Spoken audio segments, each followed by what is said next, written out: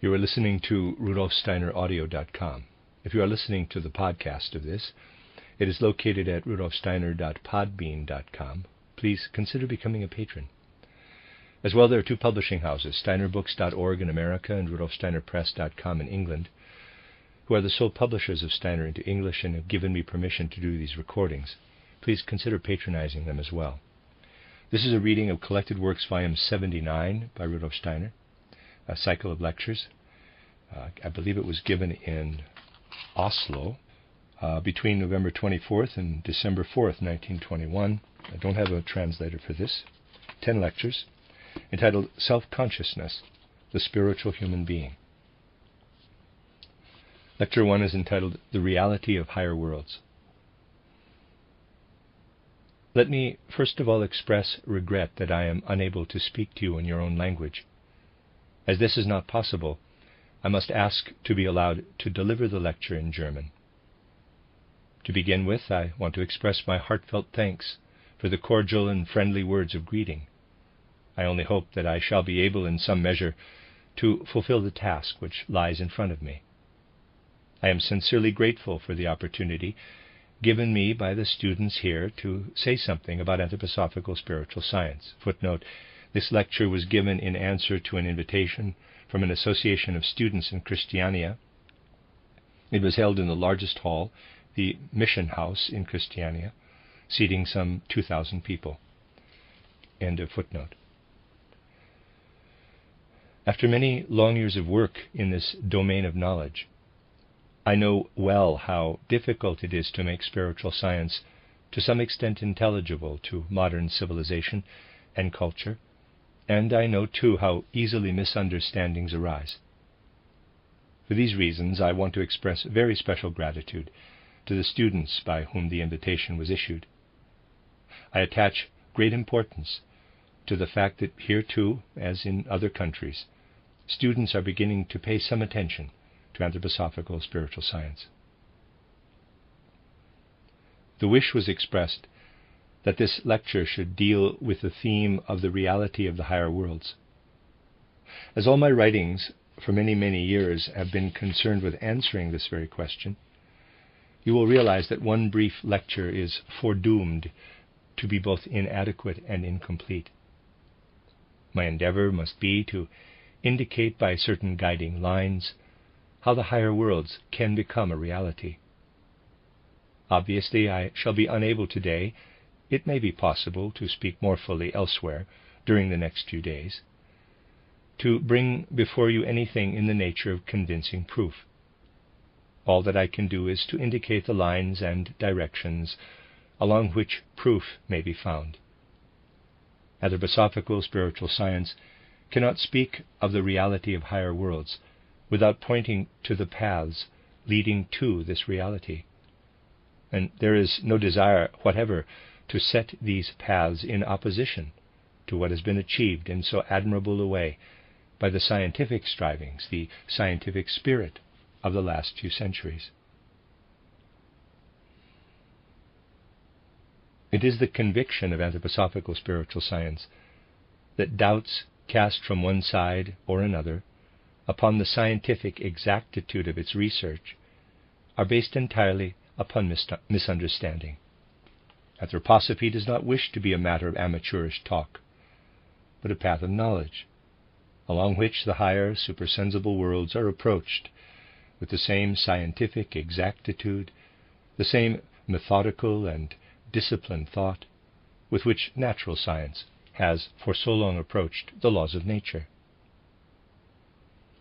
If, however, the aim is to reach the supersensible worlds with the same strict exactitude with which natural science reaches its results, it is necessary both in regard to the results themselves and the methods of investigation to go beyond what is universally recognized as, in quotes, scientific today. Anthroposophical spiritual science is founded upon the same fundamental principles which have helped to make modern science great. Modern science has achieved greatness through scrupulous observation of the material world, through experiment, through the reasoned deliberation of what is yielded by sense observation and experiment. While going beyond the results as well as the actual modus operandi of authentic scientific research today, anthroposophical spiritual science wishes to proceed hand in hand with everything that can be learned from modern research.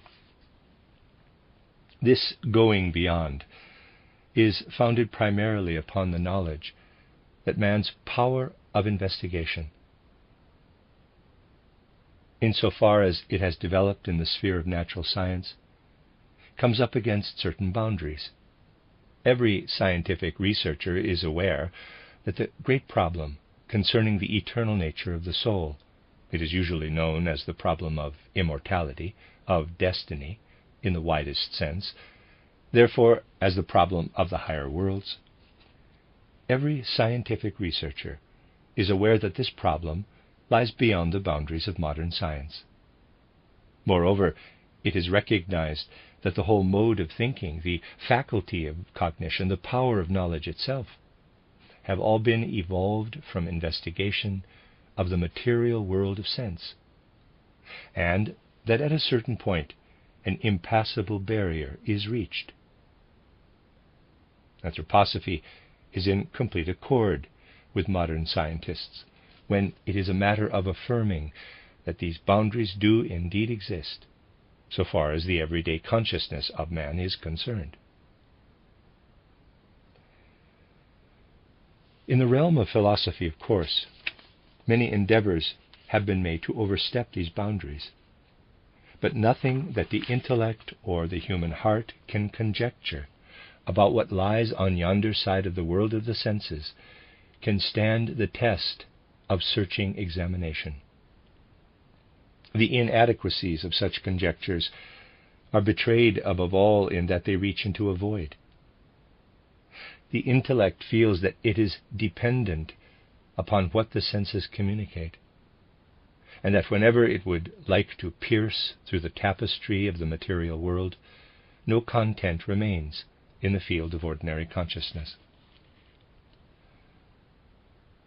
Men of deep feeling, who try to justify their needs of soul and spirit before the tribunal of science, who are not content to resign themselves to mere belief, but who want to have knowledge of things transcending the temporal, such men are very often apt today to take refuge in a kind of mysticism. They believe that what external science is unable to give them is to be found by plunging into the depths of the life of soul. They believe that evidence of the eternal significance of the human soul, of the links connecting the soul with the world of divine spirit, can stream up from the deep places of the heart. But with this kind of mysticism, no really profound science of the soul can concur, cognizant as it is of all the hidden paths of the human faculty of remembrance, of memory. The ordinary consciousness has, of course, its stores of memories, which it calls up again and again, because this is necessary for a healthy life of soul. But deep down, mingling with these memories and remembrances, lie many factors, which in their real nature cannot be surveyed by the ordinary consciousness. Many a mystic unearths from the depths of the soul things which he regards as revelations from higher worlds, whereas to one possessed of real knowledge, they may be merely impressions made upon a long past childhood by the material world of sense. A genuine investigator knows that what is absorbed unconsciously in early childhood undergoes many metamorphoses, and that it can reappear in later life in a different form. Many a man believes that in mystical experience he has discovered a spark of the divine within him, whereas what he has drawn up from the depths of his soul is nothing else than stimuli received during childhood, appearing in a different form. These are the two pitfalls lying ahead of us, when, in our longing to find the reality of the higher worlds, we embark upon serious and genuine investigation. The true investigator must be on his guard, on the one side, against a philosophy which tries merely by intellectual deduction and speculation to pierce through the external world of sense to a kind of beyond. And on the other, against a form of mysticism which simply calls up memories in a different garb from the depths of the human heart.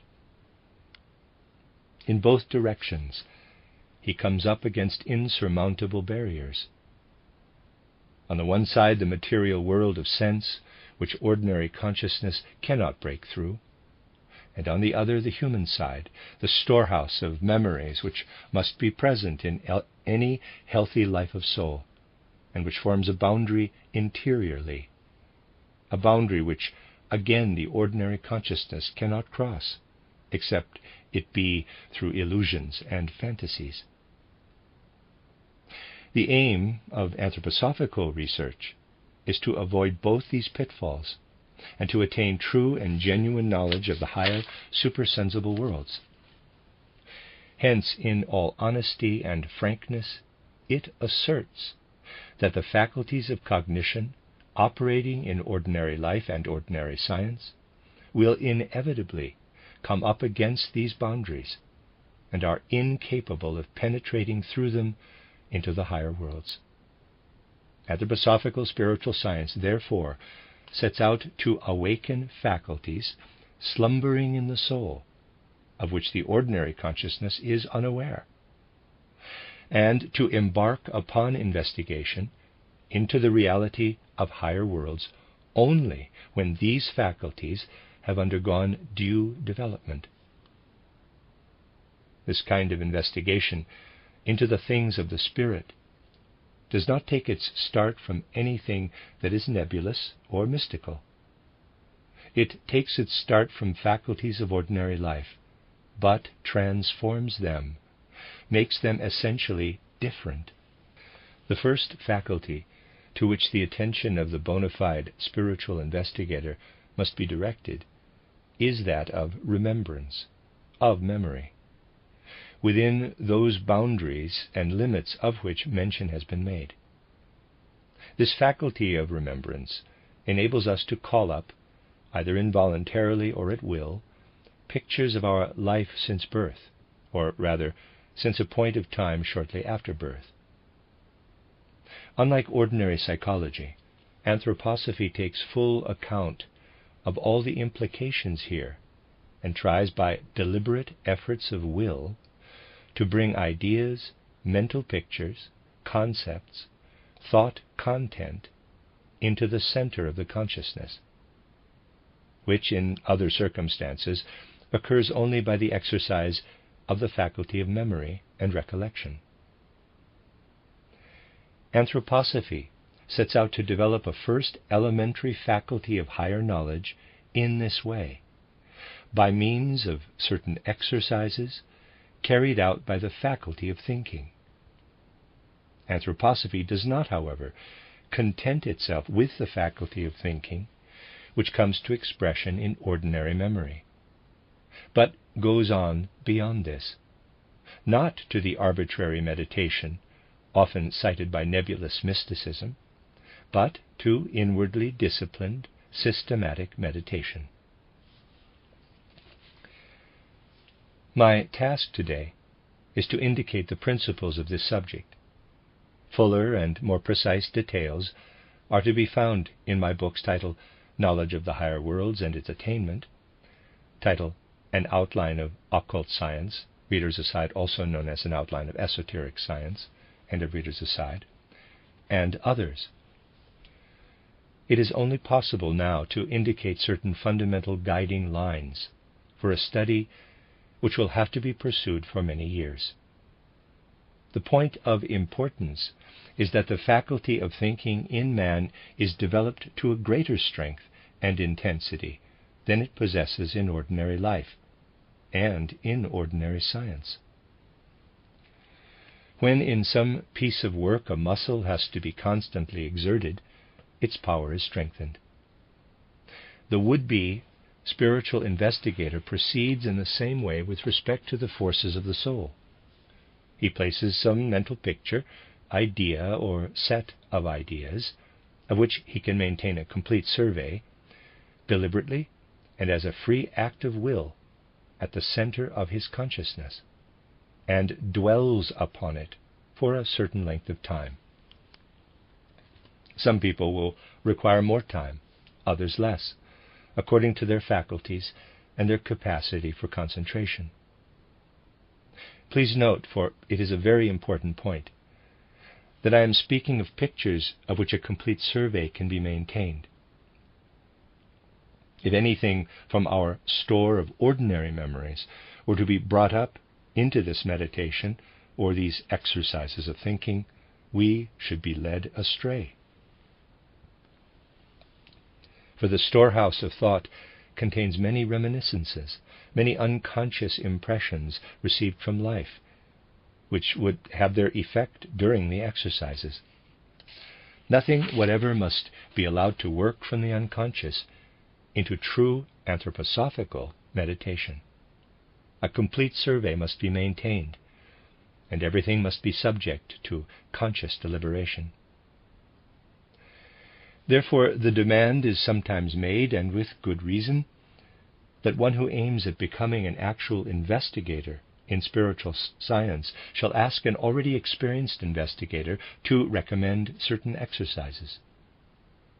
When such exercises are practiced, we may have evolved them ourselves, or they may have been given to us, they enter the consciousness as something new, like a sense experience that is not recollected but enters the soul as something quite new. The point of importance is not that we acquire anything from the actual content of the picture or combination of pictures, but that it comes into our consciousness with all the newness and freshness of a sense experience, and that we dwell upon it with our forces of soul.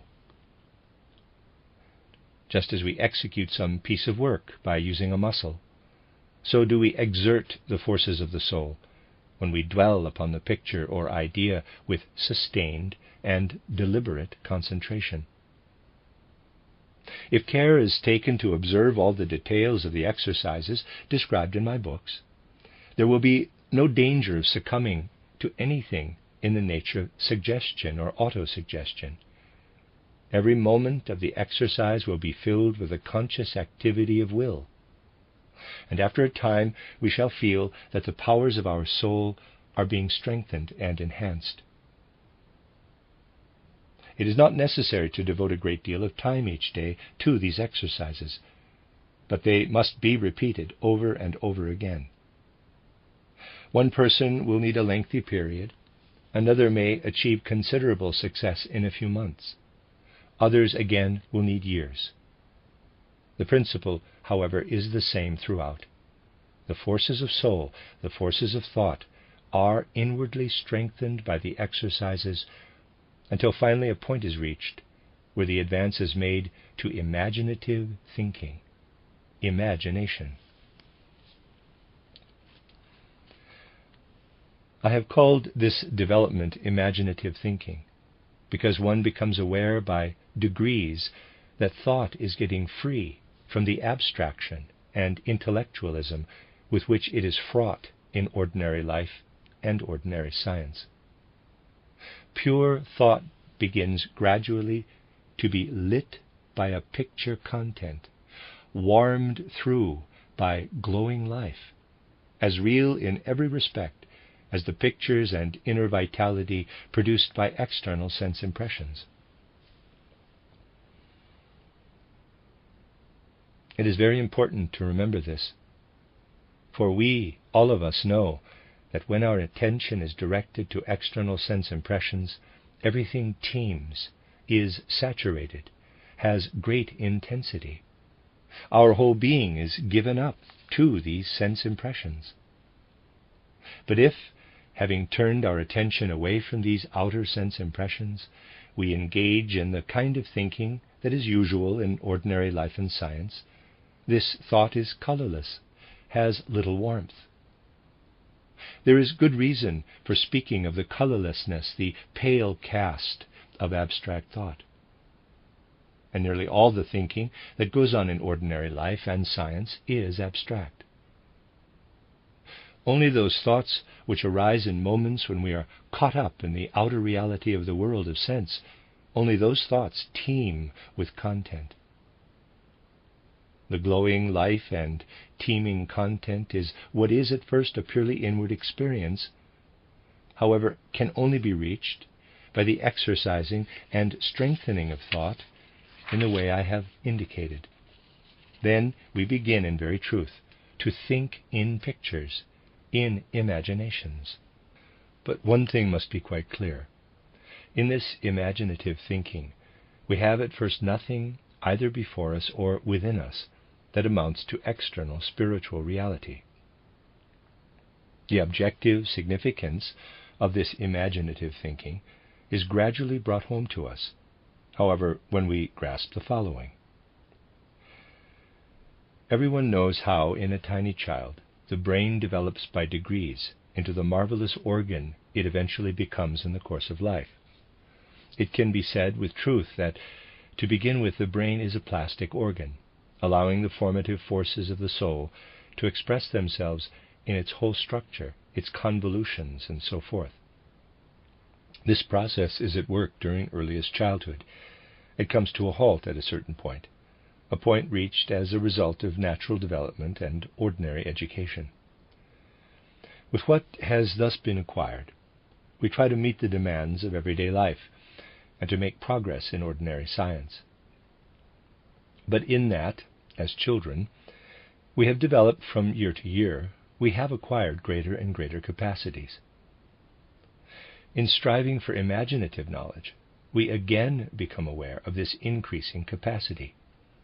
We realize that through the activity which consists in the exercising of thought, something that is now plastic within us is being worked upon, elaborated. But we feel too that what is thus being worked upon, as it were plowed and furrowed in the life of soul and spirit, just like the physical brain in the child, we feel that this is something supersensible, something of the nature of soul and spirit within the human being, which transcends the physical body. After a time, we feel that the outer and inner boundaries of knowledge can now be faced in an entirely different way. As a spiritual scientist, one has to admit that those who speak of such boundaries do so with good reason. But one also feels that little by little these boundaries of knowledge can actually be crossed with the help of newly developed faculties. When a man has reached this stage, when he actually feels, now I no longer need to come to a halt within the material world of sense, for now, by means of this living pictorial thinking, I experience something real when I pierce through the material world, and also when I gaze into my own being. I experience something that is beyond the range of natural science, and that mysticism can only call up in illusory form. When a man has this experience as a result of genuine inner development, he may be sure that he is treading a path which will lead him to the reality of the higher worlds. To begin with, nothing that can be said to be an external reality lies before the soul. The old forces have simply been strengthened, intensified. But before long, it will be noticed that something very significant is happening in the field of consciousness. An inner tableau arises, encompassing the whole of life since birth. This indeed is the first supersensible reality to be experienced. A man's own inner life since birth is presented in a tableau, of which complete survey can be maintained. And the result is that the relation of the thinking to what is now an objective perception is different from the relation it previously bore both to external actuality and to inner experiences. In everyday life, the human being unfolds the activity of thinking. He thinks about something or other. The thoughts themselves are within the soul. They are subjective. The object is outside. A man feels that his thoughts are separated from what is outside. He now has before him the tableau of his own life of soul since birth. But his thoughts enter, as it were, into the very tissue of which the tableau is woven. He feels himself to be in and part of it. He feels now for the first time, I am beginning to grasp the reality of my own being. I must yield up my thinking to what thus arises objectively before my consciousness. This, to begin with, constitutes an experience that is fraught with pain. But such experiences are essential, and the spiritual scientist must not be afraid of having to endure them. I shall speak of this again in a different connection. To begin with, this tableau of life causes us to feel our innermost self under a kind of oppression.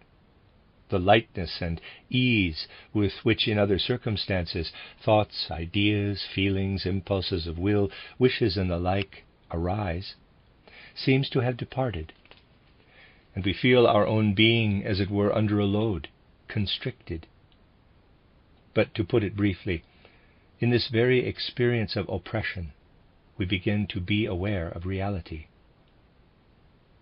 If there is no sense of oppression, we have merely a thought edifice, not reality at all. But if we bring into the sphere of this oppression all that was previously within us in the form of freely unfolding thought, we are protected from the danger of illusions, visionary experiences, or hallucinations in our imaginative knowledge. It is often said that the exercises recommended by anthroposophical spiritual science produce nothing but visions and hallucinations, that they simply bring suppressed nerve forces to the surface, and that nobody can prove the reality of these higher worlds of which spiritual science speaks.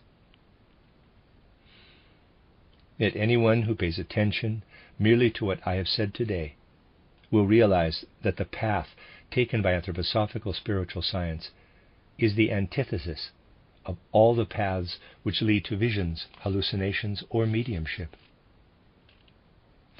Everything that leads to mediumship, to hallucinations or visions, proceeds fundamentally from diseased bodily organs, which, as it were, breathe their psycho-spiritual content into the consciousness in a pathological way. All these things lie below the level of sense experience. Imaginative knowledge, on the contrary, lies in a realm transcending sense experience and is developed from objectivity, not from pathological inner conditions. To describe as pathological the methods of anthroposophical research denotes complete misunderstanding, for the very reverse is the truth. Because imaginative knowledge is attained in full and free consciousness, it is possible to recognize hallucinations and manifestations of mediumship for what they really are. Nobody will reject these psychopathic manifestations more strongly than one who has not, like the visionary, submerged his life of soul in the body, but who has made it free of the body through the efforts described, and who is able to survey his own life back to birth, to begin with, in the tableau of which I have spoken. In this tableau, as I have said, it is a reality. We know that we have something consisting not merely of thoughts, but of the living forces which have been working at the upbuilding of our organism since the beginning of earthly life. The imagination that has here taken shape is actually the sum total of the forces by means of which we grow, the sum total of the forces which work also in the process of nourishment. To what is here discovered as an active supersensible reality in the being of man, anthroposophical spiritual science gives the name of the ether body, or the body of formative forces. As you see, a higher member of man's being, a supersensible member which works at the forming of the earthly body, is discovered methodically and systematically. And because in the tableau that has arisen, our thoughts do not roam hither and thither in the wonted fashion, but the oppression makes us feel the reality. Because of this, we realize that what we are there beholding inwardly is none other than the forces working actively in the organism, in other circumstances unconsciously. The supersensible ether body or life body, spoken of by anthroposophical spiritual science, is not an artificial creation of fantasy. Neither is it the antiquated and hypothetical life force, in quotes, which scientific thought has rightly abandoned. The ether body is a reality to the now strengthened and enhanced power of thinking. It is a reality just as the external world of sense is reality. And we are led to it, not by any kind of nebulous mysticism, but by a strengthening and energizing of the normal faculty of thinking, which has been enhanced to the level of a free I, capital. Such is the development which brings this first reality before the soul. But as, at this first stage, we are simply surveying a tableau of our own earthly life through the flow of time, further progress must be made along the path to the supersensible worlds. This is achieved through exercises whereby yet other powers, slumbering in the soul, are brought into operation. You all know that in human life, as well as the faculty of remembrance, the capacity to retain ideas and mental pictures, there also exists the capacity to forget. In ordinary life, to our sorrow, forgetting often comes very easily to us. But a man who lives a great deal in the world of thought knows only too well that thoughts can also torment, that effort is needed to get rid of them. This demands very great efforts in the systematic meditation here described, when we are trying to develop deep inward thinking. When the consciousness is focused upon certain images, and the forces of this mental presentation are strengthened, the images are loath to take their departure. They press in upon us and allow themselves to be eliminated only when we train ourselves systematically and consciously to do this. If I may speak rather paradoxically, we must, as it were, train ourselves in a deliberate forgetting, a deliberate elimination of images which want to remain. In the books mentioned, I have described in detail many exercises for strengthening the power of eliminating mental images. When these exercises have been practiced for a long time, the point is reached where, in full waking alertness, we can empty our consciousness entirely. What has here been said is by no means as unessential as might appear. In ordinary life, it is the case that efforts to empty the consciousness altogether send most people to sleep after a short time.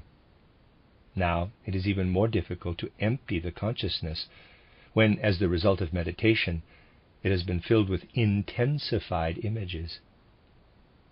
Nevertheless, this must be practiced. Thereby, we succeed little by little in suppressing not only single images, in emptying them out of our consciousness, but after sustained effort, in effacing the whole tableau of life of which I have spoken. Practically, the whole of our life is presented to us in a tableau, as it were in space that has become time, or time that has become space. The exercises gradually give us the power to eliminate the whole of this tableau from our consciousness. It was there before us, but we are able now to empty our consciousness and yet to be fully awake and alert.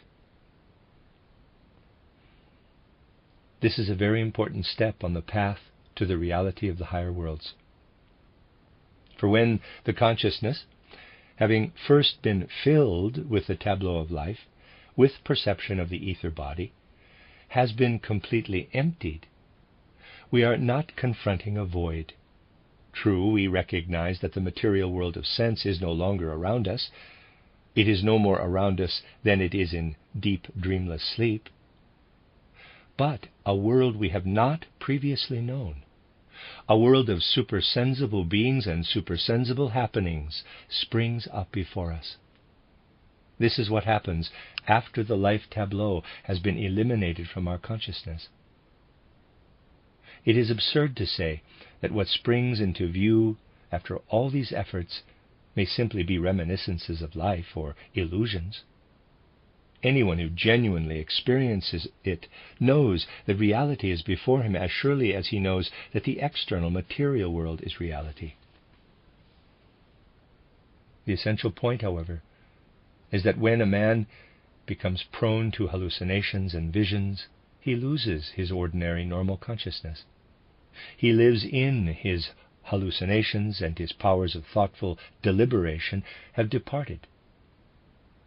A man who has developed his faculties in the way I have described loses nothing at all of his healthy human reason, none of his powers of thoughtful deliberation. All the faculties that were formerly his remain, and he can at any moment turn his gaze from the vista of the supersensible worlds before him. Just as he can look back upon a memory, so he can at any moment and at will look back to what formed part of his consciousness in ordinary life or in ordinary science. Therefore, a man who is developing in this way can fill his whole perception of the supersensible world with conscious thinking, with his thinking that is now permeated with will. He can speak of the supersensible world with the same reasoned clarity and intelligibility with which ordinary science speaks of the material world. And because he describes these higher worlds with normal reasoning powers and scientific method, anyone who exercises the faculty of healthy human intelligence can follow what is said, even if he is not himself an investigator in the anthroposophical sense of the word. This is not necessary, because the true anthroposophical investigator brings the faculty of healthy human reason into play in whatever knowledge he unfolds of the higher worlds. The knowledge he communicates must be in a form that is intelligible at every point to ordinary healthy human reason and discrimination. This holds good not only at the stage of imaginative thinking, through which, to begin with, the tableau of earthly life is all that rises up, but it also holds good at the further stage of knowledge, of which I have just spoken and have called in my books knowledge through inspiration, or inspired knowledge. I would ask you not to allow these terms to be a stumbling block. They contain no element of superstition or antiquated tradition, but are used purely in connection with what I have been describing. I speak of inspired knowledge because just as the air from the outer world enters the breathing organs as a reality, so does the supersensible world now flow into the world of the soul. Equipped with this inspired knowledge, the spiritual investigator is in the following position. He starts out with a normal content and constitution of soul. Having once acquired the faculty of emptying his consciousness, it is possible for him to do so again, at will, no matter where he stands, in time or in space, no matter what the content of his consciousness happens to be. Something is then revealed of the beings and the happenings of the supersensible world. It is like an inbreathing. It is an inspiration. The spiritual world is breathed into the ordinary world. Again, we must be capable of reasserting normal consciousness, to judge this spiritual world with normal consciousness. There is a continual outbreathing and inbreathing of the spiritual world, and ever and again the return to ordinary consciousness, which enables a man to exercise thoughtful judgment in respect also of these spiritual worlds. What I am now going to say, merely by way of comparison, may suggest to you that the use of the term inspiration is justified. The spiritual investigator of today is not in a position to press onward to the supersensible worlds in the way that was possible during earlier prehistoric epochs in the evolution of humanity. The methods by which Oriental peoples attained access to the higher worlds in olden times have persisted through tradition, and even today are still practiced over in Asia as a decadent form of yoga, by men whose bodily constitution differs from ours in the West. Nothing of this kind could be beneficial to the West. It all takes place instinctively, unconsciously, whereas what I have been describing is carried out in full waking consciousness, under complete control of the will. In a certain respect, nevertheless, something can be learned from the way in which men strove, in those early epochs of instinctive consciousness, to gain access to the higher worlds and their workings. In the practice of yoga, the man of ancient India set out to regulate his breathing, to breathe, not in the ordinary way, but deliberately and systematically. He transformed the ordinary mode of breathing, strove all the time to be fully conscious in and with his breathing. Whereas, of course, ordinary breathing is an unconscious, purely organic process. In that he experienced this rhythm, in-breathing, out-breathing, in-breathing, out-breathing, the pupil of yoga, in olden times, was transported into the rhythm of the worlds, of the cosmos, and in the physical rhythm of the breath he made himself one with the spiritual rhythm of that in-breathing and out-breathing of the spiritual worlds, which I have here described in the form in which it is suitable for the West.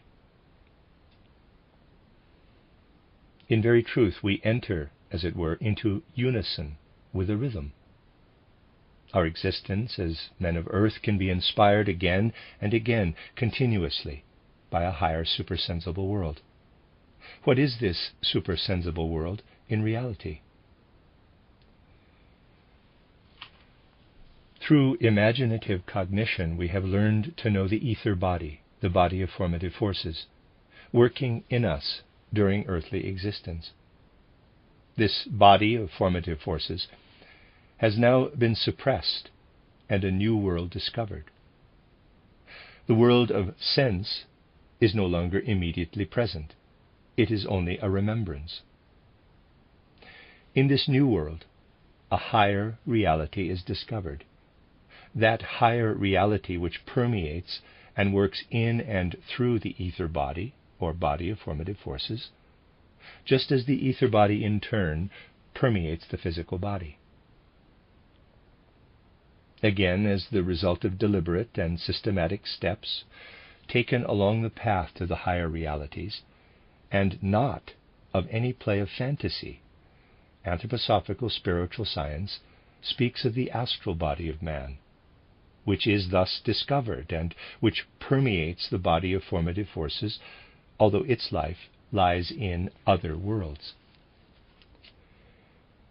And when we examine the worlds in which this astral body lives with the I, capital, just as man lives as a corporeal being among the things of the material world, we discover the world of soul and spirit, from which the human being descends when, through birth or conception, he unites with the physical substance provided by the father and mother. In direct perception, which, as I have said, will stand the test of healthy human reason, the eternal, immortal core of man's being is discovered. Many people take offense today when, instead of speaking in generalizations like the pantheists of an undefined, all-pervading world of spirit, specific description is given of a world of soul and spirit whence man has descended into physical existence through birth, and whither he returns on passing through the gate of death. A world that is discovered as a reality, not through speculation or nebulous mystical feeling, but through a strictly disciplined mode of perception. Offense is caused when these worlds are described as I have described them. For example, in my title outline of Occult Science. Let me try to explain, by means of a simple comparison, how it is actually possible to describe these worlds. Think of your ordinary memory, of your remembrance. What are you experiencing there? One thing or another has happened to you in the course of life. What has long since become the past has long ago ceased to be an external reality, stands before you in a memory picture. From this picture you reconstruct the experience. It passed into you, as it were, from the external world, has become part of the content of your soul. Out of the content of the soul, it is possible at any moment to reconstruct the whole world of remembrances, the whole world of external experiences with which existence is interwoven. The inner world is laid hold of, comprised within the life of thought, of feeling, of will. In laying hold of the inner life, the world of external experiences is conjured up before the soul. But what is it that is grasped by means of imagination and inspiration? With imagination and inspiration, we comprehend not merely what has been absorbed during earthly life, but we comprehend man in his whole being. We learn to know how the body of formative forces, remaining as a unity through the whole of life, works in the human organs. How, in a world of soul and spirit before birth or conception, the astral body bears the eternal core of our being. How this astral body penetrates into and works within us. The whole nature and being of man becomes clearly perceptible. His physical nature is recognized as the product of the spiritual. Just as we look into our store of remembrances and reconstruct earthly life in pictures, so when we now look still more deeply inward, grasping not merely the psycho-spiritual content implanted in the course of ordinary life, but recognizing how our organs have been created, how ether body, astral, and I are woven into the physical body, then we can transfer ourselves with opened eyes of soul into the great arena of cosmic experiences, cosmic happenings, just as remembrances bear us into our ether body. For man was always present in whatever has come to pass in the universe with which his being is united, be it in the realm of spirit, of soul, or in the physical sphere. And when, in the way described, he beholds himself in his own true being and nature, he can recognize the events whereby his evolution through history and within the cosmos has been made possible.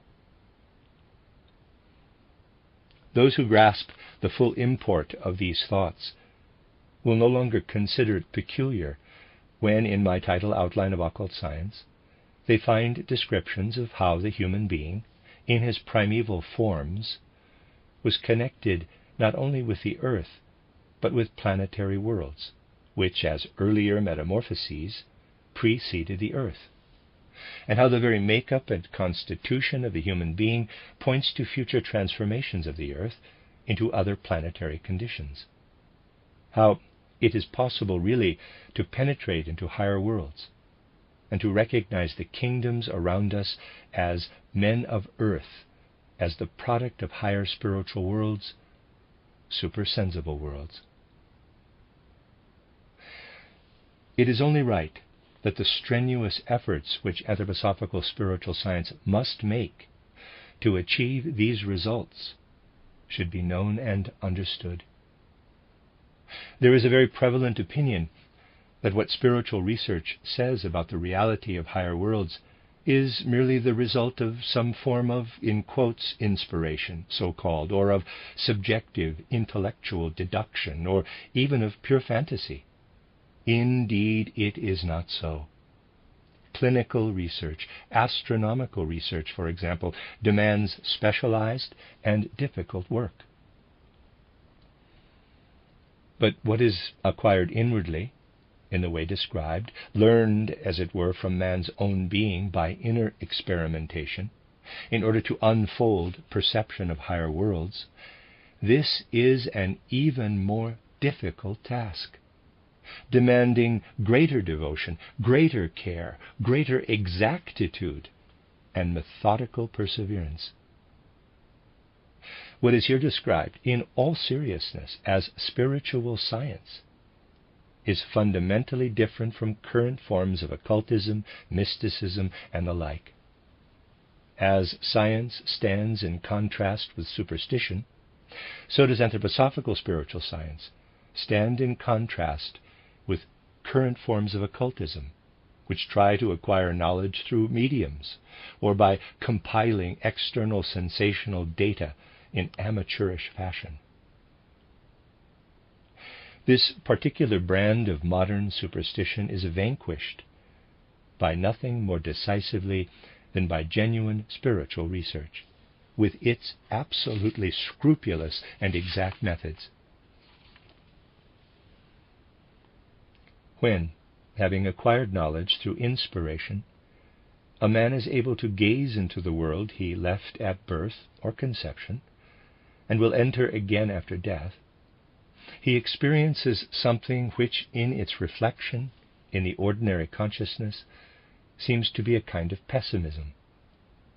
In the realm of ordinary consciousness, after all, anything supersensible assumes the form of indefinite, inchoate feelings and the like.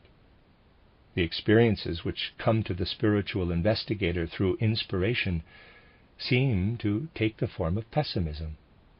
Why pessimism?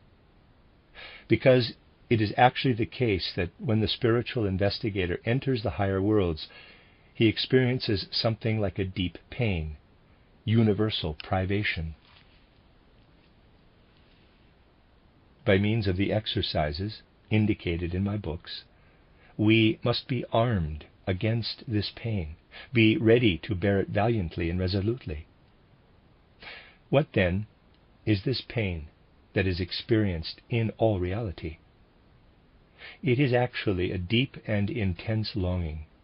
It is none other than the experience of that force whereby the soul passes from the spiritual worlds through birth into physical existence.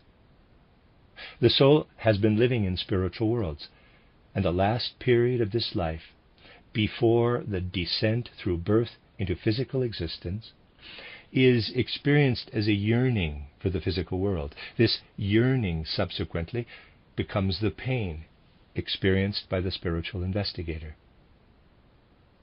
And precisely because experiences in the realm of spiritual science are not abstract or theoretical, and because the whole being of man is involved, including his feeling and willing, this pain is an essential part of the path leading into the higher worlds.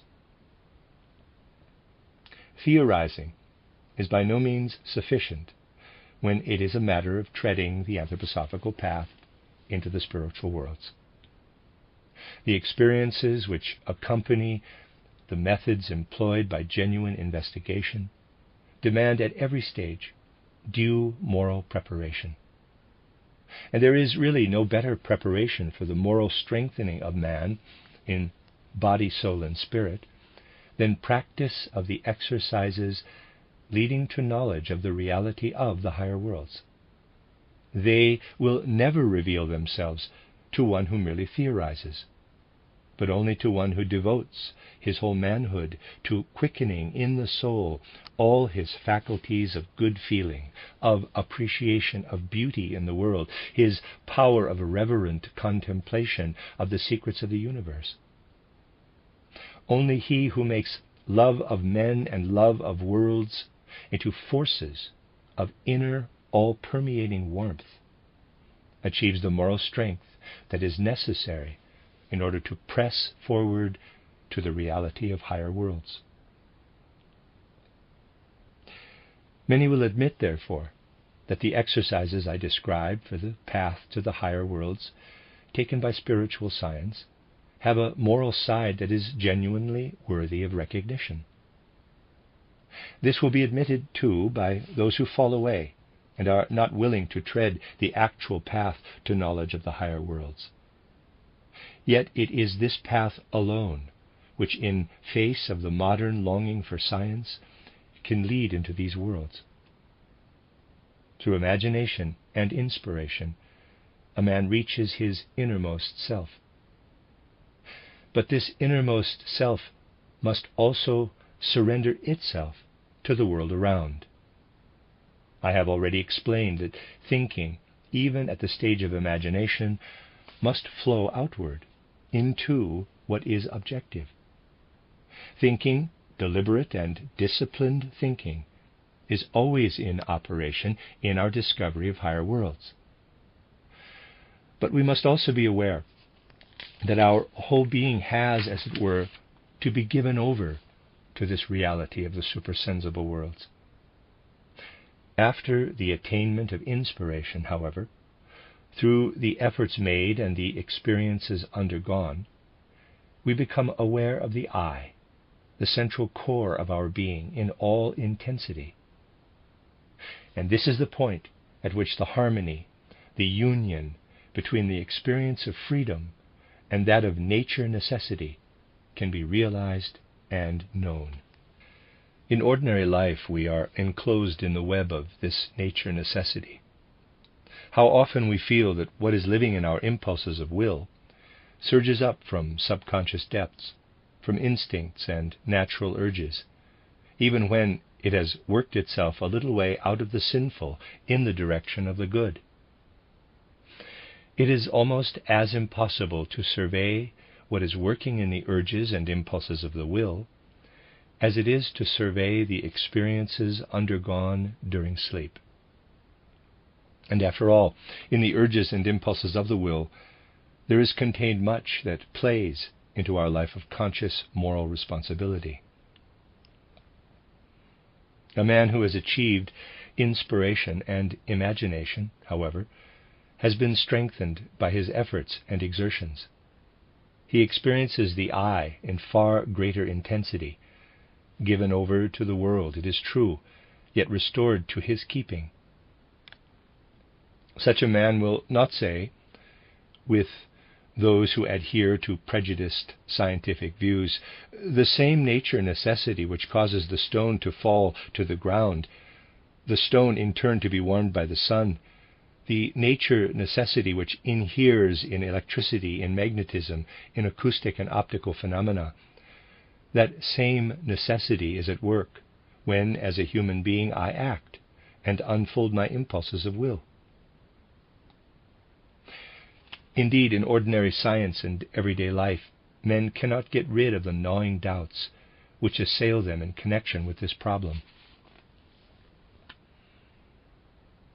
On the one side, there is the reality of human freedom, but the conviction is prevalent that this freedom must be renounced if one is a scientist in the modern sense, believing in the conservation of energy and matter and holding the view that no impulse of the human will, no human action can emanate from free will, since man, in common with all other creatures in the kingdoms of nature, must be subject to the domination of nature necessity. But with his true I before him in greater strength and intensity, man acquires a kind of knowledge still higher than inspiration and imagination. I have called this still higher form of knowledge true intuition, for it denotes complete mergence in spiritual reality. At this stage, the fact of man's repeated earthly lives, spoken of by anthroposophy, is filled with meaning. The necessity which seems to be implicit in a man's actions, in his will, is recognized as the consequence of preceding lives on earth. Man's eternal core of being passes through repeated earthly lives. And between these lives, that is to say, between death and a new birth, lies an existence in worlds of soul and spirit. And now comes the knowledge. Flowing from life to life, there is the factor which entails subjection of the I, together with its impulses of will, not, however, to external nature necessity, but to the necessity which runs through the chain of earthly lives. To begin with, this necessity is hidden from ordinary thinking. But when truly free, sense-free thinking, as described in my titled Philosophy of Spiritual Activity, readers aside, also known as intuitive thinking as a spiritual path, end of readers aside, is unfolded in a single earth existence, with this kind of thinking, we have the real foundation of our freedom, our free spiritual activity. In that we rise as man to these moral impulses, which are seized by the free power of thought, we become free human beings here on the earth.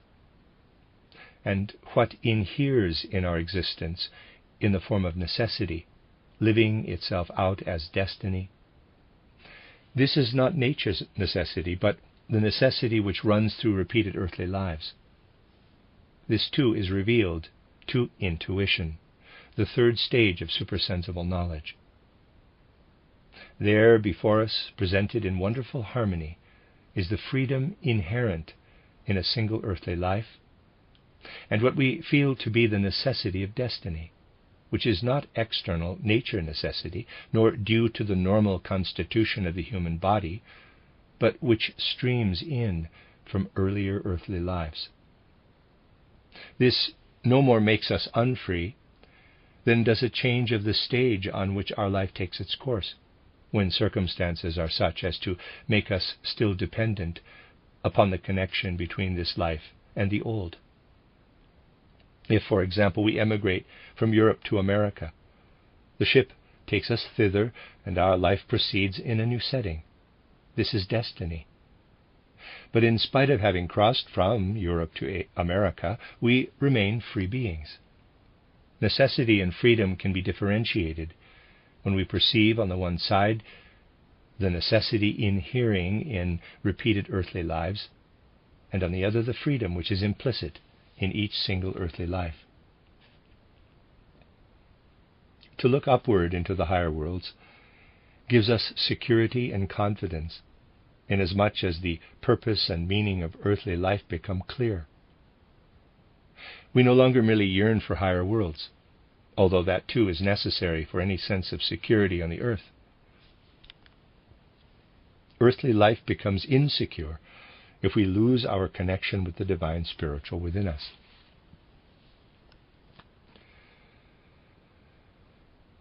True anthroposophical knowledge of the reality of higher worlds does not estrange us from the affairs of the earth. We know that the descent to the earth must be made over and over again in order that freedom may become an integral part of man's estate. Conscious realization of freedom permeates us in spite of our realization of the problems of destiny.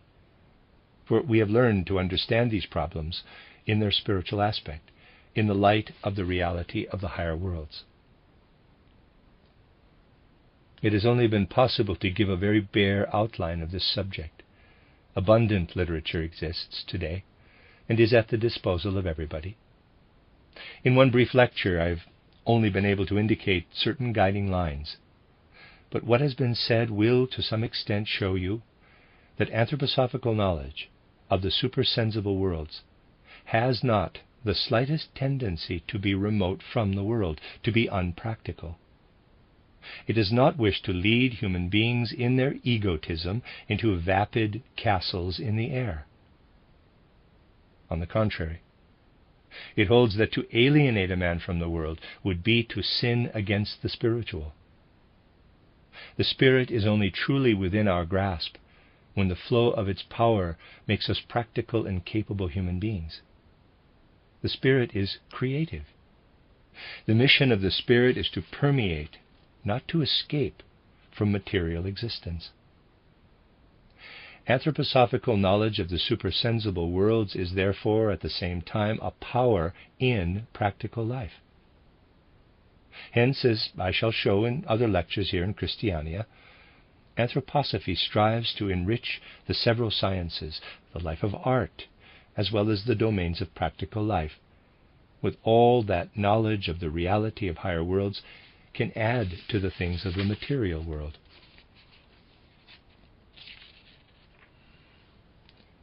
As we have heard, imaginative knowledge reveals the ether body, the body of formative forces. When in the light of this knowledge we understand the nature of the human bodily organization, when we understand how the astral body, which has descended from worlds of soul and spirit, works in man as an earthly being, in lung, liver, stomach, brain, and so forth, then we understand the nature of health and illness. When this point is reached, our realization of the higher worlds will have succeeded not merely in satisfying a need of knowledge, but actually in enriching medicine and therapy. In Stuttgart and in Dornach, we already have clinics and institutes engaged in the practical application of the contributions which anthroposophical knowledge can make to medicine, to therapy, especially to therapy, but also to pathology. Anthroposophy strives, too, to make this knowledge of higher worlds bear fruit in the realm of art. In the Goetheanum building at Dornach, in the High School for Spiritual Science, a new style of architecture was created out of anthroposophical principles. This new style of architecture has no sort of tendency toward the symbolic or the allegoric. Not a single symbol, not a single allegorical form will be found there. Everything is the product of creative art in the truest sense. Spiritual science is not theory. It is not a matter merely of the intellect. The element of intellect dragged down into art would produce nothing but barren allegorical symbolism. Spiritual science leads to actual perception, to concrete understanding of the spiritual world. The content of the spiritual world can then be woven into the material world. In the highest degree we strive to fulfill Goethe's demand, namely that art should be a manifestation of secret laws of nature, which without her could never bear fruit. And we are also endeavoring to develop an art of movement, founded on the reality of the formative forces working supersensibly within the human being. This is eurythmy, a performance of which is to be given here next Sunday. Eurythmy is not an art of dancing, nor anything in the nature of mime. It is an art that has been brought down from the supersensible into the material domain of man's being. It gives expression to the intimate connection of the human being with the cosmos and its laws, showing how in a visible speech, in quotes, secrets of the life of soul and spirit can be made manifest, as well as in audible speech or song. Similarly, spiritual science can flow into the social life, the moral and ethical life. I have tried to show this in my book titled The Threefold Commonwealth. The problems of the social life of men can never be adequately solved by Marxian or other materialistic theories.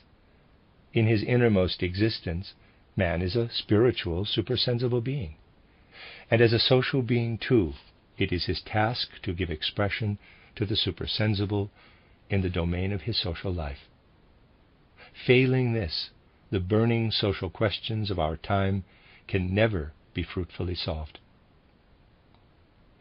Finally, the path to higher worlds, which anthroposophical spiritual science strives to tread by means of genuine research and not through mere belief.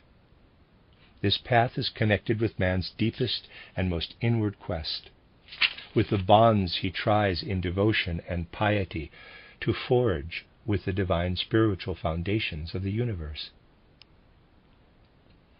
In short, spiritual science is bound up with the deepest religious feelings arising in the human heart, with the religious life that must unfold if the true dignity of manhood is to be attained. And so anthroposophical knowledge of the supersensible worlds is at the same time a quickening, an enrichment of the religious life, of which, as every unprejudiced mind will admit, we stand in dire need of today. It is well nigh incomprehensible to me that again, quite recently, anthroposophical spiritual science should have been accused by theological circles of destroying the religious life. It has been said, for example, the life of anthroposophy betokens the death of religion. Now, the life of anthroposophy is indissolubly bound up with that life of the soul in which the very deepest forces of religion unfold. This search for supersensible realities cannot betoken the death of religion. At most, it might betoken the end of something that is merely regarded as religion and is already dead. If indeed this is what has happened to religion, anthroposophy would simply be opening up a vista of death. By its very nature, however, being a living path to the supersensible realities, anthroposophy is a means whereby the religious feelings, the whole-hearted devotion of men to the supersensible worlds, may be enhanced, quickened, pervaded with warmth. The goal of anthroposophy is to work fruitfully in all the different spheres of life, from the secular to the most sacred. In the noblest sense, however, far-off achievement still lies today. The goal and ideal of anthroposophy is to promote and be a real factor in the advancing evolution of mankind.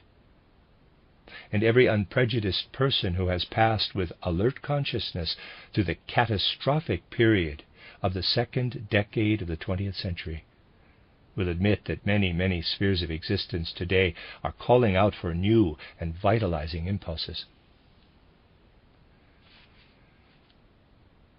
What I have put before you in such brief outline is connected with the eternal concerns of human life. Anthroposophy can be cultivated in the forum of life, where man does not always seem to demand that inner security which can only be found in consciousness of his eternal being. And it can be cultivated in quietude, away from the hubbub of the forum of life. The human being of every epoch must be in contact with the eternal within him if he would be truly man. Thus anthroposophy is of universal, vital interest to all men, because it concerns the things that are eternal in human existence. In our days, when the signs of decline are to be seen on every hand, it must surely be admitted, too, that there is need to counter the forces of decline with impulses for the ennobling of Western civilization. Anthroposophy is worthy of attention today, not only because it pays heed to the eternal, but also because of the difficult tasks confronting our times. In conclusion, let me say this. Unlike the current tendency to lead the human being to mystical castles in the air, and thus to estrangement from the world, the aim of anthroposophy is to lead him to the reality of the supersensible worlds in such a way that, having seized the spirit, he may take a real hand in the affairs of practical and material life. In very truth, man must lay hold of the Spirit, for the reason that if his life is to rest upon sure foundations, contact with the supersensible worlds and with the eternal part of his being, is all essential. And nowadays, above all, man needs the Spirit for the solving of the hard and heavy problems which surround him in these catastrophic times. The end of Lecture 1. You are listening to RudolfSteinerAudio.com. If you are listening to the podcast of this, it is located at RudolfSteiner.podbean.com. Please consider becoming a patron. As well, there are two publishing houses, SteinerBooks.org in America and RudolfSteinerPress.com in England, who are the sole publishers of Steiner into English and have given me permission to do these recordings. Please consider patronizing them as well. This is a reading of Collected Works, Volume 79 by Rudolf Steiner, entitled Self-Consciousness, the Spiritual Human Being. This is the second lecture given on the November 26, 1921, entitled Paths Leading to a Knowledge of Higher Worlds. I've been asked to speak today on the subject, Paths Leading to Higher, that is, to supersensible knowledge. As not all of you were present at my last lecture, it will be necessary to weave into this lecture some of the more important things explained yesterday. The spiritual science of anthroposophy strives above all toward a full harmony with the scientific truths which have emerged in the course of the past centuries. Anthroposophy is in no way directed against the efforts of natural science, as so many people believe. On the contrary, those who honestly and earnestly stand within our anthroposophical movement appreciate most of all such men as can fully judge the achievement of our modern times, resulting from scientific conscientiousness, from inner scientific feeling. It is, however, true that one cannot penetrate into the supersensible worlds with the aid of the generally accepted science. And in regard to this point, anthroposophy, in a certain way, shares the views of the officially recognized scientists.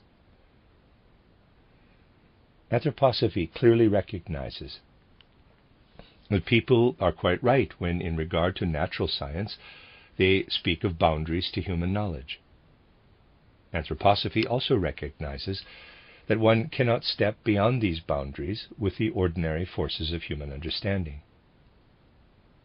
Consequently, anthroposophy does not even attempt to discover paths to supersensible knowledge by applying the forces of ordinary consciousness and ordinary knowledge. But it strives not only as regards the results of scientific investigation, to begin where ordinary science must come to an end, but through its methods, anthroposophy also strives to begin where the generally accepted science must come to a final point in regard to a knowledge of external nature and also of the physical nature of the human being. Consequently, anthroposophy must not only speak of different subjects, but it must also speak in a different way. Nevertheless, it is in full harmony with scientific conscientiousness and scientific discipline.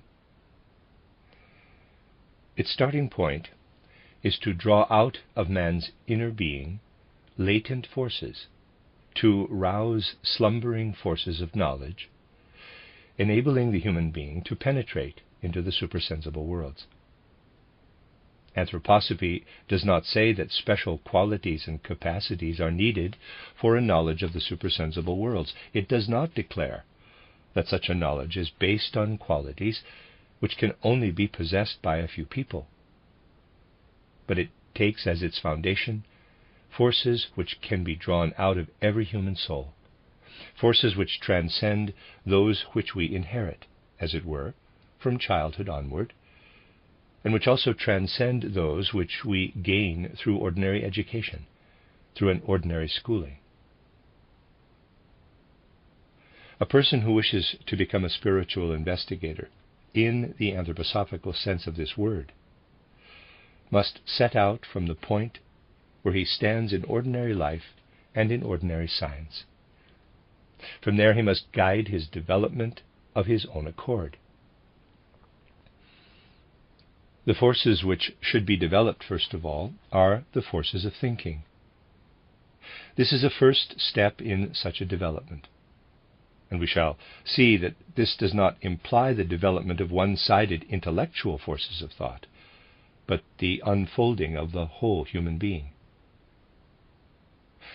But a beginning must be made with a particular exercise in thinking. The kind of thinking to which we are accustomed in ordinary life, and also in ordinary science, is given up to external observation, and follows, as it were, the thread of external observation. We direct our senses toward the external world, and link our thoughts with perceptions transmitted by the senses. The observation of the external world provides a firm support, enabling us to connect our experiences with the contents of our soul. It has been the endeavor of science, and rightly so, to develop more and more the support given by external observation. Observation has been enhanced by the use of scientific experimental research, where every single condition leading to different manifestations can be clearly surveyed, so that the processes become, as it were, quite transparent. For the attainment of its task, the spiritual science of anthroposophy must deviate from this way of thinking, which is entirely directed toward the objective reality outside. Anthroposophy must above all strengthen and intensify thought within the human being. In the public lecture which I gave yesterday, I remarked that a muscle grows stronger if it does a certain work, and that the same applies to the forces of the soul. When certain definite concepts, which can easily be surveyed, are again and again set at the center of our consciousness by systematic practice, so that we completely surrender to such concepts, our thinking power grows stronger. This intensification of the forces of thinking must of course be reached in such a way as to maintain throughout our clear and complete willpower. A person who wishes to become a spiritual investigator in the anthroposophical sense may therefore take mathematics above all as an excellent example for the scientific mentality of modern times. Though it may sound strange and paradoxical, it must be said that an anthroposophical spiritual investigator who wishes to transcend the stage of dilettantism must in the first place observe a rule which already existed in the old Platonic school, that no one can penetrate into real spiritual scientific knowledge unless he has a certain mathematical culture. What particular result can the human soul gain through mathematics? The result that everything which confronts the soul through mathematics can be inwardly surveyed, is inwardly transparent, and that mathematics contains, as it were, nothing to which we submit unconsciously, without the application of our will. The spiritual science of anthroposophy is naturally not mathematics, but a significant example may be found in the way in which one penetrates into mathematical thought. It is not mathematics in itself which constitutes this example, but, if I may coin this expression, mathematizing the activity of mathematical thinking. If such a mathematizing culture shows us how to transcend any illusionary or suggestive element, we shall be particularly successful in concentrating upon concepts which can be surveyed and which are quite new to us. Such concepts can be obtained from an experienced spiritual scientific investigator, or in some other way we may seek to develop concepts which do not live in our memory.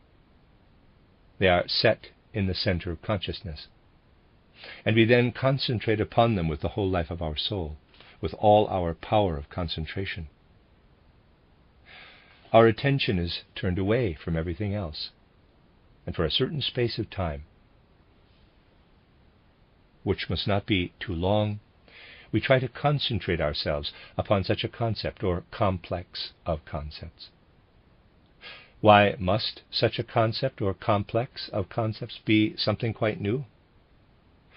When we draw reminiscences out of memory, we can never be quite sure of what takes place within our organism, where processes may lead to certain experiences coming from the unconscious spheres outside the soul. Our cognitive power can only act freely when we confront a sense perception, for it can be envisaged at any moment, and because we are quite sure that a sense perception is not drawn in some fantastic way out of the reminiscences of our life. The same applies to that which we now allow to fill our consciousness with the exclusion of all sense perceptions, and to which we yield completely. Though we have no sensory perceptions, we are inwardly just as living as is ordinarily the case with external sense perception. The first thing which should be borne in mind when treading the path to higher knowledge is that our thinking, which is free from sense impressions, acquires an inner activity which completely claims the attention of our soul, in the same way in which this attention is ordinarily claimed only by an external sense perception. One might say, what we ordinarily experience in connection with an external sense impression, we should learn to experience in connection with that intensified thought activity which is completely permeated by a clear, conscious will. This in itself sets up a strong barrier against anything which seeks to enter human consciousness in the form of suggestions, illusions, visions, or hallucinations. Spiritual scientific knowledge, in our meaning of the word, is not understood in the right way if people say, by his exercises, a spiritual investigator might, after all, be led to hallucinations or to similar results. He may be led into all kinds of pathological conditions of the soul. But those who earnestly consider the way in which anthroposophy describes the path leading to higher knowledge will see that this kind of spiritual investigation reveals most clearly of all the true nature of illusions, hallucinations, or mediumistic phenomena. It rejects all this severely as pathological elements. In fact, the results obtained by real spiritual research clearly enable us to perceive the worthlessness of such phenomena. Then one comes to quite a new way of thinking. The old way of thinking, which is used in ordinary life and in ordinary science, remains, but a new way of thinking is added to it if we do the exercises principally characterized as thought exercises. Parenthesis, you will find them in my book, titled Knowledge of the Higher Worlds, or in my title, Outline of an Occult Science, close parenthesis. And if we constantly practice them in a systematic way, one person will need longer time for the attainment of results, and another person a shorter time. These thoughts, constituting a systematic practice, should be carried out in our consciousness as an inner soul development. I might describe this new way of thinking, which is added to the old way of thinking, in the following way. Perhaps you will allow me to make a personal remark, which, however, is not meant personally, but, as you will readily admit, it belongs to the objective part of my descriptions. In the early 90s of the 19th century, I wrote my titled Philosophy of Spiritual Activity, Readers Aside, also known as Intuitive Thinking as a Spiritual Path, End of Readers Aside, in order to show that freedom really lives in man's ethical, moral life. There it has its roots. The philosophy of spiritual activity called forth many misunderstandings, because people simply cannot penetrate into the way of thinking which is employed in this book. My philosophy of spiritual activity already employs that form of thinking which must be gained by systematic practice in order to reach a knowledge of the higher worlds. It is a first beginning in this direction, a first step which anyone can make in ordinary life. Yet it is, at the same time, a first step leading to a knowledge of the higher worlds. Ordinary thinking, it suffices to bear in mind the true nature of the ordinary way of thinking in order to see that my remarks are justified. Ordinary thinking really consists of spatial perceptions. In our ordinary thinking, everything is arranged spatially. Consider that even time is led back to space, where time is expressed by the movements of the clock. The same process, in fact, is also contained in our physical formula. In short, we finally must come to the conclusion that ordinary thinking is a combining way of thinking, one that collects scattered elements. We use this way of thinking in our ordinary sound conditions of life and in ordinary science. But the kind of thinking which should be used for the cognition of higher worlds, and which is gained with the aid of the exercises I have described, is one which I might call morphological thinking, one in which we think in forms. This way of thinking is not limited to space. It lives within the medium of time, in the same way in which our ordinary thinking lives within the medium of space. This thinking does not link up one thought with the other. It sets before the soul a kind of thought organism. When we have a conception, an idea, or a thought, we cannot pass over at will to another. Even as in the human organism we cannot pass over at will from the head to any other form, but must first pass over to the neck, then the shoulders, the thorax, etc. Even as in an organism everything has a definite structure, which must be considered as a whole, so the thinking which I characterized as morphological thinking must be inwardly mobile. As stated, it lives within the medium of time, not of space. But it is inwardly so mobile that it produces one form out of another by constantly growing and producing an organic structure. It is this morphological way of thinking which should be added to the ordinary way of thinking. It can be attained through exercises of meditation, which are described in principle in some of my books. These exercises strengthen and intensify thinking.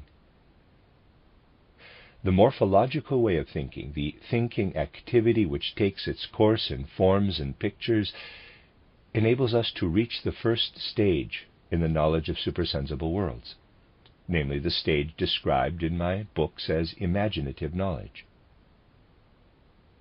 Imaginative knowledge does not as yet supply anything pertaining to an external world. To begin with, it leads only to man's self-knowledge, but it is a far deeper knowledge of self than the one which is ordinarily reached by self-contemplation.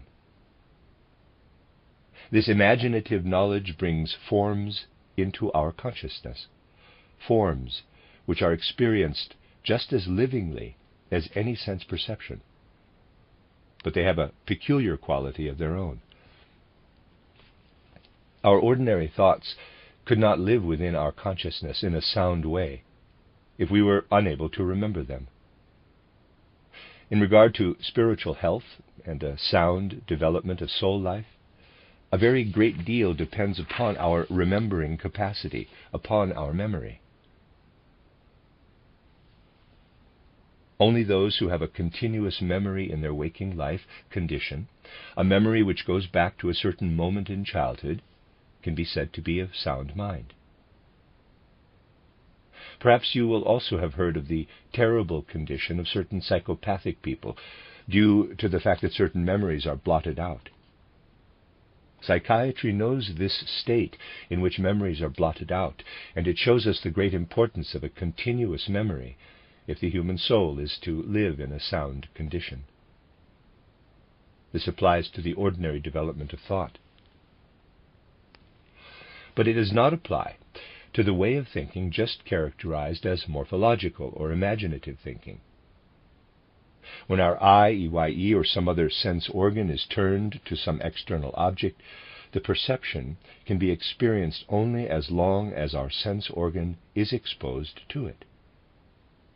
In the same way, morphological thinking or imaginative thinking only exists while we experience it. And what thus arises within imaginative thinking cannot, in the ordinary sense, be impressed upon our memory. It must be called forth every time afresh, if it is to be experienced. Those who reach such an organic, morphological way of thinking, which develops, as it were, into a living process of growth, cannot retain the results of this thinking in their ordinary memory. Freedom, too, can only be characterized by ascending to such growing, constantly developing way of thinking. This is why my title, Philosophy of Spiritual Activity, gave rise to so many misunderstandings. But it had to be transmitted through this method of thinking, because freedom is a spiritual experience, and it is impossible to come to it with ordinary combining thinking. Beginners in the method of spiritual science generally think that an imaginative experience can be impressed on the soul like any other thought. But this is not the case. An imaginative thought vanishes from our consciousness. The only thing which can be retained is the way in which the imaginative experience was reached. The conditions can be reconstructed, thus giving rise to the experience.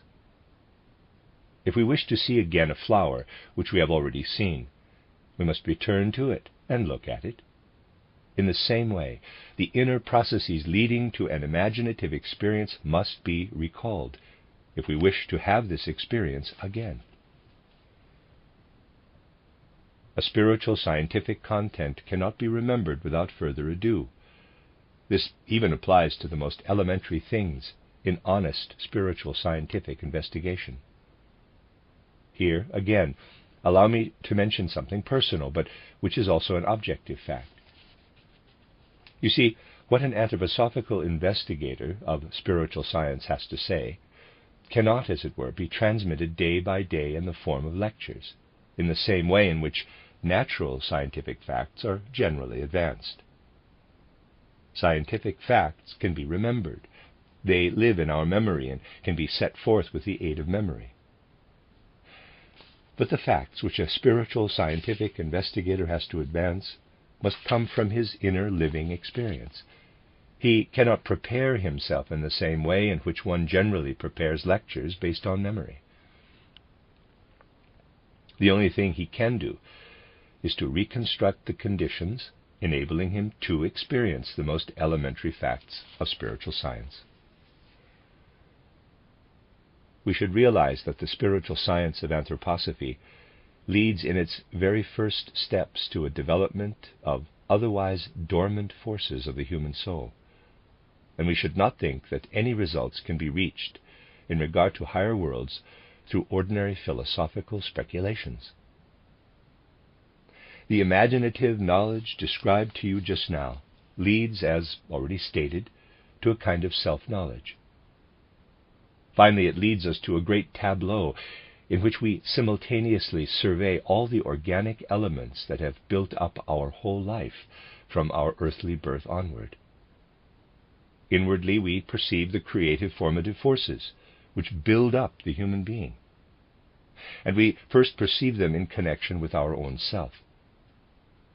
We can see this tableau in the same way in which certain people in danger of death, even natural scientific thinkers admit this, for instance, when they are drowning, see before them a weaving, living picture of their past life. We do not, however, see it as a memory picture. We do not look upon the small details of life, but we survey its chief facts, the forces which made us progress. We see, as it were, a deeper memory tableau. At the same time, this tableau does not merely set before us the ordinary thinking life of the soul, but that inner life which works upon the physical organism from the soul. This conception leads to a standpoint that makes it appear childish that even in the first decades of the 19th century, people should have spoken in a speculative way of vital forces, of vitalism. Anthroposophy does not speak of such a vital force. It speaks instead of the conception of life, of what I call the etheric body, or body of formative forces, which represents on the one hand a soul element, and on the other a condensed, intensified soul element which works upon the physical organism. We are thus led to a deeper knowledge of the soul, and also to a deeper knowledge of the way in which the soul element works within the organism. Let me now give you an example, an elementary but characteristic example. You know that recognized modern psychology does not go beyond certain speculative ideas in regard to the connections which exist between the soul and the body. The soul is described as if it were the body's motive force, and scientists with a more materialistic mentality consider the body as a plus, which as it were produces the soul. Most frequently of all, modern psychophysicists speak of parallelism, vis-a-vis that psychic phenomena and bodily phenomena follow a parallel course, and so forth. But all these things are mere speculations, simply based on the fact that people are unwilling to penetrate with the scientific spirit that prevails elsewhere into the psychical, bodily life of man. You are all acquainted with the physical concept of latent heat contained in every object, but which does not manifest itself as heat. But this heat can be freed, it is said, if certain conditions are created, and in that case it manifests itself. But before the heat appeared, it existed in the objects as a latent force, where it gives rise to something which does not reveal itself outwardly through heat processes. We therefore speak of latent heat, and of heat which is set free. This conception, of course duly modified and extended, should be applied to the soul life by observing it in a concrete way, and not speculatively. We can observe the child's growth until the time of its second dentition around the 7th year. Far more than one generally thinks is connected with this second dentition. If we observe the soul bodily processes in an unprejudiced way, we can see that after the second dentition, the child's whole way of thinking, its whole life of representation and feeling, in fact the whole life of the soul, undergoes a complete change. When the child changes its teeth, it reaches a final point in regard to a certain direction of life. After the second dentition, the human being no longer requires certain forces for the development of his physical organism, which he formerly required.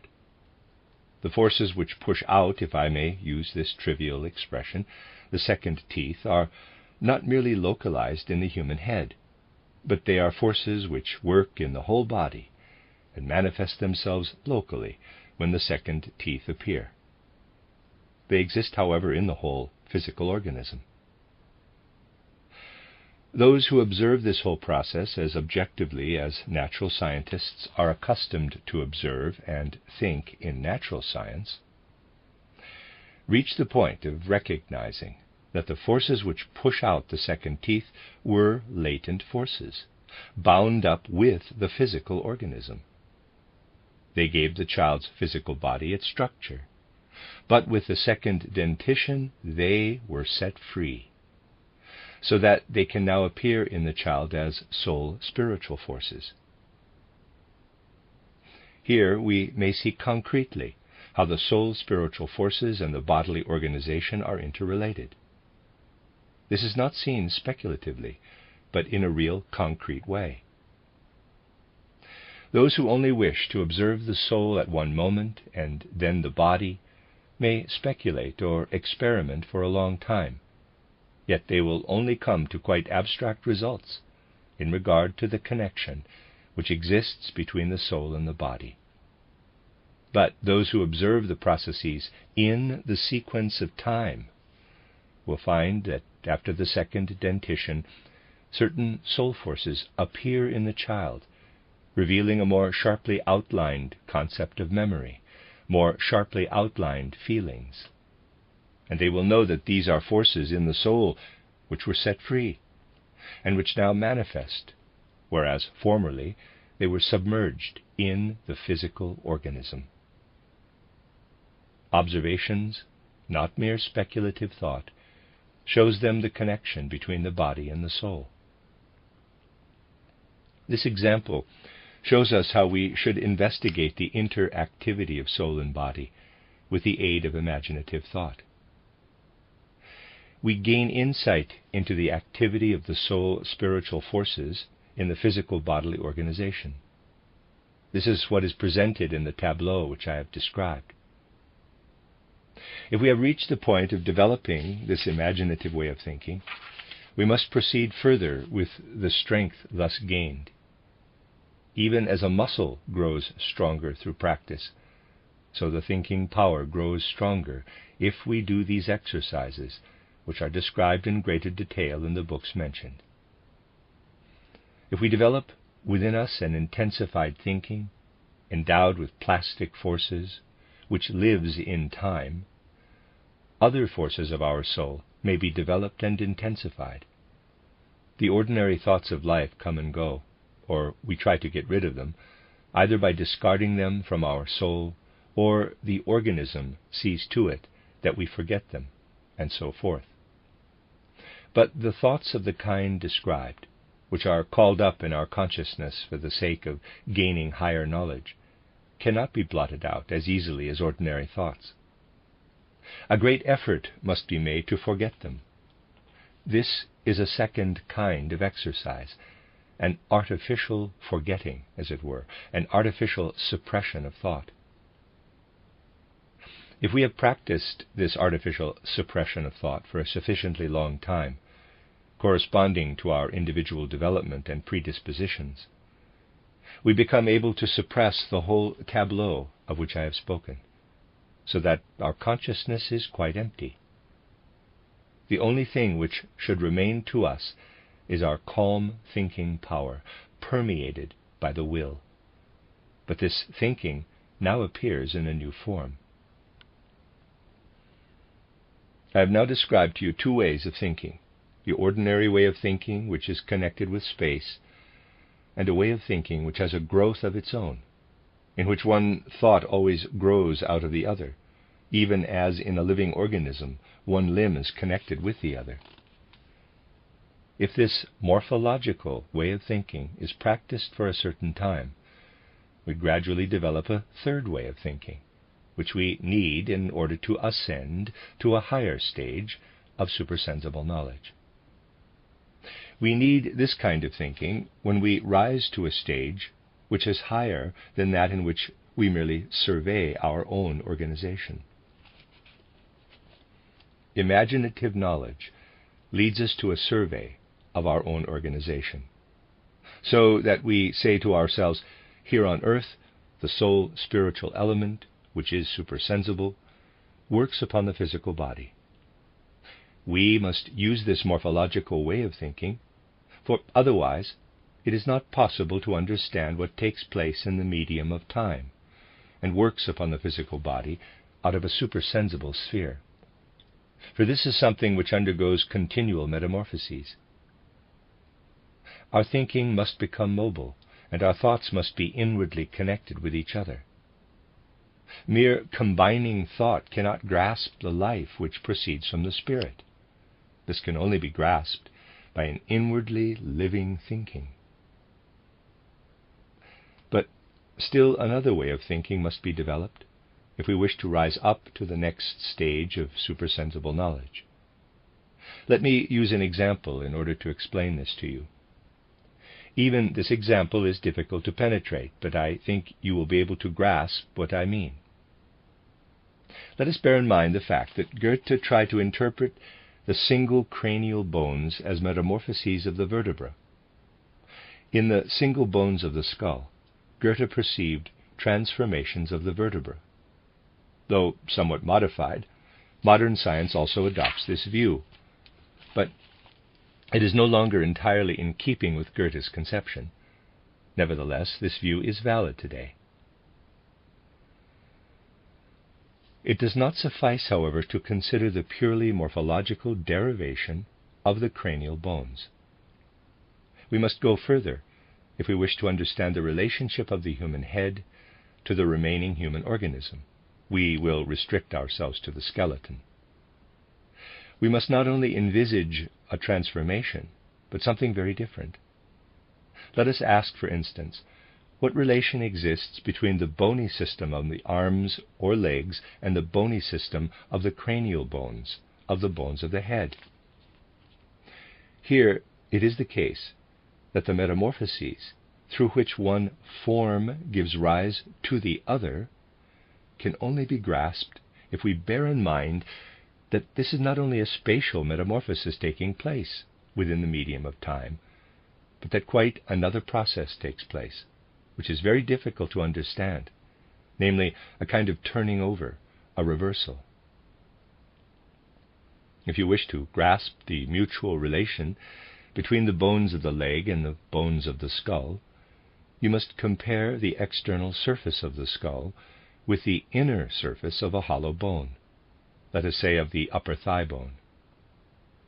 This means that the inner side of the thigh bone must be turned inside out, so that also its elasticity would change.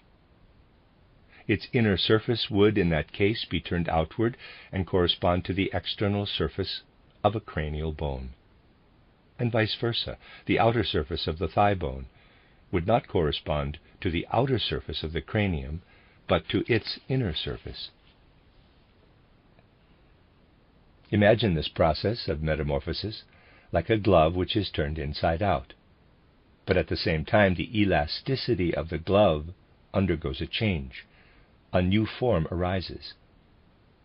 It is as if the glove is not only turned inside out, but takes on quite a different shape through the new elasticity. You see, as a first indication of this third kind of thinking, I must bring before you a very complicated process.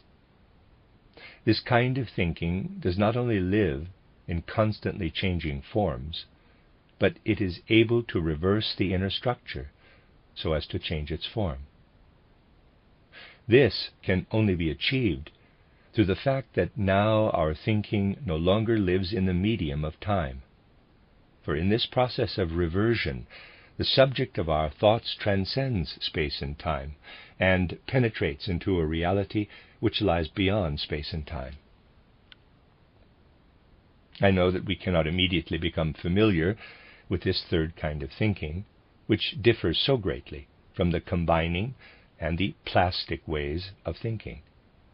It is not easy to penetrate into this third kind of thinking, which dives down, as it were, into spacelessness and timelessness. It is not easy to understand that it reappears in a changed form, turned inside out. Anthroposophy does not wish to speak of the higher worlds in the amateurish way adopted by so many people.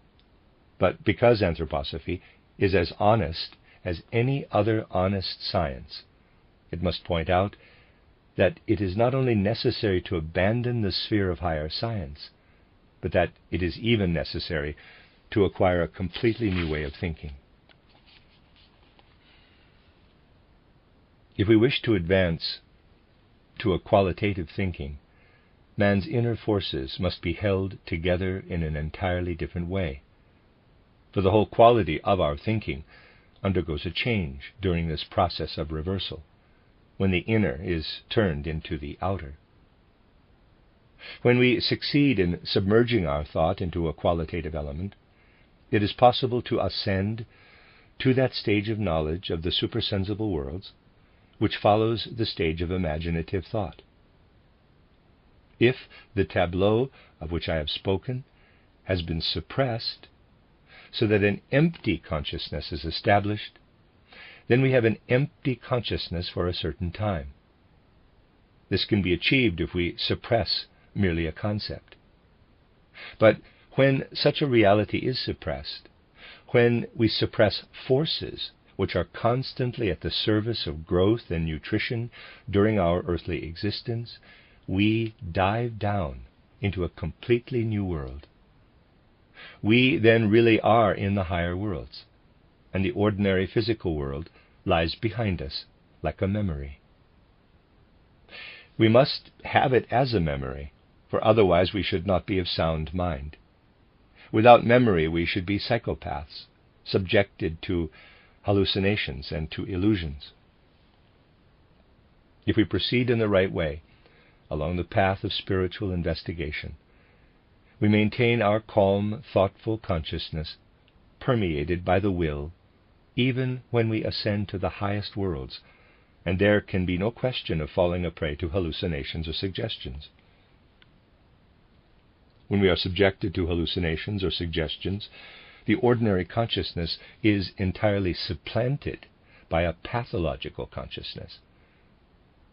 In the state of consciousness which anthroposophy strives to reach for the attainment of knowledge of higher worlds, the essential thing is to maintain our ordinary consciousness in its full extent, so that we keep our sound common sense and our calm state of mind while ascending to the higher worlds. Even the thinking strengthened with the reversion of thought already mentioned, or the super-morphological thought, even this exists only for the sake of penetrating in full consciousness into the higher worlds. We then really experience the higher worlds and their spiritual contents. Through the imaginative consciousness which enables us to gain a conception of the forces working in us from birth onward, a conception of supersensible forces working upon the physical body, we gain knowledge of that part of our being which existed before our birth, or before we were conceived within the physical world, when we still lived in a soul-spiritual world, surrounded by soul-spiritual beings, even as here on earth, during the time between birth and death, we are surrounded by physical beings. In short, we experience the eternal kernel of man's being when we look behind birth into that stage of existence through which we passed before the earth received us into the physical stream of heredity. We experience man's eternal being in his spiritual environment. Thus, it is neither speculation nor a system of thought that has led us to a knowledge of the higher worlds. It is a beholding. Even as the development of the body, from the embryonic stage onward, gives us a conception of the external physical world, so the steps described to you in principle, details can be found in the books I have mentioned, lead us to a knowledge of soul processes, and enable us to live in a spiritual world in which we existed before birth, and into which we enter when we pass through the portal of death. Objective vision leads to a knowledge of the higher worlds. I have now described to you in the first place a path of knowledge, but this is incompletely described if it is merely described as a path of knowledge, for the experiences which we gain call for something besides a mere activity of thought. Though it may be difficult to acquire these two higher forms of thinking, there is something else which presents far greater difficulties. If here in the physical world we preferably cling to observation and experiments, it is because in a certain way this sets our mind at rest in regard to the reality of our knowledge. From the standpoint of a theory of knowledge, one may dispute about the true nature of sense perceptions and their relation to reality, etc., but this is not the point just now. The point is that sense perception gives us a guarantee for the truth of our soul's experience, the reflected images of our sense perceptions which arise in the soul. We set our minds at rest by leaning upon the external reality. The disease of spiritism has arisen in recent times. which in just such a way seeks to establish the reality of the spiritual by external observation. One cannot, of course, be a stronger materialist than by being a spiritist. Spiritism is but the enhanced form of materialism. For in Spiritism, people not only wish to establish the reality of physical substance, which they perhaps consider as the only reality, but they even wish to show that the spirit appears in the same form as matter. That is, that the spirit itself is nothing but matter. What arises in the form of Spiritism is the last phase of materialism, and draws out of it the last consequences. Real spiritual science seeks for an ascent into the spiritual worlds, and not a drawing down of the spiritual worlds into material processes.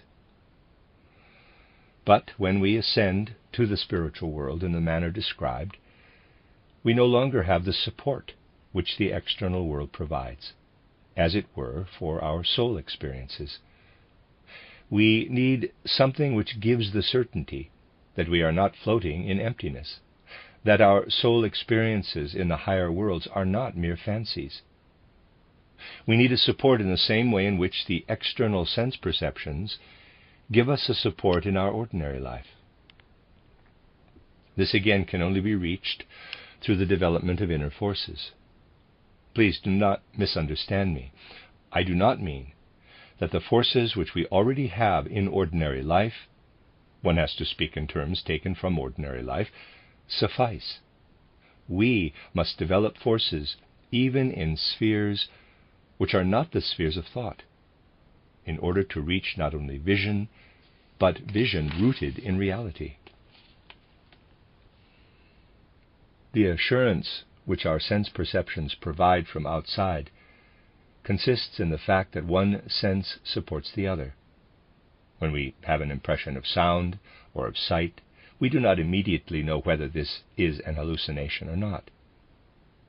We can only be sure of the impression gained when we are supported, I might say, by the sense of gravitation, when another sense comes to our aid, when an impression, which is not sufficiently guaranteed by the sense of sight or hearing, can be supported by some other sense. What is it that gives us the right to speak of reality in the physical world? Several things may be taken into consideration. I should have to speak for hours from the standpoint of a theory of knowledge. Of course, I cannot do this now, in order to prove the fact which I now briefly wish to summarize. If you follow the corresponding train of thought, you will see that the following fact can be accepted. In the physical world, we designate a fact as real when it influences us in such a way that we should be obliged to deny our own existence, were we to deny the existence of that thing. If you not only hear the sound of a bell, but if you can touch it and discover its connection with other things, you would have to blot out your own self if you were not able to say that the external object is real, when you experience its reality within your soul. An external object can be called real if we should have to deny our own reality in denying the reality of the object.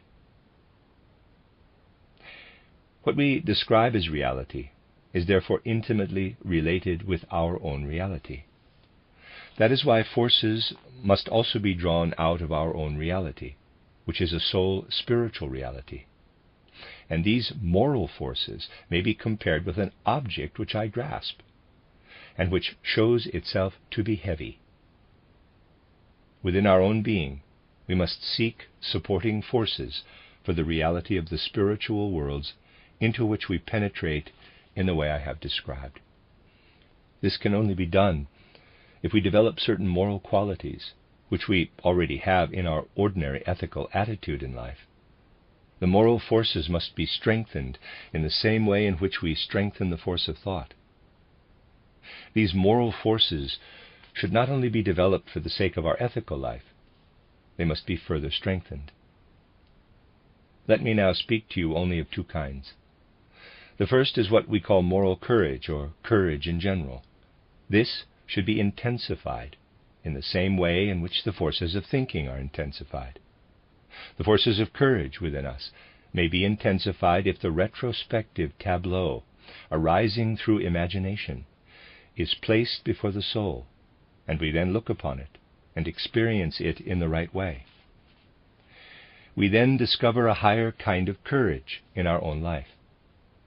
When, diving down into this tableau, we discover inner forces of courage which are greater than those which we generally use in our external life, which is more or less passive, this courage should be intensified. There is another moral force which should be intensified. Whereas courage is generally connected with a life of feeling and resembles an inner sense of sureness, a certain inner power, it is necessary to unfold certain forces which are connected with the will, and which consist, for example, in the fact that at certain given moments we determine to do something, which we set about to do at some later time, by establishing with an iron will the conditions which enable us to carry out our resolution. An anthroposophical spiritual investigator should carry out these exercises quite systematically. He should inwardly connect his present will impulses with impulses that were in him at a former time. In our ordinary life, we give ourselves up to the present. But in the life which is to bring us into higher worlds, we must visualize with an inner continuity of the will. Throughout many years, we should be able to hold a purpose in mind and carry out at some later time things which we once resolved to do. This unfolds strong forces which support the will. It develops a strong current of volition, which we ourselves establish within us. This is a special form of self-discipline. We are then no longer dependent on external circumstances or on ideals which induce us to do certain things, but by the will impulse we inwardly connect, in a soul-spiritual manner, a later moment of our soul life with an earlier moment. If a higher form of courage unfolds within our soul, if we develop the continuity of our will impulses, so that our will impulses endure over the gulfs of time, then we come to the point of ascending into the higher worlds. We shall be able to verify the reality of what we then perceive in the same way in which we do this in regard to the external physical world. The reality which we perceive there must be verified with the aid of inwardly intensified forces. Hence the path leading to the spiritual worlds is not the development of a one-sided cognitive force, but the development of the whole human being in the direction of thinking, feeling, and will, which implies a striving after knowledge, an aesthetic striving, and an ethical striving. This path, leading to the higher worlds, is at the same time a religious immersion, a religious deepening of the human being. There is one essential point which should be borne in mind. In modern times, even as through science to a great extent, doubts have arisen in regard to the spiritual worlds. So through science these spiritual worlds must be conquered again. It is short-sighted to believe that the religious life must suffer through the fact that it is possible to ascend to the spiritual worlds with the same clear consciousness that we have in the physical world. Those who advance criticism in this respect generally do so because they think that the spiritual science of anthroposophy remains within the limits of the intellect and rationalism. This is not the case. The whole human being, with his feeling and his will, flows into the development of thought, which is acquired in the manner I have described. The path leading to higher worlds, indicated by the spiritual science of anthroposophy, is the unfolding and the development of the whole human being.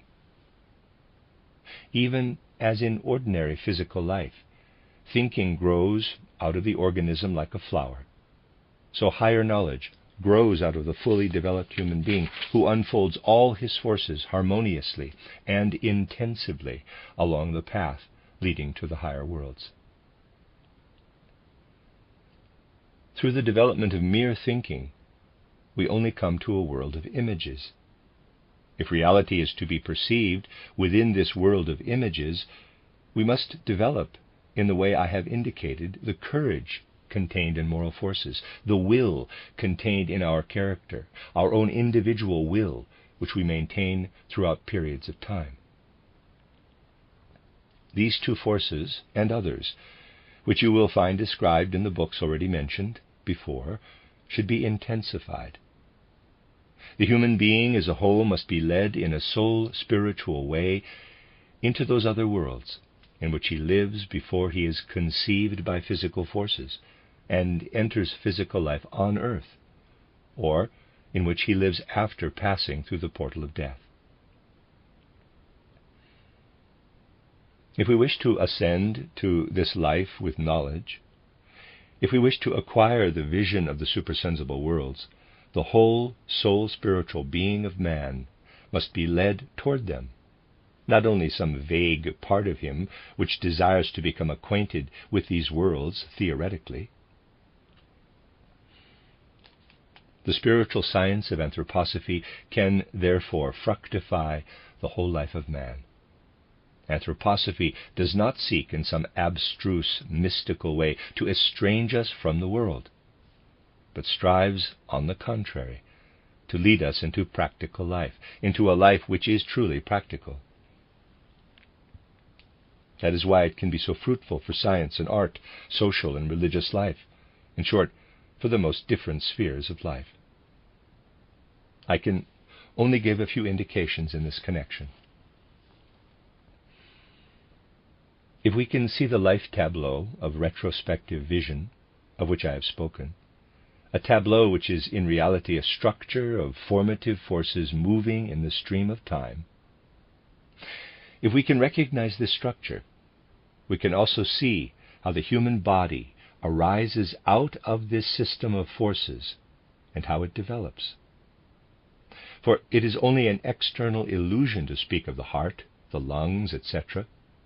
In reality, the heart is a process, and the external spatial form of the heart is merely the process which is held fast for a time. This applies to every organ. What is retained for a moment within a certain shape can be perceived, but we cannot perceive the incessant life process giving rise to health and illness unless we attain to a knowledge of the supersensible formative forces of the body. Medicine and therapy in particular can be essentially fructified by spiritual science, and we have already opened clinical therapeutic institutes in Stuttgart and Dornach, where the sickness of humanity can benefit from knowledge derived from anthroposophy. Spiritual science can fructify life in many other directions. When a school for spiritual science was opened at Dornach, it was not possible to give it any ordinary kind of frame. What the friends of our anthroposophical world conception had in mind, when they wished to erect a building for a school of spiritual science, was something quite special. Let me explain this by a comparison. Take a nut with its shell. An unprejudiced person will think that the nut's shell must have the form which it has, because the nut itself has a definite form. The shell forms part of the nut. When a spiritual world conception, such as that contained in the anthroposophical movement, is called into life, the members may find themselves in the position to erect a building, and they may think, let us go to an architect who will draw us a plan in this or that style in accordance with traditional customs, or something thought out which would not in any way be connected with the things which are to be cultivated within it, just as if the nut's shell were not to fit the nut. Since anthroposophy is not a mere theory, and does not merely live in words, the anthroposophical movement can therefore not proceed in this way, not even in regard to its frame. At Dornach, the words which resound from the speaker's platform, the scenes on the stage, whatever art is presented through word or movement from the stage, must have exactly the same inner essential style as that which is expressed in the walls, in the external architecture of the building. Even as the shell of the nut is formed by the same forces which formed the nut, so the anthroposophical realities which come to expression in the world must have an artistic frame and call into being a new style of architecture. It was therefore an organic necessity for a new style of architecture to arise in Dornach. This new style is simply the externally visible part of the reality which lives soul spiritually in the world. One will be able to see what is the intention of anthroposophy today just through the fructifying influence which it exercises also upon the artistic spheres of life. In eurythmy, which is only a beginning, we called into life a human art of movement in which the single artists or the groups of artists do not dance or pantomime, but in which the forms of movement constitute a speech based on laws just as strict as those of spoken language or a visible song, similar to that which one ordinarily hears in the form of sound. Eurythmy is entirely drawn out of the law of man in spirit, soul, and body. Through anthroposophy, we have thus been able to exercise a fructifying influence on many different spheres of art. In my title, Threefold State, the attempt has been made to face the great social problems of the present time from the anthroposophical standpoint. Those who bear in mind that from the anthroposophical standpoint, the whole human being has to be taken into account in the social question, and not only that part which is accessible to a rationalistic science, to Marxism and similar directions of thought, must admit that forces which penetrate into the higher spiritual worlds can also penetrate into the social laws of human life. For these, in fact, are soul spiritual laws pertaining to the higher worlds. They can also lead us to laws which are able to call into existence satisfactory social conditions in human life. For it is a spiritual element which unites human beings in their life in common, and physical links are simply formed out of the spiritual. The terrible catastrophe of the present time and the decadent forces which now hold sway are largely due to the fact that people forget this spiritual foundation. Humanity must again permeate itself with the Spirit. Anthroposophy has also had a fructifying influence on education, pedagogy. At the Waldorf School in Stuttgart, founded by Emil Molt, the results of anthroposophical research in the direction of a true knowledge of man are applied to the developing human being, to the child.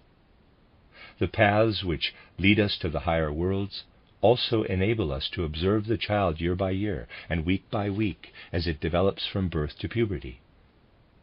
It enables us to see in the child the forces which it brought with it from the spiritual worlds, and which the teacher or the educator must conjure forth.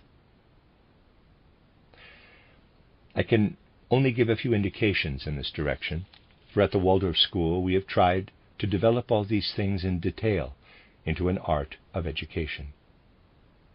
These are a few examples showing how anthroposophy can influence different spheres of life. I already told you that anthroposophy can also fructify religious life because it leads in a scientific way to the higher worlds, and because it shows us the true nature of man's eternal being, which he bears in his transient earthly existence as an ever-developing spiritual element, not accessible to the ordinary forces of cognition. It shows this eternal essence in its own element, in the supersensible worlds. Higher vision can discover it there. Here it is concealed, because when it enters earthly life through birth, it becomes absorbed by the physical form. But this fact does not deprive the spirit of its living forces, for the physical substance only conceals it. The spiritual can, however, be perceived in physical substance, in matter. An aid to such an insight is provided by the paths leading to the supersensible worlds which anthroposophy seeks to indicate. Anthroposophy does not wish on this account to lead us away from the ordinary world into asceticism, but it opens out the paths to the spirit, to the supersensible worlds in such a way that with the aid of the spirit we can once more form and shape material, practical life. The essential thing is to recognize a creative power in the spirit. The spiritual world would be weak indeed were we to experience it only as an uncreative element transcending matter. There are many people who say the physical aspect of the world is something low. Let us rise above it. Let us abandon matter in order to reach high spiritual spheres. Many things assuredly must be overcome in order to attain a knowledge of this spirit. But when we have reached it through love, and it can only be reached through love, through religious devotion and warmth, for the development of the moral capacities mentioned above lead us through love into the supersensible worlds, then we take hold of the spiritual supersensible essence as we approach matter. For the strong spiritual element is not one which flees matter, but one which forms matter, which can be spiritually active within matter. This is one aspect.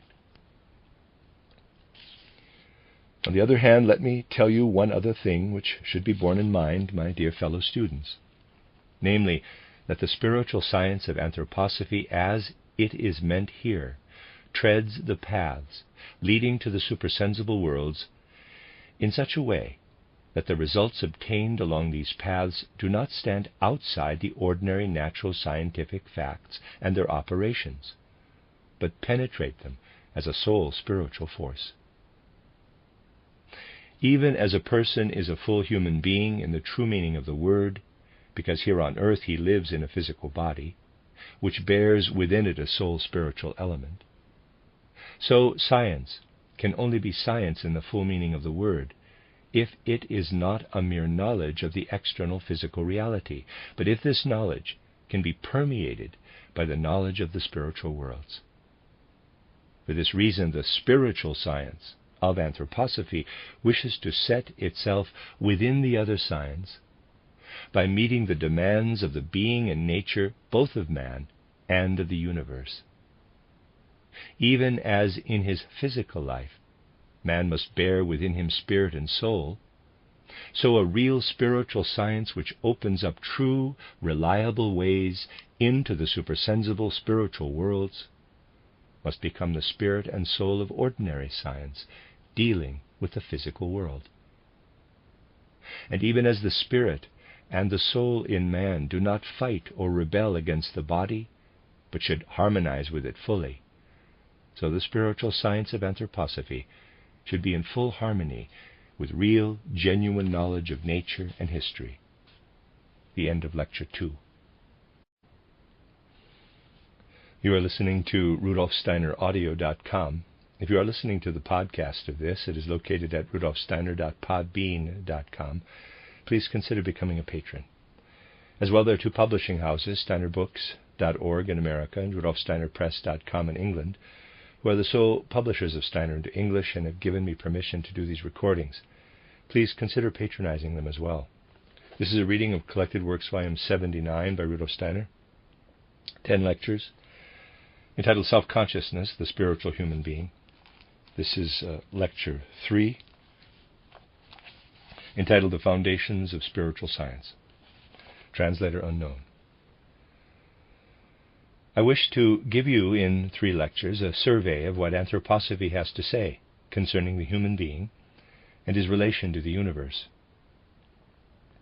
The universe and man are undoubtedly the two most important problems, for they embrace every question dealing with science and life, every problem of greatest and smallest importance.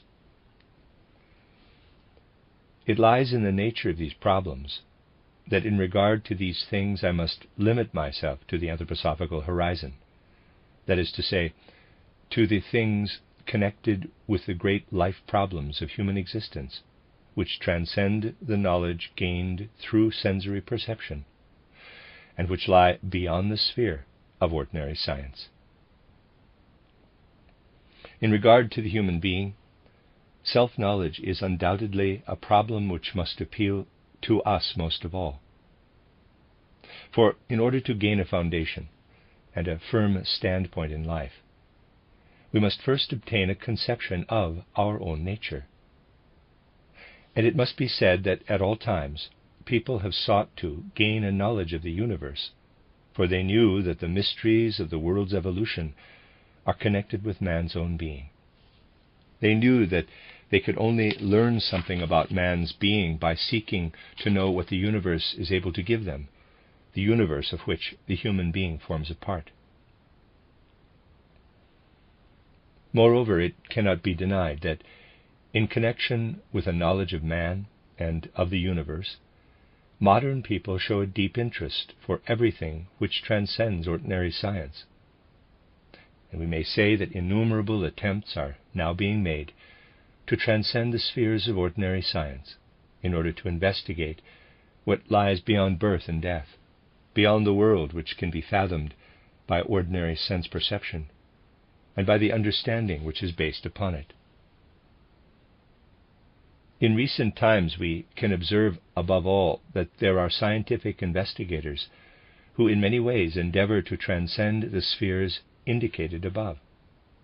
And as an introduction, let me mention a few striking conceptions of modern investigators, examples which prove that the keen interest in the problems which will form the subject of my 3 lectures really exists, but which prove at the same time how very difficult it is, even in the case of people well grounded in science, to penetrate into the sphere of the soul and of the spirit.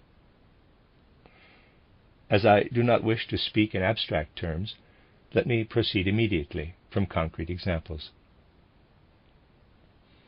A German scientist who worked very hard to discover how to penetrate into the supersensible nature of the soul and how to investigate the influence exercised by the soul's supersensible nature upon the body's physical nature, tried to give many examples taken from his medical and scientific experience, showing the soul's influence, the influence of an unquestionably psychic essence upon the body.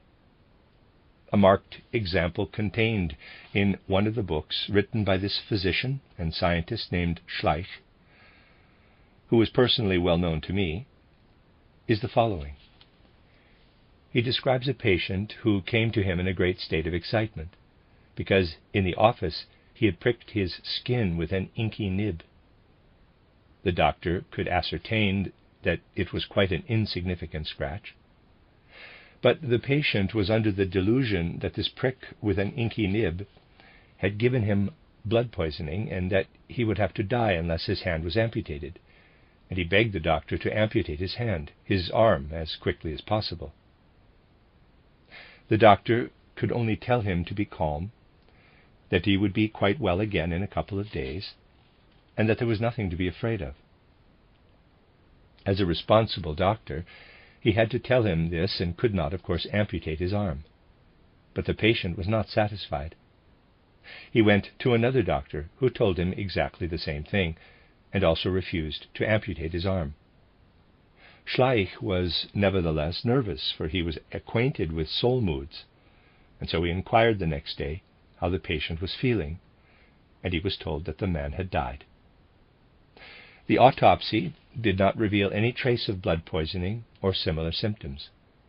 This was out of the question, yet the patient had died. In connection with this case, Schleich remarks, death caused by radical autosuggestion. The patient had the fixed idea that he had to die. It was an extremely radical autosuggestion, and he really did die under its influence. This is the statement of an investigator well acquainted with all the natural scientific methods, with all the medical methods. He reports this case in order to show a purely psychical influence, that is, the influence of a thought upon bodily processes, an influence showing, according to Schleich, that death set in as a result. Schleich mentions many other cases, less marked and radical, in order to prove that it is possible to observe the soul living in thoughts, feelings, sensations, and will impulses, and that the soul can really influence the body. He wishes to describe, as it were, the influence of the supersensible upon the physical. Another case is described by a far more conspicuous scientist, by Sir Oliver Lodge. Sir Oliver Lodge lost his son Raymond in the last war. He fell on the Belgian-German frontier, and Oliver Lodge, who had long ago felt the inclination to build a bridge leading from the sensory, natural scientific sphere to the supersensible sphere, was deeply stirred by the loss of his beloved son. Through many incidents which are not directly related with this matter, and which I need not relate, he was induced to use the mediumistic power of a certain person in order to enter into connection with the departed soul of his son Raymond.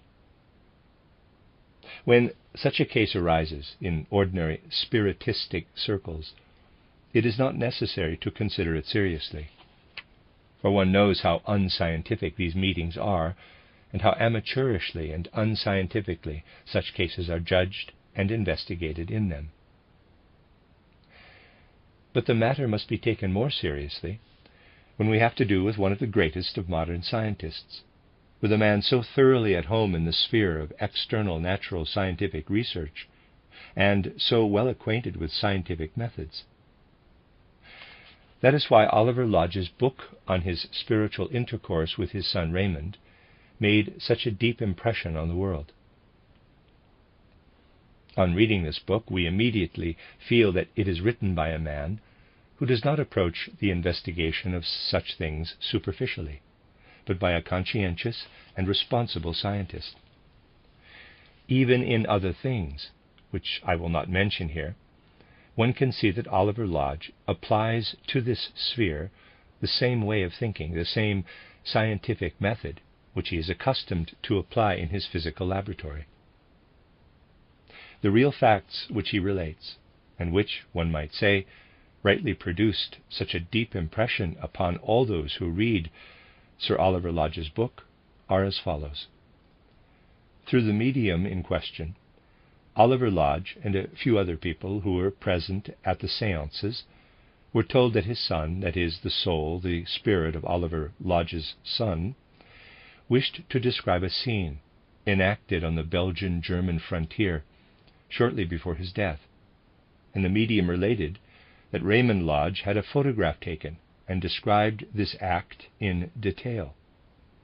It was expressly stated that 2 photographs were taken.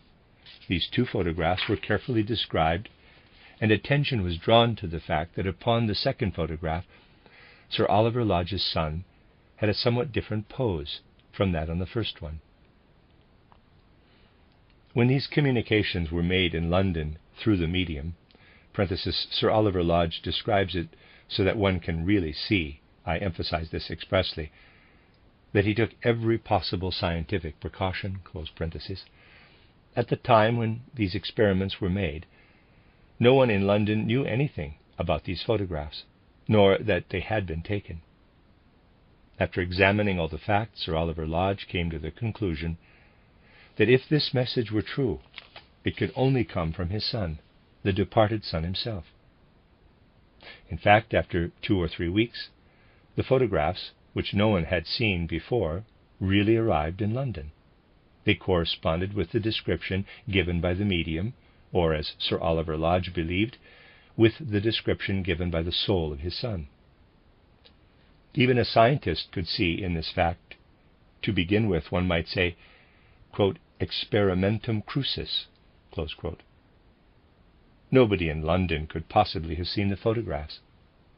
It appeared that the description was correct, even in regard to the fact that 2 photographs were taken and that the second one shows a difference. The photographer had taken the photograph of the group, which included Raymond Lodge, twice, and for the second photograph he had shifted his camera a little. All this had been described exactly. A conscientious scientist could not find the slightest reason for questioning the medium's communication. The 2 radical cases I have described to you show that the longing, the great desire of unquestionably serious modern scientists led them to seek a knowledge which goes beyond the facts revealed by ordinary external scientific research.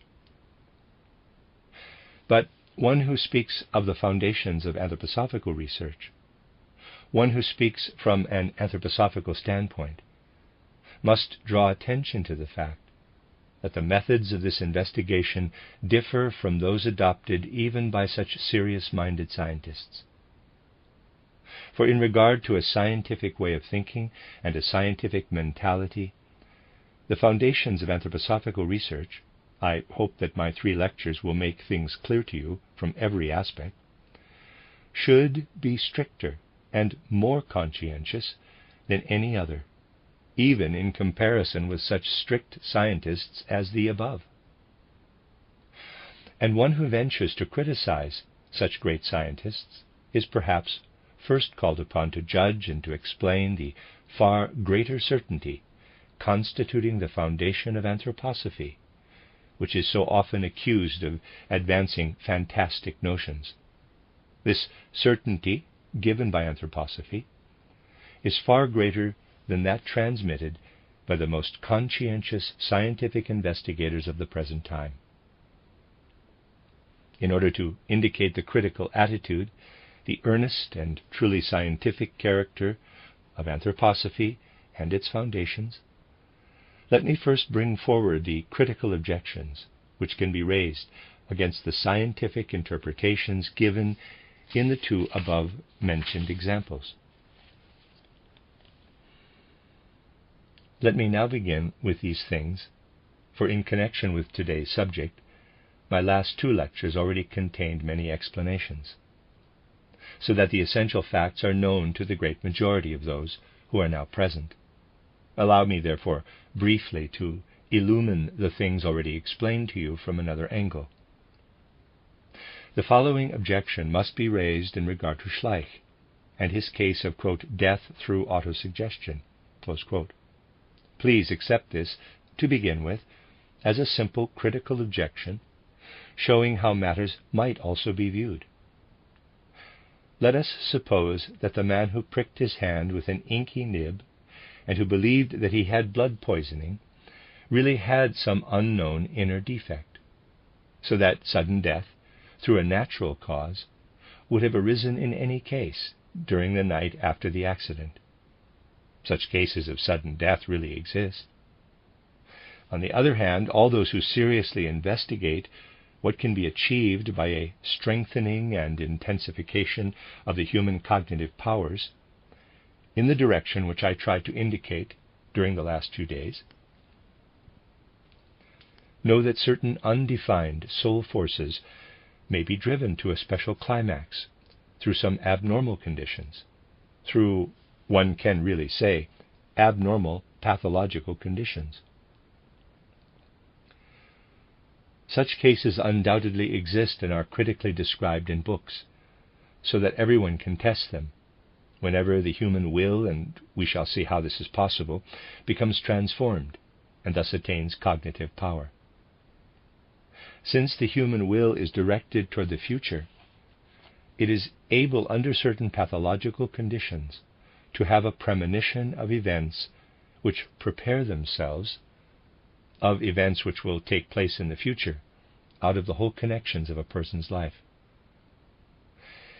It is a matter of indifference whether we call this a foreboding or whether we give it any other name.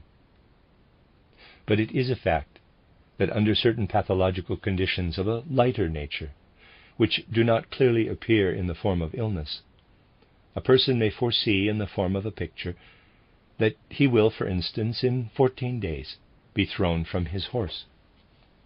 All precautions will be useless, for he cannot perceive the accompanying circumstances. He has simply had a foreboding. He has simply foreseen an event about to take place. The critical objection which must be raised by one who really knows the spiritual connections of man in a deeper sense is that in the case of Schleich's patient, the factors which brought about his sudden death on the following night can simply have already existed, and that he had an inner presentiment of his approaching death. Such a presentiment need not be fully conscious. It can quite well remain in the subconscious depths of the soul. But its influence upon consciousness manifests itself in symptoms which can be designated as nervousness and restlessness. One does all manner of unpremeditated things, and it is quite possible to prick one's finger with an inky nib under the influence of the nervousness arising from such a premonition. The person in question therefore simply knew unconsciously, let me use this paradoxical expression, that he would die. He did not clothe this in the statement that he had a presentiment of his death, but he grew nervous, pricked his hand with the nib, and clung to the belief that he would have to die through blood poisoning. Thus it was not a case of death through autosuggestion, but the man in question had had a presentiment of his coming death, and all his actions were determined by this. In that case, Schleich simply mistakes cause and effect. There is no autosuggestion, as Schleich supposes, to the effect that a conscious thought exercised so strong a suggestion that death ensued. But death would have arisen in any case, and the death presentiment was the cause of the patient's fixed idea. You see, even such things can be viewed critically, if another, undoubtedly possible thing is borne in mind. Namely, that certain subconscious conditions which always exist in the soul faintly rise to the surface of ordinary consciousness, but masked. In the unconscious depths of the human soul, many conscious manifestations have quite a different aspect, and ordinary consciousness simply gives them a different interpretation. Let us now turn to the other case, that of Sir Oliver Lodge. Undoubtedly you are all acquainted with the phenomenon known as second sight. Through an intensification of the human cognitive forces, it is possible to perceive things which cannot be perceived by the ordinary sound senses. It is possible, as it were, to see things in a way which is not in keeping with the ordinary conditions of environing space, so that this perceptive faculty can, so to speak, transcend space and time. This fact supplies the critical objection which must be raised even against the conscientiousness of an Oliver Lodge. For Sir Oliver Lodge uses this experimentum crucis in order to prove that his son's soul and none other must have spoken to him from the beyond. But those who know the fine and intimate way in which second sight works, and that under certain abnormal conditions the intimate character of such a perceptive capacity is really able to overcome space and time, mediums always possess this perceptive faculty, though in the great majority of cases this is not to their advantage. Those who are acquainted with this fact also know that a person endowed with second sight can go to the point of giving a description, as in the case of Sir Oliver Lodge's son, a description which may be characterized as follows. The two photographs arrived in London 2 or 3 weeks after the séance. The attention of the people who were present at the séance was turned toward these pictures, that is, to something pertaining to the future. And this fact pertaining to the future could be interpreted by a kind of second sight which the medium possessed. In that case, it can no longer be said that Raymond Lodge's soul shone supersensibly into the room where Sir Oliver Lodge was making his experiments. Here, we simply have to do with something enacted completely upon the physical plane, that is to say, with a vision of the future surpassing the ordinary perceptive capacity, but which does not justify the belief that a soul from beyond the threshold manifested itself in the séance room. I mention these two examples and the objections against them in order to awaken in you a feeling for the conscientiousness and for the critical attitude of anthroposophical spiritual research. The spiritual investigation practiced in anthroposophy does not at first proceed from any abnormal phenomena. The two last lectures prove this, but from completely normal conditions of human life, which appear in the forces of cognition, of the will, and of feeling. Anthroposophical research seeks to develop these forces, which enable one to gain a knowledge of the supersensible worlds, in order to be, as it were, inwardly entitled to this knowledge, and in order to gain the true conscientiousness required in a training which strengthens thought. Meditation exercises, such as those recently described to you, strengthen our thought to a high degree, so that our way of thinking becomes just as alive and intensive as sensory perception. Then there are the will exercises, which I have already mentioned to you, and which will be characterized more fully in these lectures. Will exercises require, above all, an intensive observation of normal life. We must become quite familiar with the conditions in which we normally live. A short time ago, a scientist published a brief resume of the science of anthroposophy, inaugurated by me. This man is in no way a blind believer.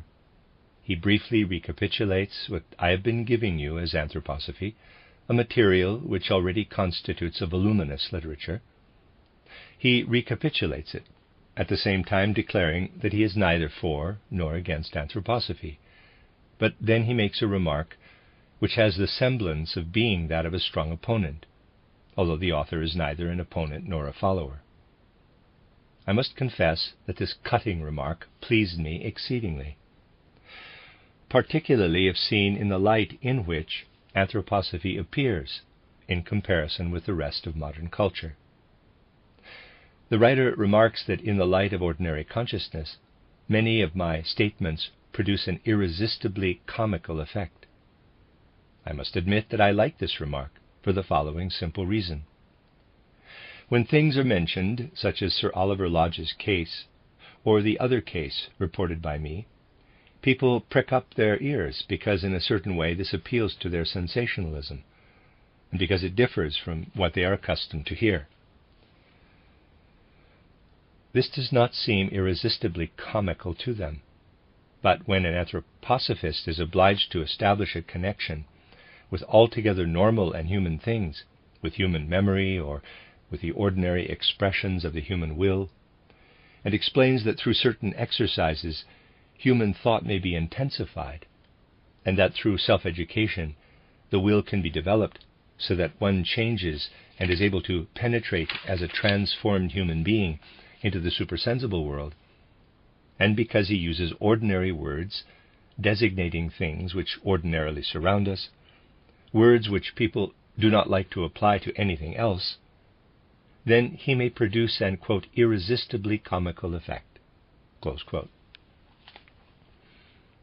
Many things, therefore, have such an irresistibly comical effect on people who only wish to apply the words to things to which they are applied in ordinary life. To an anthroposophical spiritual investigator, such views on anthroposophy frequently appear like a letter which someone is supposed to read, but instead of reading it begins to make a chemical analysis of the ink with which it is written. I must confess that many statements on anthroposophy really appear to me as if a person were to analyze the ink used in writing a letter instead of reading it. The essential point in the foundations of anthroposophy is that one starts from completely normal human experiences, that one has a good knowledge of modern scientific truths, of modern ethical life, and develops these very things more intensively, so that one can penetrate into the higher worlds through an intensification of the cognitive forces which already exist less intensely in ordinary life and in science. One must, of course, have an understanding for these ordinary human experiences. One must pay attention to thoroughly ordinary normal experiences, which, however, we are not very much interested in observing carefully. Things must, so to speak, become enigmas and problems. Although they form part of ordinary life, one easily fails to see their enigmatic character. And here already begins, for many people, the irresistibly comical effect. That is, when one begins to say, the questions connected with man's alternating conditions of waking and sleeping must above all be looked upon as enigmas. During our life we continually change over from the condition of waking to that of sleeping. But we do not take much notice of this pendulum of life, swaying between the conditions of waking and sleeping. The strangest theories have been advanced in this connection. I might talk for a long time, were I to mention some of these theories relating to the alternating conditions of waking and sleeping. But let me mention only one, the most well-known and usual one, namely that one simply takes for granted that when the human being is awake, he gets tired, and when he is sufficiently tired, goes to sleep, and that sleep in its turn counterbalances fatigue. Sleep, this can be described in one or the other way, more or less materialistically, eliminates the causes of fatigue. I should like to know if radical supporters of this theory can really say that fatigue is the cause of sleep, when, for instance, they observe a person who really has no cause whatever for getting tired during the day, let us say a fat gentleman living on private means, who goes to a more or less solid concert or to a lecture, not late in the evening but in the afternoon, and who falls asleep not after the first 5 minutes, but after 2 minutes. These things at first may really present a slightly comical aspect, but if they are viewed from every side, their earnest, enigmatic character must stand before our soul. Those who believe that the alternating conditions of waking and sleeping can be studied with the aid of the ordinary scientific methods applied today will never reach a satisfactory solution of this problem. Even such completely normal questions of life cannot be approached with the ordinary cognitive forces, but with a thinking intensified by meditation, concentration, and other soul exercises described in my book titled Knowledge of the Higher Worlds and in my title Knowledge of Occult Science, and also with transformed forces of the will. What is attained when we try to strengthen thought by earnest meditation? I already explained to you that meditation must begin by strengthening thought to such an extent that it becomes a transformed memory. Our ordinary memory contains inner pictures which reproduce the experiences of our ordinary earthly life since our birth. Through memory, the picture of some real event stands before the soul, and that our soul life is healthily connected with the external world in which we live is guaranteed by the fact that we do not somehow mix up things fantastically, but that our memory pictures indicate things which really existed. We must therefore come to the point of being able to place before our soul, in the imaginative understanding described in the last 2 days, pictures which resemble our ordinary memory pictures. These pictures simply arise by our more and more bringing meditation concepts into our consciousness, and thus strengthening the soul faculty of thinking, just as a muscle is made strong through exercise. We must reach the point of strengthening thinking to such an extent that it can live within its own content, in the same way in which we ordinarily live within our sense experiences through our senses. When such exercises have been made for a sufficiently long time, when we really attain to such a living way of thinking, then something develops which may be designated as a plastic, form-giving, morphological way of thinking. Our thinking then contains a living essence. It has a living content, which can ordinarily only be found in sense perception. In that case, we begin to notice something new. What modern natural science brings to the fore is a source of regret to many. It constitutes materialism. But anthroposophy, which aims through its methods at penetrating into the supersensible worlds, must in a certain sphere become thoroughly materialistic, stimulated in the right way by modern science. This is the case if we learn to strengthen our thinking in the right way. If we can have before us in imaginative thought images which are just as alive as sense perceptions, and with which we deal just as freely as with sensory perceptions. When we perceive something through our senses, we know unmistakably that we see red or hear the note C sharp, and that these are impressions which come to us from the external world, not impressions which rise out of our own soul. In the same way, we know, through imaginative thinking, that the images which rise up before us are not empty phantasms produced by the soul, but that they are a living essence within, resembling sensory perception. When we inwardly experience this emancipation from the body, this freedom which also exists in sense perception, we also know what constitutes memory in ordinary life. When we remember something, we always plunge into our physical body. Every memory thought is connected with a parallel physical or at least etheric bodily process. We learn to know the material importance of that life which constitutes the ordinary life of memory.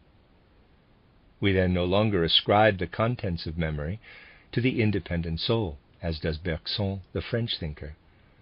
But we know that in the ordinary memory process, the soul simply dives down into the body, and that the body is the instrument which conjures up our memories. Now we know that only by imagination we reach the stage of being able to think independently of the body, of being able to think in ordinary life only with the soul, which we never do otherwise. In ordinary life we perceive through our senses. We abstract our thoughts from the sensory perception and retain them in our memory. But this process of retaining the thoughts in memory implies that we dive down into our body. Imaginative knowledge alone shows us the true process of memory and that of sensory perception. Imaginative knowledge shows us what it means to live in free thoughts, emancipated from the body.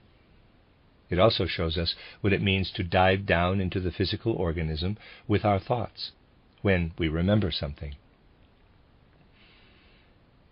Even as we learn to know these things through an intensification of thinking, through an enhancement and strengthening of thought by meditation, so we may learn to know through the will how to pass through a kind of self-training which leads to similar results. In ordinary life, the will only acquires a certain value when it passes over to external action. Otherwise, it remains mere desire, even though we may cherish the highest ideals, the most beautiful ideals, even though we may be true idealists. The highest ideals will remain mere desires if we are not able to take hold of the external physical reality. What characterizes a desire? A wish. It has the peculiar quality of being abstracted and withdrawn from the world of reality. Symbolically, one might say, when we only have desires, this is like drawing back the feelers of the soul. We then live completely within our own being, within the soul element. But we also know that desires are, to begin with, tinged by the human temperaments. A melancholic person will have desires which differ from those of a sanguine person. The physical foundation of desires could soon be discovered by those who investigate these matters conscientiously with the aid of natural scientific methods. The etheric foundation of desires can therefore be seen in the temperament, but their physical conditions can be perceived in the special composition of the blood or in other qualities of the bodily constitution. This calls for that critical attitude mentioned at the beginning of my lecture. Such a critical attitude shatters, I might say, many a pleasant dream. Allow me to give you a few indications which show how such pleasant dreams can be dispelled. I certainly do not mean to be irreverent, nor do I destroy any ideal through lack of reverence, for I have a deep feeling for all the beauty contained, for instance, in the mysticism of a Saint Teresa or of a Saint John of the Cross. Do not think that I am second to anyone in admiring all the beauty contained in such mystical expressions. But those who have some experience of the special way in which, for instance, Saint Teresa or Saint John of the Cross produced their visions, know to what extent human desires have a share in these visions. They know that desires which live in the soul's depths have a share particularly in mystical experiences. And these desires may lead a spiritual investigator to study the bodily constitution of these mystics. Nothing is desecrated when a spiritual investigator draws attention to such things, when he indicates that in certain organs he discovers an inner state of excitement, that the nerves exercise a different influence on certain organs, thus producing a certain effect in the soul, which may even take on the beautiful aspect of the visions described by St. John of the Cross or by St. Teresa or by other mystics of that type. We are far more on the right track if we seek the foundation of such visions, which are so beautiful and poetic in the case of St. Teresa and of St. John of the Cross, in certain bodily conditions, than in the beholding of some nebulous mystery. As I have said, I do not wish to pull to pieces something which I revere as much as any other person in this room. But the truth must be shown, and also the critical attitude derived from an anthroposophical foundation. It must be shown that an anthroposophist, above all, should not fall a prey to illusions. Above all, he should be free from illusion in regard to human desires which are rooted in the human organism, desires rooted in the physical human organism, which flare up, come, so to speak, to boiling point, if I may use this expression, and lead to the most beautiful visions. A person who wishes to become a spiritual investigator in the anthroposophical sense should not only strengthen his thinking through meditation, but he should also transform his desires through self-training. This can be done by taking in hand systematically that which otherwise takes place as if of its own accord. Let us honestly admit that during our ordinary life we allow events to guide us far more than we ourselves guide the course of our life. In ordinary life, this or that thing may influence us. And if we look back 10 years into our past earthly existence, we find that the external conditions and the people whom we met unfolded within us a side of our character which now presents a different aspect from what it was like 10 years ago. A person who earnestly strives to become an anthroposophical spiritual investigator must in this connection also make exercises which influence the will. The ordinary will in life acquires a meaning when directed toward external actions. But an anthroposophical spiritual investigator must apply the impulses of the will to his own development, to his own life. He should be able to pursue the following aim, quote, "In regard to this or that characteristic or expression of life, you must change. You must become different from what you were," close quote. Though it may seem paradoxical, it is a great help if we begin to change something within us through our own initiative, through our own impulse. If we change some strongly rooted habit, or even a small trifle. I repeat that it can be something quite insignificant, for instance, one's handwriting. If someone really strives with an iron will to change his handwriting, the application of energy required for the transformation of a habit may be compared with the strengthening of a muscle, because the will is strengthened. By growing stronger and by being applied inwardly instead of outwardly, the will begins to exercise certain influences in man. The transformations in the external world, once produced by the effects of the will, now become transformations within human nature. If we do exercises of the will, as described in detail in anthroposophical books, we reach the point of transforming our life of desire, so that this becomes emancipated from the human organization, even as our thinking emancipates itself from the body through meditation. During the moments in which we live in anthroposophical research, we are no longer in a condition which may be described by saying that the wish is the father to the thought. When we exercise this self-training, this application of education of oneself at a maturer age, our wishes and desires become an inner power which unites with the emancipated thinking. This leads us to a real perception of the true nature of the will impulses in ordinary life, and to a perception of the true nature of thoughts in ordinary life. Even as we ordinarily perceive red or blue, or hear C# or C, so we now perceive thoughts as realities. We learn to know the will impulses objectively, that is to say, separated from our own being. In this way we reach the point of having a right judgment of the alternating conditions of waking and sleeping.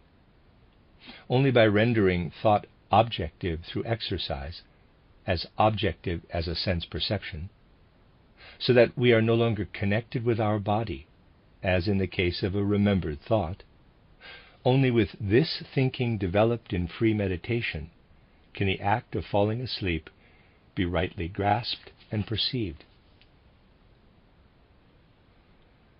A person who seeks to gain insight into the normal act of falling asleep with the aid of the ordinary cognitive forces may set up one hypothesis after the other, but he will not be able to recognize the true nature of sleep.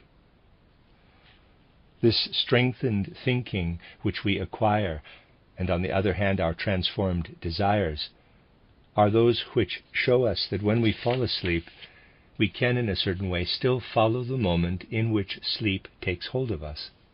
We look, as it were, upon the act of falling asleep.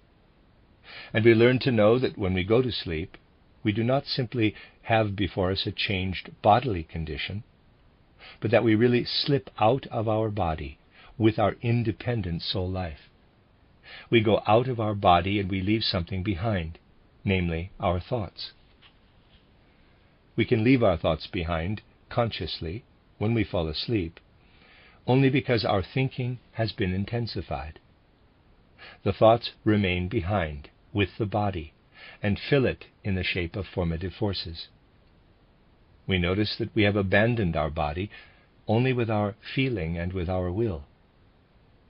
But by perceiving with what part of the soul we leave the body, we obtain at the same time an objective certainty that we have an independent soul essence, and that we go out of the body with this independent soul essence.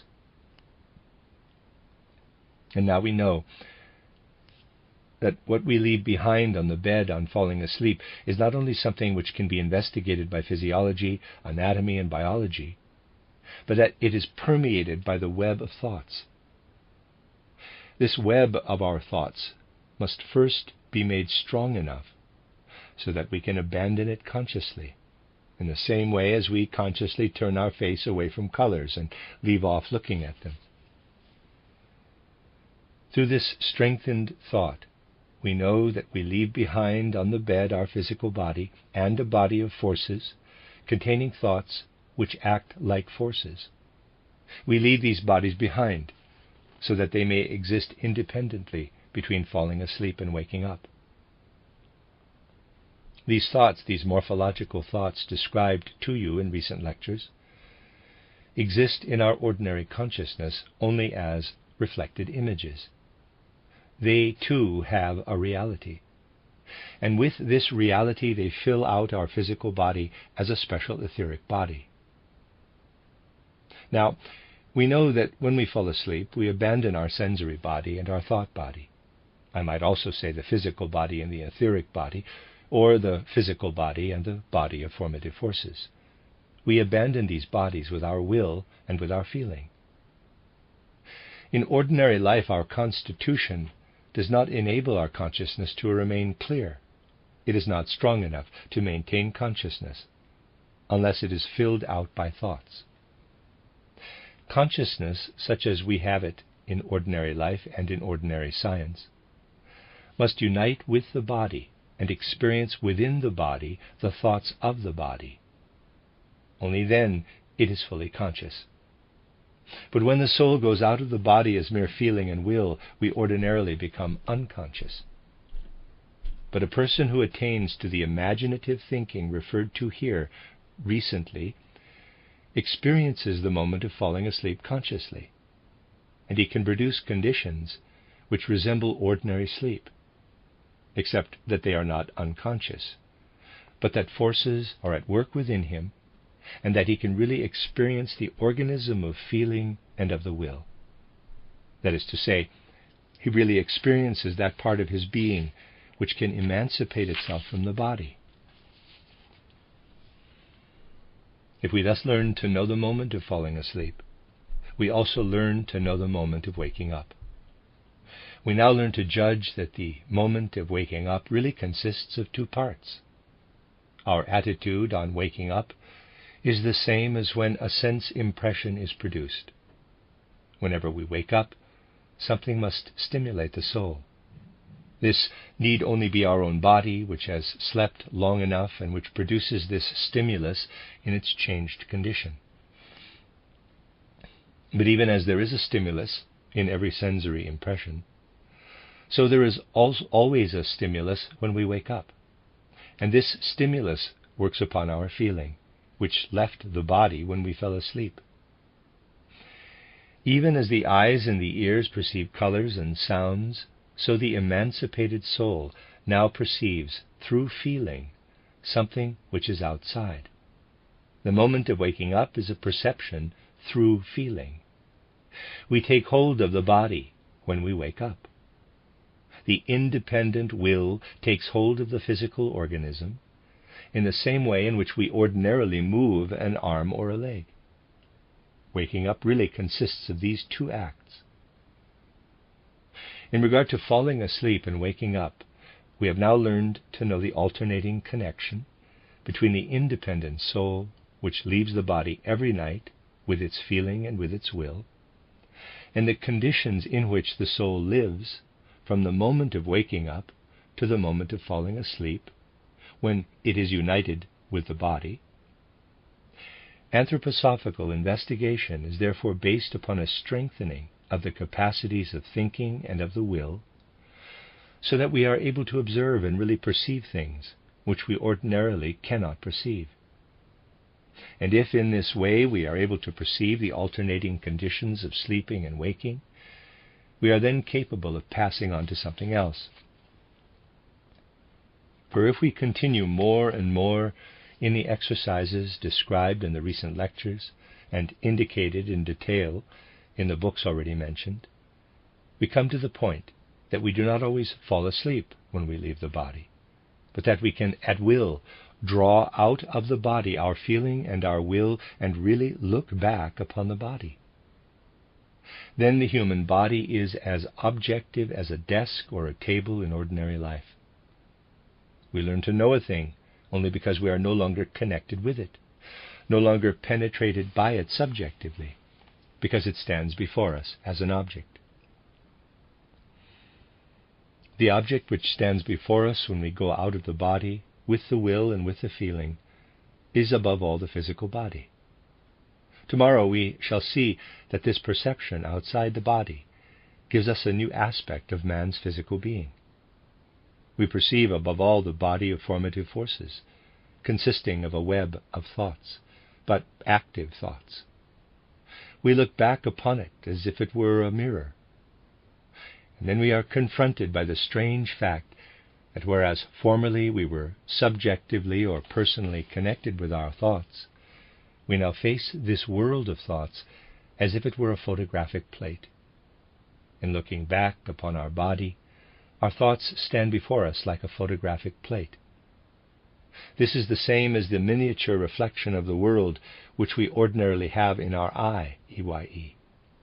Even as the eye is an organ of sight, through the fact that it can reproduce the world within itself, so the etheric and the physical body which remain behind become a reflecting apparatus, where something becomes reflected through the soul and spirit, whereas the eye only gives us a physical reflection of something outside.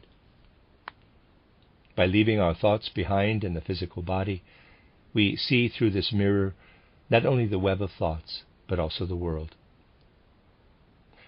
The course of soul-spiritual events can therefore be described in detail when the cognitive forces are intensified through meditation, and a self-training of the will in order to gain knowledge of the supersensible worlds. Such a training enables us to develop certain conditions in which we are outside our body, but which do not resemble sleep. They constitute something which is indicated in my books as the continuity of consciousness. In higher knowledge, we really go out of the body with our emancipated soul being. We can recognize that we have left the body through the fact that the mirror of thoughts is now no longer within us, but outside. We go out of the body, yet we remain completely self-conscious, as already explained. We are able to return into the body whenever we like. We do not fall a prey to hallucinations or visions, but we can follow the whole process with mathematical precision. Since the whole process can be observed in this way, we are also able to judge the ordinary events of earthly life when we return into the body. Now we know what it is like to dive down into the body with the emancipated soul. We not only learn to know the act of falling asleep when we abandon the body, but now we also learn to return at will into our body with the emancipated soul. It leaves a special impression upon us when we once experience this emancipated soul, and then dive down again into the body, so that the soul becomes imprisoned by the body. The soul-spiritual world which was round about us when we were outside the body now ceases to exist for us. We feel as if this world had vanished, and that the body absorbs us as we dive into it. We also learn to know what it is like to abandon the body. We see how the thoughts go away from us, for they remain with the body, and how we abandon the body with the feeling and willing part of our soul. But in abandoning our body, we feel at the same time that the spiritual world begins to rise up before us. What knowledge have we now gained? Through the processes of waking up and of falling asleep, we have learned to know birth and death. We have experienced how the human being unconsciously abandons his physical and etheric organism with his feeling and with his will, and how he returns into the body when he wakes up in the morning. When we have made the above-mentioned exercises, we grow conscious where formerly we were unconscious upon leaving our body.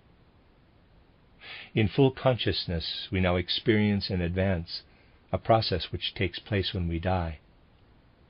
And when we dive down into our physical body on returning from the spiritual world, when the thoughts outside vanish and once more appear as mere images, asserting themselves within the personality as something which is not real, then we learn to know the process of birth. Whereas the ordinary scientific methods content themselves with the ordinary understanding, with ordinary thoughts which are applied to external observations and experiments that remain connected with us, anthroposophical investigation transforms the personality by rendering thought objective and by using the body as an all-embracing sense organ. I might say that the body becomes one large I, EYE. This I, however, is outside, and it is simultaneously a photographic plate. The world into which we penetrate through spiritual investigation, the soul spiritual world, now reflects itself in the external world as thought. An insight into completely normal processes, such as sleeping and waking or birth and death, now enables us also to attain an inner vision of the soul world. We perceive everything that pertains to the soul. Now our own experience enables us to distinguish whether what Professor Schleich designates as death through autosuggestion was merely an unconscious representation, or whether what was described by Sir Oliver Lodge was second sight. We can now recognize the attitude of a person who is not a conscious spiritual investigator, but whose independent soul is thrust out of the body by some abnormal conditions. This may be due to some illness of the physical body. Let us suppose that there is a lesion in an organ. This may be quite sufficient to cause the soul spiritual being of a person not yet capable of independent spiritual vision to be driven out of the physical body, not because he falls asleep, but owing to a pathological condition of the body, so that he now obtains an imperfect perception of things which a spiritual investigator perceives consciously and methodically. We need not deny the truth of the abnormal observations, which are interesting, those people today who wish to go beyond the sphere of ordinary trivial facts. But we can look upon such abnormal observations critically, and such a critical attitude is due to the fact that the spiritual science of anthroposophy is not the caricature which many people suppose it to be, but by awakening special spiritual forces and by fully recognizing the scientific, conscientious method acquired by humanity in the course of the past centuries, it endeavors to rise up to the supersensible worlds. And since the human being is connected with the supersensible worlds, with the innermost, immortal kernel of his being, spiritual investigation alone can recognize man's mortal and immortal essence. This will be explained more fully in tomorrow's lecture. Through the fact that the human being dives down into his eternal part, that he does not only build up an anthropology, transmitting a knowledge which can only be gained through the physical body, but through the fact that he builds up an anthroposophy, transmitting a knowledge which man as independent being obtains through his soul and spirit. Through this fact, the human being really learns to know the world in its true aspect.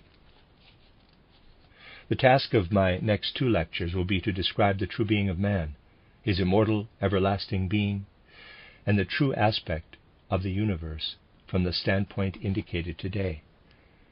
The end of Lecture 3. You are listening to RudolfSteinerAudio.com. If you are listening to the podcast of this, it is located at RudolfSteiner.podbean.com. Please consider becoming a patron. As well, there are 2 publishing houses, SteinerBooks.org in America and RudolfSteinerPress.com in England, who are the sole publishers of Steiner into English and have given me permission to do these recordings. Please consider patronizing them as well. This is a reading of Collected Works Volume 79 by Rudolf Steiner, 10 lectures entitled Self-Consciousness, the Spiritual Human Being, given in Scandinavia generally. This is lecture number 4, entitled Man in the Light of Spiritual Science. Had I not spoken to you yesterday, I could not give you today's lecture in the form in which I intend to give it. This is not only because this lecture is to be a continuation of yesterday's lecture, but because the facts concerning man's true being, which are accessible to anthroposophical research, at first appear so paradoxical that it is necessary to know the sure foundation upon which such truths are based. I think that I explained to you sufficiently clearly that both in the direction of a critical attitude and in that of a conscientious form of investigation, anthroposophy is well able to compete with everything which modern people are accustomed to consider as a scientific method and a scientific mentality. The subject of today's lecture is man's true being, which, lying at the foundation of his external physical being, forms and guides it. Spiritual science, above all, can show that man's physical being belongs more than one generally thinks to the development of the world as such. And this connection with the whole evolution of the world will form the subject of my next lecture. Earnest-minded people, and also earnest scientists, have now a different view of man's true being than a few decades ago at the height of materialism. But the anthroposophical facts which will now be set forth will perhaps be rejected most strongly of all by those who seek to approach the element of soul and spirit in man by adhering, as it were, to a more materialistic aspect of science. We can see that people now begin to take an interest in the causes which produce certain abnormal soul conditions in man, which subject him to hallucinations and delusions, to suggestion and autosuggestion. People are now especially interested in these abnormal psychic phenomena, because they can be investigated in the same way in which physical experiments are carried on, without the unfolding of the soul's dormant forces, concerning which I spoke in my last lecture. People with an abnormal spiritual life are simply approached experimentally, and the phenomena are investigated in the same way in which one makes experiments in a laboratory. Such people, and many who are not a prey to abnormal soul conditions, frequently believe that unusual psychic conditions, visions or hallucinations, constitute some means of penetrating more deeply into man's true being.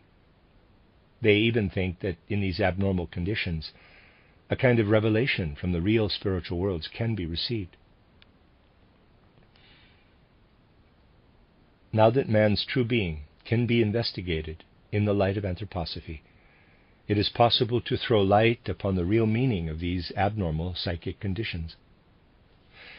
Yesterday's critical examination of certain facts may have convinced you from the very outset that anthroposophical spiritual research can confront even such abnormal phenomena with a strictly critical attitude.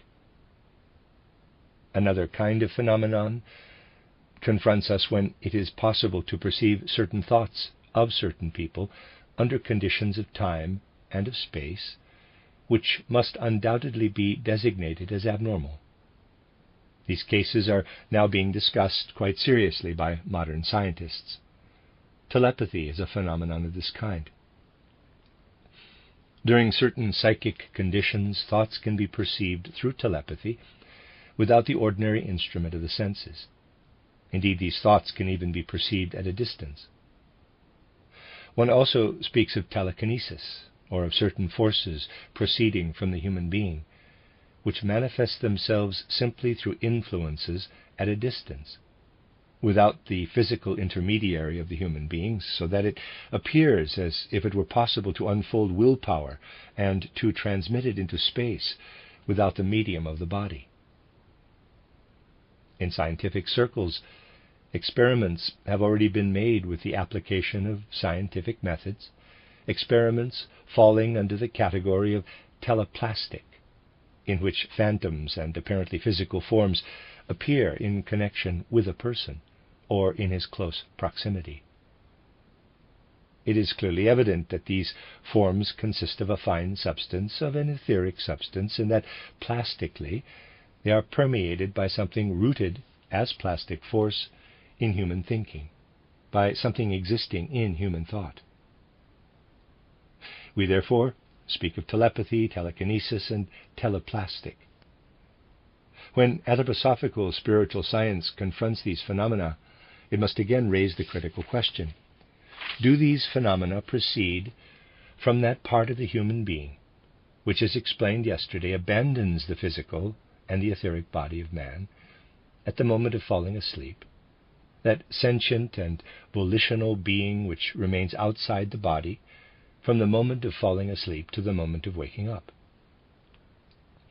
are the phenomena known as telepathy, telekinesis, and teleplastic, an activity of man's eternal soul-spiritual essence, of that part which we learned to know as his feeling and volitional being? Or are they perhaps simply an activity of that part which remains behind on the bed during sleep, consisting solely of the physical and of the etheric body, or the body of formative forces? If these phenomena are merely activities of the latter, they belong to that part which vanishes when we die, no matter how wonderful and extraordinary they may appear to us. For when we die, the part which remains behind on the bed during sleep vanishes. What constitutes man's immortal, eternal being, that which abandons the physical and etheric body during sleep, as a rule also abandons the physical body when we are under some hypnotic influence, in the phenomena of telepathy, telekinesis, and teleplastic. We must therefore say, these so-called wonderful phenomena cannot point to anything connected with man's eternal being. No matter how abnormal they are connected with that part of his being which separates from him when he dies, and which connects itself with the element of the earth. In that case, they are only able to indicate a world which vanishes when the human being passes through the portal of death. The spiritual science of anthroposophy must therefore raise this critical objection in regard to certain phenomena which are widely recognized today, in the same way in which such objections had to be raised in regard to the phenomena described yesterday. It will be essential to know what anthroposophy has to say concerning such phenomena on the foundation of its investigations connected with man's true immortal essence. Perhaps I may once more draw attention to the fact that through the exercises of meditation, through the exercises of thought and of the will mentioned yesterday, and in other lectures which were given here, a condition can be created, particularly in regard to man's feeling and volitional part, which resembles the sleeping state, although it is radically different from sleep. Yesterday I described to you how the sentient and volitional being in man, which is ordinarily unconscious, and, as it were, lifeless, can be filled with inner life, with light and power, so that it is possible to create a condition in which man's feeling and volitional parts are outside the physical body, as is the case during sleep, and in which these independent soul-spiritual parts can be used for anthroposophical research. In that case, we no longer live in a dark world which renders us unconscious, but we are instead surrounded by a spiritual world, where the first object upon which we can look back is our physical body and our body of formative forces. This body of formative forces supplies to the inner soul spiritual being, which has abandoned the physical and etheric body, a mirrored reflection of the world, in the form of thoughts which are now perceived as forces. Our thought world, which was formerly connected with us, is now thrown back to us as mirrored reflections by the physical body which we left behind, so that we obtain an image of the world, not because we obtain pictures of the external world through our sensory organs, for instance through the eye, UIE, which transmits us conscious experiences of the physical world, but because we now gain an image of the world's spiritual foundation through the fact that the human organism becomes, as it were, a sensory organ, which is now outside the human being like any other object. Through gradual progress in anthroposophical research, and by growing inwardly stronger and stronger, we can learn to know this being which is outside. I already explained to you that this condition in which an anthroposophical investigator lives differs from everything which people experience in a visionary form, through hallucinations or through other psychic conditions. A spiritual investigator is always able to maintain a controlled, sound state of consciousness while investigating the higher world. He is in a condition which can really be designated as swinging to and fro from the perception of the spiritual world to that of the physical world. In other words, he can alternately live outside his physical body and his sensory perceptions, as already described, and return to his full consciousness, to his ordinary capacity of thinking, feeling, and willing, so that he can judge his supersensible experiences with his everyday thinking, feeling, and willing, with his normal, cool-headed common sense, with the capacities with which he ordinarily judges life in general. The results of spiritual scientific investigations can therefore be judged quite critically. A strictly critical attitude can be adopted toward the higher experiences which confront the soul of a spiritual scientific investigator. In abnormal soul conditions, we do not have this alternating from one state of consciousness to another. People who have visions or hallucinations cannot return at will, when they consider it best, to their ordinary calm state of mind, through an effort of the will. That is to say, they cannot return at will into their physical body. They are led into such abnormal conditions by an involuntary, subconscious element which produces hallucinations and visions, and the total absence of criticism in regard to their abnormal conditions is a fact which must be indicated over and over again whenever the results of anthroposophical, spiritual scientific research are brought into connection with things which have a visionary or hallucinatory character. By swinging to and fro from a higher state of consciousness to the ordinary way of seeing things and to ordinary consciousness, we more and more attain the capacity to look back upon our physical and etheric bodies, which now exist objectively outside our soul spiritual kernel. We look back upon the physical and etheric bodies with forces developed in the sentient and volitional part of our being. By ascending to the imaginative state of consciousness, we now really learn to know what we have before us as a picture of another world. The important point to be borne in mind is that through the imaginative and inspirational knowledge described in my last lectures, we really learn to form a judgment upon the physical body and the body of formative forces, which we now see from outside. To use a comparison, it is as if we first had before us a picture and were to learn the corresponding reality which it represents by gaining a knowledge of the laws of perspective. But the reality which we gather from an ordinary picture is, after all, only an inner soul experience, whereas the larger perspective in which we objectively look upon the physical body and the body of formative forces is a real experience of facts.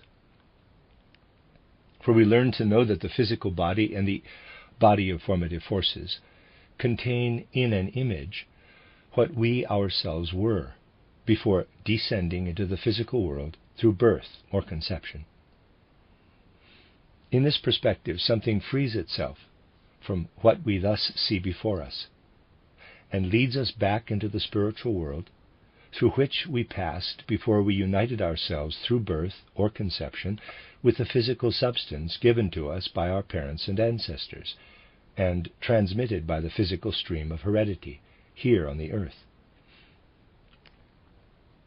We can survey the soul spiritual world which surrounds us before we came down into an earthly existence. It is the world which contains the forces that became united with our physical form, transmitted by our parents and forefathers. We now learn to know ourselves in our pre-existence, in our prenatal condition. And the characteristic fact which rises up before us is that in this picture, representing man's pre-existent being, we actually see the world reversed in comparison with a physical perspective. In a physical perspective, we see the nearest objects most clearly of all, and the further off they lie, the more they grow indistinct. This characterizes the perspective of the spatial world. But matters appear reversed in the perspective which now rises up out of the human being that remained behind. The things most closely related with our physical life on earth are those which are most familiar to our present experience. In reality, we do not know our own inner being during our physical life on earth. Our physical life on earth is something which darkens our eternal being, our innermost kernel. But when we look into the pre-existent world, the things which we perceive spiritually, first of all, are not those which are most familiar to us in earthly life, not the closest, nearest things. But we first perceive the more distant things. If we have ascended through the 3 stages which can be developed through exercises as higher stages of knowledge, in accordance with descriptions contained in my book titled Knowledge of the Higher Worlds, then imagination, inspiration, and intuition really enable us to obtain a complete soul spiritual picture of the universe, leading us back to a past life on earth. Even as a physical perspective is limited in the distance, so the image which we obtain of a world in which we lived in a pre-existent condition is limited by a past earthly life which opens out to us through intuition. The spiritual science of anthroposophy does not speak of anything fantastic, nor of some logical inference when it speaks of the repeated lives on earth. For this knowledge is gained through cognition. It is a fact which presents itself to the real spiritual vision. But this spiritual vision, this spiritual perception, must first be drawn out of the depths of the soul. We then obtain a positive knowledge of the fact that man's physical body, man's etheric body, or the body of formative forces, plastically contain those essential forces which lived in the human being during the time between death and a new birth. This also explains that we have developed out of a spiritual world into the physical world. Within the physical body, which man carries not merely as a covering, but as a kind of instrument, and within the etheric body, containing the living forces which lie at the foundation of the organs, of metabolism and growth, within these bodies, which appear objectively before us in spiritual vision, lives the soul's inner kernel, which is plastically molded into them, the soul's essential being, as it has developed in a soul spiritual world since the last death until the last birth. When we abandon the physical and etheric body with our sentient volitional being, we learn to know what we thus leave behind us, as the last thing, as it were, to which we longingly turned on growing old, so to speak, in the spiritual world, the last thing to which we turned in our existence between death and a new birth before, in quotes, dying in the spiritual world. Even as we perceive that our physical body begins to fade at a certain age, on approaching death through old age, so we perceive that our soul spiritual being begins to fade in the spiritual world in which we then live. This fading away of our soul spiritual being reveals itself in our longing for the physical world, for a corporeal, physical incarnation. Consequently, that part which lives in our physical and etheric body constitutes, as it were, the last phase of our existence, above in the spiritual world. During our sleep, when we go out of our physical body as sentient volitional beings, we leave behind our past. What do we then take with us? If we realize the fact that we leave behind our past, we can also realize the fact that what is ordinarily an unconscious experience from the moment of falling asleep to the moment of waking up is that part of man's being which passes through the portal of death and re-enters a soul spiritual world.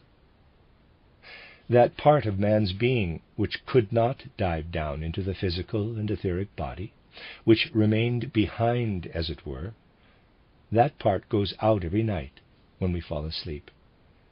And it also passes again as a being of feeling and will through the portal of death. Thus eternity becomes guaranteed to man through this real perception. And if we now look back to what is striven for without any understanding by a certain modern scientific direction, which clings to external superficial facts in order to investigate phenomena such as telepathy, teleplastic, and telekinesis, we see that these phenomena are really connected with man's past, with the part which perishes when he dies, with something which cannot constitute anything pertaining to the real supersensible world, but only to forces which are connected with the human being in the physical realm of the earth.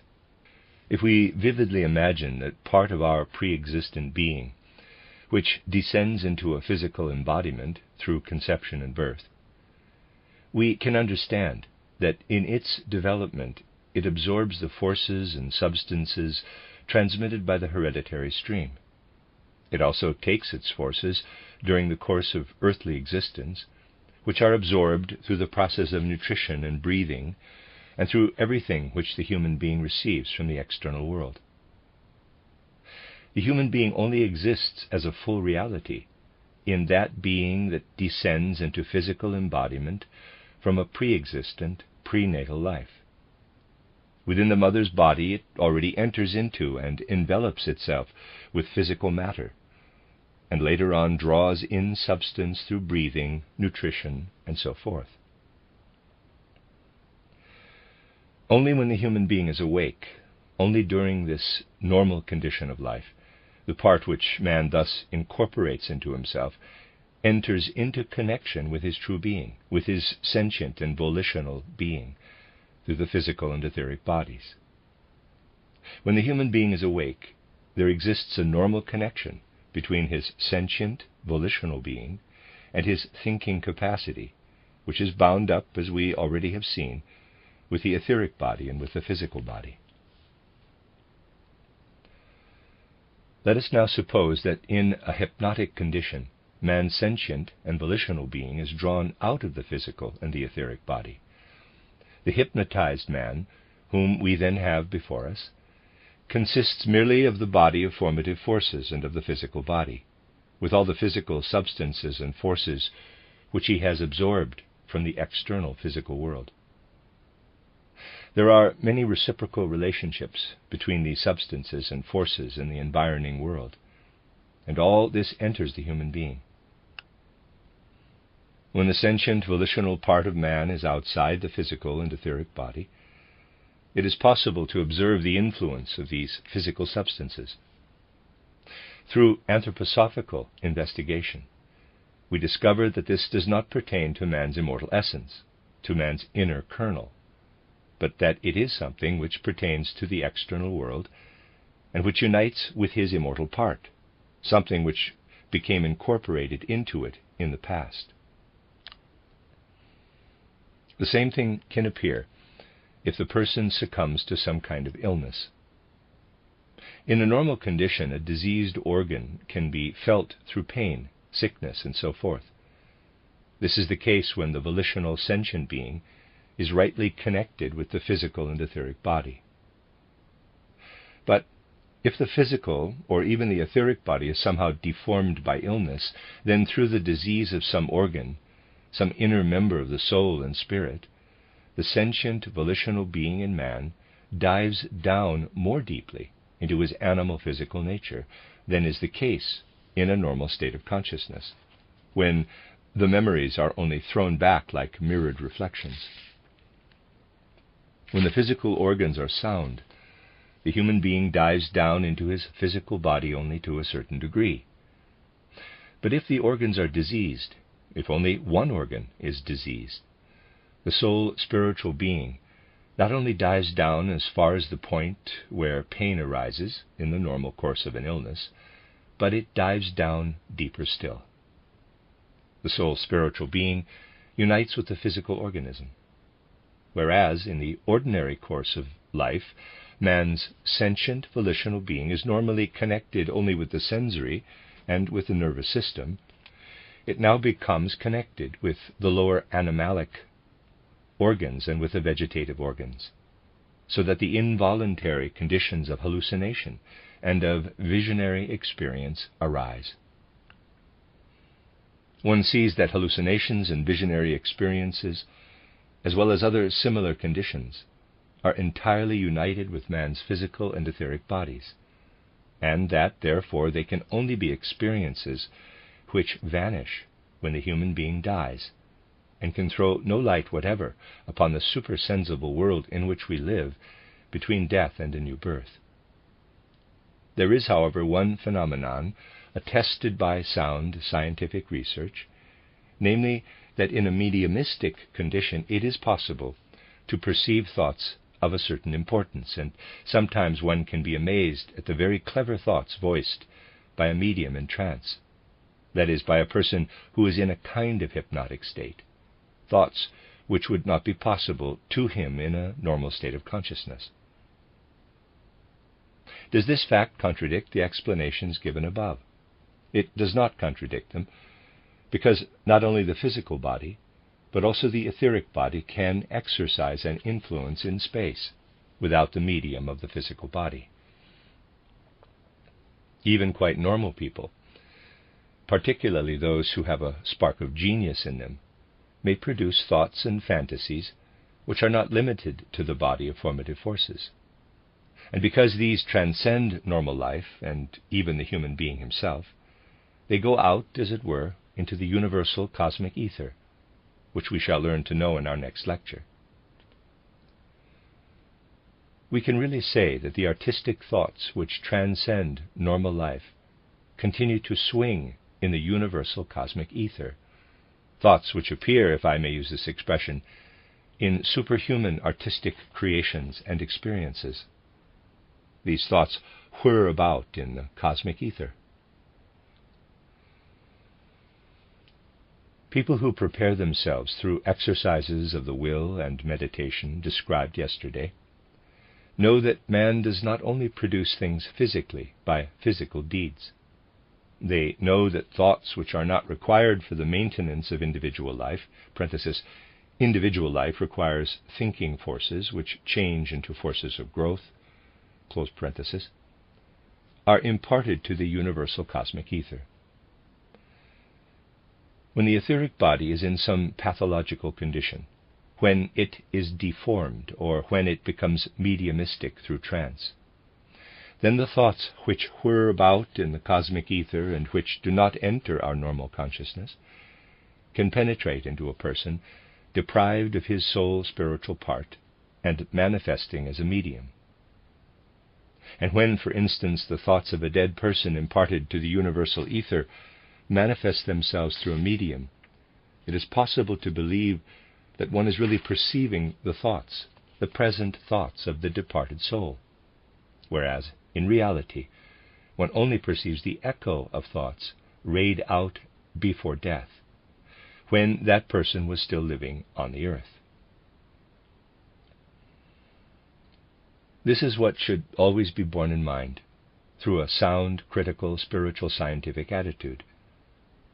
We should be aware whether we merely confront thought echoes, or whether the development of supersensible forces really enables us to penetrate into the supersensible world to which we belong after death and before birth.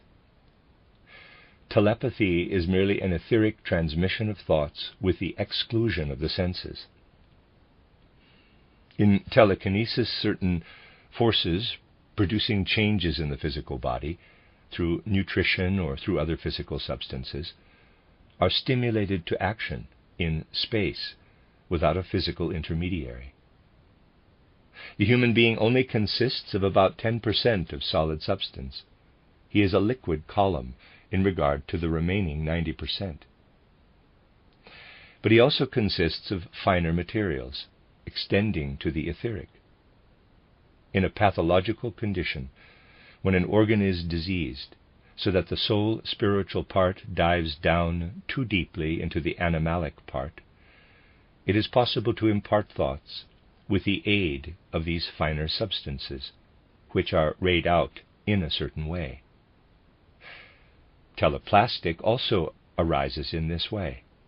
In teleplastic, the fine substantiality which is rayed out can be given form, and these forms molded by thought may even be filled with light and radiance. Plastic forms arise, such as those described in the books of Schrenck-Notzing and of others.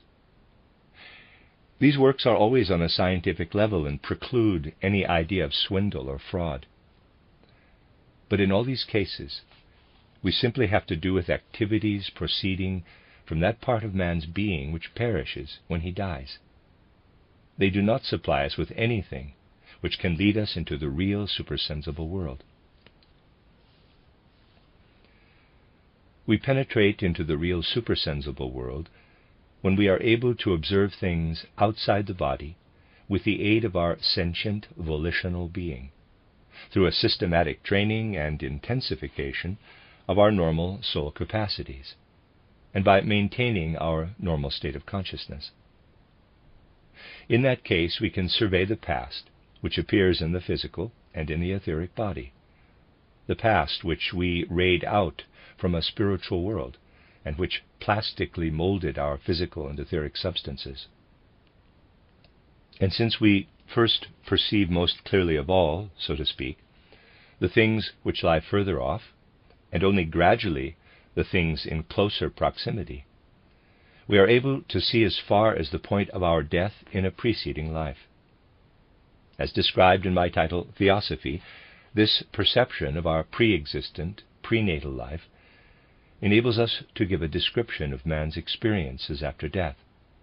We then describe things, as it were, from a reversed perspective. And thus all the descriptions which I have given you on man's conditions and experiences after death are based upon that spiritual perception which can be attained in the manner I described yesterday and again today. One can say that it is impossible to gain any direct experience of the higher worlds unless we first acquire it through an earnest striving after knowledge. Through the strengthening of thought, as described yesterday, we must create the possibility of being outside the body in a fully conscious state, and of looking back upon it. This can only be attained by intensifying our thinking power. But we must also learn to make distinctions. Everything which comes from a preceding life lies open to our perception, but everything which pertains to the future is only accessible to inner experience. These inner experiences are meager in comparison with the mighty, supersensible tableau of pre-existent life which confronts us, for our prenatal existence can really form the content of a fully developed science. But anything which we can gather concerning the future will very much depend upon the inner strengthening of our sentient volitional being when it is outside the body. This sentient volitional being can also be observed in its course of development during the physical life on earth, as it gradually matures for a higher state of existence after death. Differences become evident if we first observe that part of man which ordinarily abandons him unconsciously during sleep in a more youthful stage of life, and then observe it in a maturer stage. The sentient volitional being which abandons the body of a younger person during sleep is more filled with a reflective, thoughtful element. We observe that it unconsciously reverberates the thoughts which the human being harbors.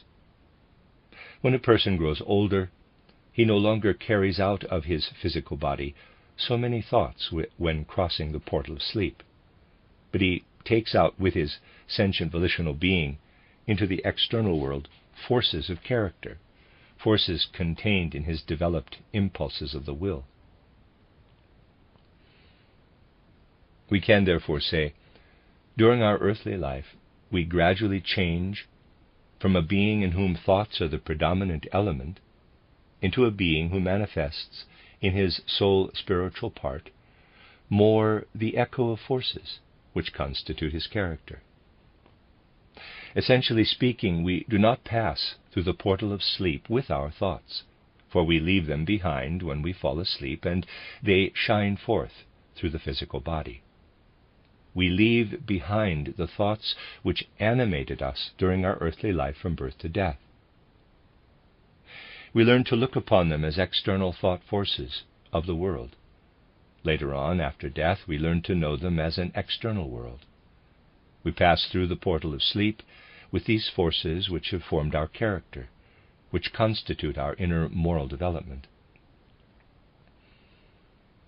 If we wish to interpret rightly every phase in the perspective which appears to us in the world of our pre-existent life, we must first gain this capacity through the development of our normal soul forces. In the previous lecture, I have already described to you that when a person intensifies his life of thought through meditation and concentration, so that he can live in thoughts in the same way in which he ordinarily lives in sensory impressions, in an inner life of thoughts, as powerful, living, and intensive as the life of the soul when it surrenders to sensory impressions, then he attains to imaginative knowledge. This inner thought life, intensified to the stage of imaginative consciousness, now enables him to confront not only the memory tableau of his past earthly life up to the present moment, but he surveys everything pertaining to his physical earthly organism, shaped and molded by the body of formative forces.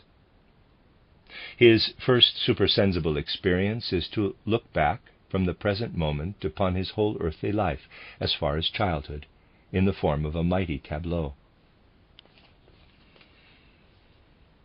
I already mentioned in my last lectures that the tableau which can thus be experienced resembles in some points a fact which even serious scientists discuss today, for it is sufficiently attested that such a picture arises when a person is in mortal danger, with hardly any hope of escape. A drowning person, for instance, may experience in a great tableau that which constitutes the etheric time body of formative forces. He looks upon this body.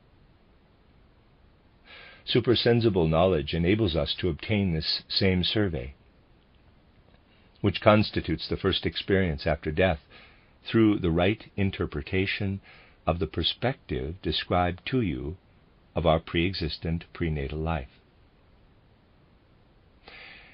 Then we recognize the fact that when the human being passes through the portal of death, he perceives for a short time, lasting only a few days, approximately as long as a person is able, in accordance with his organization, to do without sleep for a few days, a kind of tableau, giving him a survey of his past earthly life in a kind of thought web, but consisting of pictures.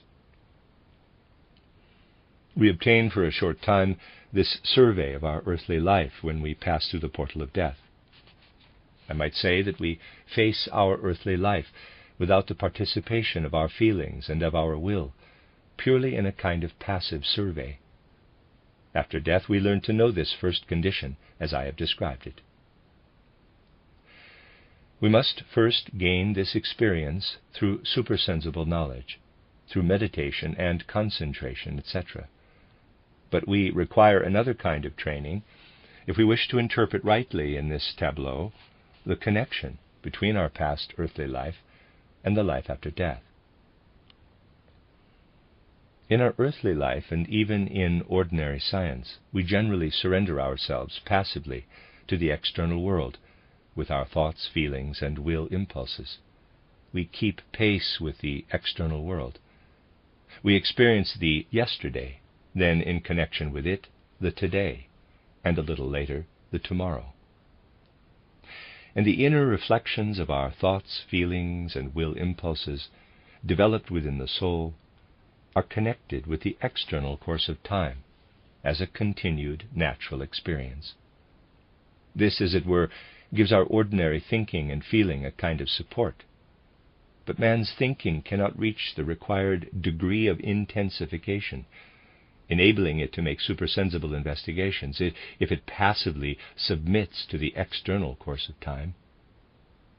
Other exercises are now needed. We must try, if I may use this expression, to think backward.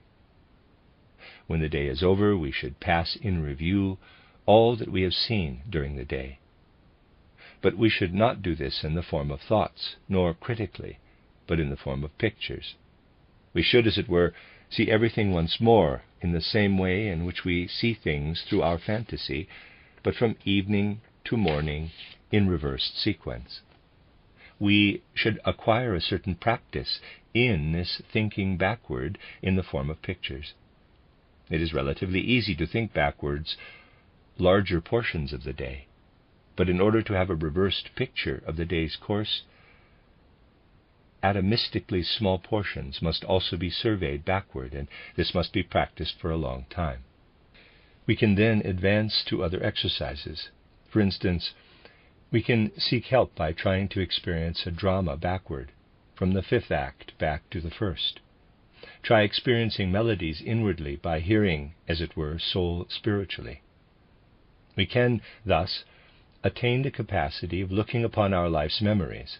This is something different from the life tableau described above, by conjuring them up before our soul backward, in the form of imaginative pictures, so that our whole life stands before us, from the present moment back into the past. By making such exercises, we emancipate our thinking from the external course of time. The deeply rooted habit of following the course of time with our thinking and feeling must be overcome. By forcefully thinking backward, we are gradually enabled to make use of a far greater and stronger capacity of thinking than that employed for a merely passive thinking. Our thinking power can be essentially strengthened just by this way of thinking backward. And we then discover something which undoubtedly seems paradoxical to the normal consciousness and to the ordinary understanding. But in the same way in which one looks upon the physical world with conceptions flowing in the stream of time, so one gradually comes to look upon the spiritual world when one's thinking has been emancipated from its connection with the external course of time. This produces a further capacity which enables one to observe the new experiences and to interpret rightly, from the perspective already described, the things connected with the life tableau, which one sees for a few days after death. After this life tableau, we can see how man once more passes through his life by living through it backward in very real and vivid pictures. Man experiences, as it were, the soul world before experiencing the spirit world. He lives backward through life, from his death to his birth, but more quickly than during his earthly existence from birth to death. He lives through his life backward. The capacity to perceive this is acquired by the already mentioned exercises of thinking backward. And now we gain a conception of how after death man experiences in this reversed course of soul life everything that he experienced here on earth in his physical body. But he now experiences all these things with his soul, and he can see everything that harmed his progress morally. By this very living backward through time, he can now survey from a higher standpoint what he would like to change in life.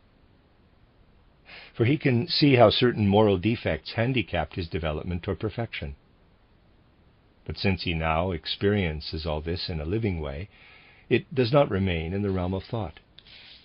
In this reversed course of soul life, I might say in this soul life which he develops backward, thought does not remain abstract. for abstract thoughts were left behind with death. Thought now develops as a thinking force. It becomes an impulse which leads the human being to make amends during his next earthly life, in some way to experience facts which are opposite to those which now come before his soul. In the soul, there develops something which in the next life appears in the form of subconscious longings to approach this or that experience in life. In this living backward through our past life, we develop the desire to experience in our next earthly life events or facts which counterbalance those which we have gone through in the past.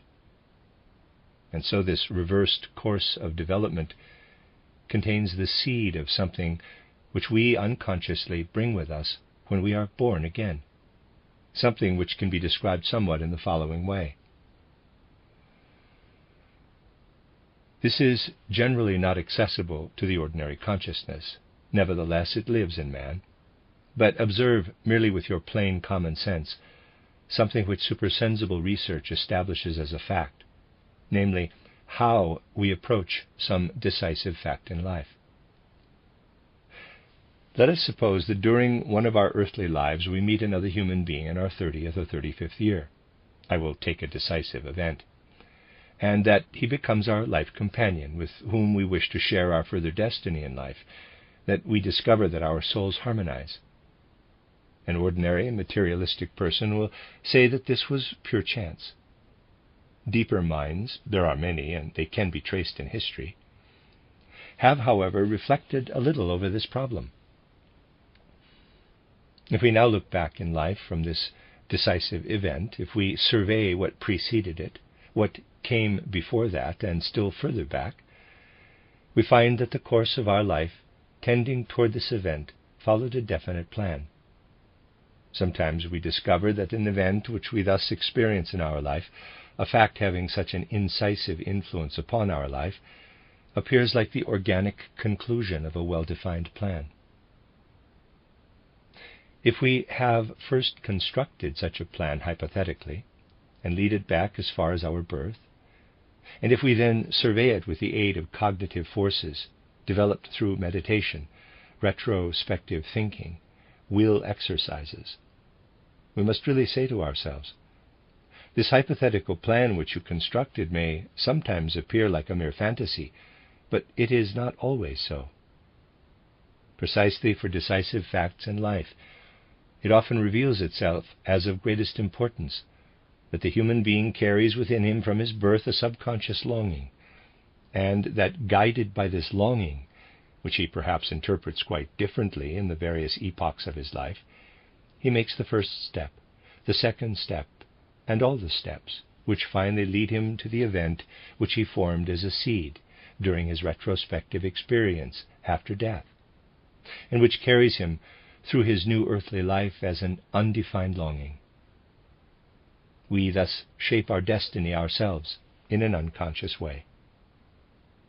This enables us to recognize what we encountered during our earthly existence, this destiny or karma, as it was designated in the ancient instinctive clairvoyant wisdom of the Orient. This destiny on which our happiness and unhappiness, our joy and pain in life depends, we can learn to recognize by looking upon the sequence of our earthly lives. A man will naturally very soon be inclined to say, how do matters then stand in regard to freedom? For if man is guided by destiny, how do matters stand in regard to human freedom? Indeed, a solution of the question of destiny can only be gained by striving earnestly with the problem of freedom. At this point, allow me to insert something personal, for it undoubtedly has an objective significance. In the early 90s of the past century, I wrote my Philosophy of Spiritual Activity. The task of this book was to establish the experience, the fact of freedom. From man's own inner experiences, I sought to characterize the consciousness of freedom as an absolute certainty. And the subsequent explanations, which I have tried to give as a partial solution of the problem of destiny, such as the sketch which I gave you now, I consider to be in entire harmony with the descriptions of human freedom. Those who study my book, Philosophy of Spiritual Activity, will find, however, I was obliged to renounce speaking of freedom of the human will at first, and to speak instead of a freedom experienced in thought, in pure thinking, emancipated from the senses. In thoughts which consciously arise in the human soul as an ethical, moral ideal, in thoughts which have the strength to influence the human will and to lead it to action, in such thoughts there is freedom.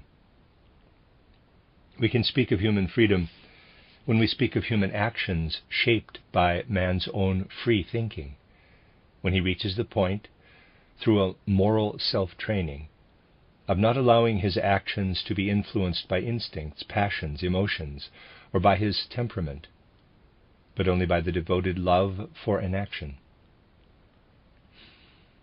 In this devoted love for an action can develop something which proceeds from the ideal strength of pure ethical thinking. This is a really free action. Spiritual science now enables us to discover that during sleep, thinking as such, the thinking which lies at the foundation of free ethical actions, remains behind in the mirroring physical body. It is thus something that man experiences between birth and death. Even if human life were not of immense value also from other aspects, the inclusion of the impulse of freedom in our experiences between birth and death renders our life on earth valuable in itself. In our physical existence on earth, we attain freedom by developing thought as such. When thought loses the plastic force which it still has within the etheric body, and is developed as pure thinking in the consciousness which we have in ordinary life.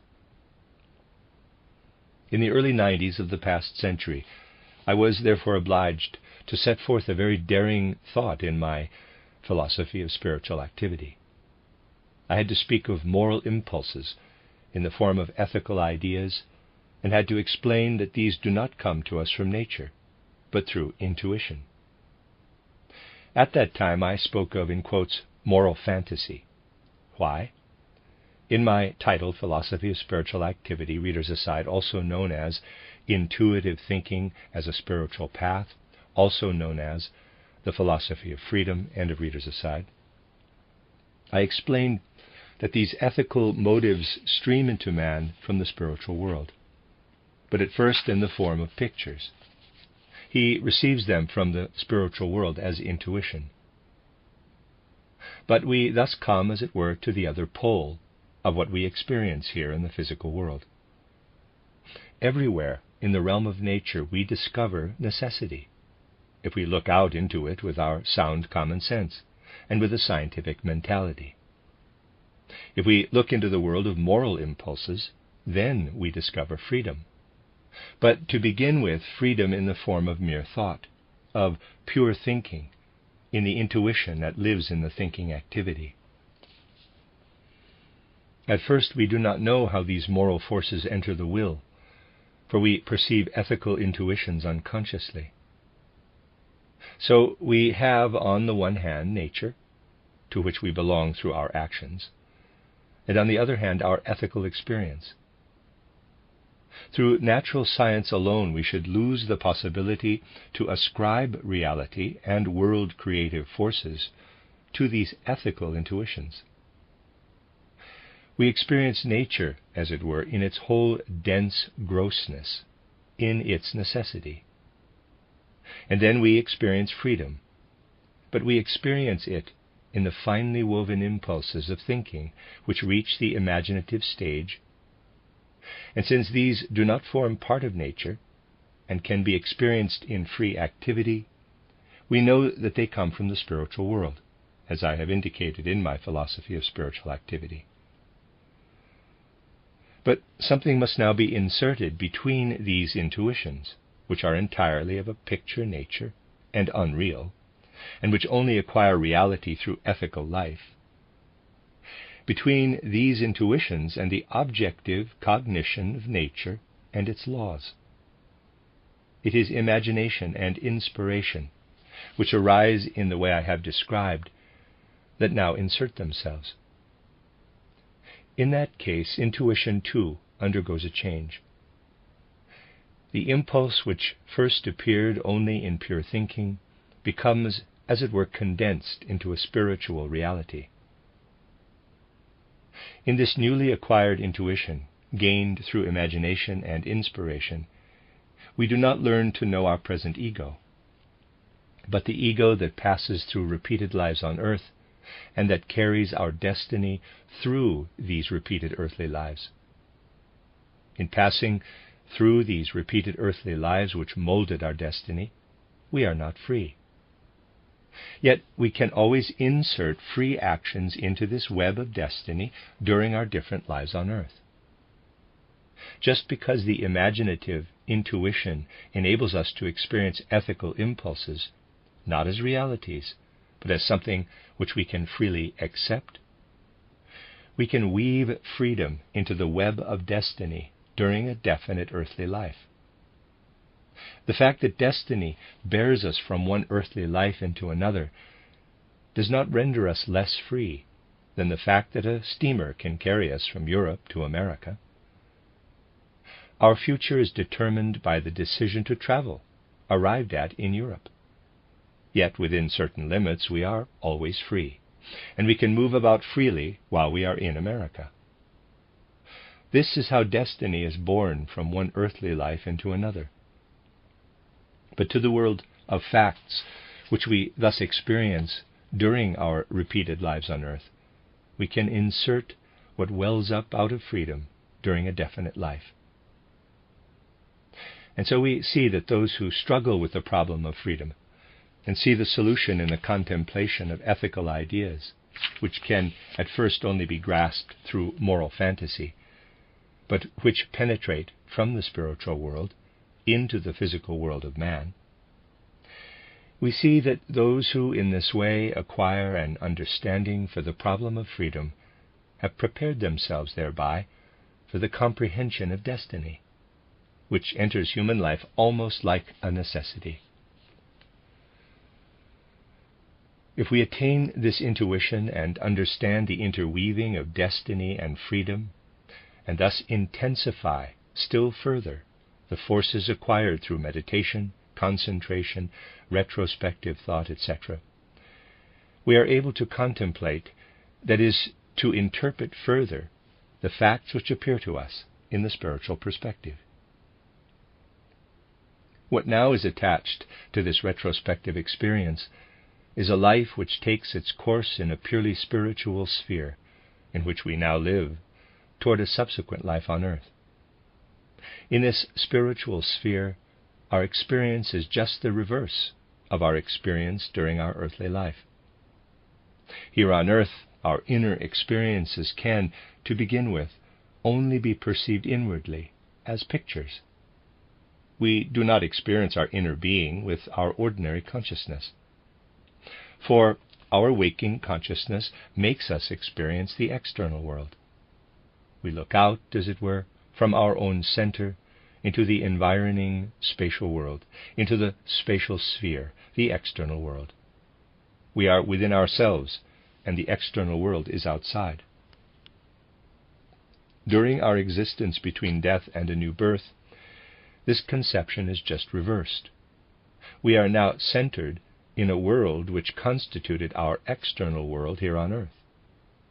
And the external world on earth now becomes a kind of inner world. The inner world of human nature, which was not accessible to us during our earthly life, can now be experienced as an external world. And during our life between death and a new birth, our inner being becomes the world, and the world becomes our ego. And inasmuch as we experience something which is now higher than the world which surrounds us here on earth, for man is the crown of creation, he bears within himself a sphere which is higher than the surrounding world, we have within us a more valuable world during our existence between death and a new birth. The world which we thus experience as our own environment, but which is actually the mysterious world of man's inner being, is experienced creatively. In the spiritual world, we experience these forces creatively, in common with higher spiritual beings that surround our soul spiritual being, in the same way in which the kingdoms of nature, the plants, the animals, and the minerals, surround our physical being on earth. In communion with these spiritual beings, we experience the forces out of which we gradually mold not only our destiny, the seed of our destiny, but also our prototype in the soul spiritual world. This is the real prototype, that soul spiritual being, which after a certain time is filled with the longing to incorporate again, to send down the prototype into a physical body. The prototype which it first shaped in living thoughts in the spiritual world. And since it must become united with a physical body, since it can only reach perfection in a physical body, this soul spiritual being is filled with the impulse and longing to reincarnate here on earth. Out of the spirit comes that being from an existence lying before birth or before conception, and unites with the physical body. A true conception of the way in which man develops here on earth as a physical being, more exact details will be given the day after tomorrow, can only be gained if we can grasp the fact that what develops in the mother's body is only something which receives from a higher world the real being of man.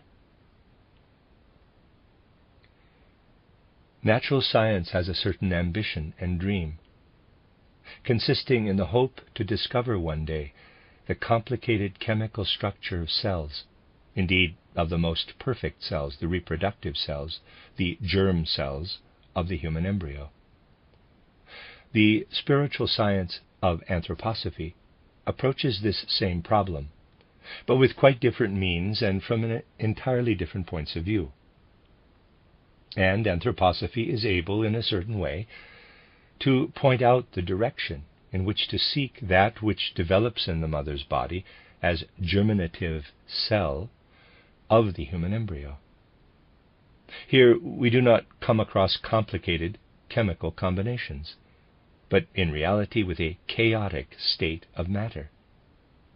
We do not have before us a highly complicated chemical combination or some molecular structure, but a chaotic condition, a chaotic vortex of the ordered structure which exists in a crystal and in a chemical molecule. In the germinative cell, matter is not developed to a further organization, but it is pushed down into chaos, and from the corresponding substance, from the substance which becomes chaotic, then develops something which can now receive what comes down to it from above, the supersensible man coming from the spiritual worlds. The development of physical man will only be grasped if physical research is brought to the point of being able to see how the physical human germ, by leading matter back to chaos, becomes capable of receiving the soul spiritual germ which comes down from pre-existence. Only in this way is it possible to understand how the soul spiritual part, descending from the soul spiritual world, becomes united through conception and up to birth with what has dematerialized itself in the germ, in the early embryonic stage. All who carefully study the form and development of the embryo can find, even in its physical development, the confirmation of today's description, whereas this embryonic development will always remain a riddle to those who cannot consider it in this way. To be sure, if we really wish to know man's true being, we must receive from supersensible research what also belongs to man.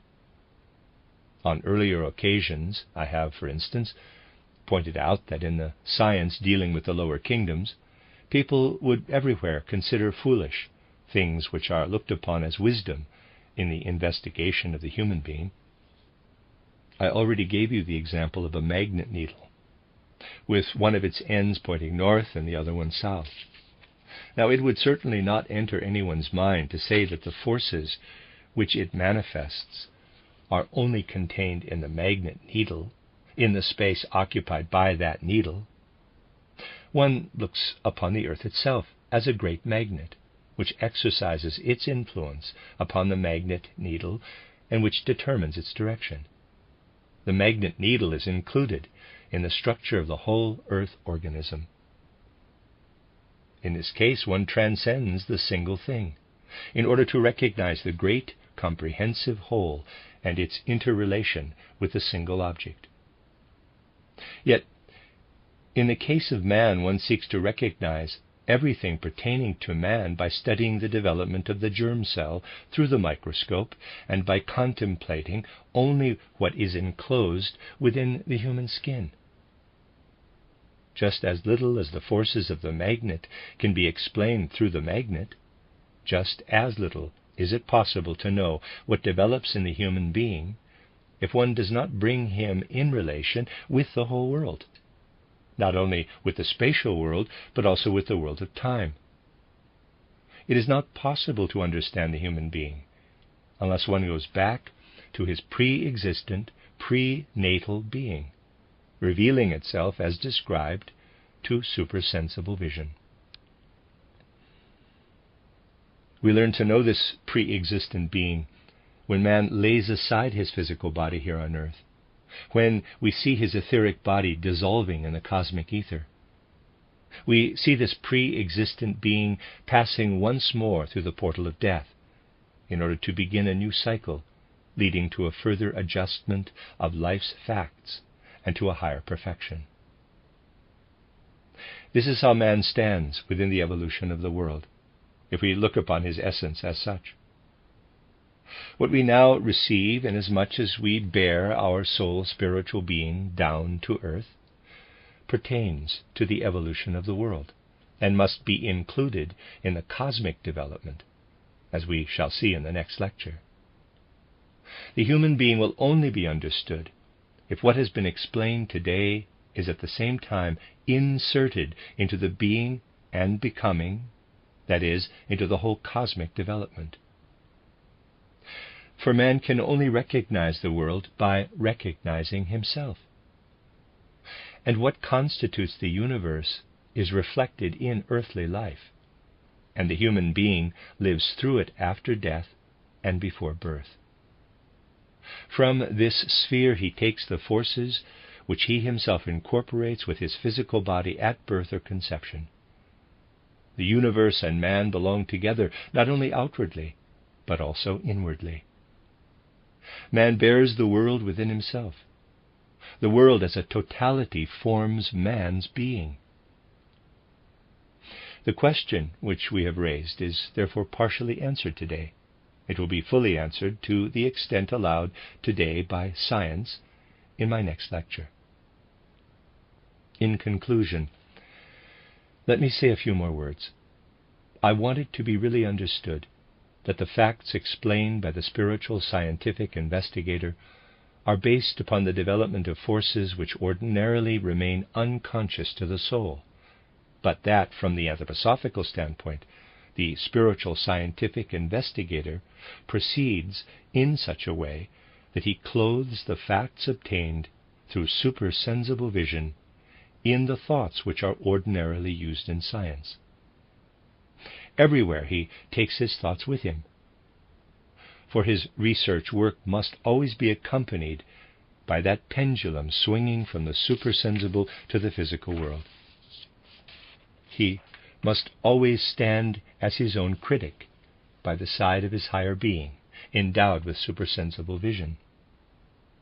Consequently, even those who have not made such exercises can really examine and test with their own thinking all the facts brought forward by the spiritual investigator. They can test them with their own thinking, if only they follow in an unprejudiced way their own sound common sense. It is really not true that only a spiritual investigator could test the facts brought forward by spiritual research. In the present time, we have grown too accustomed to the manner of thinking connected with external matter, with the external sequence of natural facts. And we find that a spiritual investigator cannot supply proofs valid for this way of thinking. But those who penetrate into all the circumstances understand the connection existing between the ordinary sound common sense and the methodically developed understanding of science, of external science. And those who think critically, and with sufficient lack of prejudice, test all the facts advanced by the spiritual investigator, will be able to do this, even though they themselves are not endowed with supersensible vision.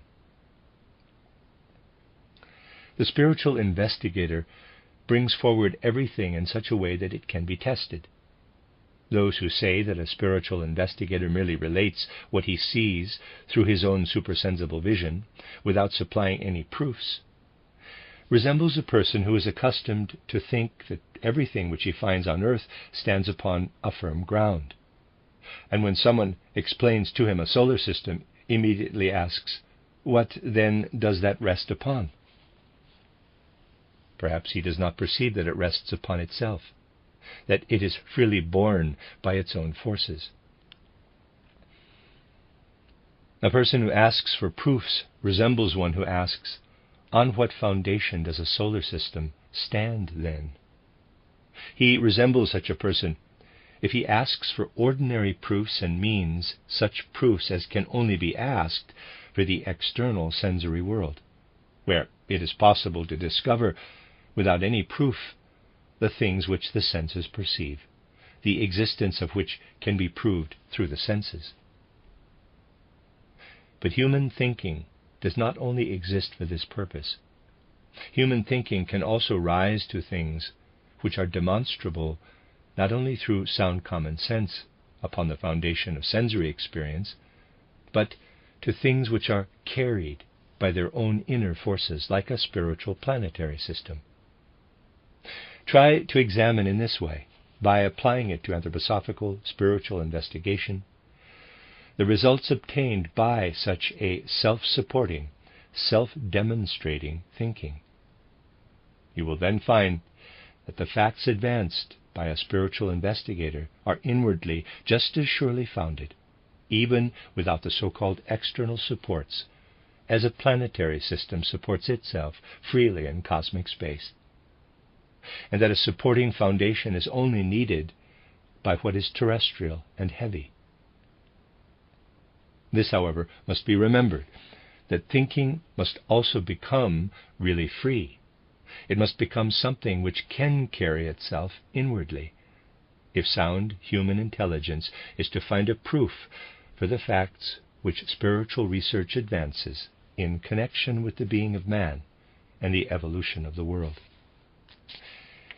That from this standpoint it is possible to prove everything, I shall hope to develop in my next lecture on the nature of world evolution, following the explanations now given on the nature of man. The end of Lecture 4. You are listening to RudolfSteinerAudio.com. If you are listening to the podcast of this, it is located at RudolfSteiner.podbean.com. Please consider becoming a patron. As well, there are two publishing houses, SteinerBooks.org in America and RudolfSteinerPress.com in England, who are the sole publishers of Steiner into English and have given me permission to do these recordings. Please consider patronizing them as well. This is a reading of Collected Works Volume 79 by Rudolf Steiner, entitled Self-Consciousness, the Spiritual Human Being, 10 lectures, translator unknown. This is Lecture 5, entitled World Development in the Light of Spiritual Science.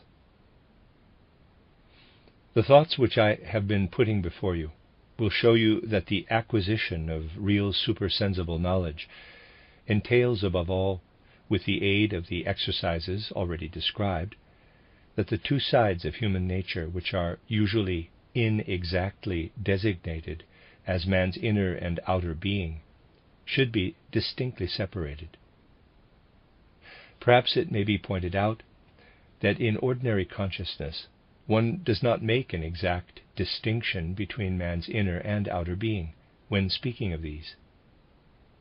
The way in which I characterized the going out of man's sentient and volitional being during sleep, and the becoming conscious in supersensible knowledge outside the physical body, shows us that just this supersensible knowledge enables us to separate distinctly those parts which are usually described vaguely in ordinary consciousness as man's outer and inner being. I might say that by this separation, man's inner world becomes his outer world, and what we usually consider as his outer world becomes his inner world. What takes place in that case? During sleep, man's sentient and volitional being abandons what we have called his physical body and etheric body, or the body of formative forces, and then this sentient volitional being looks back upon the physical body and the etheric body as if they were objects. We showed that in this retrospection, the whole web of thought appears outside man's inner being. The world of thought which fills our ordinary consciousness and which reflects the external world does not go out with man's true inner being in falling asleep, but remains behind with the physical body as the true forces of the etheric body. In this way we were able to grasp that during our waking state of consciousness, we cannot grow conscious of that part which goes out during sleep and which remains unconscious for the ordinary consciousness. Self-observation can easily convince us that during our ordinary waking consciousness, the world of thoughts produces this waking state of consciousness. In that part of the human being which goes out of the physical and the etheric bodies during sleep, there is a dull twilight life. And we only learn to know this inner being of man when supersensible knowledge fills it, as it were, with light and with warmth. When we are just as conscious within this inner being as we are ordinarily conscious within our physical body.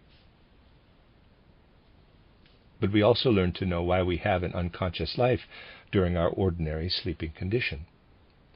Consciousness arises when we dive down into our physical and etheric bodies at the moment of waking up. And by diving down into the physical body, we make use of the senses which connect us with the external world. As a result, the sensory world awakes, and we thus grow conscious in it. In the same way, we dive down into our etheric or life body, that is to say, into our world of thoughts, and we grow conscious within our thoughts. Ordinary consciousness is therefore based upon the fact that we use the instruments of our physical body, and that we make use, so to speak, of the etheric body's web of formative forces. In ordinary life, man's true inner being, woven out of feeling and will, is not in a position to attain consciousness, because it has no organs. By making the thought and will exercises of which I have spoken, we endow the soul itself with organs. This soul element, which is at first indistinct in our ordinary consciousness, acquires plastic form, even as our physical body and our etheric body acquire plastic form in the senses and in the organs of thought. Man's real soul, spiritual being, therefore, obtains a plastic form. In the same measure in which it is molded plastically and acquires, if I may use this paradoxical expression, soul, spiritual sense organs, the world of soul and spirit rises up round our inner being.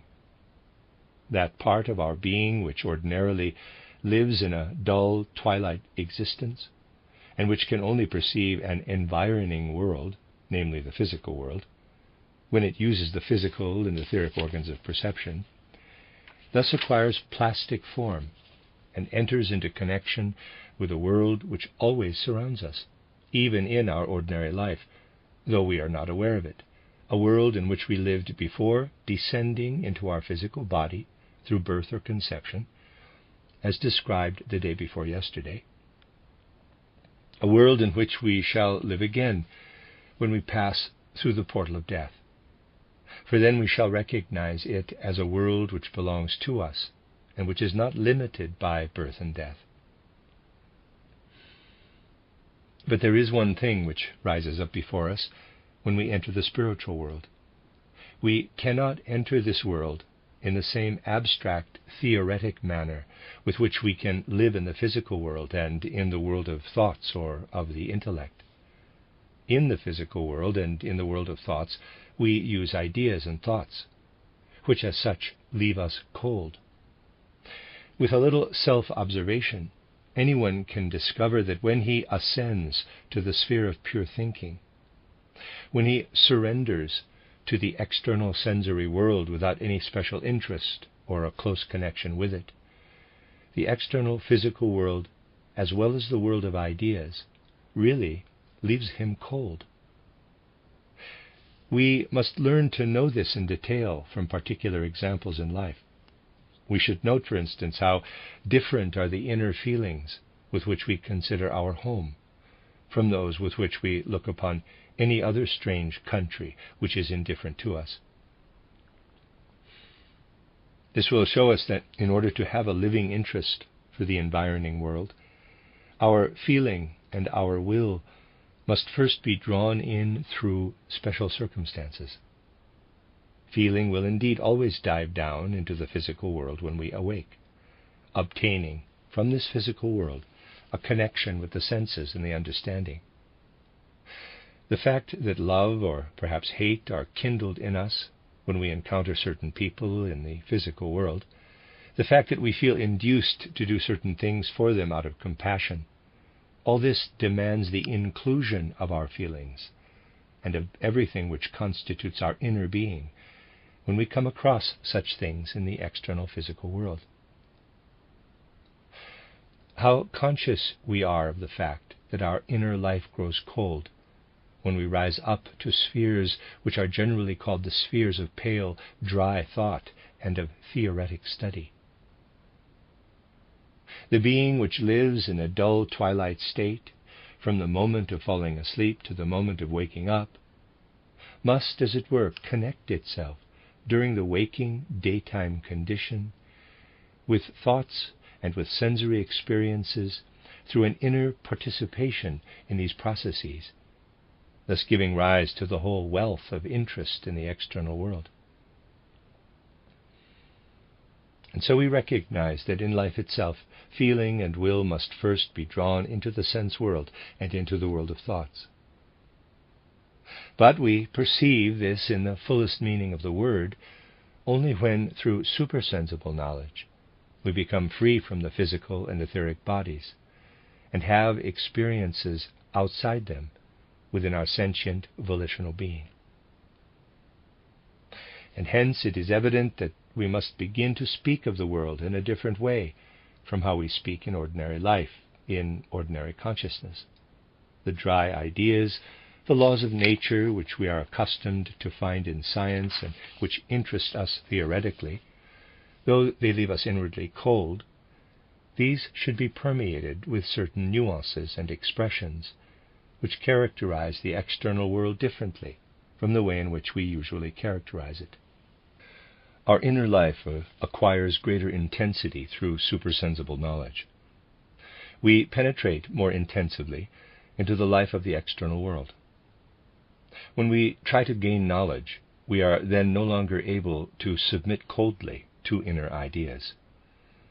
No doubt one is then exposed to the reproach that the objectivity may suffer through a certain inner warmth, through the awakening of feeling and of a subjective sense. But this objection is only raised by those who are not acquainted with the circumstances.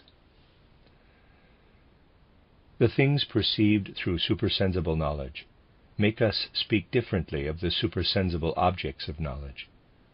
These do not change.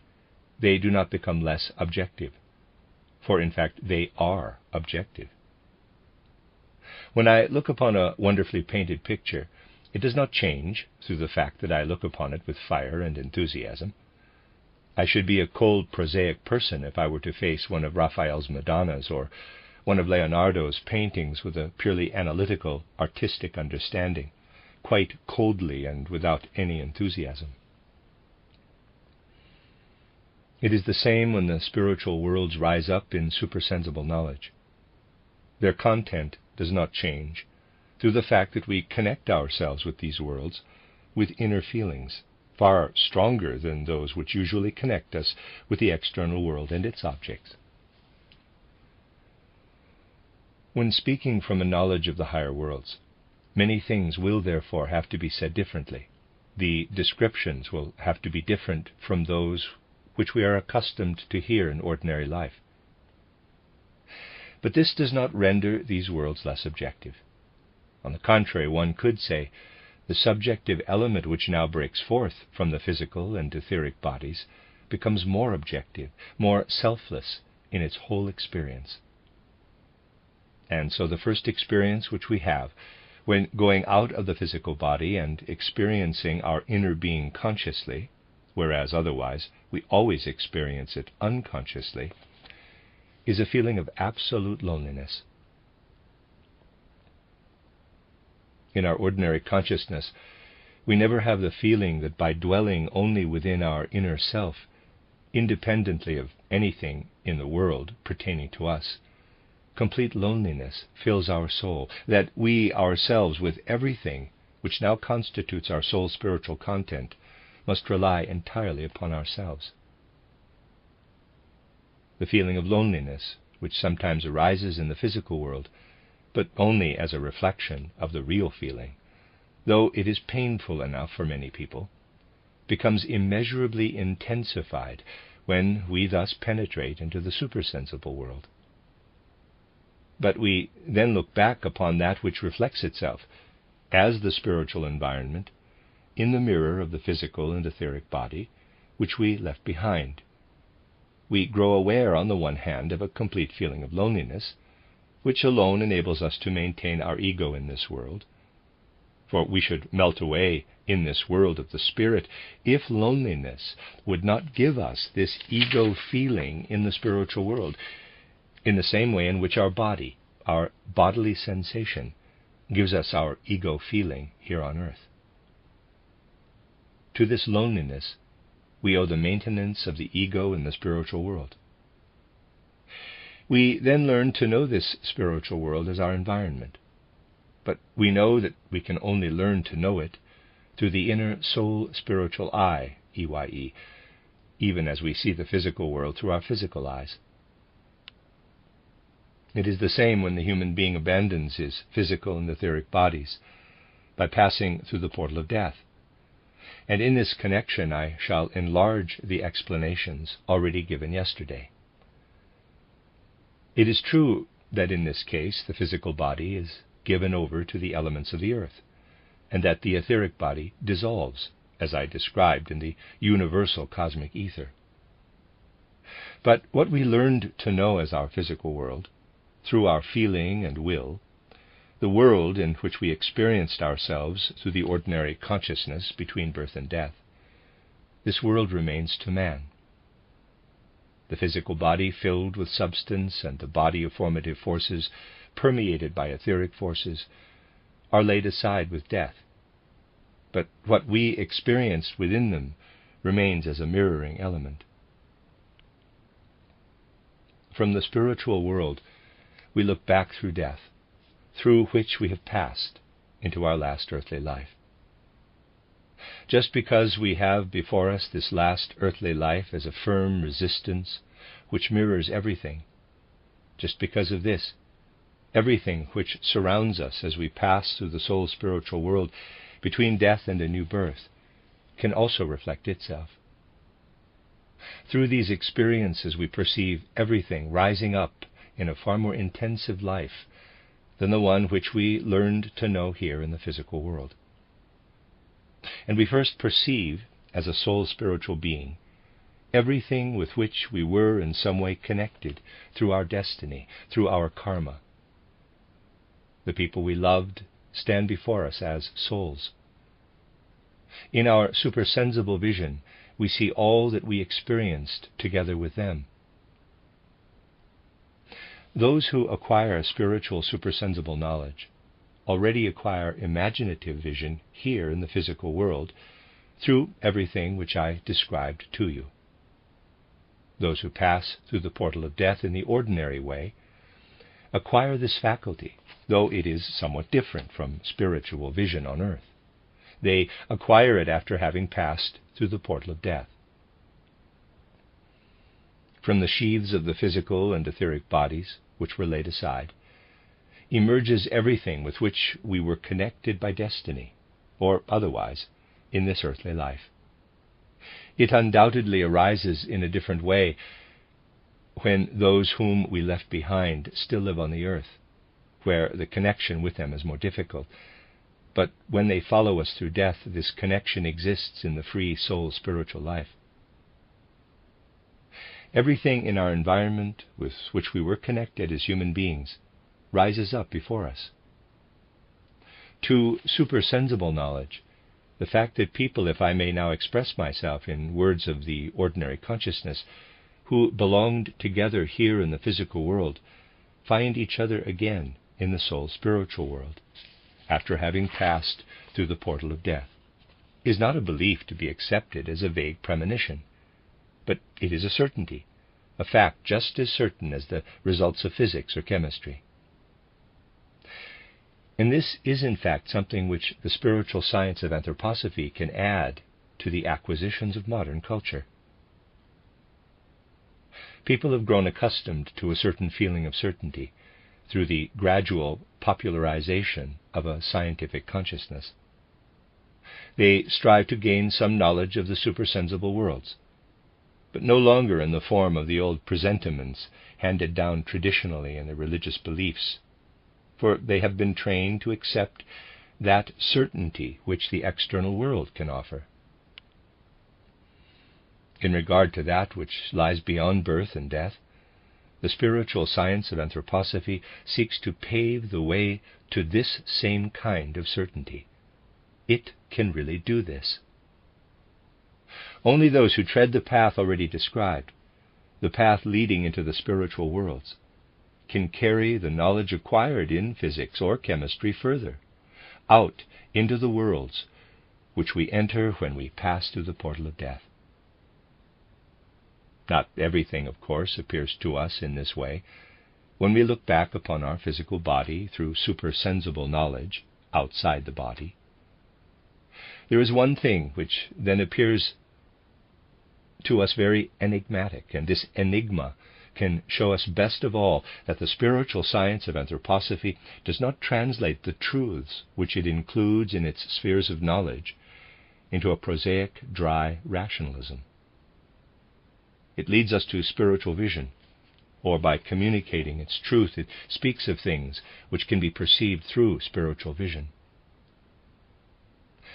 But in being led to spiritual vision, we do not lose full reverence toward the mysteries contained in the universe, toward everything in the universe which inspires reverence, and which can now be clearly perceived, whereas otherwise they are at the most felt darkly.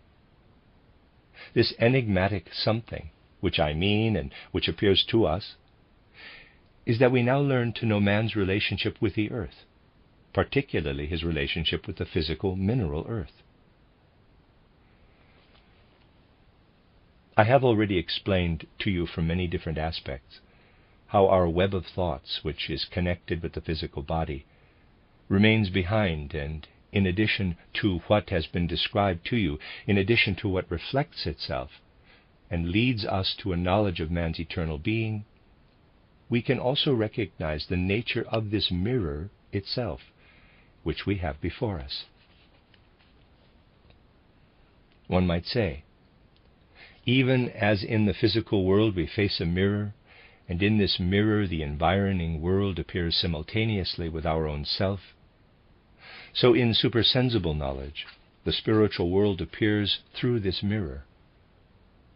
But just as we can touch the material mirror with its foil and investigate its composition, so we can also investigate this mirror of the supersensible, namely our physical body and our etheric body, when we are outside with our real soul spiritual being. And there one can see that during his earthly life, man constantly takes in substances from the external world in order to grow and to sustain his whole life. We certainly absorb substances from the animal and vegetable kingdoms, but all these substances which we absorb from the animal and vegetable kingdoms also contain mineral substances. Plants contain mineral substances, for the plant builds itself up from mineral substances. By taking in vegetable nourishment, we therefore build up our own body out of mineral substances. By looking back upon our physical body from outside, we can now perceive the true significance of the mineral substances which we absorb. For now spiritual vision reveals something of which our ordinary consciousness has not the faintest inkling, namely the activity of thinking. We have, as you know, left behind our thinking. Our thoughts continue, as it were, to glimmer and to shine within the physical body. Thus we can now observe the effects of thoughts in the physical body from outside as something objective. And we perceive that the effect of thoughts upon man's physical body is a dissolution of its physical substances, which fall asunder, as it were, into nothing. I know that this apparently contradicts the law of the conservation of energy, but there is no time now to explain more fully its full harmony with this law. The nature of my subject obliges me to express myself in somewhat popular terms. But it is possible to understand that the purely mineral in man, what he bears within him as purely mineral substances, must be within him because it must be dissolved by his thoughts. For otherwise his thoughts could not exist. This is the condition for their existence. His thoughts could not exist if they did not dissolve mineral earthly substances, a fact also revealed by the spiritual sciences of earlier times, based more on intuitive feeling. This dissolution, this destruction of physical substances, constitutes the physical instrumentality of thinking. When our sentient, volitional part, our true inner being, lives within the physical body and within the etheric body, and is filled by the activity of thinking, we now learn to recognize that this activity takes its course through the fact that physical substance is continually destroyed. We now learn to recognize how our ordinary consciousness really arises. We are not conscious because forces of growth hold sway in us, forces which develop in the rest of the organism through nutrition. For in the same measure in which the forces of growth are active within us, thinking is dulled. When we wake up, thinking must, so to speak, have a free hand to dissolve physical substances, to eliminate them from the physical body. To the spiritual science of anthroposophy, the nervous system appears as that organ which mediates this secretion of mineral physical substances throughout the whole body. And in this secretion of the mineral physical develops just that thought activity which we ordinarily carry with us through the world. You therefore see that the spiritual science of anthroposophy not only enables us to recognize the eternal in man, but also to know of the way in which the eternal works within the physical body. That, for instance, thought can only exist through the fact that man continually develops within himself the mineral substances, that is, something dead. And so we can say, if we learn to know man from this aspect, we also learn to know death from another aspect. Ordinarily, death confronts us as the end of life, as a moment in life, as an experience in itself. But when we throw light upon man's physical and etheric body in this way, we learn to know the gradual course of death, or the separation of physical mineral substance, for death in fact is nothing but the complete liberator of man's mineral physical substance. We learn to know the continuous secretion of a dead corpse-like element within us. We recognize that from birth onward we are really always dying, and only when, with the whole body, we accomplish that which we ordinarily accomplish through the nervous system in a small part of the body, only then do we die. We therefore learn to contemplate the moment of death by seeing it on a small scale in the activity of thinking in the human organism. And throughout the whole time that we pass through after death, we can only look back upon our physical body because the following fact exists. Whenever a thought lights up within you during your ordinary life, this is always accompanied by the fact that physical matter is secreted in the physical body, in the same way in which, for instance, physical substance separates from a precipitated salt solution. This lighting up of thought you owe, as it were, to this opaqueness, to this separating off of physical mineral substances. Inasmuch as you abandon the physical body, there is summed up in a comparatively brief space of time what lives in the continual stream of your thoughts. You confront the fact that in death you see lighting up, as if all at once, that which slowly glimmered and shone throughout your whole earthly life, from birth to death. And through this powerful impression, in which the life of thoughts illuminates the soul like a mighty flash of lightning, man acquires the memory of his physical lives on earth.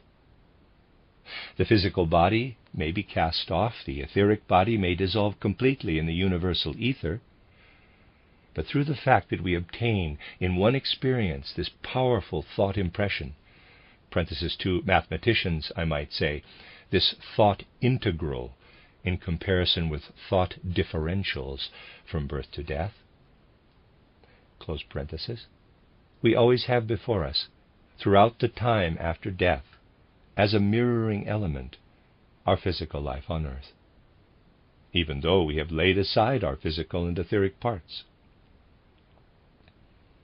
And this mirroring element reveals everything which we experience when the human beings with whom we were connected by destiny in love or in hate gradually come up, when the spiritual beings who live in the spiritual world and do not descend to the earth, whose company we also now share, rise up before us.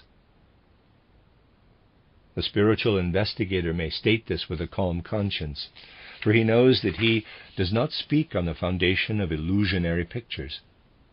He knows instead that to supersensible vision, when supersensible vision arises through the organ of the physical and etheric bodies, which are now outside, these things are just as real, can be seen just as really as physical colors are ordinarily perceived through physical eyes, or physical sounds through physical ears.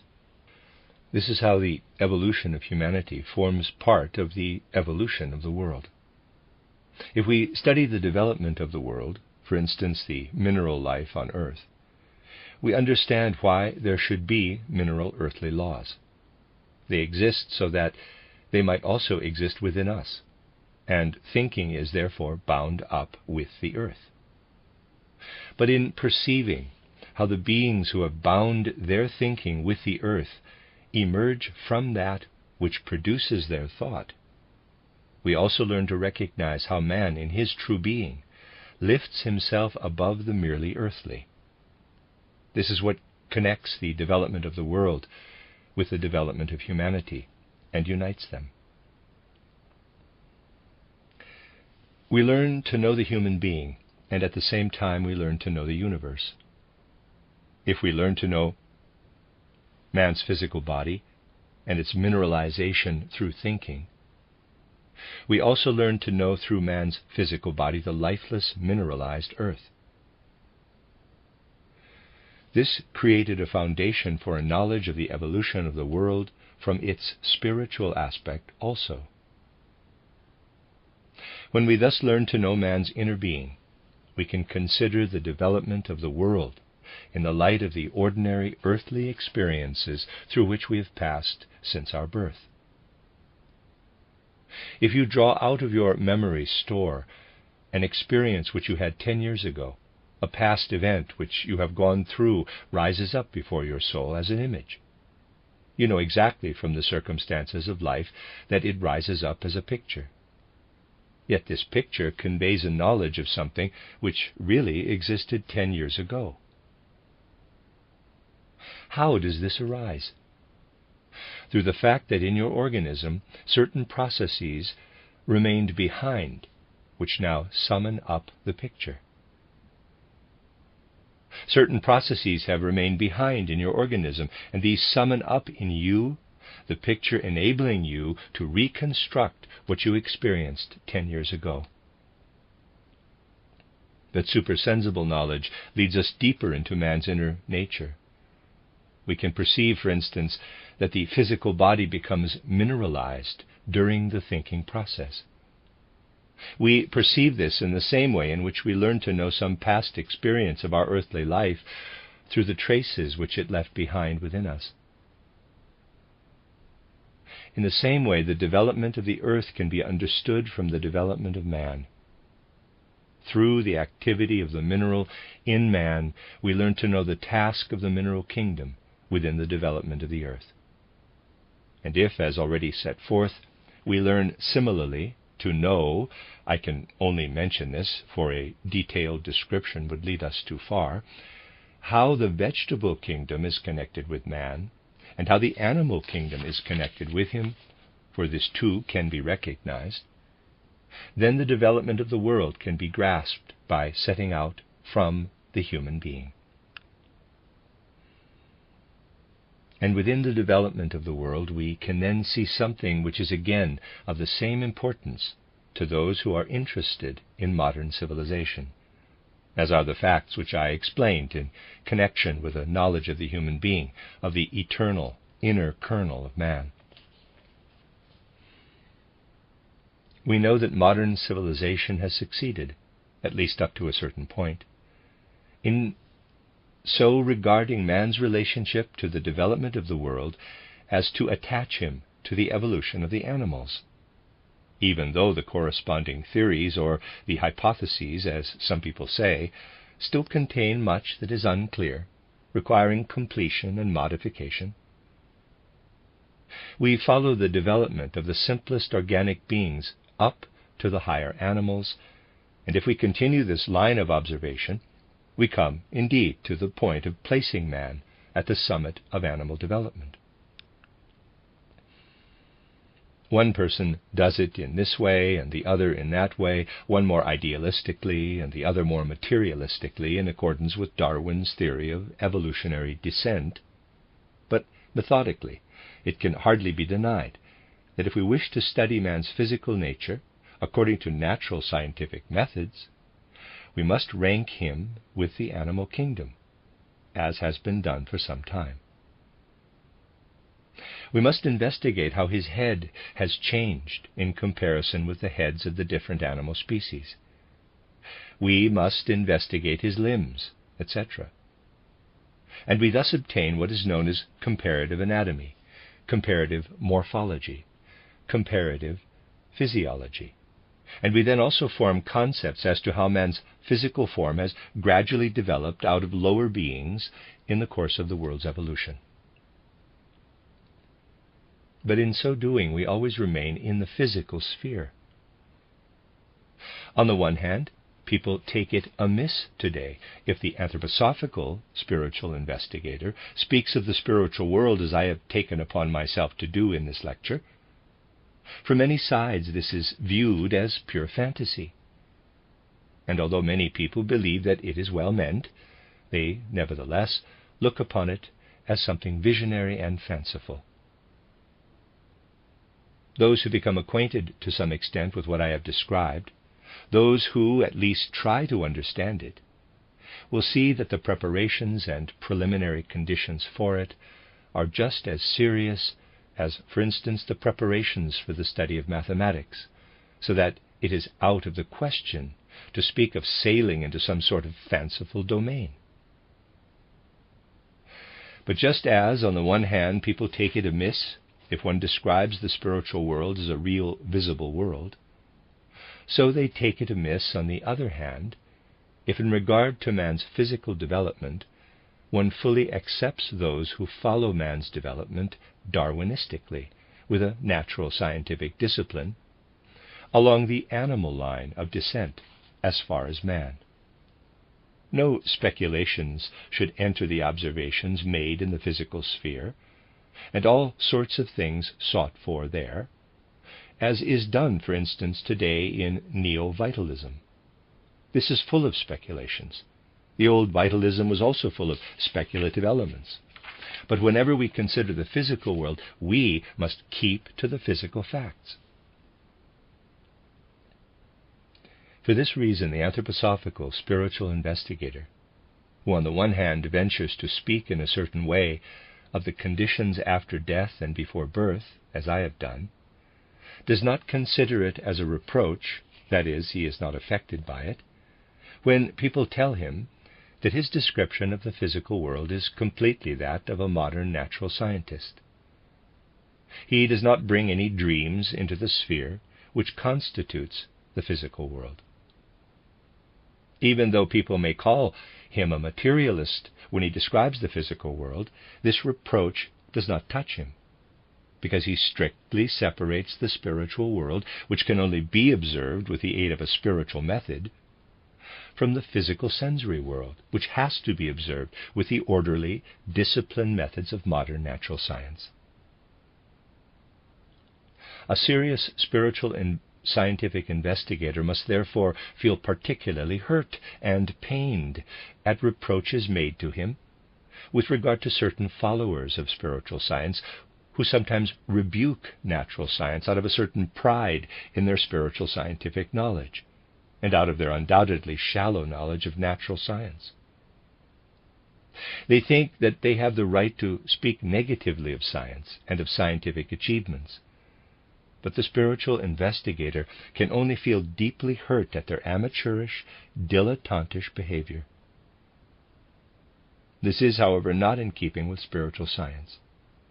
The spiritual science of anthroposophy is characterized by the fact that it deals just as strictly and scientifically with the external physical world as with the spiritual world, and vice versa.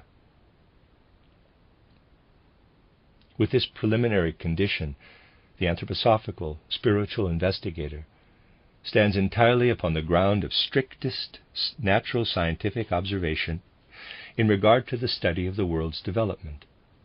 But, at the same time, he turns his gaze toward the soul spiritual world. And even as he knows that not only a physical process is connected with man's individual embryonic origin in the physical world, but that a soul spiritual element unites with the human embryo, with the human germ, so he also knows that in the whole development of the world, though to the physical body it appears as a tapestry of sensory objects, and though it manifests itself to the web of thoughts, that is, to the etheric body, in laws of nature, he also knows that the physical world is permeated and guided in its whole development by spiritual forces, under the sway of spiritual beings, that can be known through the methods I have described. The anthroposophical investigator therefore knows that when he contemplates the external physical world in the sense of genuine science, he comes to the right boundary, where he may then begin with his spiritual investigation. If we have conscientiously traced evolutionary development through the animal kingdom up to man, as Darwin or other Darwinians or Haeckel did, And if we have gone into its scientific justification, we can then continue this in a spiritual scientific direction after having reached the boundary to which we are led by natural science. We now discover that contemplation of the form into which we penetrate through supersensible knowledge shows us the whole significance of forms as they appear in the kingdom of man on the one hand, and in the animal kingdom on the other. We discover the whole significance of these forms. Equipped with the knowledge supplied by supersensible research, we see how the animal, parenthesis, this is at least the case with most animals, and exceptions can be easily explained, close parenthesis, stands upon the ground with its forelimbs, how its spine is horizontal, parallel with the surface of the earth, and how in regard to the spine, the head develops in an entirely different position from that of man. We learn to know the animal's whole form, as it were, from within, as a complex of forces, and also in relationship with the whole universe. And we thus learn to make a comparison. We perceive the transformation, the metamorphosis in the human form, in the human being whom we see standing upon his two legs, at right angles, so to speak, with the animal's spine, with his own spine set vertically to the surface of the earth, and his head developing in accordance with this position of the spine. By penetrating into the inner art of nature's creative process, we learn to distinguish the human form from the animal form. We recognize this by entering into the artistic, creative process of the cosmos. And we penetrate into the development of the world by rising from otherwise abstract, constructive thoughts to thoughts which are inwardly filled with life, which form themselves artistically in the spirit. The important thing to be borne in mind is that when it seeks to know the development of the world, anthroposophical spiritual research changes from the abstract understanding ordinarily described, and justly so, as dry, prosaic, systematic thought, or combining thought, into more concrete, real thought. Not for the higher spiritual world, in which concepts must penetrate by the methods described, but for the physical world. The forms in world development should first be grasped through a kind of artistic comprehension, which in addition develops upon the foundation of supersensible knowledge. By thus indicating how science should change into art, we must of course encounter the objection raised by those who are accustomed to think in accordance with modern ideas. Quote, "But science must not become an art," close quote. Now this can always be said as a human requirement. People can say, "Now I forbid the logic of the universe to become an art," for we only learn to know reality by linking up thought with thought and by thus approaching reality.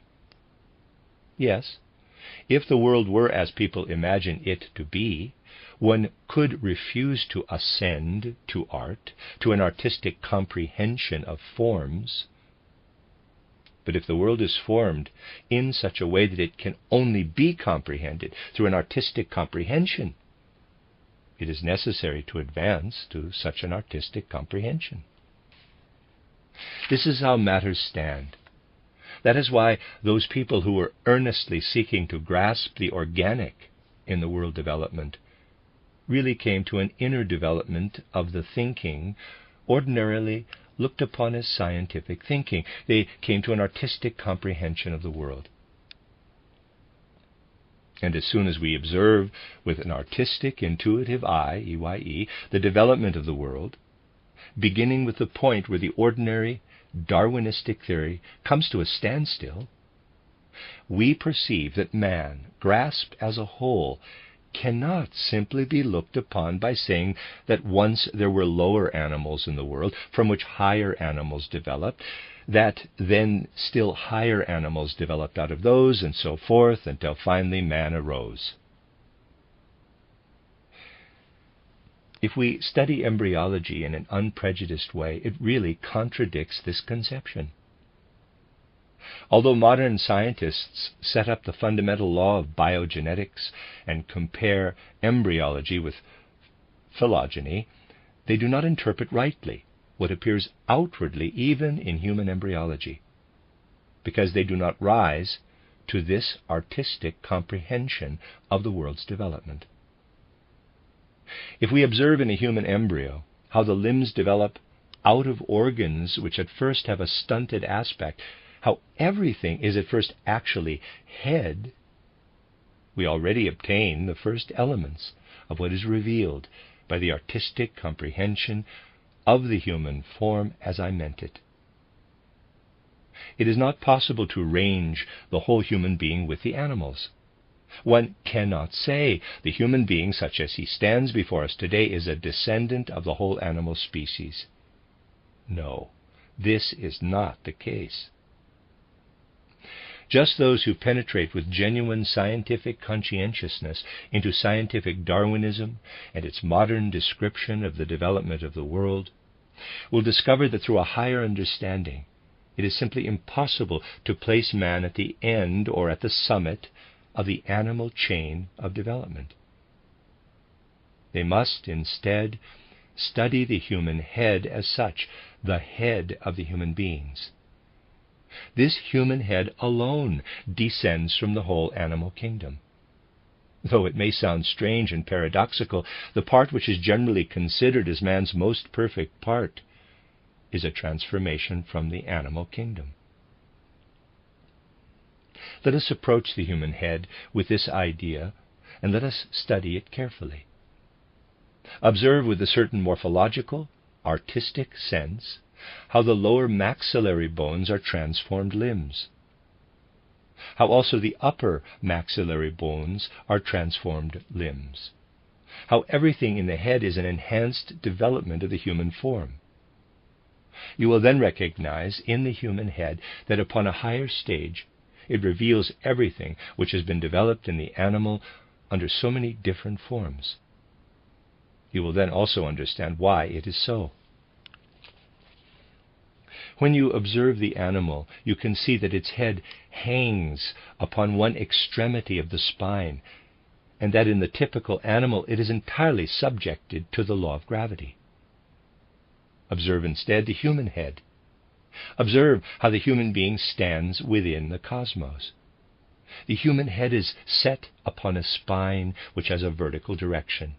It rests upon the remaining body in such a way that the rest of man protects the head, as it were, against being subjected to the force of gravity alone. The human head is really something which rests upon the remaining organism with comparative independence.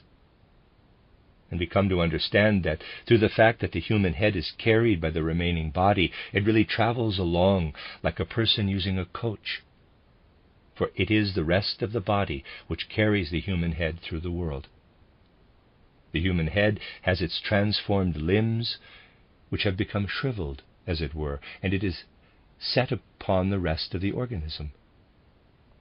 This remaining organism is related to the human head in the same way in which the whole earth, with its force of gravity, is related to the animal.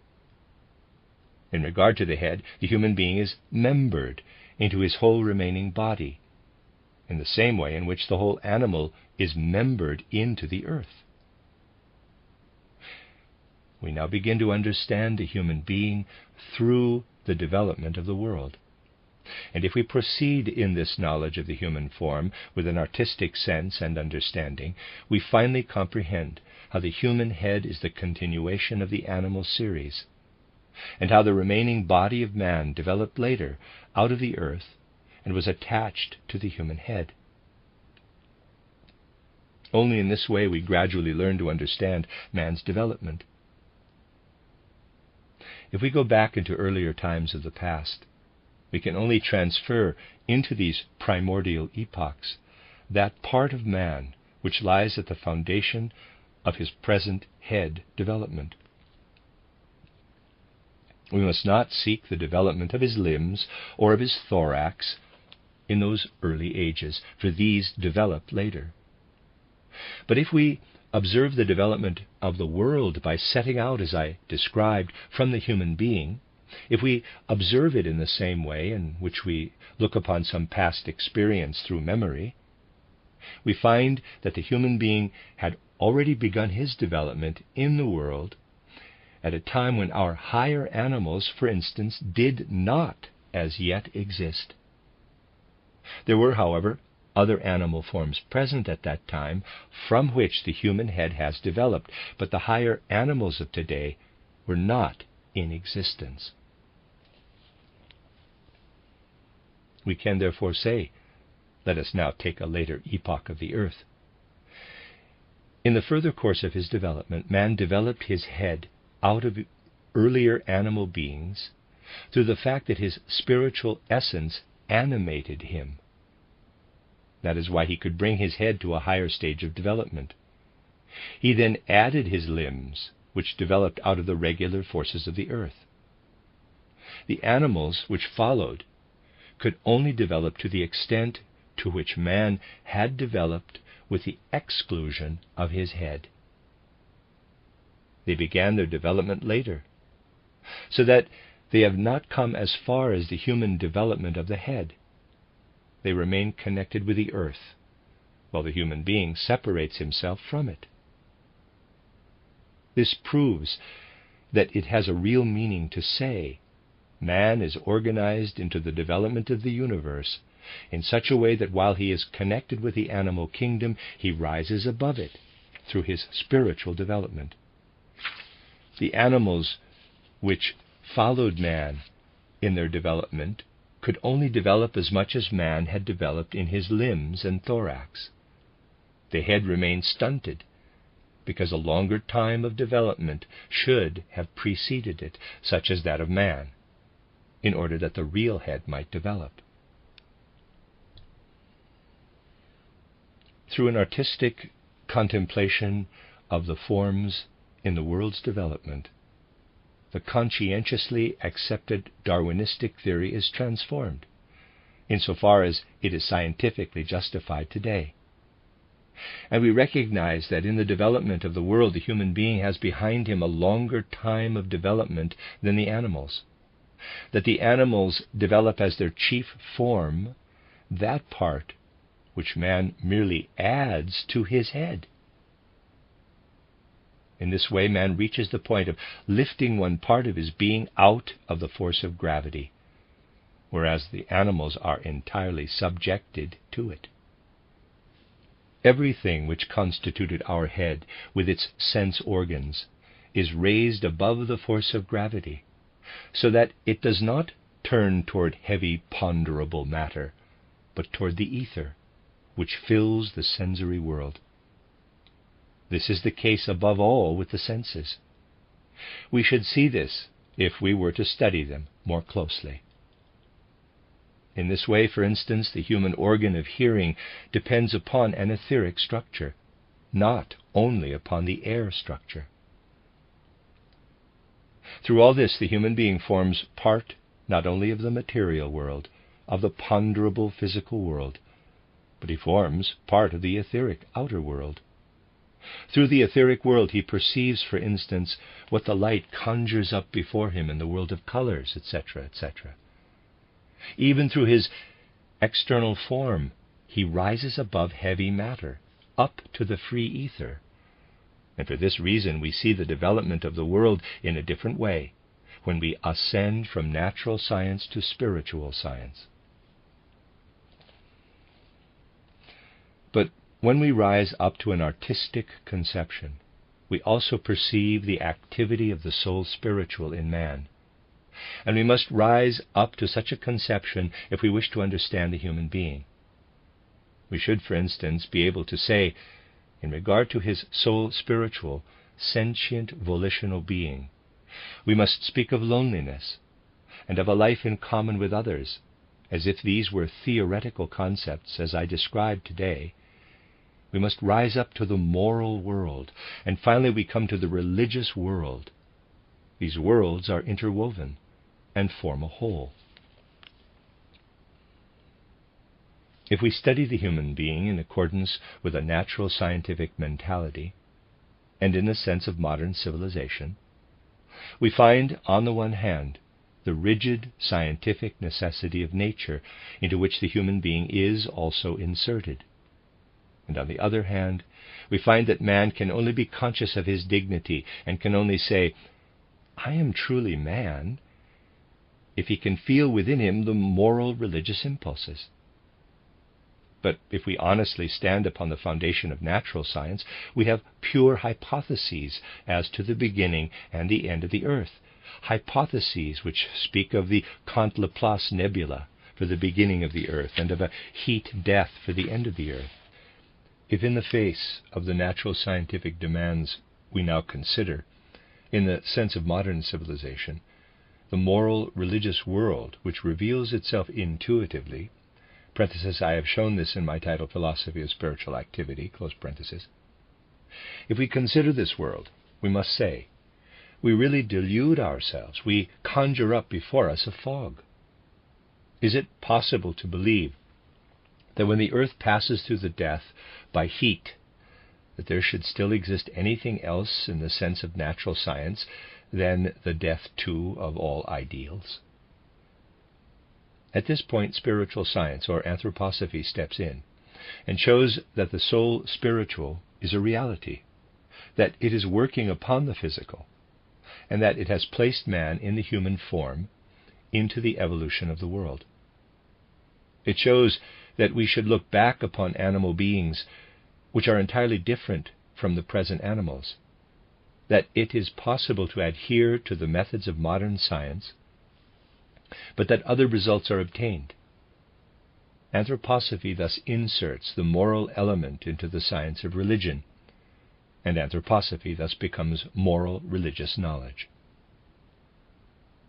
Now, we no longer merely look toward the Kant-Laplace nebula, but we look at the same time at an original spiritual element, out of which the soul spiritual world, described in anthroposophy, has just as much developed as the physical world has developed out of a physical earthly origin. And we also look toward the end of the earth, and since the laws of entropy are fully justified, we can show that the earth will end through a kind of death by heat. But we look toward the end, just as from the anthroposophical standpoint, we can view the end of the single human being. His corpse is handed over to the elements. The human being himself passes over into a spiritual world. This is how we envisage the end of the earth. The scientific results do not disturb us, for we know that everything of a soul spiritual nature which men have developed will pass through the earth's portal of death when the earth no longer exists. It will pass over into a new world development, even as the human being passes over into a new world development when he passes through death. By surveying the development of the earth in this way, we perceive, in the middle of its development, the event of Golgotha. We see how this event of Golgotha is placed in the middle of the earth's development, because formerly there only existed forces which would have led man to a kind of paralysis of his forces.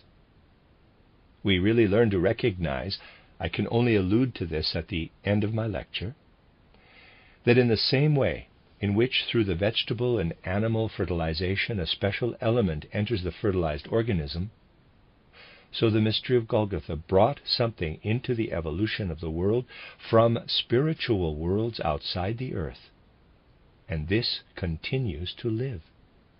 It accompanies the souls until at the end of the earth they pass on to new metamorphoses of earthly life.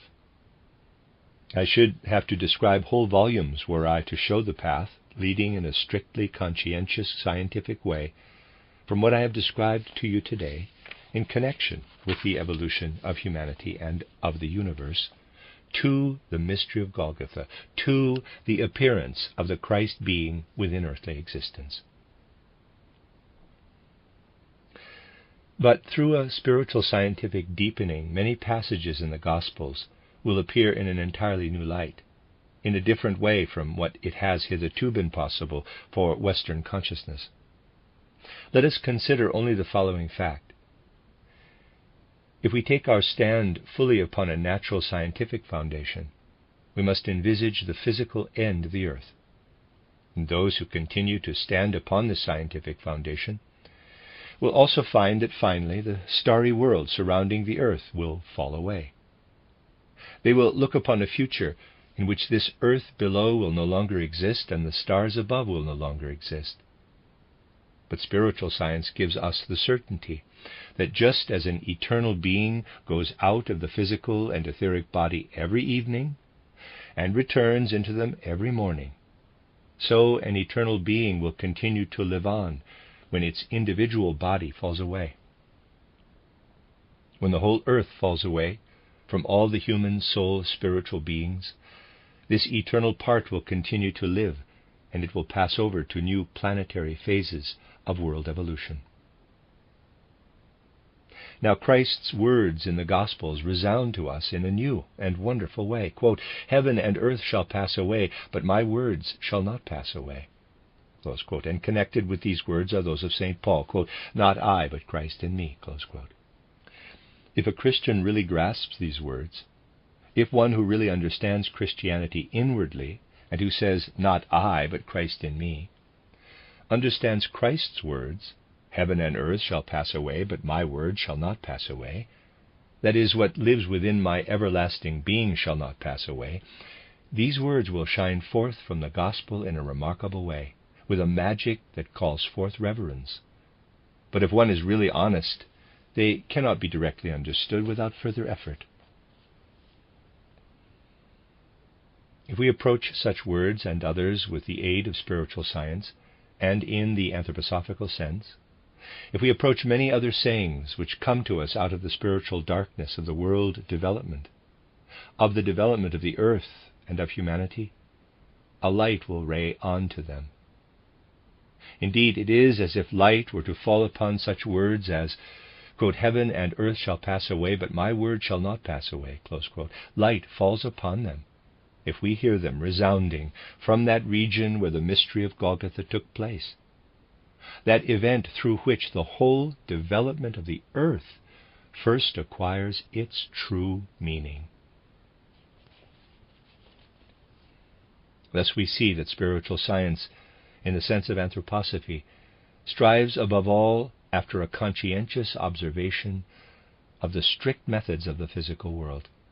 But at the same time, it seeks to continue these strict scientific methods into regions where our true eternal being shines out toward us, regions where also the spiritual being of the world development rays out its light toward us, a light in which the world development itself, with its spiritual forces and beings, appears in its spiritual divine character. At the conclusion of my lecture, let me express the following fact. Spiritual scientific anthroposophy can fully understand that modern humanity, particularly conscientious, scientifically minded men, have grown accustomed to consider as real and certain the results of causal, natural scientific knowledge, the results of external sense observation, intellectual combinations of these sensory observations and experiments. And by acquiring this certainty, they acquired a certain feeling in general toward that which can be certain, in quotes. Up to now, no attempt has been made to study supersensible things in the same way in which physical things are studied. This certainty could therefore not be carried into supersensible regions. Today people still believe that they must halt with a mere faith at the threshold of the supersensible worlds, that feelings full of reverence suffice, because otherwise they would lose the mystery, and the supersensible world would be rationalized. But spiritual science does not seek to rationalize the mystery, to dispel the reverent feeling which one has toward the mystery. It leads man to these mysteries through sight. Anthroposophy leaves the mystery its mystery character, but it sets it into the evolution of the world in the same way in which sensory things exist in the sphere of world evolution. And it must be true that men also need certainty for the spheres transcending mere nature. To the extent in which they will feel that through spiritual science and the sense of anthroposophy they do not hear some vague, amateurish, and indistinct talk about the spiritual worlds, but something which is filled by the same spirit which comes to expression in modern science. To this same extent, humanity will also feel that the certainty which it acquired, the certainty which it is accustomed to have through the physical world, can also be led over into the spiritual worlds. People will feel, if certainty exists only in regard to the physical world, of what use is this certainty, since the physical world passes away? Man needs an eternal element, for he himself wants to be rooted in an eternal element. He cannot admit that this certainty should only be valid for the transient, perishable world. Certainty, the certainty of knowledge, must also be gained in regard to the imperishable world. This is the aim pursued in greatest modesty. Those who follow the spiritual science of anthroposophy know this, by anthroposophy. Its aim is that, through his natural certainty, man should not lose his knowledge of the imperishable. Through his certainty in regard to perishable things, he should not lose the certainty in regard to imperishable things. Certainty in regard to the imperishable, that is to say, certainty in regard to the riddle of birth and death, the riddle of immortality, the riddle of the spiritual world evolutions. This is what anthroposophy seeks to bring into our civilization. Anthroposophy believes that this can be its contribution to modern civilization. For in the same measure in which people courageously recognize that certainty must be gained also in regard to imperishable things, and not only in regard to perishable things, in the same measure they will grow accustomed to look upon anthroposophy no longer as something fantastic and as an idle individual hobby, but as something which must enter our whole spiritual culture, like all the other branches of science, and thereby our civilization in general.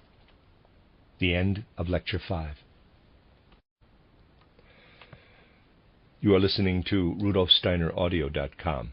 If you are listening to the podcast of this, it is located at rudolfsteiner.podbean.com. Please consider becoming a patron. As well, there are two publishing houses, steinerbooks.org in America and rudolfsteinerpress.com in England, who are the sole publishers of Steiner into English and have given me permission to do these recordings. Please consider patronizing them as well. This is a reading of Collected Works, Volume 79 by Rudolf Steiner, 10 lectures, entitled Self-Consciousness, the Spiritual Human Being, translator unknown. This is Lecture 6, entitled Jesus or Christ. Here in Norway, I naturally feel that I am a guest, and I must above all express my heartfelt thanks, both to the speaker who has just addressed to me such warm words, and to all of you who have shown your interest by coming to hear what I have to say in the short space of time at my disposal concerning the problem indicated in our subject. I should like to say in advance, my dear friends, that I feel myself in a double sense a guest within the theological movement, for the reason that in the anthroposophical movement I have always emphasized the fact that anthroposophy does not in any way wish to be some sort of a new religious institution, or even a new sect, but that its aim is to grow out of the modern scientific movement in general. Anthroposophy strives to find the suitable methods of investigation for the supersensible facts of human life and of universal existence. And only insofar as the sphere of theology forms part of the general sphere of investigation does anthroposophy feel inclined, if asked, to contribute to theological investigation what it believes to be able to give in this direction with the aid of methods belonging to a supersensible investigation. It was for this reason that when a large number of young theologians approached me in Germany, I said that I was willing to help them only with what I could offer from an anthroposophical standpoint. For whatever is needed today within the theological religious movement itself must be undertaken by persons who stand within this theological or religious life. The chief objection raised against anthroposophy from this direction is that it strives, with the aid of its methods of investigation, to rise through the acquirement of knowledge into supersensible worlds, that it strives to develop certain latent cognitive faculties in man in order to penetrate into supersensible worlds and investigate them. The objection is raised in these same theological circles that this is really in contradiction to the religious spirit, to religious piety, and that this is the very thing, therefore, which must be rejected by Christian theology. And this has recently been expressed especially clearly by saying that religion must work with the irrational, with the mystery that must not be unveiled through rationalism. Religion should work with an element that does not wish to be understood, but should rather be venerated with the deepest and most trustful reverence as an impenetrable mystery. It has even been stated that Christianity makes use of paradox in order to draw out and to form the truly Christian religious life with sufficient depth, out of direct human trustfulness. If anthroposophy were to strive to rationalize the irrational, especially in connection with the problem of Christ Jesus, and to draw down into the regions of cold understanding what is contained in the mystery of Golgotha, the objections raised from this direction would in that case be justified. Moreover, these objections are supplemented by still another one. Since anthroposophy is not Gnosticism, nor mysticism, nor a non-historical Orientalism, it takes into account absolutely the historical development in human evolution. Gnosticism is non-historical. Mysticism is non-historical. All Oriental world conceptions are, in a certain sense, non-historical. Anthroposophy is a Western world conception through and through, particularly as regards its historical standpoint, and it considers historical evolution as something real, just as one is accustomed to do in the scientific life of the West. Anthroposophy feels compelled, therefore, to place the personality of Jesus within the historical life of humanity. It knows what this historical Jesus bore within himself for humanity. Only it is compelled, for reasons which I wish to explain today, to ascend from the man Jesus, who can be observed in his earthly life, to the super-terrestrial, extraterrestrial, cosmic being of the Christ, who incarnated in the man Jesus, so that anthroposophy can really speak in a certain sense of Christ Jesus as a twofold being. The objection may be raised at this point that what anthroposophy has to say about the cosmic or even about the telluric Christ has really no importance whatever for the religious life of modern humanity. Modern humanity, it will be said, wishes to limit its contemplation to earthly facts when considering historical evolution, so that there is no longer any need to place the cosmic Christ beside the historical Jesus. Now, my dear friends, the first thing which I shall have to show you is the way in which anthroposophy must face the facts of the world, and how it attains to a quite special attitude toward this mystery of Golgotha through its methods of research. Anthroposophy strives, in the first place, to grasp in a quite definite way, devoid of illusion and in quite clear outlines, what has been developed in Western humanity, especially since the middle of the 15th century, as that form of knowledge, which I may call the, quote, knowledge of physical objects, close quote. Through this form of knowledge, the world of nature has already been explained, systematized, and grasped, in accordance with its laws, in a truly wonderful way. Indeed, the ideal of science quite justifiably has even more extensive aims than this, close parenthesis. And we have a subjective parallel phenomenon in a sound and dignified science, the fact that man becomes rationalistic, I might even say abstract, in the acquirement of knowledge. The world of thought acquires more and more this character of mere pictures. If we go back beyond the 15th century, we shall find that the world of thought did not possess at that time the character of pictures, or that abstract character which merely designates reality, but does not contain it. That same character which the world of thought has acquired ever since the 15th century, and particularly since the time of Galileo and Giordano Bruno. Ideas, for us today, signify at the most the image of reality. If we go back beyond the 15th century, we find that man did not as yet feel that a true spiritual reality enters his being when he surrenders himself to the world of thought. At that time, man possessed not only the abstract world of ideas, but a world of ideas filled with spirit, really permeated by spirit. As far as rationalism and natural science are concerned, great and wonderful results have been achieved during recent centuries. And we come to see more and more clearly how also other sciences, such as the science of history, have become affected by the mentality and the manner of thinking which rules in those fields. One who follows the change that has taken place in the methods of investigation during recent centuries, as this affects the sphere of theology, will find that the mentality in these investigations was influenced throughout by the natural scientific direction of thought, for history has, in fact, in modern times, assumed the characteristic of a natural scientific mentality. Thus, Christology has gradually become an historical, quote, investigation of the life of Jesus, close quote.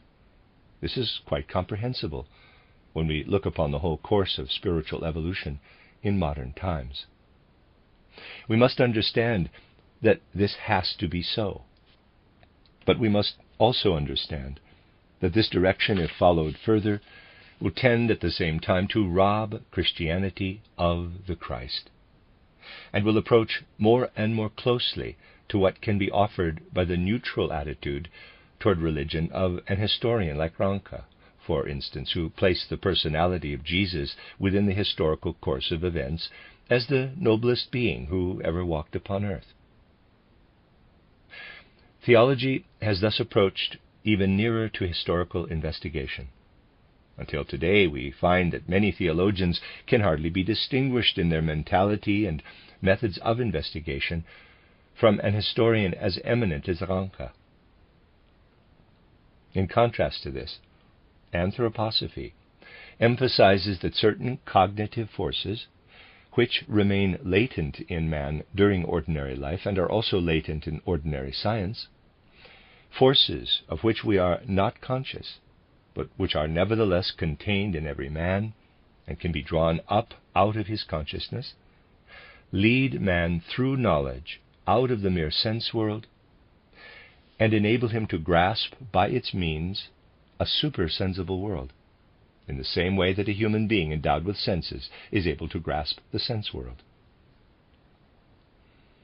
An attitude and a method such as this, which is no longer connected with mere physical objects, and which possesses nothing of the ordinary form of rationalism, but rather comes ever nearer to knowing true experience, enables man, through his own efforts, to approach the supersensible world. Now, it is an error which one frequently encounters to believe that anthroposophy seeks to transfer to a supersensible sphere the characteristics belonging to knowledge gained in the sphere of science or rationalism. That anthroposophy accordingly is itself a rational thing, and therefore obliterates mystery and everything which is irrational or paradox, and requires a logical acceptance of what it looks upon as the mystery of Golgotha. At the same time, not an acceptance based upon confidence and reverence that is freely given, as is required by religion. Yet the whole picture of the world and of man himself changes completely when we ascend beyond the scientific or historical sphere of knowledge and arrive at the knowledge of the supersensible sphere, if I may use this expression. I can merely allude to such things on this occasion, but if we wish to trace the most characteristic aspect of the ordinary scientific method, limited to physical objects and recognized at the present time, it is this: that for one who really and honestly draws the last possible conclusion from natural science and rationalism, it divides the world into two spheres. These two spheres will not always be noticed, because there is present in man a certain inner and unconscious fear of drawing these ultimate conclusions. Nevertheless, anyone who has learned to know, as I have done, human beings who have suffered deeply because of this twofold division in human nature, and who have drawn with all the fervor of their hearts and their religious feeling the very last conclusions possible in modern thought, anyone who has seen the great suffering of souls, the groping without direction, which may be found attaching itself, just in connection with the deepest religious feeling, to this dualism in modern rationalistic science and to its attitude toward man, will feel inclined to reflect and to consider how it was that dualism gave rise to a cognitive attitude also in the religious sphere. For natural science does indeed exert too great a power upon the human mind. In the face of its conceptions, man's responsibility is so great that he must strive to shape other scientific methods according to the model of the natural, scientific, historical, realistic method. But where does this method lead to, if it is to draw the ultimate conclusions?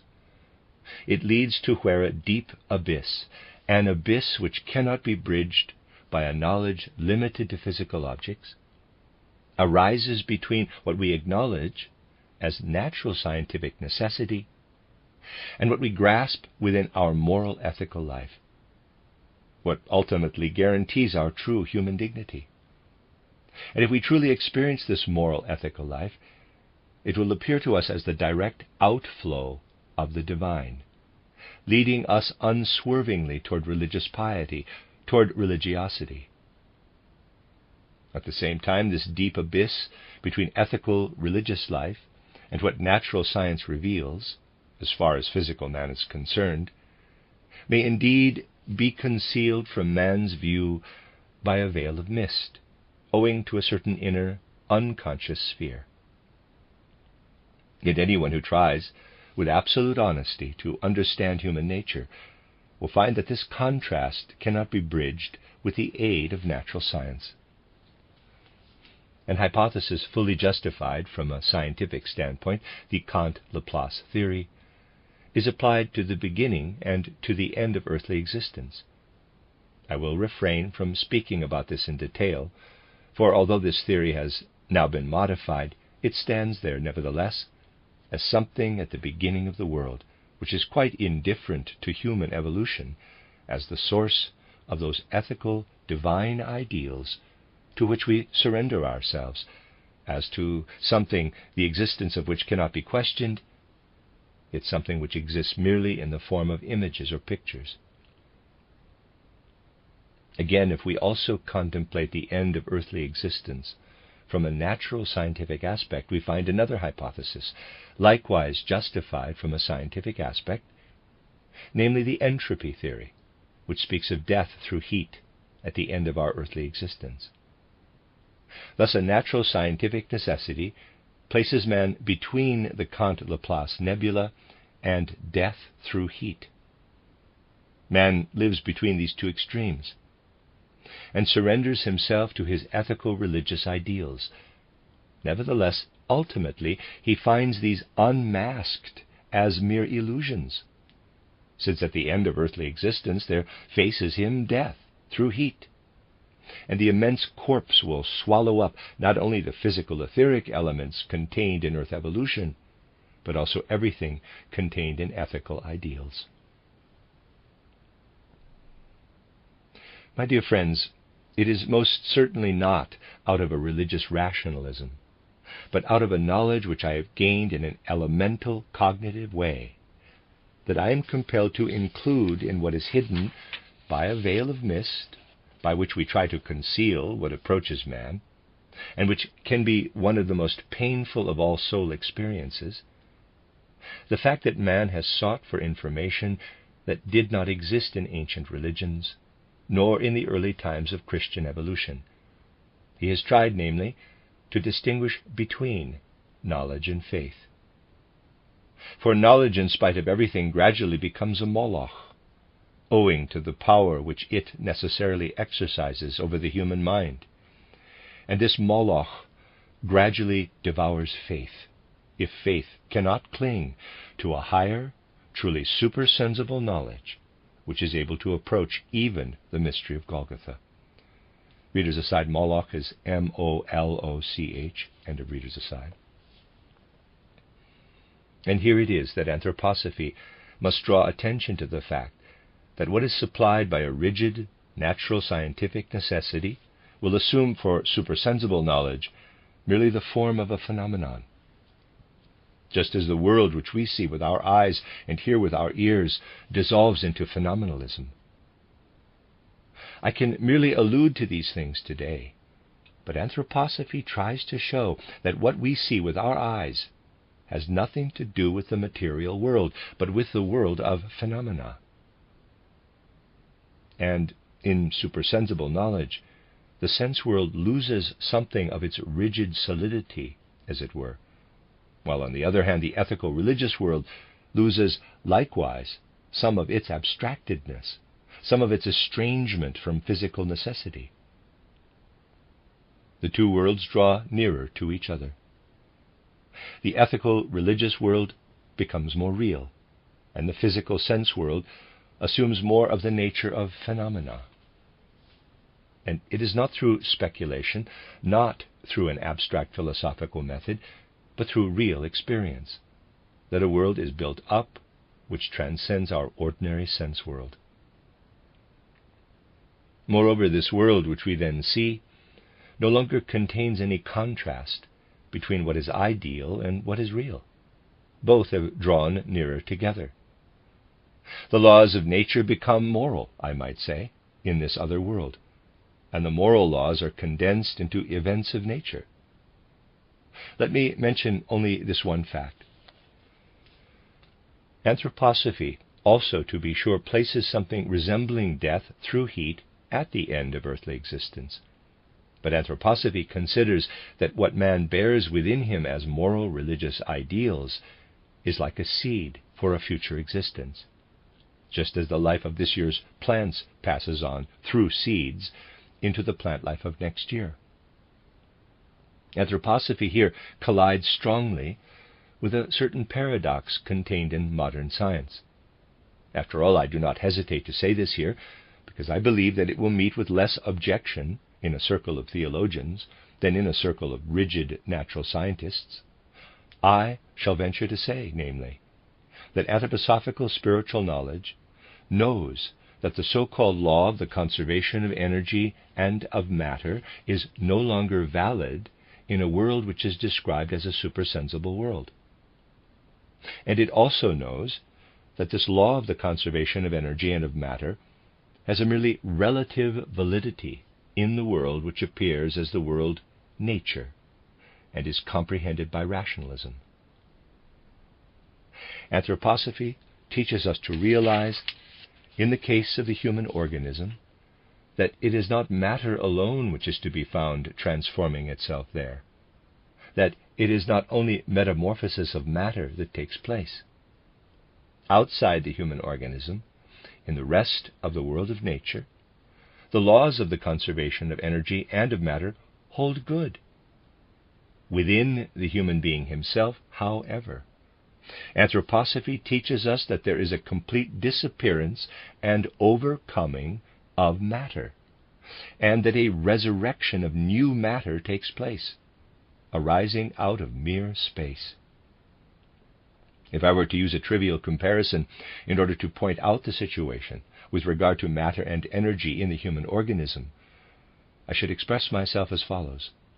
In our study of the law of the conservation of energy and of matter, we miss the road in the same way that someone else might do who said that he had counted exactly how many banknotes had been deposited in the bank during a certain period of time, and how many had been taken out again, and that he had found that exactly the same number had been deposited as had been taken out. We see that just as much energy passes into matter as is given out again. Nevertheless, in the same way that we may not draw the conclusion that things in the bank remain unchanged, but must admit that independent work has to be carried on there, indeed that the banknotes may even be reprinted and then given out again in a completely new form.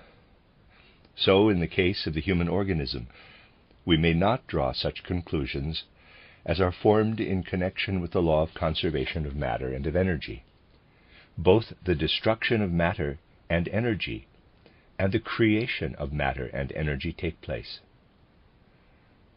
This is not the product of some irresponsible fantasy. On the contrary, it is something which finds absolute recognition within the sphere of exact anthroposophical investigation. As far as the outer world is concerned, it is true that the law of the conservation of matter and energy holds good, that is to say, for the middle stage of evolution. When we approach the end of the earth, however, and we accept with a certain justification the theory of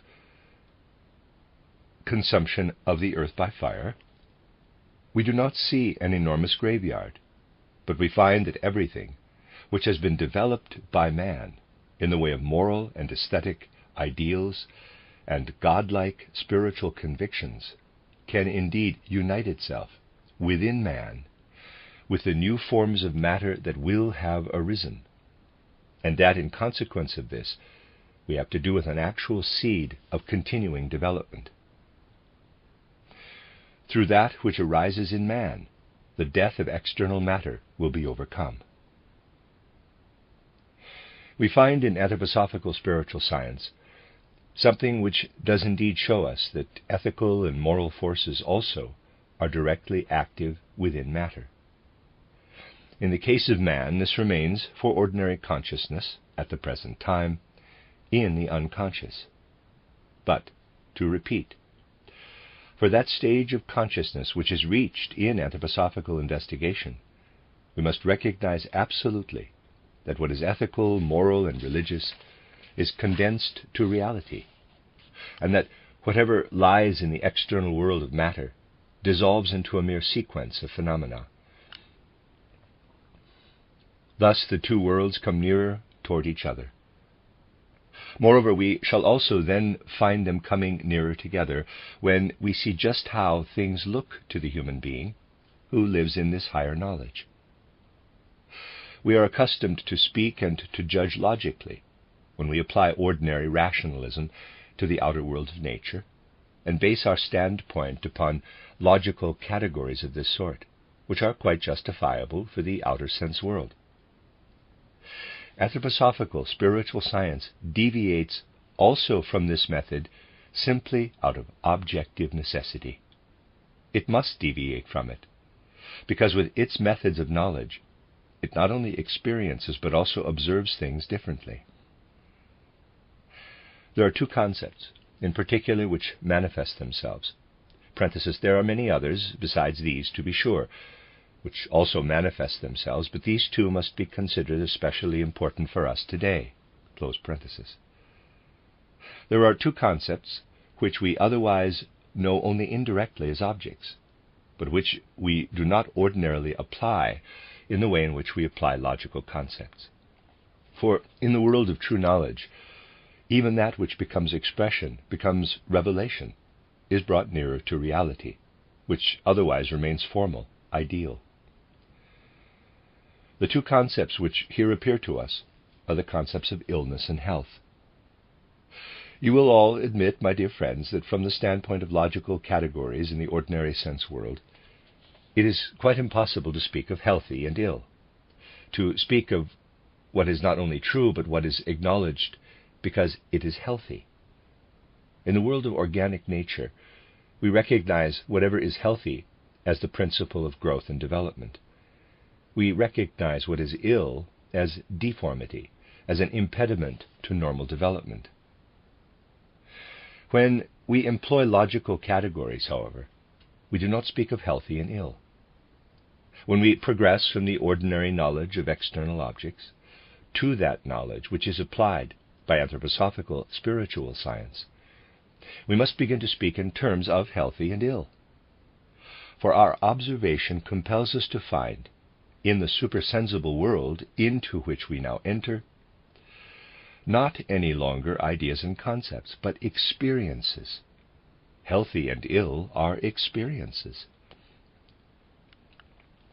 What we designate in the sense world with the mere abstraction true, in quotes, must be replaced by, in quotes, healthy in the supersensible world.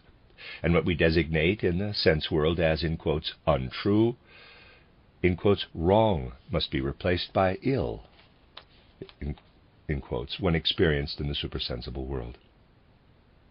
And here the possibility presents itself for anthroposophy, not through any wish to approach it by force, but through an entirely honest and straightforward pursuit of the investigation itself, to connect the investigation of the immediate present with the Old and New Testaments. Moreover, the cleft between modern investigation and the Old and New Testaments is here actually bridged. A new path to an understanding of the mystery of Golgotha is here opened up. For something presents itself here which is very paradoxical. As I have already said, I can refer to these matters only more or less in outline today. Nevertheless, what I shall thus present to you in a rough sketch is the result of investigation, carried on throughout many years, investigation which did not proceed out of any religious prejudice, if I may be permitted to use these words. I myself started out with an absolutely natural scientific education, having grown up in my youth with the greatest imaginable spiritual freedom. I brought no religious feelings over with me from my youth. Through investigations, and as the ultimate consequences of my natural scientific investigations, I have been finally impelled to say what I believe I now have the right to say, from an anthroposophical point of view, even concerning the origin of religious problems. Thus, prejudices, even subjective ones, really do not come into question here. But, through anthroposophical investigations, we first recognize that we have the world of nature round about us, particularly if our understanding of nature is in complete accordance with the methods and significance of natural science, through which we can really learn to know nature more accurately, even though, of course, this will not always be admitted, and natural science often is contaminated, as it were, by all sorts of mysticism,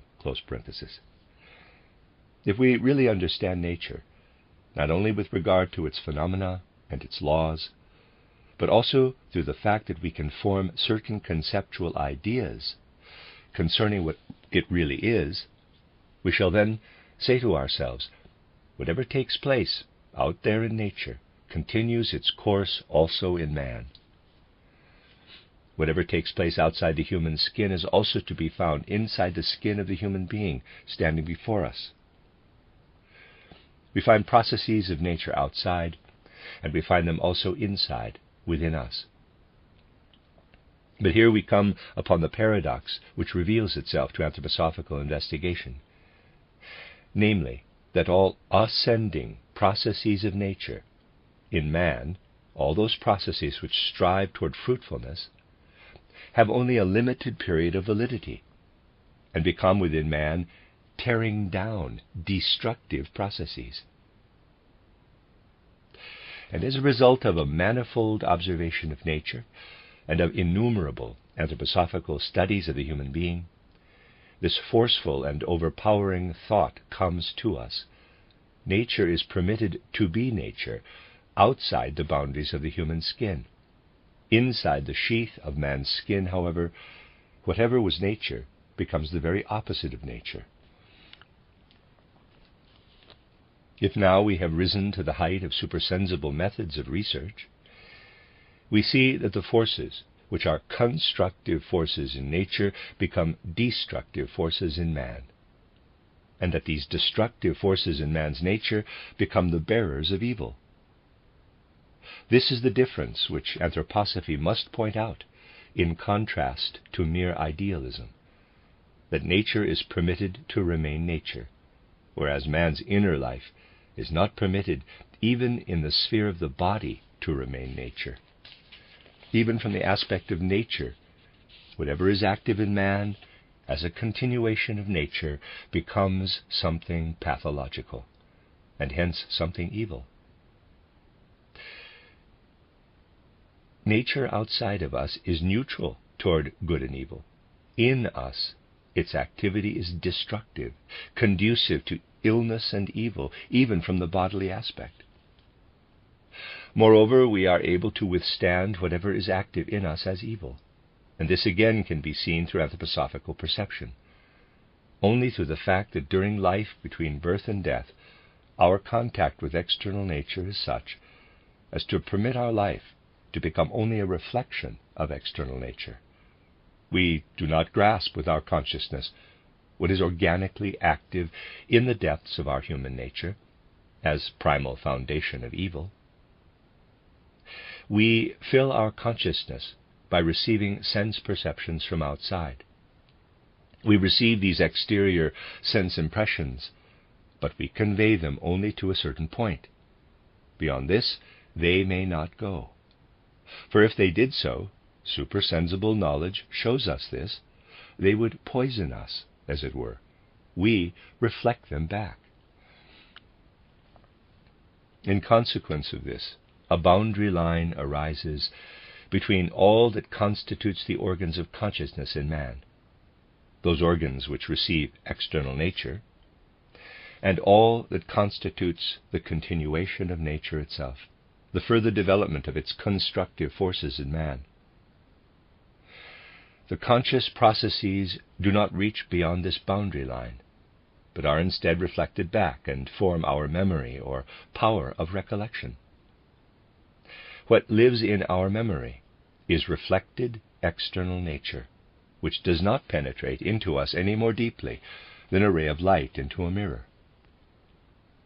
For if man were to become conscious of what lies concealed behind his inner mirror, of what lies in those depths where nature becomes evil in him, he himself would become an evil being through this activity of nature in him. On the other hand, if we limit ourselves to these reflected pictures, to memories, to the mere reflection of nature outside of us, there would be one thing to which we could not attain, namely, to a full ego consciousness, a self-contained ego consciousness.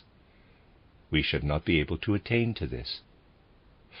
What we are accustomed to sum up as self-consciousness, what lives in our consciousness as ego, can arise only out of our bodily nature.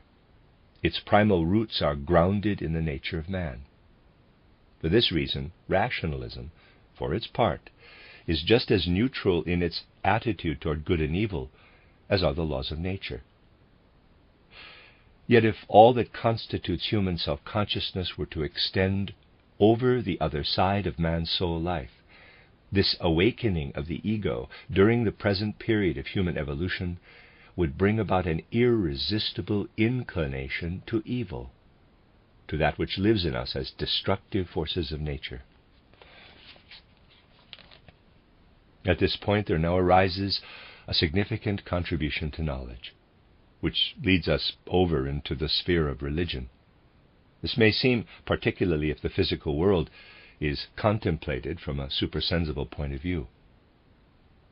When the human being surrenders himself completely to everything that constitutes the working of nature, to the forces that permeate natural phenomena,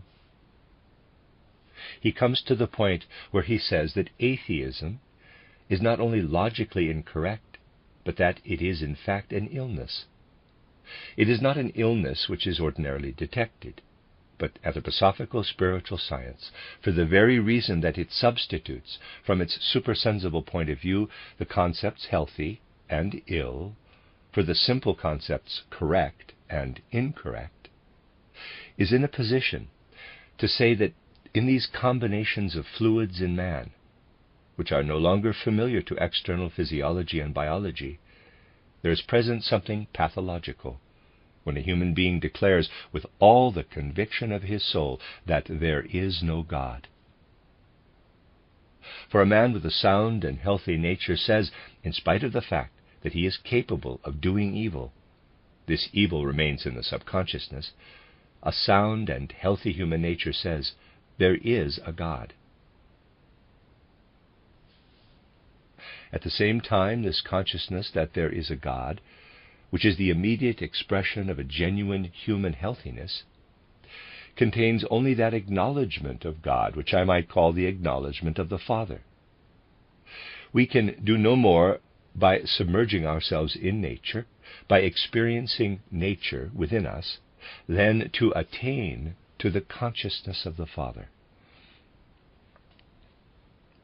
Anyone, therefore, who remains rooted in modern natural science can attain only to the consciousness of the Father.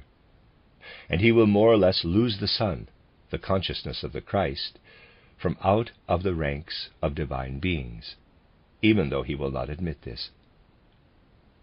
The fundamental character of Harnack's book, titled Wesen des Christentums, Essence of Christianity, is contained in its statement that the Son really has no place in the Gospels, but only the Father, for the Son is merely the one who sent out into the world the teachings of the Father by way of the Gospels. The preceding conception actually leads us gradually away from a real or true Christianity. For if we wish to preserve Christianity, we must be able to add to the distinct and separate experience of the Father, which we attain to if we really possess a sound human nature, the experience of the Son. But this experience of the Son is the very one which arises not through an experience of nature, but through the experience of something in man which transcends nature. It is an experience belonging to that sphere which has nothing in common with nature, in contrast to which nature fades away into mere phenomenalism.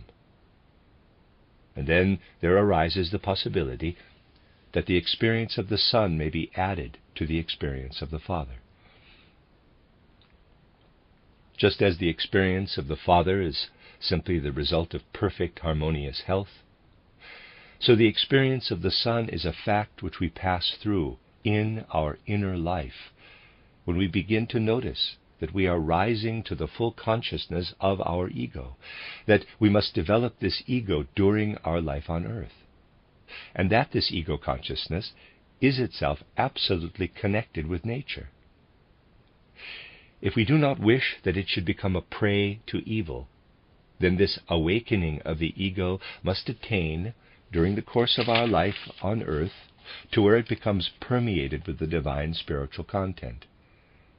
The words, "Not I, but Christ in me," must become truth. It must become truth for the reason that the ego, which can remain within the Father experience, in the form in which it is first experienced, must be completely transformed and metamorphosed.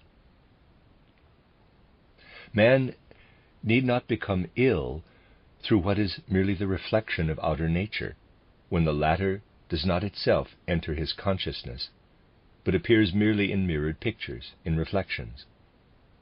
But man would of necessity become ill as regards his true human being, were he unable to find out of his own freedom that world power which is not limited to being only the primal origin of what exists as healthy forces of nature. The human being must be able to lift himself to the recognition that this process of becoming ill must inevitably take place through the birth of the ego.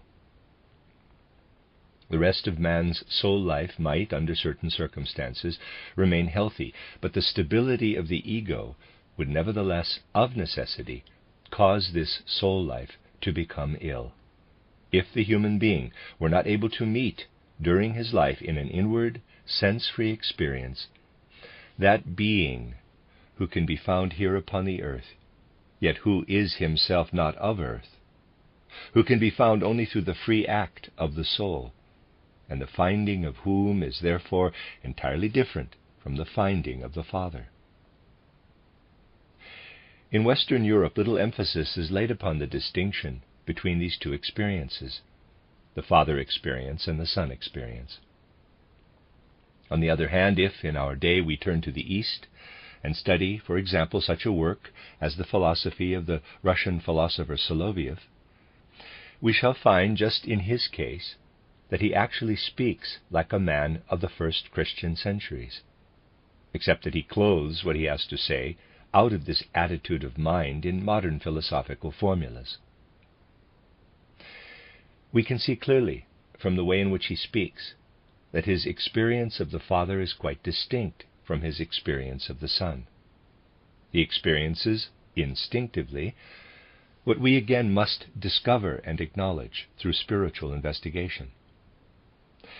Namely, that we are born out of the Father, that it is a sign of illness not to acknowledge the Father, yet at the same time that for human beings endowed with an ego, there must be a process that heals, a super-earthly healer, and this is the Christ.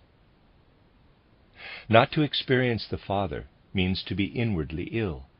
Not to experience the Christ means the entrance of sorrow and misfortune in our lives. The Father problem is a question of knowledge. The Son problem is a question of destiny, a question of blessing and misfortune. And only those epochs which have considered the Christ as a physician, as a universal healer, have been able to attain to a satisfying conception of the way in which he enters our life. For supersensible anthroposophical investigation, it is no mere phrase, not something which has a merely allegorical and symbolic meaning when we say Christ the physician, Christ the Savior or healer, Heiland oder Heiler, close parenthesis. He who sets the ego free from that danger from which the Father cannot free it. For whatever is healthy can also become ill. Through the ego consciousness alone, healthiness would necessarily disappear. What the Father is unable to do, he has conferred upon the Son. The Christ enters human consciousness through a quite distinct experience at the side of the Father. Spiritual, scientific, anthroposophical investigation can justify this experience in accordance with absolutely scientific methods.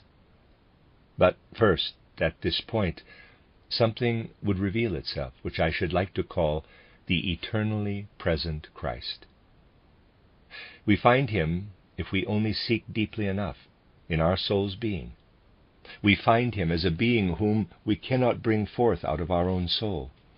We find him as we find an external event of nature outside of us, quite objectively.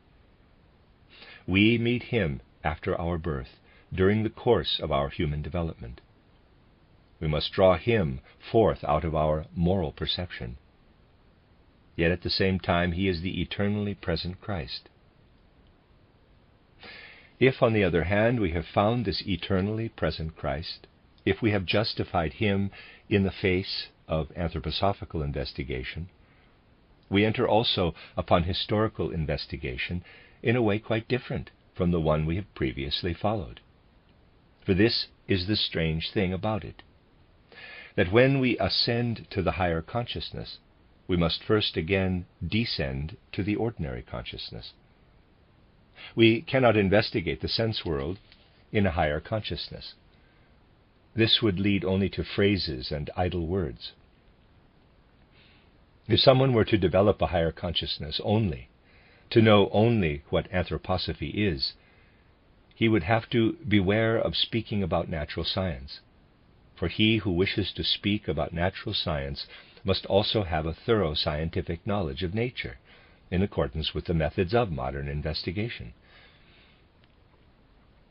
He can at the same time permeate what natural science has to give with supersensible investigation. A layman, a dilettante, is not permitted to speak on natural science, no matter how much at home he may be in the knowledge of the supersensible worlds.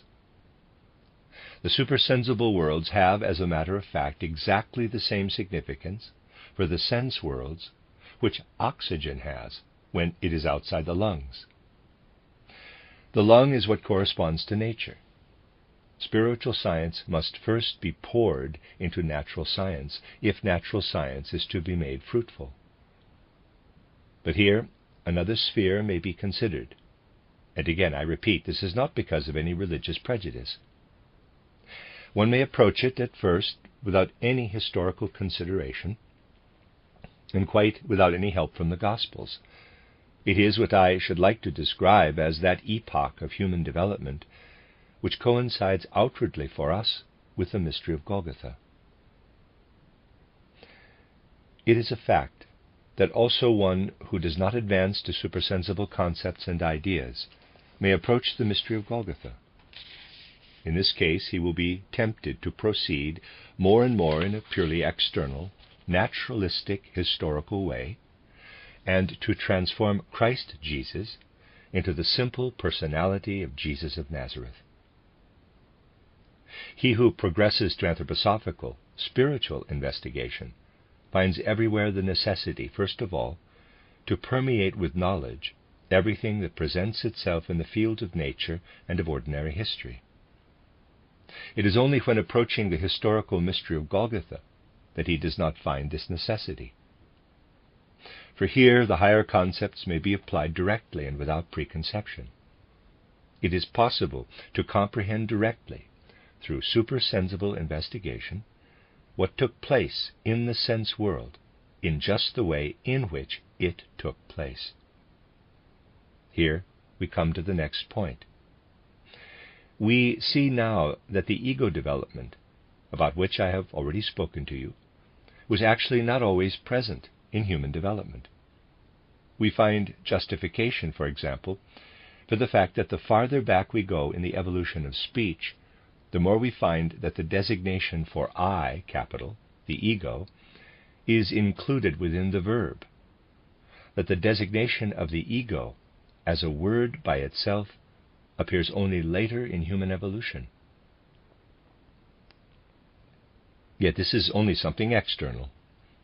One who studies the psychology of history, while at the same time penetrating into it with supersensible perception, will find that the ego experience actually did not exist until about the 8th or the 7th century before Christ, that it then gradually began to appear, and that historical development in human history actually tended toward what we must call the dawning of the ego. I believe it was especially in the life of the Greek people that the dawn of this ego was felt so completely.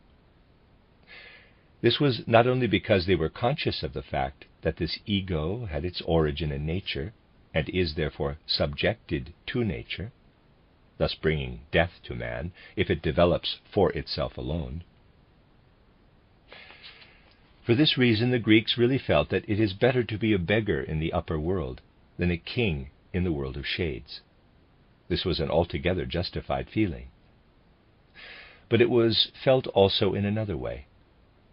He who really studies the great Greek dramatists, not in the superficial manner in which this is often done today, knows that they desired, at the same time, to be physicians, that they wished to shape the course of the drama in such a way that the human being might recover his health through a catharsis.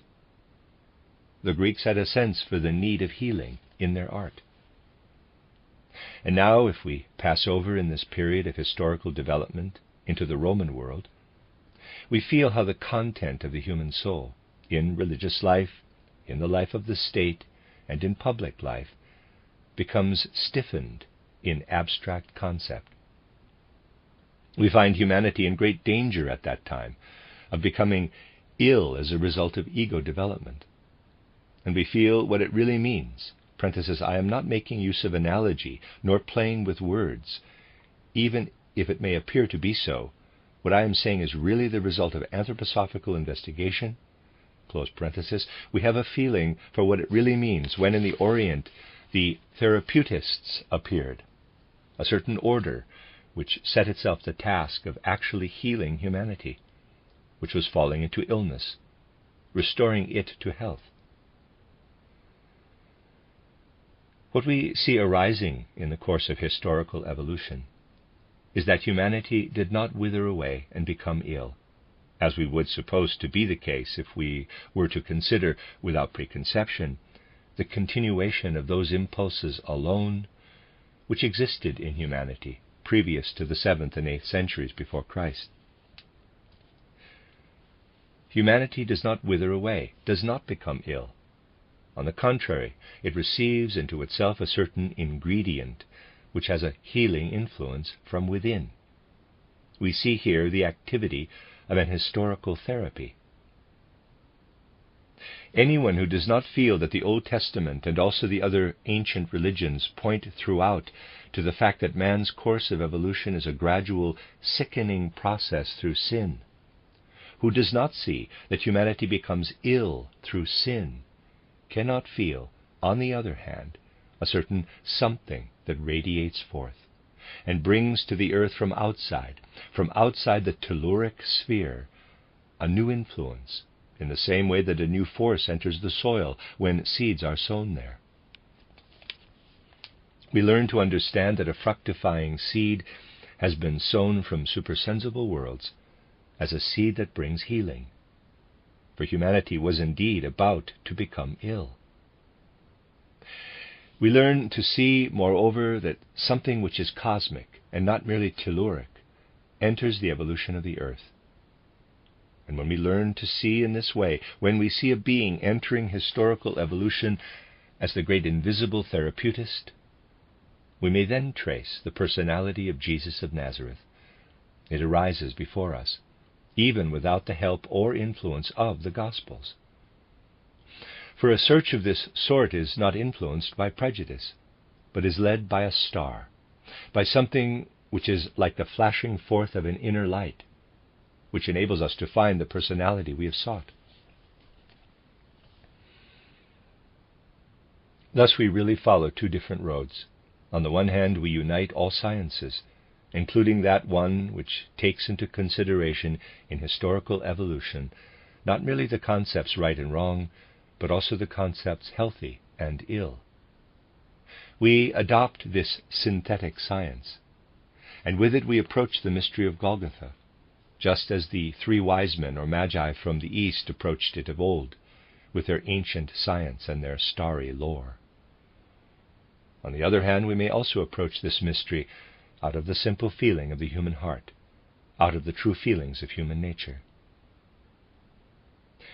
If we meet the eternally present Christ, whom we can only find if we possess that organ into which the eternally present Christ says in the spirit of St. Paul, "Not I, but Christ in me makes me healthy, redeems me from death, giving me life again," we shall also find the man Jesus in the history of humanity, the man Jesus in whom the Christ actually lived. In this way, the super-terrestrial being of the Christ, the healer, the great therapist, becomes united with the simple man of Nazareth, who could not be otherwise than simple and gentle, and who was able to speak to the poorest of the poor, who could also address his words to sinners, that is, to the diseased, but who spoke to them words which did not only contain what had been active within humanity up to that time, for in that case the words would have been as ill as those of the Roman period, because the words of the Romans were permeated merely by something abstract, who spoke to them words of everlasting life, which appealed not only to their understanding, but also to their feelings, to that which is irrational. Thus we see that we can approach the personality of Jesus of Nazareth, and that we learn to know all the wonderful sides of his character described in the Gospel of St. Luke. But we are also led to all that the Gospel of St. John describes out of inner experience concerning the healer, the therapist, who is also the living Logos, the health-bringing Logos. We learn to connect the synoptic Gospels with the Gospel of St. John, in the same moment when we no longer approach historical research with the rationalistic idea of what is formally right or wrong, but rather approach historical research with the higher ideas of healthy and ill. Thus the man Jesus loses nothing, for inasmuch as he was chosen to take up within himself the healing impulse of the Christ, he does not require all the wisdom of ancient times, the development of which degenerated into a process of illness, so that humanity could no longer recognize the godly element through wisdom, but was only able to recognize, in a pathological way, the exterior, natural aspect of things. We learn to know the one who, owing to the fact that he was fructified from above, became entirely that being who wandered across the land of Palestine. We learn to consider the personality of Jesus as the outward sheath of the extraterrestrial being of the Christ. And we learn to realize that the earth would have lost its meaning, that it would have perished through illness, had the great healing process through the mystery of Golgotha not taken place. Christianity does not lose the irrational, the paradoxical element. Man is only led in the right way toward that which no ratio can understand, toward that which can only be understood through a vitalized knowledge such as anthroposophical research strives to bring to man. We see, on the contrary, that precisely the investigation of the life of Jesus has gradually become rationalistic, that the simple man of Nazareth has become the one and only reality for many people, and that they cannot find the Christ again. However, it is not possible to find the Christ through mere logic, even if it is historical logic. The Christ can only be found if we are able to trace the process of history with higher ideas, higher in this connection, such as healthy and ill. Then we indeed come to the point where we realize that the illness that would gradually have befallen man through the awakening of the ego would have led to the death of the spirit. For man would have gradually belonged more and more to nature, owing to the extension of the ego arising out of the body. Nature would have spread over his soul. Man would gradually have fallen a prey to earthly death, and finally to the earth's death through heat. If we realize that the impulse brought by the mystery of Golgotha is one which gives a new meaning to the earth, we then find precisely in historical evolution, through the man, Jesus himself, through the death on the cross and through resurrection, what the earth has received anew from heaven. We learn to know the meaning of the words, quote, "This is my well-beloved Son. This day he is born unto me." Close quote. We learn to know that with this moment, a truly new age begins to dawn upon the earth. We learn to know that human beings must gradually educate themselves in order to understand what has entered human evolution through the mystery of Golgotha. And we ask, in what way does this mystery of Golgotha continue to influence mankind? Now, my dear friends, at the time the mystery of Golgotha took place on earth, there was still present something of what, in ancient times, had existed all over the earth as a matter of fact, namely a certain instinctive knowledge. Man possessed this knowledge, even though the development of the ego had not as yet begun. The human being of ancient times did not possess a clearly defined ego, but on the other hand he had an instinctive knowledge which had been bestowed upon him through an instinctive divine inspiration. This constituted, in ancient times, the healthy element. This was the therapeutic original revelation. But this primordial revelation gradually vanished. The ego began to extend itself over the whole human being, and for this very reason, man became more and more ill. Nevertheless, there still existed a few last traces of an ancient, clairvoyant, instinctive knowledge concerning the spiritual worlds. The apostles still possessed such traces of an old clairvoyance.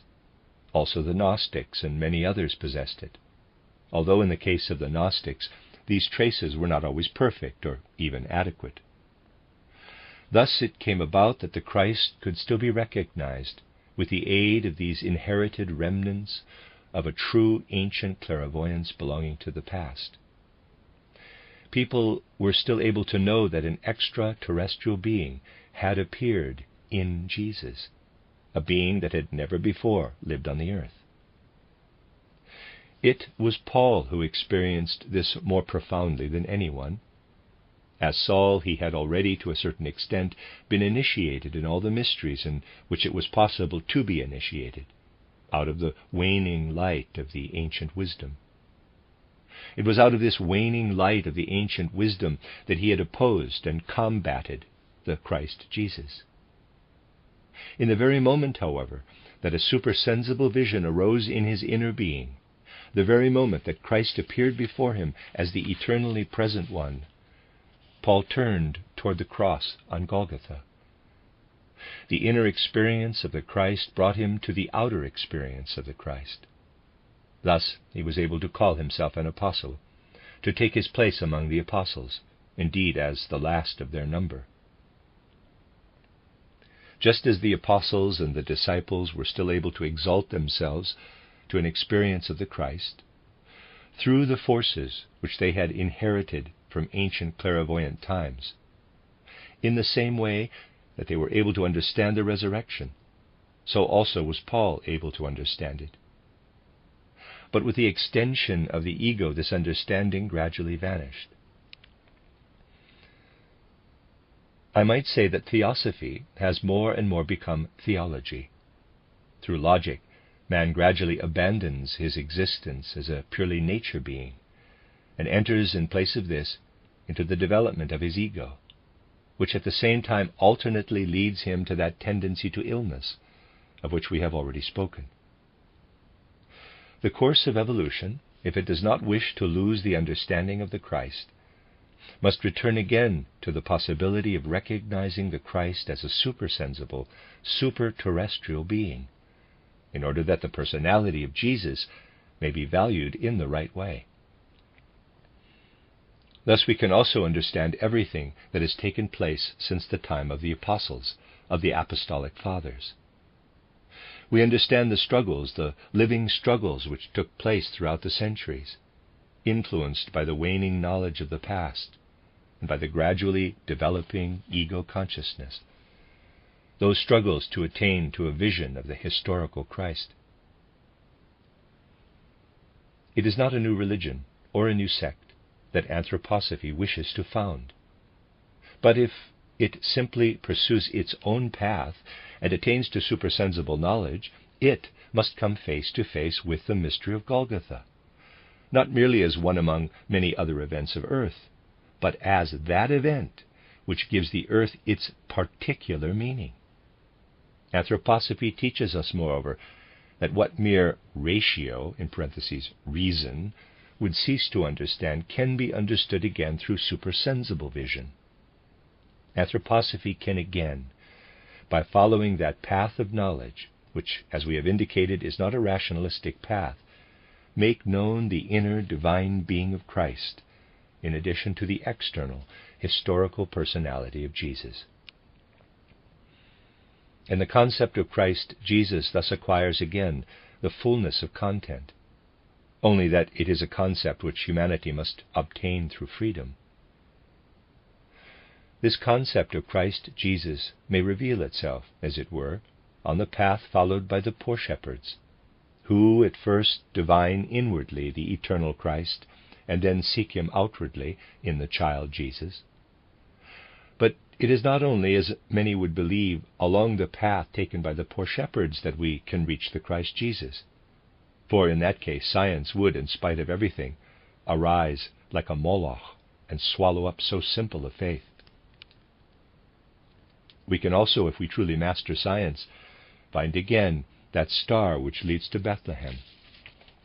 In the same way that the simplest human heart can find the Christ through profound inner experience, if it rises not merely to ratio, but to a feeling of its own inner condition of illness, so this consciousness of being ill, which in its essence is none other than the feeling of a consciousness of sin, may lead in a quite simple and natural way to the experience of the Christ, to a meeting with the Christ. On the other hand, science also cannot lead us away from this experience. For if science attains, as in time it must attain, in all its spheres of learning, to a supersensible vision, then the highest form of science, as well as the simplest feelings of men's hearts, will find the Christ in the man Jesus. This is what anthroposophy would strive in a modest way to achieve. It does not attempt to eliminate the mystery sought in reverent trustfulness by the simple human heart. For the path followed by anthroposophy leads, it is true, to the higher spheres of knowledge, but it does not lead to rationalism. It must be careful to avoid, as I have already explained, the precipices of the irrational and the paradoxical. Indeed, it must substitute for right and wrong the life-filled concepts of healthy and ill. To a mere physical therapy, it must add the great historical therapy. Anthroposophical investigation, if it succeeds in rising to the knowledge to which it strives to rise, will then lead to the same truth which may at first reveal itself to a trusting reverence as the true mystery, that which must remain concealed. Why do we speak of this unknown hidden element? Now, my dear friends, if we know a person not merely through descriptions, if we do not simply believe in his existence, but are led before his countenance, we can then see him. We have a vision of the person. Yet such a vision does not, therefore, have to be rationalistic. The irrational element in the person standing before us does not thereby cease to exist. He remains a mystery to us, for he possesses within him something that is intensively, profoundly infinite. No sort of ratio would be able to exhaust the wealth of his being. In the same way, anthroposophical knowledge cannot possibly exhaust the wealth of Christ, even though it may strive with the greatest longing and with all the means of knowledge at its disposal to reach the goal of seeing the Christ, not only of believing in him. He does not cease to stand before us as a being that cannot be grasped by ratio alone, even when we are able to see him. And in the same way that a human being does not necessarily lose any of the reverence which we may feel for him, as we feel it for every human being, just because he remains a mystery, even when we are led before his countenance, so the mystery of Golgotha remains a mystery, and is not drawn down by anthroposophy into dry abstractions and logical rationalism. Anthroposophy does not in the least strive to eliminate the irrational and the paradoxical in Christianity. Through the Christ Jesus it reveals to us, it strives rather to see this irrational and paradoxical element. What we are able to see may fill us with just as great a measure of deep and childlike reverence as what we are merely expected to believe, perhaps indeed with an even deeper and even more childlike reverence. For this reason, anthroposophy does not kill faith, but fills it with life. This may be seen especially in the way in which it seeks to unravel the mystery of Golgotha, the union of the Christ with the personality of Jesus. At the same time, all of this, my dear friends, is of course the object of an extensive research carried on over a number of years, indeed a research which has only just begun. And I must ask your pardon if I have pointed out only a few fundamental truths in this lecture, which has already been far too long. Yet perhaps these fundamental lines or thoughts may at least make clear to you that anthroposophy does not in the least strive to draw us down into the rationalism of ordinary knowledge, nor does it wish to make the mystery of Golgotha a mystery that has been irreverently unveiled. It seeks rather to lead us to the mystery of Golgotha with the greatest possible reverence, with the deepest religious feelings, indeed with a deepened religious feeling, which becomes more profound when for the first time we are seized with a feeling of true awe in the presence of the cross on Golgotha. Thus anthroposophy does not wish to contribute toward a deadening of Christianity, but seeks on the contrary to fill it with new life, with a new soul content, for it appears to be suffering painfully under the influence of rationalism, which is fully justified only in the sphere of external natural science. The end of Lecture 6. You are listening to RudolfSteinerAudio.com. If you are listening to the podcast of this, it is located at rudolfsteiner.podbean.com. Please consider becoming a patron. As well, there are two publishing houses, steinerbooks.org in America and rudolfsteinerpress.com in England, who are the sole publishers of Steiner into English and have given me permission to do these recordings. Please consider patronizing them as well. This is a reading of Collected Works, Volume 79 by Rudolf Steiner, entitled Self-Consciousness, the Spiritual Human Being, 10 lectures, translator unknown. This is Lecture 7, entitled The Necessity for a Renewal of Culture. I have been asked to lecture this evening on the necessity for a renewal of culture. During the past few days, I have been speaking to you on the spiritual science of anthroposophy. This is a field which may be dealt with generally by any individual, if he thinks that he can communicate to others this or that result of special investigations or impulses. For this is the expression of an individual impulse, although one must, of course, bear in mind that it is something which from certain standpoints may be of interest to all.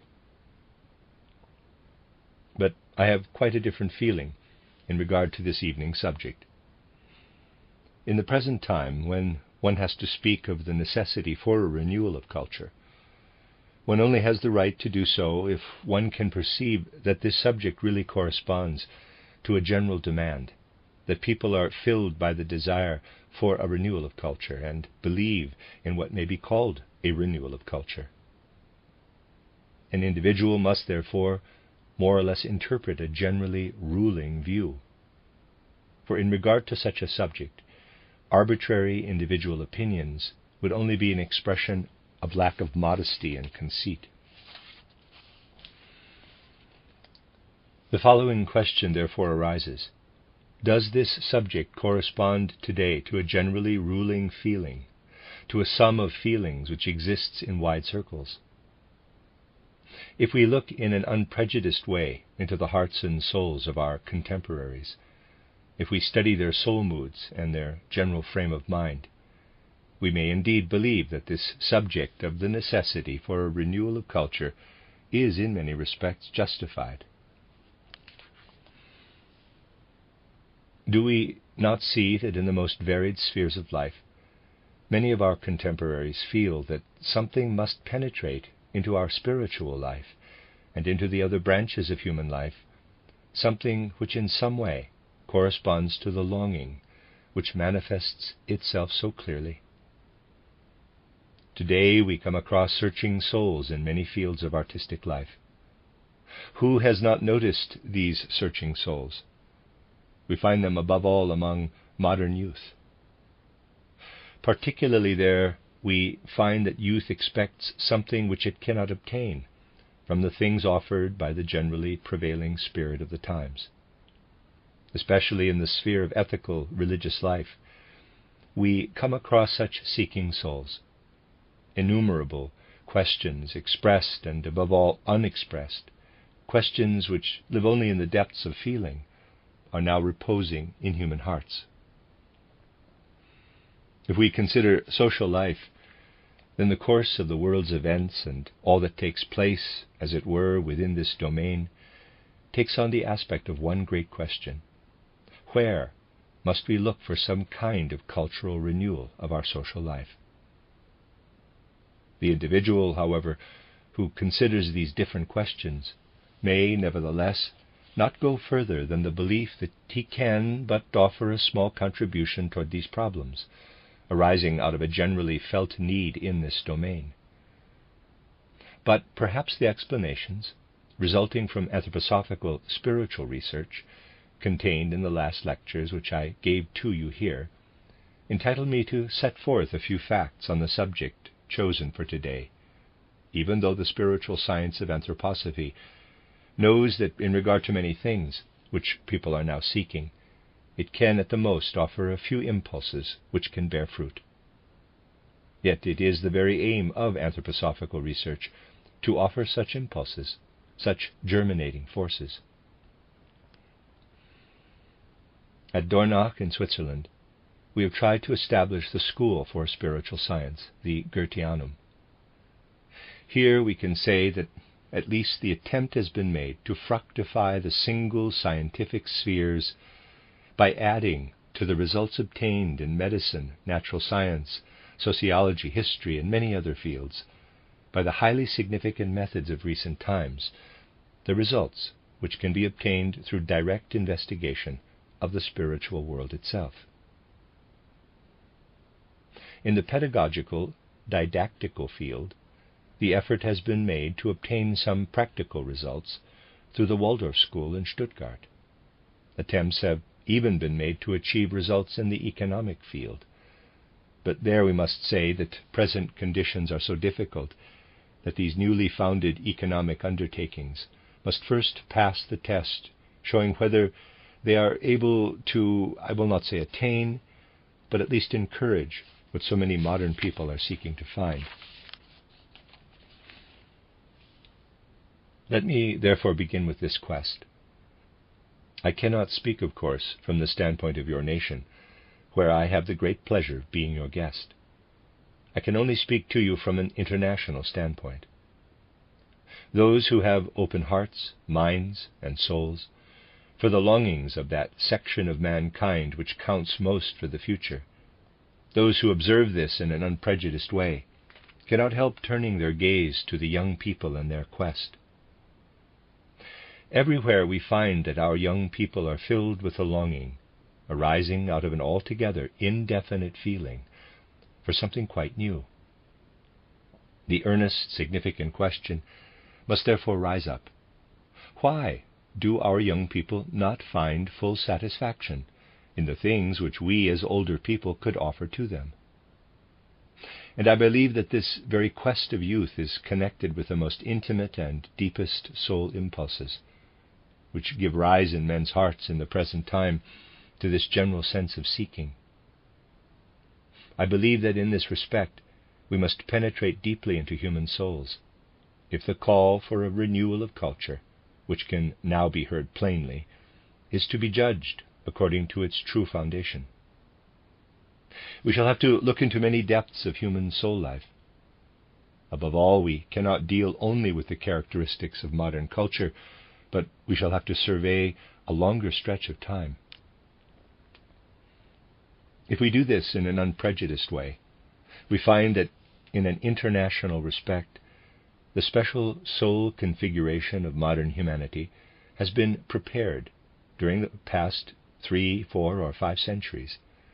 We also find that these last 3, 4, and 5 centuries reveal something completely new, compared with the spiritual constitution which still existed in the Occident during the 10th, 11th, and 12th centuries, derived from a still earlier epoch. Whenever we survey these earlier times of spiritual life in the Occident, we find that man's soul spiritual conception, was not so strictly separated from his physical or sensory conception, as was the case later on and during the present time. In earlier centuries, when the human being turned his senses toward the physical world, which constituted his environment, he always knew that a spiritual element also lived in the objects which he perceived through his senses.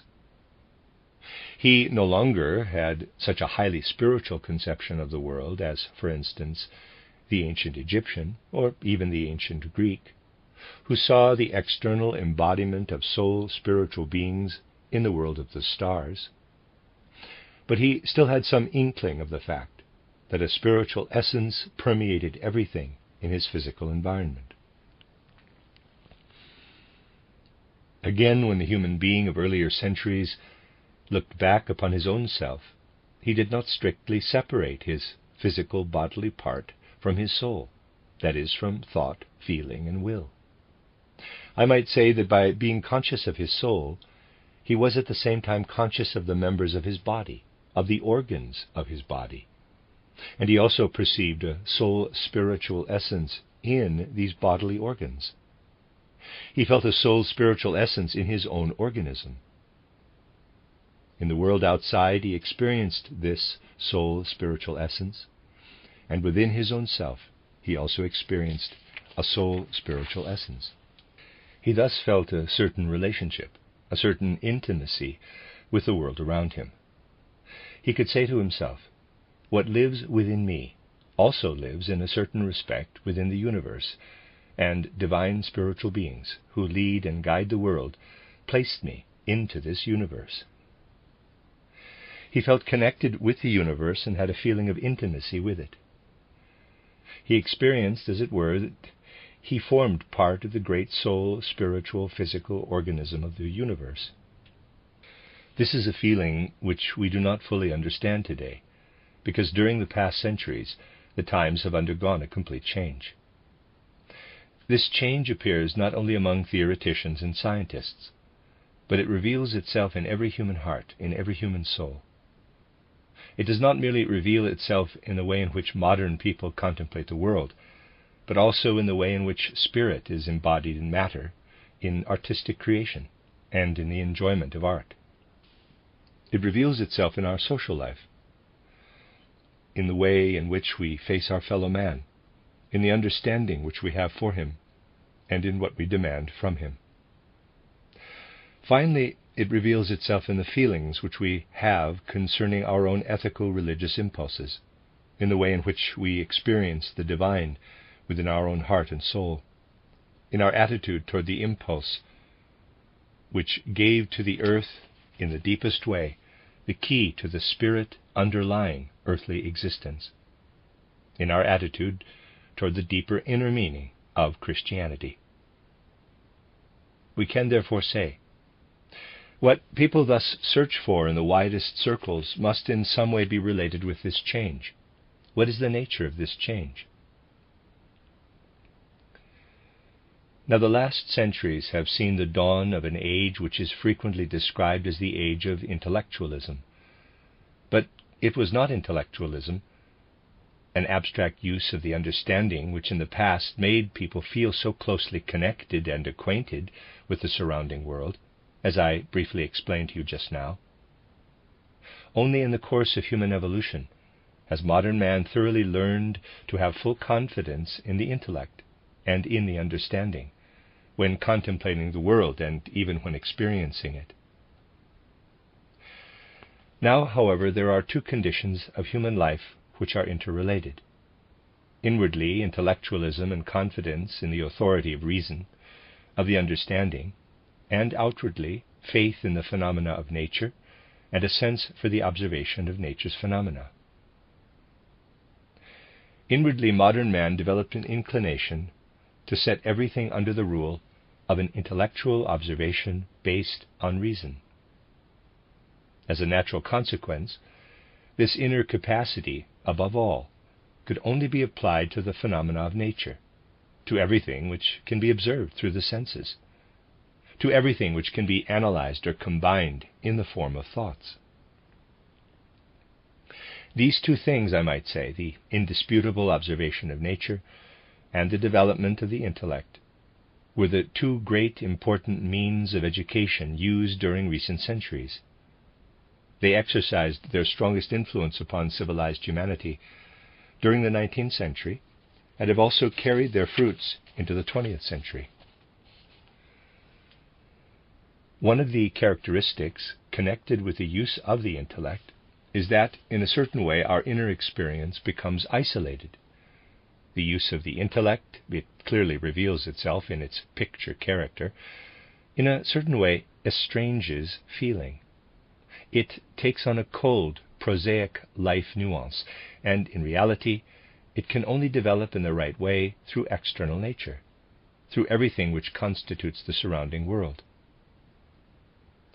Through this connection, through this relationship of man with the world, deeply satisfying explanations can be found in regard to nature.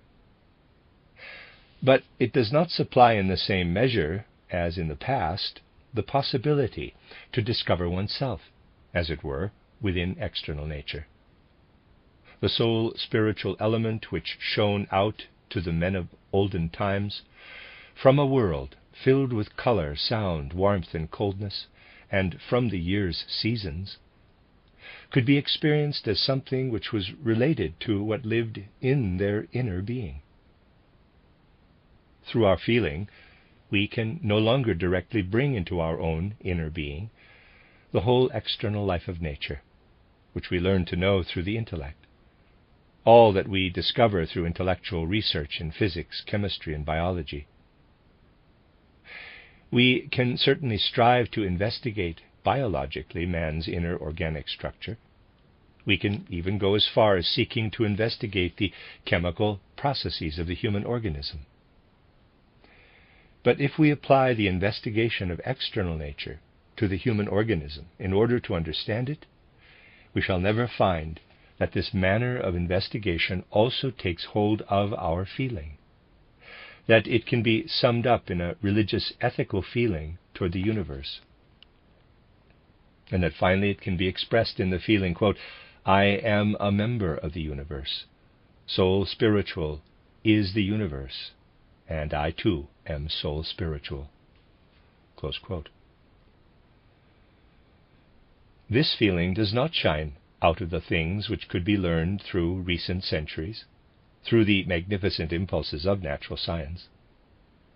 Consequently, the very forces which brought the best and most significant fruit, and which transformed the whole existence of modern man, at the same time estranged him from his own self. The fact that he stands within the universe and admiringly looks upon his mathematical conception of the spatial world, of the stars and their movements, the fact that he can unfathom with a certain scientific reverence what plants, animals, etc. contain, is accompanied, in spite of all the problems which are still unsolved, by a certain feeling of satisfaction. People are filled with satisfaction that on the one hand it is possible for them to solve the riddles of nature by using their intellect and their reason. But there is one thing which cannot be reached along this path, namely a knowledge of man's true being. The science dealing with the stars, the science which exists in the form of physics and chemistry, the science of biology, and in more recent times even the science of history, do not reveal anything in reply to man's deepest longing concerning his own being. And hence arose more and more the need to seek for something else. Their quest is none other than the quest of modern man for the human being. Though we may do our utmost to summarize the true nature of this quest in different spheres everywhere, we find that men now really wish to solve the riddle of their own being, the riddle of man. This is not merely something which may interest theoreticians, but something which deeply penetrates into the constitution of every human soul. To all who are interested in such things, it is undoubtedly a source of deepest longing when the investigation of nature leads to the desire to discover also what lies concealed behind the great expanse of nature's life. namely man's being, which greatly transcends all that can be gathered from the external kingdoms of nature. But I might say, at this point the great riddle, the search for the nature of man, really begins. At this point we also understand the fact that we have allowed our feelings and our whole education to be influenced by forces which thus came to the fore during recent centuries. External life reflects this in every way. Far more than we think, external life reflects the forces which came to the fore in the spiritual life of humanity during its more recent course of development, as described just now. We not only inquire in vain after man's true being from a theoretical standpoint, oh no, but today we pass each other by, and under the influence of our modern education we have not the capacity to understand our fellow men inwardly. We lack the capacity to look with a kind of clairvoyant sympathy into the human soul, and into what lives in it, a capacity which still existed in many civilizations of the past. Not only theoretically have we lost the understanding for the human being, but in every moment of the day we lack a sympathetic comprehension, a sympathetic feeling contact with our fellow men. Perhaps this appears most clearly of all in the social question. In its present form it shows us that we have indeed lost this understanding for our fellow men. For why does the call for social reforms, for a social renewal, resound so loudly? Because in reality we have grown utterly unsocial. As a rule, we demand most loudly of all the very things which we most sorely lack. And in the loud call for socialism, a truly unprejudiced person can hear the truth, that we no longer understand each other and are unable to build up a social organism, because we have grown so unsocial. Consequently, we cling to the hope that our understanding, which has reached such a high stage of development through intellectualism, may, after all, lead us back to an organic social structure. The social question itself shows us, above all, how estranged we have become from each other as human beings.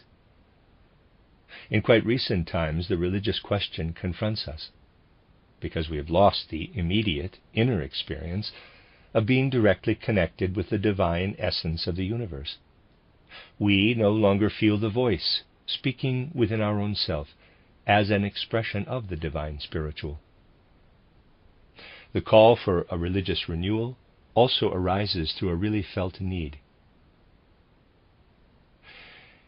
If we now look more deeply into the seeking life of modern times, by setting out from such aspects, we find that the intellectual culture, the intellectual contemplation which gradually made even human feeling grow pale, is after all something which is connected with a definite age of human life. We should not fall a prey to any illusion, for in regard to his intellect, the human being really awakes only when he reaches the age of puberty. His intellectual powers awake at that time of his life when he is ready to work in the external world. But intellectualism is never our own personal property, a force which can move our soul during childhood, or soon after when we go to school. In this early life, the soul's configuration must differ from its later configuration. The intellectual element in modern life cannot and must not develop during childhood and in early youth, for it would have a chilling, deadening, paralyzing effect upon the forces of youth. Thus it came about, in order to understand the present time and its longings, we must penetrate into more intimate details of life, that we now grow into a culture which deprives us, though this may sound paradoxical, in our mature age, of the most beautiful memories of our childhood. If we look back in memory upon our experiences of childhood, we cannot draw up with sufficient intensity and warmth the undefined feelings and memories which frequently live in unconscious depths, and which sometimes can only rise up in nuances of thoughts and memories. We reach the point of being unable to understand ourselves completely. We look back upon the life of our childhood as if it were a riddle.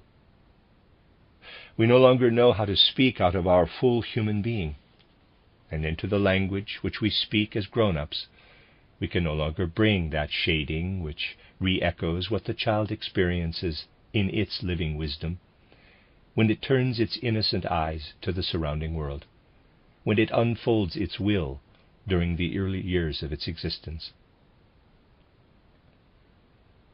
We do not study history in a true way if it does not show us that among the people of olden times the speech of men who had reached a mature age always re-echoed the development of childhood.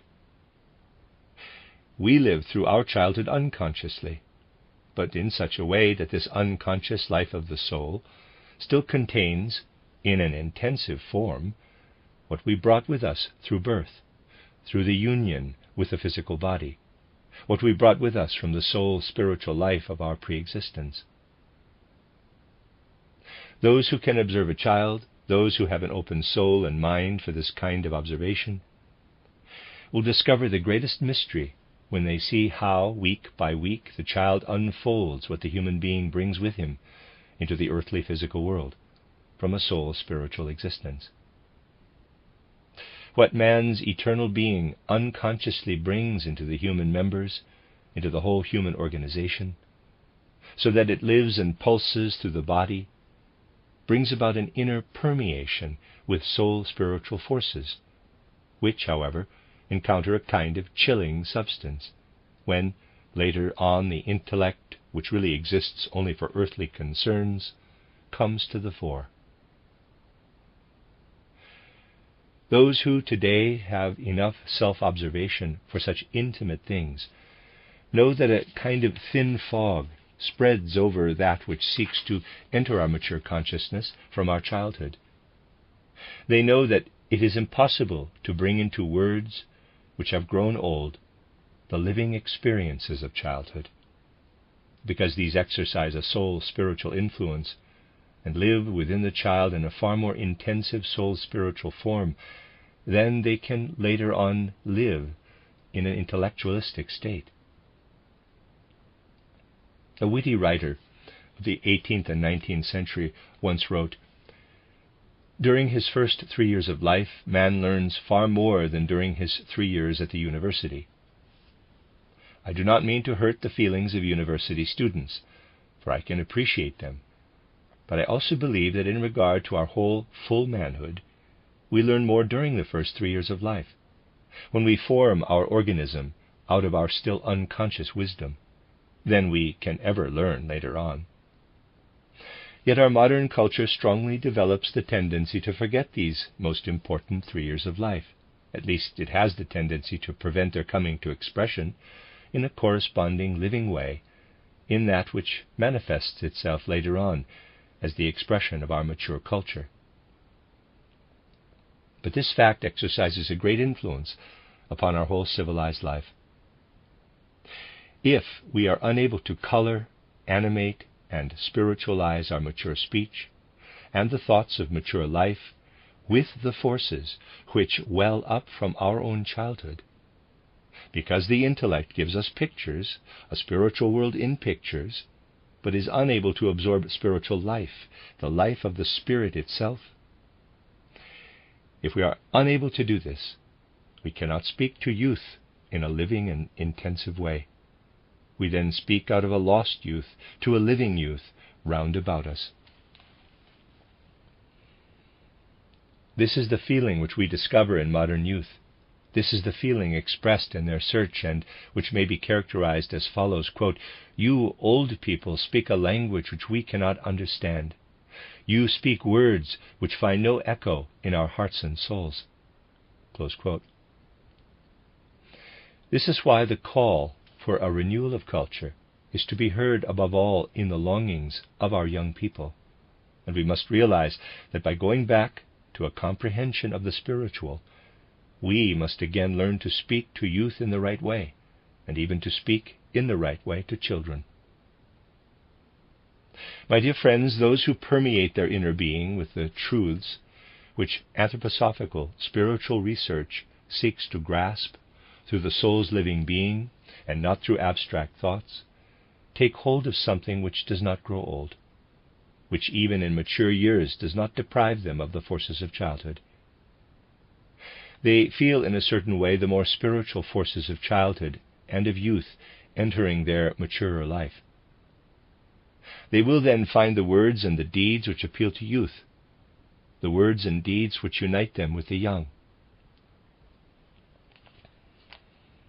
It was this observation of youth's mood of seeking which led to the endeavor to create at the Waldorf School in Stuttgart, above all, a body of teachers able to speak to children out of a spiritual rejuvenation reached in mature years, to speak to children once more as if they were real friends. To those people who acquire something of genuine spirituality in their life, every child is a revelation. They know that the child, the small child, and the older child can, if they have an open heart for this, give them more than they can give to the child. Though this may sound paradoxical, it is, nevertheless, the note which may lead to a kind of renewal of culture in this sphere. If we let this shed light on the other things which confront us in life, we must say to ourselves, if we clearly perceive that man is in search of man, and that he must seek him, that is to say, if we can see that the human being, who has become one-sided through intellectualism, goes in search of the full, whole human being, we shall come across this same fact very definitely in many other spheres of life today. If we survey the times which have given rise to the great achievements of modern culture, achievements which cannot be prized highly enough, we find that modern civilization could only be gained by forfeiting something of man's whole being. Man looked out into the world's spaces. He could build instruments enabling him to discover the nature and the movements of the stars. It is only since a few centuries, however, that results which thus confront us have developed in such a way as to supply a mathematical, physical picture of the universe. Today we no longer feel how in the past men looked out into the universe and perceived in the stars' courses a revelation of the Spirit in the cosmos, in the same way in which we now perceive in the physiognomy of a human being the revelation of his soul and spirit. An abstract, dried up, mathematical, mechanical element now appears to us in the cosmos, although in itself it is one which cannot be prized highly enough. We look up to the sky and perceive nothing but an immense world mechanism. The ideal has more and more gained ground to perceive this world mechanism everywhere, and what has grown out of it today. Though to many contemporaries this may still seem contradictory, I think that to an unprejudiced observation it is everywhere clearly evident that the social sphere of humanity which surrounds us everywhere, and which constitutes our modern civilization, now sends out its answers to the concept of world mechanism. For today our social, and also our ethical and juridical life, and in a certain way, as I will immediately show you, even our religious life, have taken on a mechanistic character. We can see that in millions and millions of men there lives the view that the historical evolution of mankind does not contain spiritual forces, but only economic forces, and that everything which lives in art, religion, ethics, science, law, etc., is a kind of fog rising out of the only historical reality, out of economic life. Economic forms are realities, and their influence upon men, this is what many people say today, and one's heart should feel the great tragedy of such statements, gives rise to what develops in the form of law, ethics, religion, art, etc. This is their view. They think that all this is an ideology.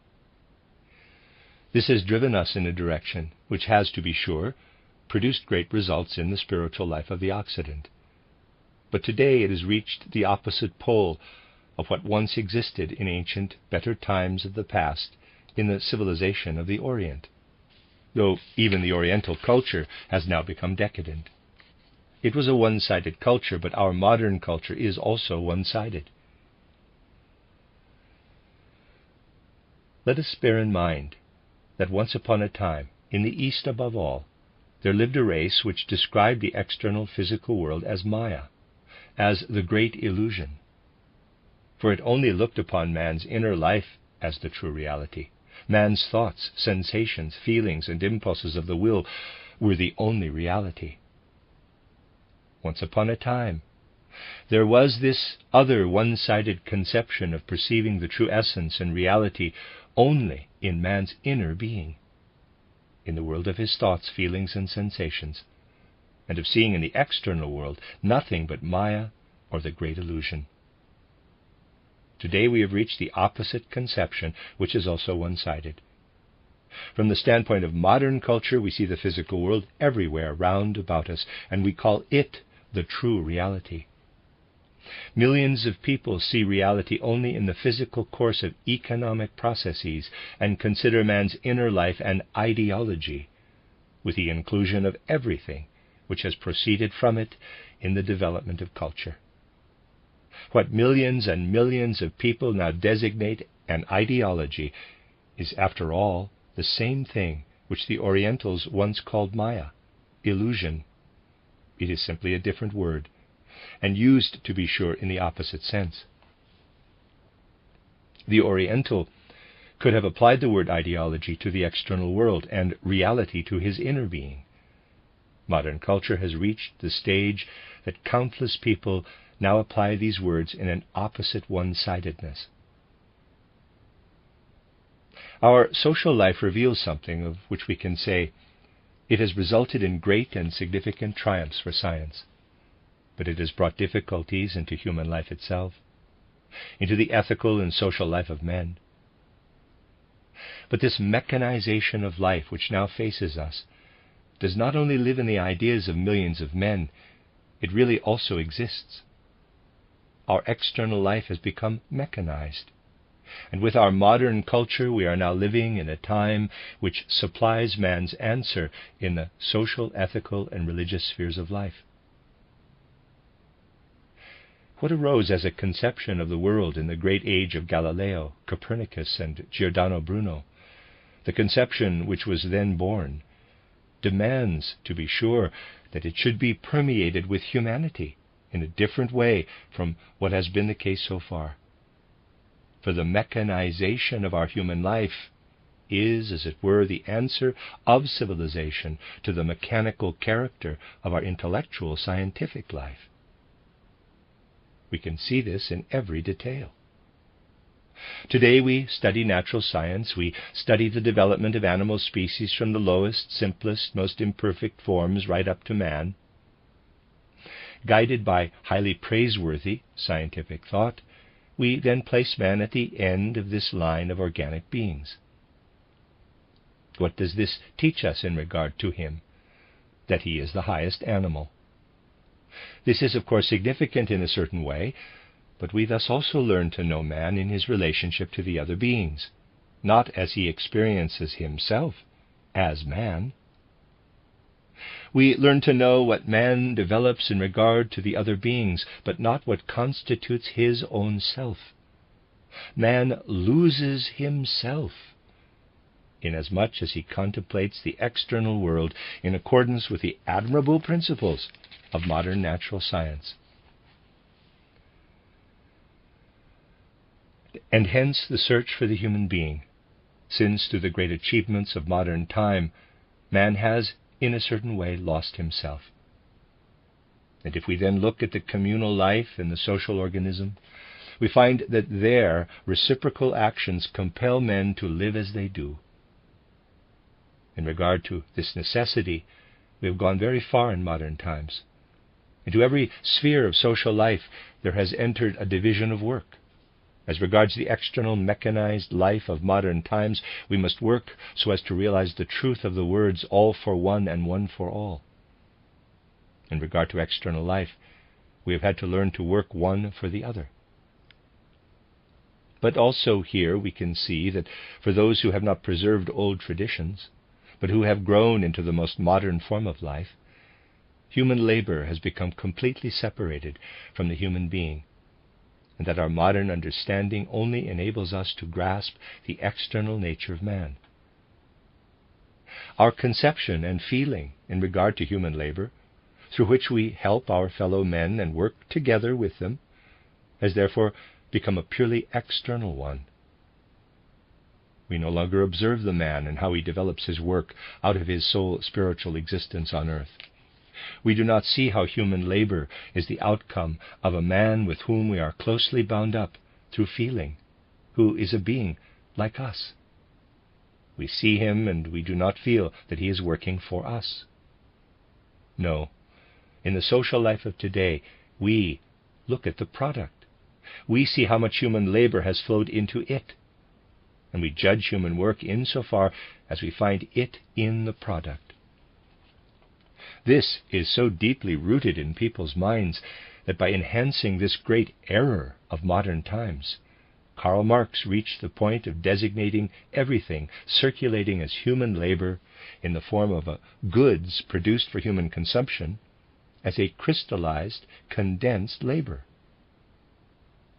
We now judge labor separated from the human being, in the same way in which we have acquired the power of observing nature apart from man.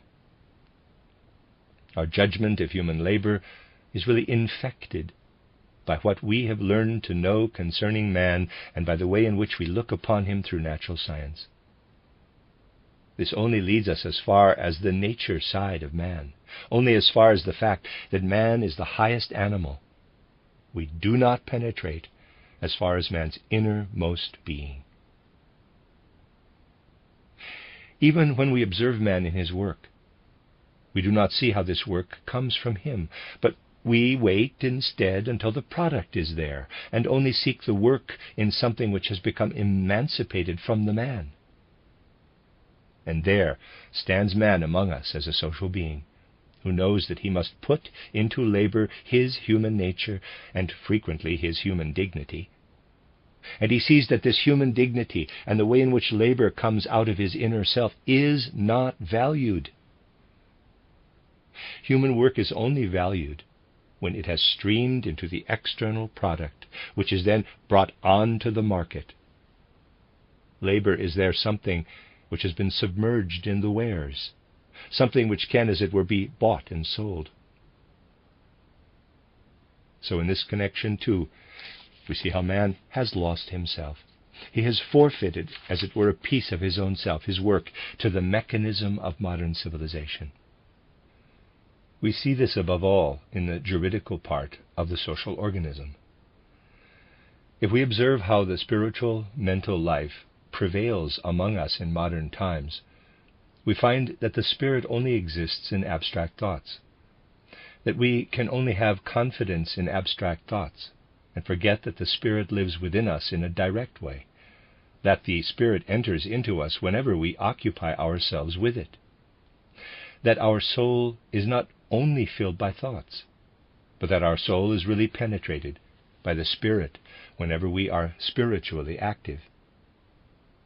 Mankind has lost this connection with the Spirit, while its conception of nature has become great.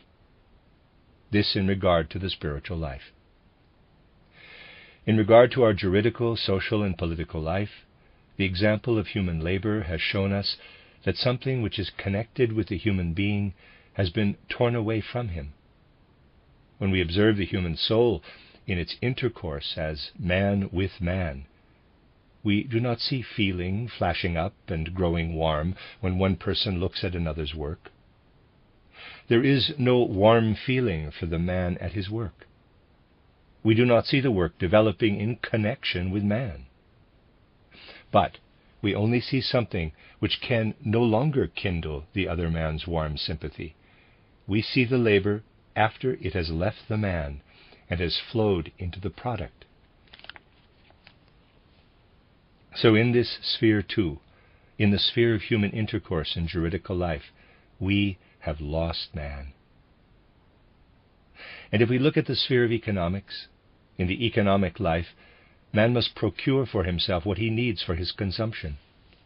The things which he needs for his own consumption are those for which he develops his capacities. Man will work all the better for others, for himself, and for the whole human community, the more he develops his capacities. The essential point in economic life is the development of human faculties. When it is a question of people, an employee will find it advantageous to work for a capable employer. This is quite possible, for those whose work is guided by others physically or spiritually soon recognize that they fare better with a capable leader than with an incapable one. But does our modern economic striving tend above all to bear in mind the economic life and activity of mankind, and to ask everywhere, where are the more capable people? If we were to look upon this living element in man, upon this purely human element, if people were placed into economic life in accordance with their capacities, so that they might achieve their best for their fellows, that could achieve a conception, a culture, able to discover the human being in man. But the characteristic of our modern culture is just this, that it cannot discover the human being in man, and to an unprejudiced observation it is evident that we have gradually lost the power of judging people rightly, in accordance with their capacities and gifts. To be sure, that testing entity, the examination through which men's capacities are supposed to be shown, has acquired a great importance in our modern civilization. But its chief aim is not to discover how a person can most capably work in life, for the mechanized way of living requires something else. In many respects, indeed, there is the call today to let the best man fill the best place according to requirement. But this generally remains a pious wish, and we see that economic life above all, as well as other spheres, such as spiritual and juridical life, becomes severed from the human being. We do not consider the human being above all and his living connection with economic life, but we consider instead the best way in which he can become connected with something which is not really related to man. We see that economic life as well is separating itself from man. It is therefore no wonder that the call for a renewal of our present culture should arise in every sphere of life under the aspect of a search for the human being. Things are not much better in the sphere of art. If we look back into the times of ancient Greece, we think that the Greek tragedians wrote their dramas in the same way in which we write them now. Yet the Greek conception of life in no way resembles the present one. The Greeks spoke of catharsis, the purification which must take place through the drama. What did he understand by catharsis or purification? He meant that a person participating in the action of such a tragedy, or of some other piece, experienced something in his soul which made him pass through certain feigned emotions. But this had a purifying effect, and thereby a healing effect upon him, reaching as far as the physical organism. It had, above all, a purifying and healing effect upon the soul. And the most important thing in Greek drama consisted both in a higher spiritual impulse and, I might say, in a medical impulse. The Greek saw a kind of healing process in what he wished to impart to his fellow men through his highly perfected art. We cannot, of course, become Greeks again. I am merely telling you this as an elucidation of the fact that we have actually entered into a mechanized way of living, which is, as it were, a denial of the human being. and that this explains the deep longing which passes through the modern world as a search for man. The spiritual science of anthroposophy, in order to support this search for the human being, strives for what may be called the threefold division of the social organism. This is subjected to many misunderstandings. It only seeks ways, however, which will lead in the life of the spirit to the rediscovery of no mere abstract spirit, a pallid thought world, at most a reflecting upon the spirit, which will lead in the juridical political life to the rediscovery of not merely the work that flows into the product, but the valuing of man's work, that human valuing of work which arises in the communal life when man, as man, confronts his fellows in pure humanity. And in the economic sphere, the threefold division of the social organism aims at the forming of associations in which people unite as consumers and producers, so that they can guide economic life in an associative way out of the most varied human spheres of interest. We judge economic requirements purely through the mechanism of the market. The associations are meant to unite people as living human beings who recognize the requirements in economic life. They are to form an organism that can regulate the conditions of production determined by the common life of men, and by a knowledge of these requirements arising from such a joint life. The threefold division of the social organism thus seeks to connect these three members: spiritual life, juridical life, and economic life, in such a way within the social organism that the human element may everywhere be found again in the free life of the spirit, that does not serve economic interests nor proceed from these, that does not serve political interests nor proceed from these, but that stands freely upon its own foundation and seeks to develop human capacities in the best way. This free life of the spirit seeks to show man the human being. It shows the human being to man. In the free life of the spirit, the human being can be found by experiencing the spirit, thus unfolding in a harmonious way the human capacities. From such a relatively independent spiritual life, it will then be possible to send into the political, juridical life and into the economic life the men with the best capacities, thus fructifying these spheres. If the economic life or political life dictate what capacities are to be developed, they themselves cannot prosper. But if they leave the life of the spirit completely free, so that it can give to the world out of its own foundations what every individual brings into existence out of divine spiritual worlds, then the other spheres of life can become fruitful in the widest sense of the word. The state's life should cultivate what men can develop as the feeling of legal rights, as moral disposition, inasmuch as they face each other as equals. The economic life should discover man through the necessary associations in keeping with his needs and capacities in the economic sphere.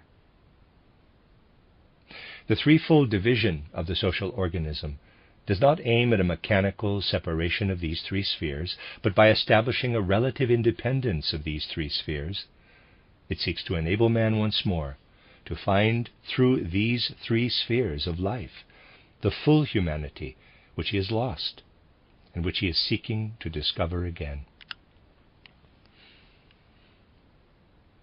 In such a sense, we may indeed speak of the necessity for a renewal of culture, and this is particularly evident if we look still deeper into man's inner being, into that inner part where, if he seeks to be fully man and experience fully his dignity and worth as a human being, he must connect himself with the divine spiritual, where he must experience and feel his own eternal being, that is to say, when we look at men's common religious life. My dear friends, I only desire, of course, to say that these are the convictions of anthroposophical spiritual science. I do not wish to press anyone to accept this particular solution of today's subject. Anthroposophy seeks above all to recognize once more the place of Christianity in the evolution of the earth. It points to the mystery of Golgotha, as anthroposophy can unravel it in the spiritual world. Historical evolution is then traced in relation to the mystery of Golgotha. A spiritual study of human history reveals that in primeval times, humanity possessed a kind of primeval revelation, a kind of instinctive primeval wisdom, which gradually disappeared and grew fainter, and this would have increased as time went on. If nothing else had occurred, we should now be living within a pallid spiritual life, deprived of wisdom, a spiritual life that could have nothing in common with the warmth of our soul life. Had not earthly existence been fructified at a certain moment by something which came from outside the earth? Spiritual science, in the sense of anthroposophy, can once more draw attention to the man Jesus, who at the beginning of our era wandered upon the earth in Palestine. We see that modern external Christianity more and more considers this man Jesus merely as a human being, whereas in older times people saw in Jesus a being from spiritual worlds transcending the earth, who had united himself with the man Jesus, and who had become Christ Jesus.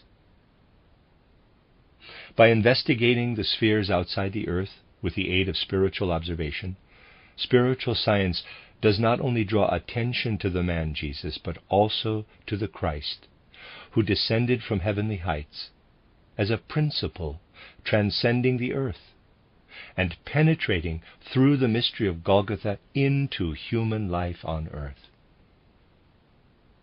And since the mystery of Golgotha, the evolution of humanity on earth has become different. For a fructifying process from the heavenly worlds took place. Modern culture leads man to concentrate their attention more and more upon the man Jesus, thus losing that feeling of genuine religious devotion gained by looking upon Christ Jesus, a feeling which alone can give us satisfaction. By looking only upon the man Jesus, people really lose that part in Jesus which could be of special value to them. For the human being in man has been lost. Even through religion, we do not know how to seek in the right way the man in Jesus of Nazareth. Through a deepening of the spiritual religious life, anthroposophical spiritual science once more discloses the source of religious devotion. In other words, it leads to the search of the divine in man within the human being himself, so that it can also rediscover in the man Jesus the super-earthly Christ, thus penetrating to the real essence of Christ Jesus. Anthroposophy does not in any way degrade the mystery of Golgotha by saying that what formerly existed outside the earth afterward came down to the earth. And what does one experience in the present age of modern culture by pursuing such a goal? The tendency of anthroposophical spiritual science to consider what transcends the earthly sphere has led people to retort that anthroposophy is not Christian, that it cannot be Christianity because it sets a super-earthly, cosmic being in Christ Jesus in place of the purely human being. They even think that it is an offense to say that Christ came down from cosmic spaces and penetrated into Jesus. Why do they think this? Because people only see the mathematical, mechanical cosmos, only the great machinery, as it were, when they look out into the heavenly spaces. And this attitude affects even religion, even man's religious feeling. Consequently, even religious people and those who teach religion today think that religion would be mechanized if Christ were to be sought in the cosmic spaces before the time of the mystery of Golgotha. Yet spiritual science does not mechanize religion, nor does it deprive Christianity of its Christian element. Instead, it fills external life with Christianity by showing out there in the cosmos is not mere mechanism, not merely phenomena and laws which can be grasped through mathematics and natural science. There is spirituality. Whereas modern theologians often believe that anthroposophy speaks of a Christ coming down from the sun, from the lifeless cosmic space, into Jesus, what is true is that anthroposophy also sees the spiritual in the realms outside the earth, and considers it a blessing for the earth that the heavenly powers sent down their influence through this being, who gave the earth its meaning by passing through the mystery of Golgotha, by coming down from heavenly heights and uniting himself with the evolution of humanity upon the earth. The spiritual science of anthroposophy thus really seeks to render religious life fruitful again, and to fill it with real warmth. It seeks to lead man back to the original source of the divine. And this is sought by listening to what lies in the call for a renewal of our culture. We have watched the development of a magnificent science, and are full of admiration for the achievements of this modern science, which have brought about such great results in our civilization. But in addition to this, we realize that there exists the call for a renewal of religious life, for a renewed religious deepening. On the one hand, we are to have a science which has nothing to do with religion, and at the same time, we are to have a religious renewal. This is the dream of many people. But it will be a vain dream. For the content of religion can never be drawn out of anything but what a definite epoch holds to be knowledge.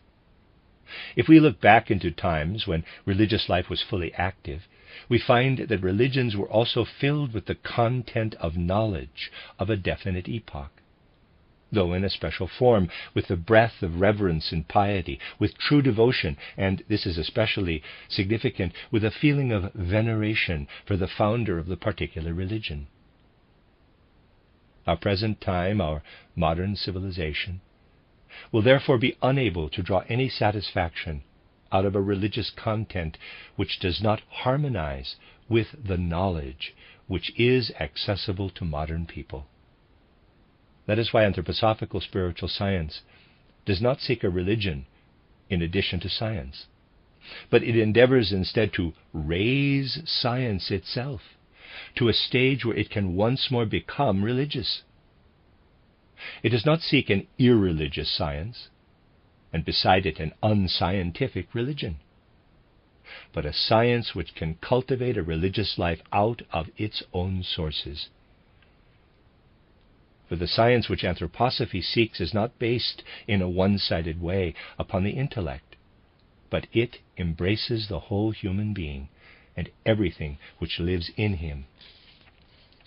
Such a form of science does not have a destructive influence upon religious life, and above all, it has no destructive influence upon Christian life, but will shed light upon it, so that one can find in the mystery of Golgotha, which entered the evolution of the earth, the eternal, supersensible significance which was bestowed upon humanity through this event. If we look upon the mystery of Golgotha, religious enthusiasm and inner religious happiness will enter our feelings, and in a moral way also our will.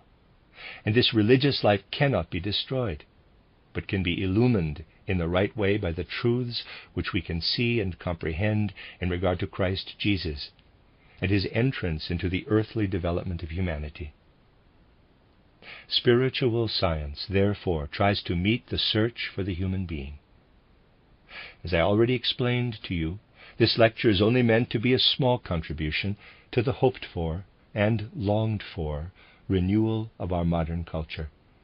It only seeks to explain the way in which it is possible to view the significance, the deep inner human significance of the longings which can find expression in a problem such as the renewal of modern culture.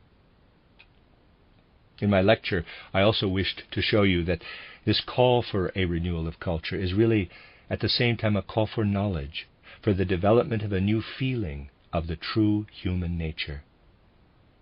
The problem dealing with the nature of this search, which strives after a renewal of modern culture, is one which really exists, and we must seek to gain a real feeling of the true being of man, a full experience of the human being. Perhaps it is justified to believe that we may interpret this call for a renewal of culture, a call which is in many ways not at all clear and distinct, by saying to ourselves, the striving human being is now confronted in a really significant way by the renewal of a problem which resounded in ancient Greece, and which now re-echoes from there in the call, O man, know thyself.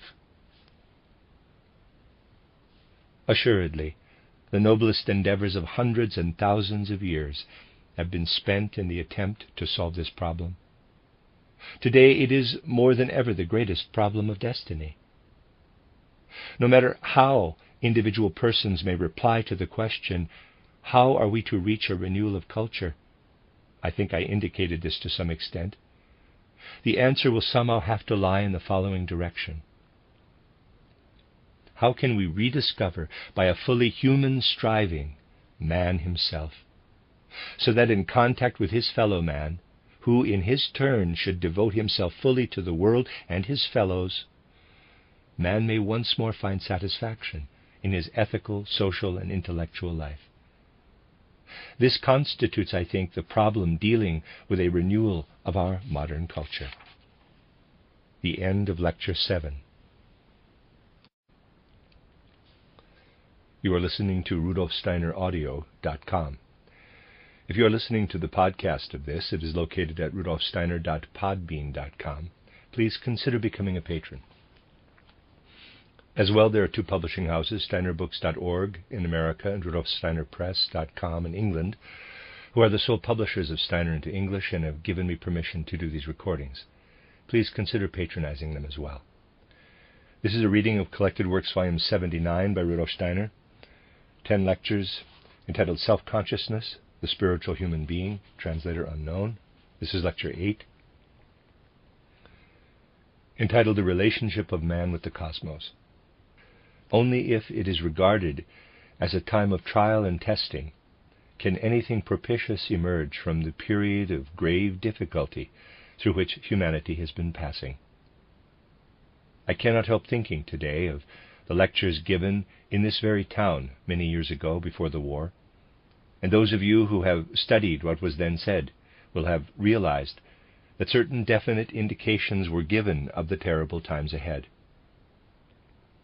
The lectures dealt with the folk souls of the European peoples, and as a reminder of them, in order too that you may realize their purport more clearly, I would like, by way of introduction, to speak of a certain interesting episode. Footnote titled The Mission of Folk Souls, 11 lectures given in Christiania, the 7th to the 17th of June, 1910. End of footnote. In the year 1918, I had a conversation in Middle Europe with someone who, in the autumn of that year, played a brief but significant part in the catastrophic events which were then assuming a particularly menacing form. Those who were able to follow the course of events, however, realized already in the early months of that year that this particular man would be in a key position when matters came to a point of decision. As I say, I had a talk with him in the month of January 1918, and in the course of our conversation he spoke of the need for a psychology, for teaching on the subject of the folk souls of the European peoples. The chaos into which humanity was falling would make it essential, so he said, for those who desired to take the lead in public affairs to understand the forces at work in the souls of the peoples of Europe.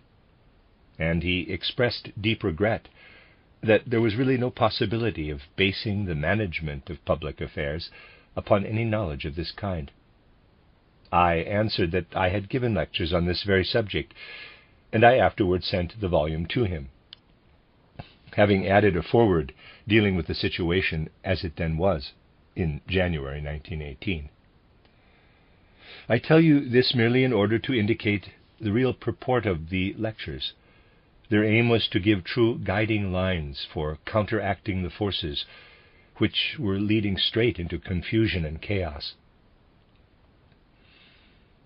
And it was for the same reason that I again made use of them in the year 1918, in the way I have indicated.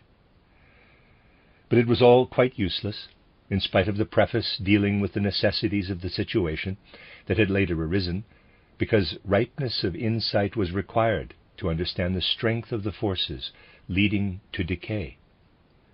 And although this ripeness of insight would have been within the reach of many leading men, they were not willing to strive for it. And it is the same today. People are still terribly afraid to envisage in their true form the forces that are leading straight into chaos. Instead of facing these forces of decay, they prefer to spin all kinds of fantastic notions, believing that if they take refuge in them, life will go on quite peacefully. But those who have nothing to do with this kind of thinking and who face the realities of the situation hold no such belief, far from it. Precisely here in Norway, destiny made it necessary to speak of the relations between the European folk souls. And indeed I have been speaking of the same theme with its different ramifications, more or less in detail for many years. I have said more than once that a time will come in European affairs when much will depend upon whether Norway can count among its people men who will range themselves on the side of true progress and devote their powers to furthering it. The geographical position of Norway renders this imperative and indeed possible. Up here there is a certain detachment from European conditions, and this can help many things to ripen. But this ripeness must unfold gradually into fruit, into a true and quickened spiritual life. In the years that have passed since we were last together, you yourselves have had many experiences in connection with the great European war. But only those who lived in the very midst of things were able to realize their full significance. It is difficult to find words of human language that can give any adequate idea of the awful catastrophes. One is tempted to use the word, in quotes, senseless about it all, because nearly everything in the domain of the public affairs of Europe, up to the beginning of the 20th century, resulted in some form of senselessness. What went on between the years 1914 and 1918 was a kind of madness, and since then matters have not greatly improved, although it may perhaps be said that the senseless actions of the materialistic world are not so outwardly patent as they were during the actual years of the war.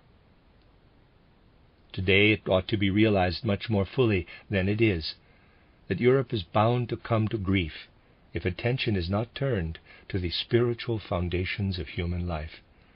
If, merely for purposes of convenience, men brush aside all that is said with the intention of helping humanity to emerge from the chaos of anti-spirituality.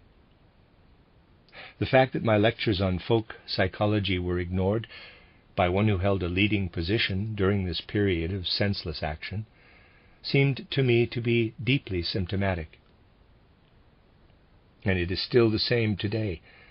Everything is brushed aside by those who have any influence in public life.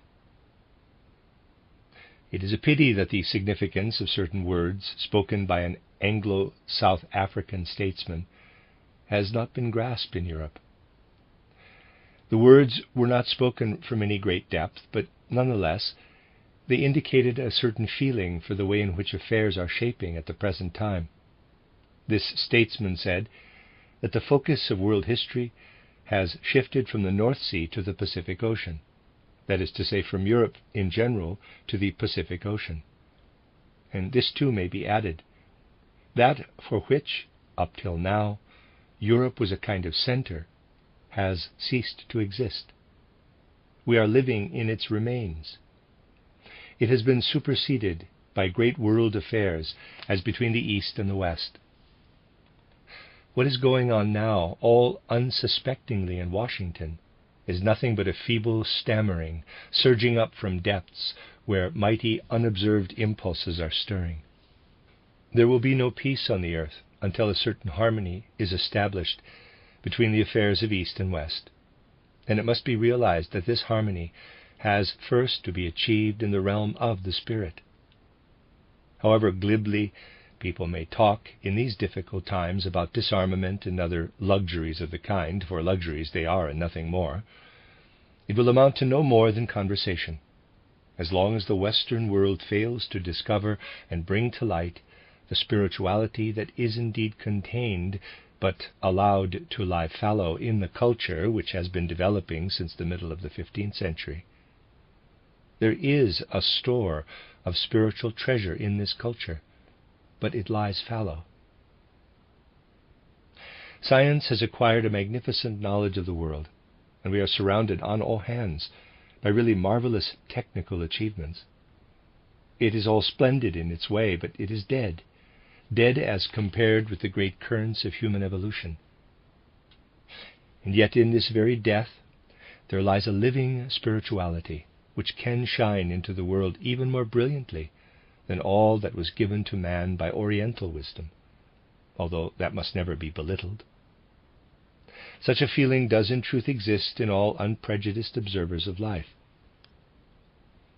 We do right to turn to the great wisdom treasures of the East, of which the Vedas, the wonderful Vedanta philosophy and the like are but mere reflections, and we are rightly filled with wonder by all that was there revealed from heavenly heights. It has gradually fallen into a certain decadence, but even in the form in which it still lives in the East, it arouses the wonder and admiration of anyone who has a feeling for such things. In vivid contrast to this, there is the purely materialistic culture of the West, of Europe and America. This materialistic culture and its equally materialistic mode of thinking must not be disparaged, yet it is, after all, rather like a hard nutshell, a dying nutshell. But the kernel is still alive, and if it can be discovered, its radiance will outshine all the glory of Oriental wisdom that once poured down to man.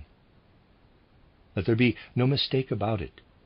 As long as the dealings of Europeans and Americans with Asia are confined to purely economic and industrial interests, so long will there be distrust in the hearts of Asiatics. People may talk as much as they like about disarmament, about the desirability of ending wars.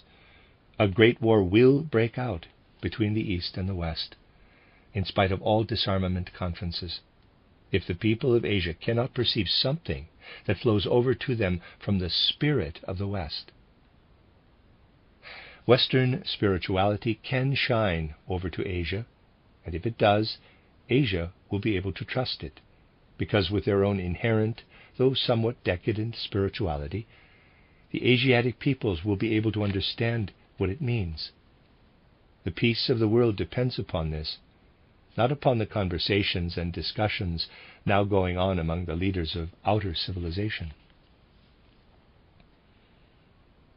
Everything depends upon insight into the spirit that is lying hidden in European and American culture, the spirit from which men flee, which for the sake of ease they would fain avoid, but which alone can set the feet of humanity on the path of ascent. People like to put their heads in the sand, saying that things will improve of themselves. No, they will not. The hour of a great decision has struck. Either men will resolve to bring forth the spirituality of which I have spoken, or the decline of the West is inevitable. Hopes and fatalistic longings for things to right themselves are of no avail. Once and forever, man has passed into the epoch when he must manipulate his powers out of his own free will. In other words, it is for men themselves to decide for or against spirituality. If the decision is positive, progress will be possible. If not, the doom of the West is sealed, and in the wake of dire catastrophes, the further evolution of humanity will take a course undreamt of today. Those who would strive for true insight into these matters should not, nay, dare not, neglect the study of the life of soul in mankind at large and in the different peoples, especially of East and West. In these preliminary remarks, I have tried to convey that if in this particular corner of Europe qualities to which the Scandinavian spirit is peculiarly adapted can be unfolded, insight can ripen and work fruitfully upon the rest of the Western world. Indeed, it will only be possible for a spiritual movement to be taken seriously when, with inner understanding, men are prepared to ascribe to it a mission of the kind here indicated. Modern thought studies everything in the universe beyond the earth in terms of mathematics and mechanics. We look at the stars through telescopes, examine their substance by means of the spectroscope and the like, reducing these observations to rules of calculation, and we have finally arrived at a great system of world machinery in which our earth is placed like a wheel. Fantastic notions are evolved about the habitableness of other planets, but no great significance is attached to them, because we fall back upon mathematical formula when it is a question of speaking of extraterrestrial space. Man has gradually come to feel himself living on Earth just as a mole might feel in his mound during the winter. There is an idea that the Earth is rather like a tiny molehill in the universe. There is also a tendency to look back with a certain superciliousness to primitive, in quotes, periods of culture, for instance to the culture of ancient Egypt, when men did not speak of the great mechanical processes in the universe, but of divine beings outside in space and beyond space, beings to whom man was known to be related, just as he is related to the beings of the three kingdoms of nature on earth. The ancient Egyptian traced the origin of the spirit and soul of man to the higher hierarchies, to supersensible worlds, just as he traced the origin of his material bodily nature to the mineral, plant, and animal kingdoms. In our age, people speak of what is beyond the earth out of a kind of weak and ever-weakening faith that much prefers to avoid scientific scrutiny. Science speaks only of a great system of world machinery, which can be expressed in terms of mathematics. Earthly existence has finally come to be regarded as confined within the walls of a little molehill in the universe. Yet there is a profound truth, namely this: when man loses the heavens, he loses himself. By far the most important elements of man's being belong to the universe beyond the earth, and if he loses sight of this universe, he loses sight of his own true being. He wanders over the earth without knowing what kind of being he really is. He knows, but even then only from tradition, that the word man applies to him, that this name was once given to him as a being who stands upright, in contrast to the quadruped animals. But his scientific view of the world and technical culture no longer help him to discover the true content of his name, for that must be sought in the universe beyond the earth. And this universe is considered to be nothing but a great system of machinery. Man has lost himself. He has no longer any insight into his true nature. A feeling of sadness cannot but overtake us when we realize that the heights of culture to which the West has risen since the middle of the 15th century have led man to wrench himself from his true nature, and to live on the earth divested of soul and spirit. In the lecture to educationists yesterday, I said that we are prone to speak of only one aspect, and even that merely from tradition, of the eternal being of man. We speak of eternity beyond death, but not of the eternity stretching beyond birth, nor of how the human being has descended from spiritual worlds into material physical existence on the earth. And so we really have no word which corresponds at the other pole to deathlessness or immortality. We do not speak of unbornness, Ungeborenheit, but until it becomes a natural matter, of course, to speak of deathlessness and unbornness, the true being of man will never be understood. The meaning attaching to the word deathlessness nowadays is very far from what it was in times when men also spoke of unbornness. Innumerable sermons are preached today, and with a certain subjective honesty, on the eternal nature of the human soul. But get to the root of these sermons and see if you can discover their fundamental trend. They speculate strongly upon the egotism of human beings, upon the fact that man longs for immortality because his egotism makes the idea of annihilation at death distasteful to him. Think about all that is said along these lines, and you will realize that the sermons are directed to the egotism in the members of Orthodox congregations. When it comes to the question of pre-existence, of the life before birth, it is not possible to reckon with human egotism. Nothing in the egotistical souls of men arises in response to teaching about the life before birth, because no interest is taken in it.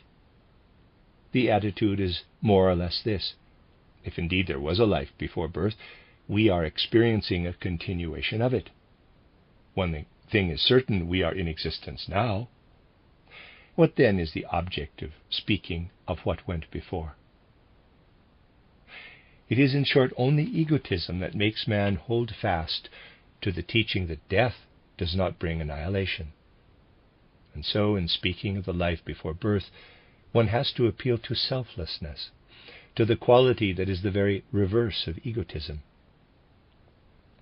It is, of course, quite right to speak also of the life after death, although the appeal there is to the egotism of the soul. That is the great difference. It is clear from this that egotism has laid hold of the very depths of the human soul. The anathema placed upon the doctrine of pre-existence is a consequence of the egotism in the soul. It behooves all who are earnest in their striving for spiritual insight to understand these things. Man must find himself again and be true to the laws of his innermost being. Interest must be awakened in the whole nature of man, instead of being confined to his outer physical sheaths.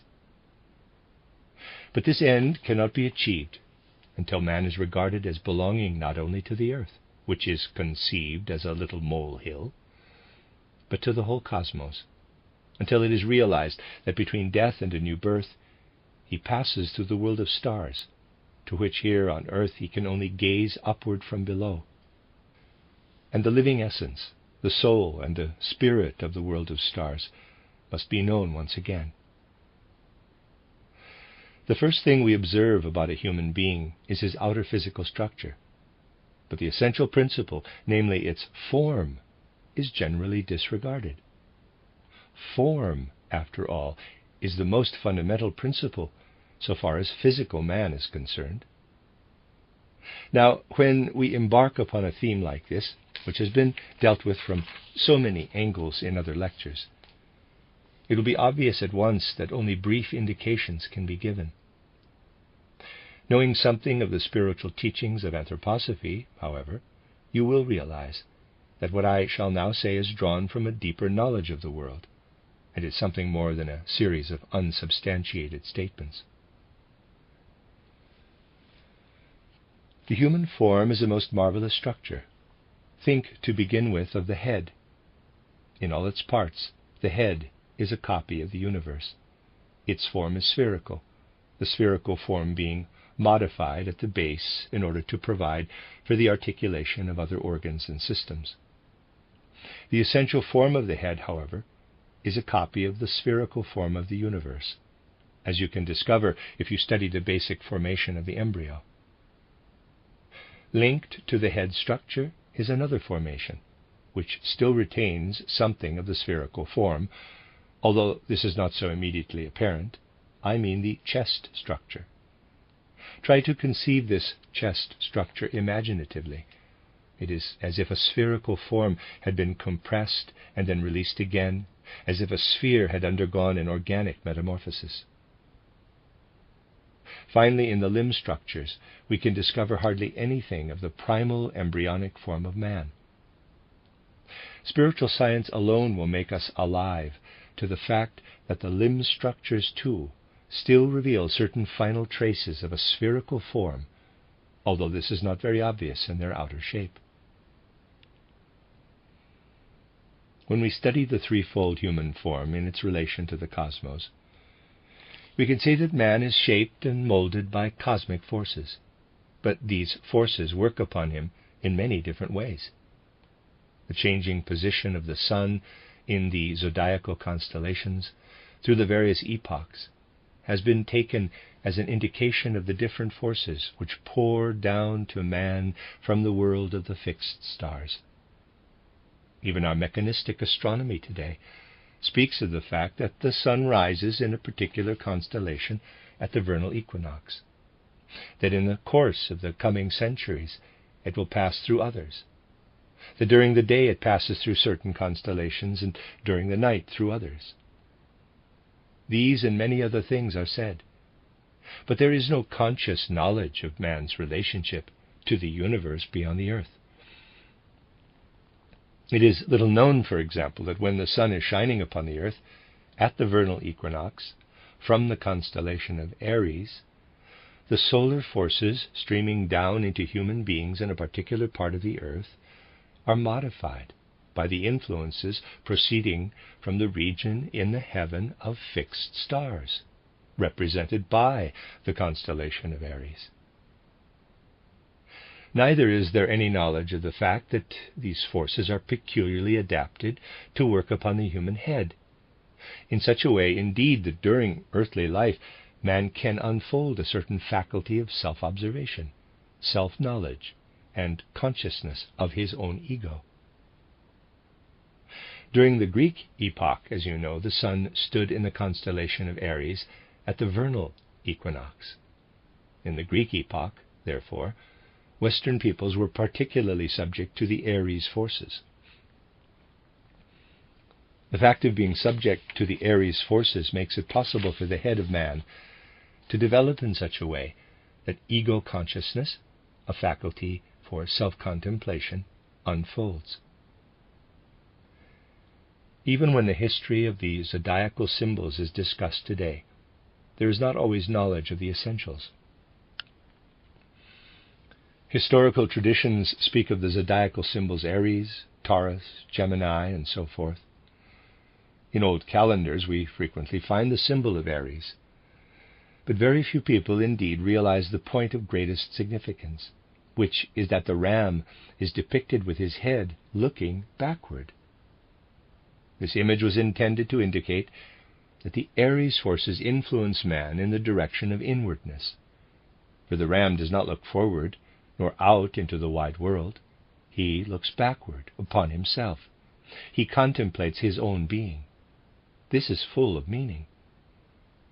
Once again, and this time in full consciousness, not with the instinctive clairvoyance of olden times, once again we must press forward to this cosmic wisdom, to the knowledge that the forces of the human head are developed essentially through the forces of Aries, Taurus, Gemini, and Cancer, whereas the forces of the chest structure are subject to those of the four middle constellations: Leo, Virgo, Libra, Scorpio. The human head receives its form from the inworking forces of Aries, Taurus, Gemini, and Cancer, forces which must be conceived as radiating from above downward, whereas the zodiacal forces, to which the chest organization of man is essentially subject, Leo, Virgo, Libra, Scorpio, work laterally. The other four constellations lie beneath the earth. Their forces work through the earth. not directly down upon it, as those of Aries, Taurus, and Gemini, Cancer, nor laterally, as those of Leo, Virgo, Libra, Scorpio, but from below upward. They work upon the limb structures, and in such a way that the spherical form cannot remain intact. These are the constellations which, in the instinctive consciousness of olden times, man envisaged as working up from beneath the earth. When the constellations lie beneath the earth, they work upon the limb structures. And in days of yore, there was consciousness of the fact that the forces by which the limbs are given shape are connected with these particular constellations. The spherical form of the head, this was known to be connected with Aries, Taurus, Gemini, Cancer. The forces working in the limbs were also conceived of as fourfold. Now it must be remembered that this knowledge was the outcome of ancient clairvoyance. Hence the terms employed are concerned with conditions of life prevailing in those days. Thus, according to the wisdom of the stars, a man might be a hunter, one who shoots. The constellation which stimulated the corresponding activity in the limbs, making him a hunter, received the name of Sagittarius, the archer. Or again, a man might be a shepherd, concerned with the care of animals in general. This is implied in Capricorn, as it is called nowadays. In the true symbol, however, there is a fishtail form. The Capricorn man is one who has charge of animals, in contrast to the hunter, the Sagittarius man. The third constellation of this group is Aquarius, the water carrier. But think of the ancient symbol. The true picture of this constellation is a man walking over hard soil, fertilizing or watering it from a water vessel. He represents those who are concerned with agriculture, husbandmen. This was the third calling in ancient times, when there was instinctive knowledge of these things: huntsman, shepherd, husbandman. The fourth calling was that of a mariner. In very early times, ships were built in the form of a fish, and later on we often find a dolphin's head at the prow of vessels. This is what underlies the symbol of Pisces, two fish forms intertwined, representing ships trading together. This is symbolical of the fourth calling, which is bound up with activities of the limbs, the merchant or trader. We have thus heard how the human form and figure originate from the cosmos. The head is spherical. Here man is directly exposed to the forces of the heavens, of the fixed stars, or their representatives, the zodiacal circle. Then working laterally, there are the forces present in the chest organization, which only contains the human figure in an eclipsed and hidden form: Leo, Virgo, Libra, Scorpio. And lastly, there are the forces which do not work directly, but by a roundabout way, via the earthly activities, through the influence upon man's calling. For example, the archer, Sagittarius, is also portrayed as a kind of centaur, half horse, half man, and so forth. Again, in our time, we must strive for a fully conscious realization of man's place in the cosmos. The form and shape of his physical body are given by the cosmos. The upper part of his structure is a product of the cosmos, the lower part a product of the earth. The earth covers those constellations which have a definite connection with his activities in life. Not until man's connection with the whole cosmos is thus recognized and acknowledged will it be possible to understand the mysteries of the human form and its relation to earthly activities. And at the very outset, the human form leads us to the zodiacal constellations. This teaches us that to work as a husbandman, for instance, is by no means without significance in life. In the following lectures we shall hear how these things apply in modern times, but we shall not understand them until we realize that, just as in earthly life, between birth and death, man belongs to the powers of the earth, so between death and a new birth he belongs to the heavens. The powers of heaven shape his head, and it is left to the forces of earth to shape and mold his limbs. In the same way, too, we may study man's stages or forms of life. For think of it, in the life of man, there are also the same two poles. There is the head life, and the life that expresses itself in his activities, through the limbs more particularly. Between these two poles lies that part of his being which manifests in the rhythms of breathing and the circulation of the blood. At the one extreme we find the head organization, at the other the limb organization. The head represents the dying part of man's being, for the head is perpetually involved in death. Life is only possible because, through the whole of earthly life, forces are continually pouring from the metabolic process to the head. If the head were to unfold merely its own natural forces, they would be the forces of death. But to this dying we owe the fact that we can think and be conscious beings. The moment the pure life forces flow in excess to the head, consciousness is prone to be lost. Basically speaking, then, life makes for a dimming of consciousness. Death pouring into life makes for a lighting up of consciousness. If only very little of what is rightly located in the stomach, for example, were to pass up to the head would be without consciousness, like the stomach. Man owes the consciousness of his head merely to the circumstance that the head is not permeated with life in the same way as the stomach. Lowered consciousness means that the forces of nourishment and of growth are acting with excessive strength in the head. On the one side, man is a dying being. On the other, a being who is continually coming to birth. The dying part, which however determines the existence of consciousness, is subject, in the main, to the forces working down upon the earth from the outer planets, Saturn, Jupiter, Mars. That man is an integral part of the universe, is not only due to the working of the fixed stars, but also to the working of the planetary spheres. Saturn, Jupiter, Mars, the so-called outer planets, contain the forces which work chiefly toward the pole of consciousness in man. The forces of the inner planets, Venus, Mercury, Moon, work into his metabolic system and limb structures. The sun itself stands in the middle and is mainly associated with the rhythmic system. Moreover, the three first mentioned are the three stages of life which rather represent the damping down and suppression of life which is necessary for the sake of consciousness. Through this, we in our earthly life are more like to heaven, related to more distant planetary realms beyond. On the other hand, through the essentially thriving principle of life itself in us, that is, through the forces of metabolism, the motor forces of the limbs, we are related to the nearer planets, Mercury, Venus, and Moon. The Moon, after all, is directly connected with the most thriving, with the most rampant life of all in man, namely the forces of reproduction.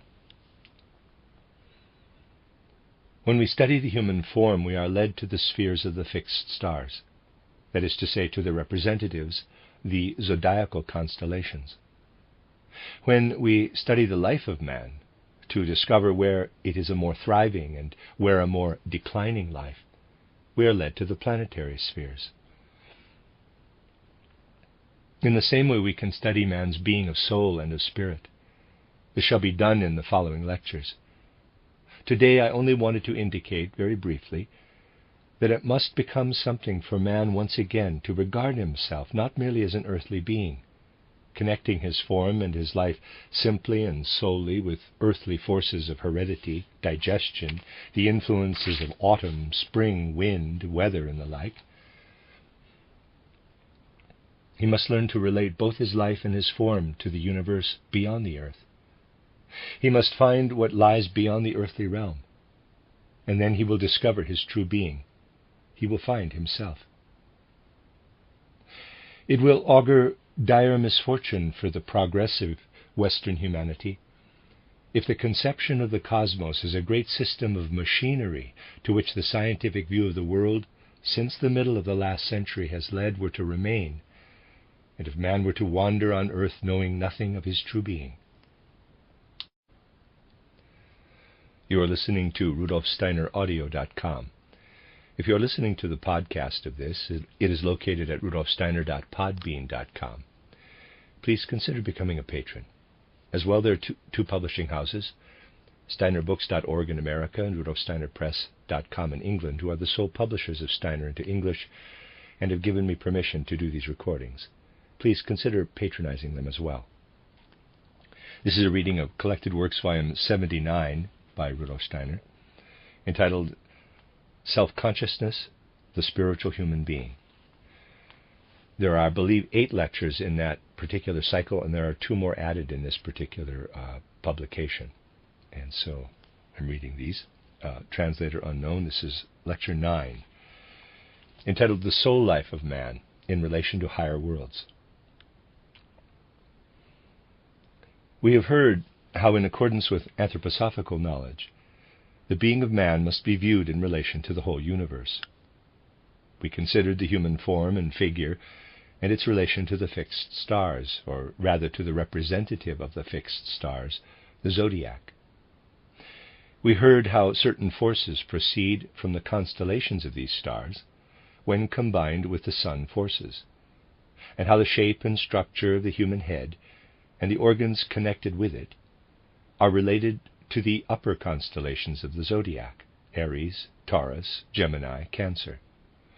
The structure of the human chest organization is connected with the middle constellations, Leo, Virgo, Libra, Scorpio.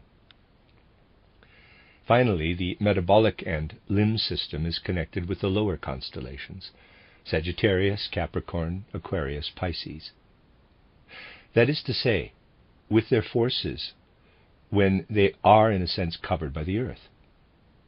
So that we can say the fixed stars, for the zodiac is only the representative of the fixed stars, work upon the human form and structure. The planetary spheres work upon man's stages or forms of life. It must indeed be quite clear to us that man has various kinds of life in him. We should not be able to think. The head would not be an organ of thought if life were as rampant there as it is in the metabolic system, for example. When metabolism becomes too strong in the head, consciousness is extinguished. We lose our consciousness of self. From this it may be concluded that for consciousness, for mental presentation, a damped down, suppressed life, a declining life, is necessary, while a thriving life, vehement and intense, is necessary for what works more from out of the unconscious to become will. We have therefore among the various stages of life some which tend toward self-extinction, and some in which strong, intense, organic activity manifests, as in a child, in whom thought is not yet operating. We have this childlike life continually within us. But into this childlike life, the life that is involved in a gradual process of death inserts itself. These different stages of life are connected with the planetary spheres.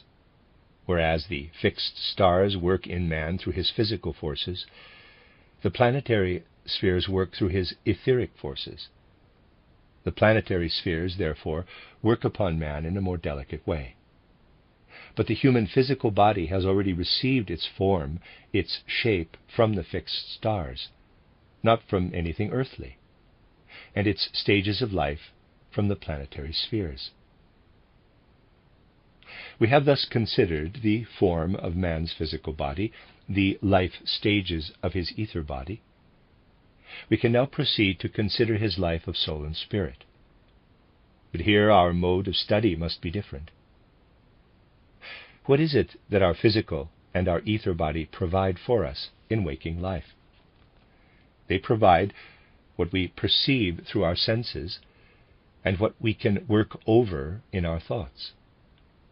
We are only really awake in our acts of sense perception, and when we work over them in thought. On the other hand, consider the life of feeling. It is obvious even to superficial study that feeling does not indicate a state of awakeness as complete as that of thinking and sense perception. When we wake in the morning and become aware of the colors and sounds of the outside world, when we are conscious of the conditions of warmth around us, we are fully awake, and then in our thoughts we work over what is transmitted by the senses. But when feelings rise up from the soul, it cannot be said that we are conscious in them to the same extent. Feelings link themselves with sense perceptions. One sense impression pleases us, another displeases us. Feelings also intermingle with our thoughts. But if we compare the pictures we experience in dreams with what we experience in our feelings, then the connection between dream life and the life of feeling is clearly noticeable. Dreams have to be grasped by the waking life of thought if they are to be valued and understood aright.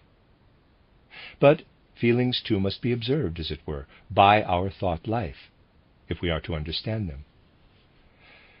In our feelings, we are in reality dreaming. When we dream in pictures. When we are awake, we dream in our feelings. And in our will, we are asleep, even when fully awake. When we raise an arm, when we do this or that, we can perceive what movements the arm or hand is making, but we do not know how the power of the will operates in the organism. We know as little about that as about the conditions prevailing from the time we fall asleep until we wake up. In our willing, in our actions, we are asleep, while in our sense perceptions and our thoughts we are awake. So we are not only asleep during the night, we are asleep in part of our being during waking life too. In our will we are asleep, and in our feelings we dream. What we experience during actual sleep is withdrawn from our consciousness. But in essence the same is true of feeling and willing. It is therefore obviously important to realize what it is that the human being experiences in these realms of which ordinary life is quite unaware. You know from many anthroposophical lectures that from the time of going to sleep until that of waking, the ego and astral body are outside the physical body and the ether body. Now it may be of very great importance to learn about just those experiences which the ego and the astral body pass through from the time of falling asleep to that of waking up. When we are awake, we are confronted by sense perceptions of the material world.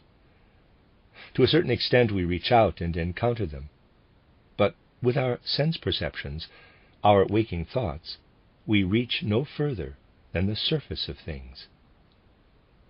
Of course, someone may object, saying that we can get further than the surface of things. That is, that if he cuts a piece of wood which is there before him as a sense perception, then he has penetrated inside it. That is a fallacy, however. For if you cut a piece of wood, you have again only a surface. And if you cut the two pieces again, still you have only surfaces. And if you were to get right to the molecules and atoms, again, you would have only surfaces. You do not reach what may be called the inner essence of things, for that lies beyond the realm of sense perception. Sense perceptions can be conceived as a tapestry spread out around us. What lies this side of the tapestry we perceive with our senses. What lies on the other side of the tapestry we do not perceive with the senses. We are in this world of sense from the time we wake up until we fall asleep. Our soul is filled with the impressions made upon us by this world of sense. Now when we pass into sleep, we are not in the world this side of the senses. We are then in reality inside things. We are on the other side of the tapestry of sense perceptions. But in his earthly consciousness, man knows nothing of this, and he dreams of all sorts of things lying beyond the realm of sense perception. He dreams of molecules, of atoms, but they are only dreams, dreams of his waking consciousness.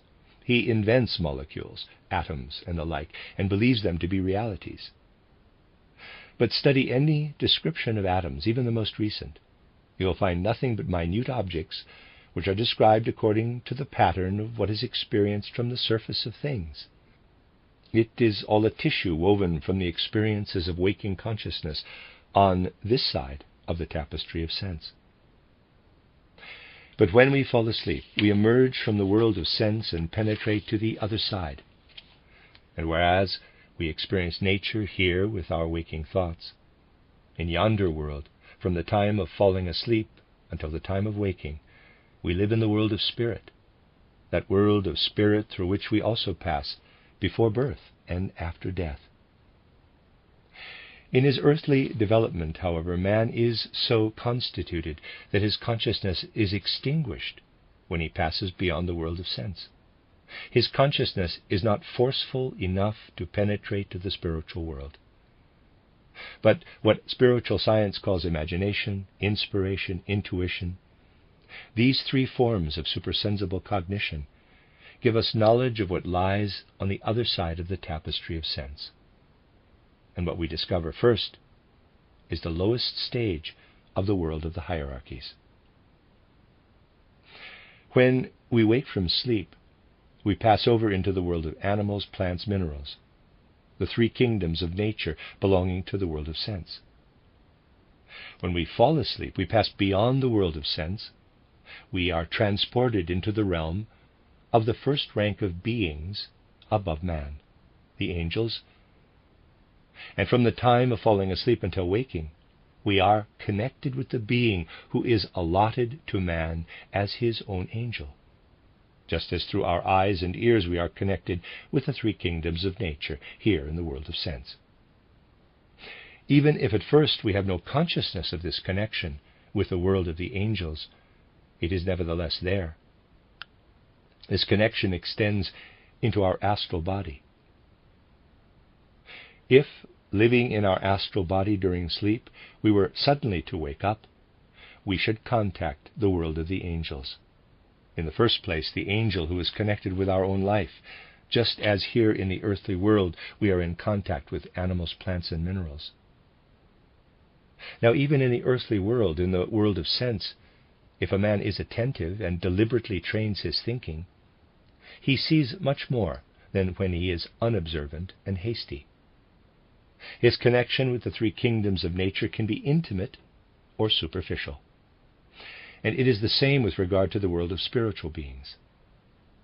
But in the world of spiritual beings, different conditions prevail. A man whose thoughts are entirely engrossed in the material world, who never desires to rise above it, or to acquaint himself with moral ideas extending beyond the merely utilitarian, who has no desire to experience true human love, who in his waking life has no devotion to the divine spiritual world, on falling asleep, such a man has no forces which enable him to come into contact with his angel. Whenever we fall asleep, this angel is waiting, as it were, for the idealistic feelings and thoughts which come with us. And the more we bring, the more intimate becomes our relation to the angel while we are asleep. And so throughout our life, by means of what we cultivate over and above material interests, we garner in our waking life forces whereby our relation to the angel becomes more and more intimate. When we die, all sense perceptions fall away. The outer world can no longer make any impression upon us, for this must be done via the senses, and the senses pass away with the body. In like manner, the thinking that is connected with sense perception is extinguished, for its realm is the ether body. This ether body only remains with us for a few days after death. We see it at first as a tableau which, under certain circumstances, can be glimpsed during life, but which will inevitably arise before us after death. This ether tissue dissolves away into the universe, just as the ordinary thoughts acquired from the world of sense pass away from us. They do not remain. All purely utilitarian thoughts, all thoughts connected with the material world, drift away from us when we pass through the gate of death. But the idealistic thoughts and feelings, the pure human love, the religious feelings which have arisen in our waking life and have united us with our angel, these accompany us when we pass through death. This has a very important consequence during the period lying between death and a new birth. Even during earthly life, we are connected with the higher hierarchies. And it is correct to say that when we fall asleep and our idealistic experiences reach to the angel, this angel is in turn connected with the archangels with the archai, and so on. Our existence continues in a rich and abundant world of spirit. But this spiritual world has no special significance for us between birth and death. This world of the higher hierarchies acquires its real significance for us when it becomes our environment between death and a new birth. The more we have delivered over to our angel, the more conscious life is this angel able to infuse into us after death, when we are beings of soul and spirit. The more gifts are bestowed by the hierarchies upon the conscious life of soul. What our angel unfolds, together with the higher hierarchies, parenthesis, that is to say, what the beings of the first hierarchy unfold together with higher hierarchies through our angel, close parenthesis, is for our consciousness in the spiritual world, between death and rebirth, what our eyes and ears are in the physical world. And the more idealistic thoughts and feelings, human love and piety we have brought to our angel, the clearer does our consciousness become. Now, between death and a new birth, there comes a time when the angel has a definite task in connection with us. The angel has now to achieve a more intimate relation with the hierarchy of the archangels than was formerly the case. I have described the time through which man lives between death and a new birth from many different points of view, notably in the lecture course given in Vienna in 1914, entitled The Inner Nature of Man and the Life Between Death and a New Birth. I will now describe certain other aspects. When a somewhat lengthy period has elapsed after death, the important moment comes when the angel must, as it were, deliver up to the archangels what he has received from us through the idealistic experiences described. It is as though man were placed before the world of the archangels, who can then receive these experiences he has unfolded in his soul and spirit during his life between birth and death. There are great differences among human souls living between death and a new birth. In our epoch, there are persons who have brought very little in the way of idealistic thoughts and feelings, of human love, of piety. When the time comes for the angel to pass on to the archangel for the purposes of cosmic evolution, what has been carried through death. This activity which unfolds between the angel and the archangel must under all circumstances take place. But there is a great difference, dependent upon whether we are able to follow consciously, by means of the experiences described, what takes place between the angels and the archangels, or whether we only live through it in a dull, dim state, as must be the lot of human beings whose consciousness has been purely materialistic. It is not quite accurate to say that the experiences of such human beings are dull or dim. It is perhaps better to say they experience these happenings in such a way that they feel continually rejected by a world into which they ought to be received. They feel continually chilled by a world which should receive them with warmth. For man should be received with loving sympathy into the world of the archangels at this important moment of time. He should be received with warmth. And then he will be led in the right way toward what I have called in one of my mystery plays, quote, the midnight hour of existence, close quote. Man is led by the archangels to the realm of the archai, where his life is interwoven with that of all the higher hierarchies. For through the archai, he is brought into relation with all the higher hierarchies and receives from their realms the impulse to descend to the earth once again. The power is given him to work as a being of soul and spirit, to work in what is provided later on in material form by the stream of heredity. Before the midnight hour of existence, man has become more and more estranged from earthly existence. He has been growing more and more into the spiritual world, either being received lovingly, in the sense described above, by the spiritual world, being drawn to it with warmth, or being repelled, chilled by it. But when the midnight hour of existence is past, man begins gradually to long for earthly life, and once again, during the second part of his journey, he encounters the world of the archangels. It is really so. Between death and a new birth, man ascends first to the world of the angels, archangels, archai, and then once again descends. And after the world of the archai, his most important contact is with the world of the archangels. And now comes another important point in the life between death and a new birth. In a man who has brought through death no idealistic thoughts or feelings, no human love or true piety, something of the soul and spirit has perished as a result of the antipathy and chilling reception meted out by the higher world. A man who now again approaches the realm of the archangels in the right way has received into him the power to work effectively in his subsequent life on earth, to make proper use of his body. A man who has not brought such experiences with him will be imbued by the angels with a longing for earthly life, which remains more unconscious. A very great deal depends upon this.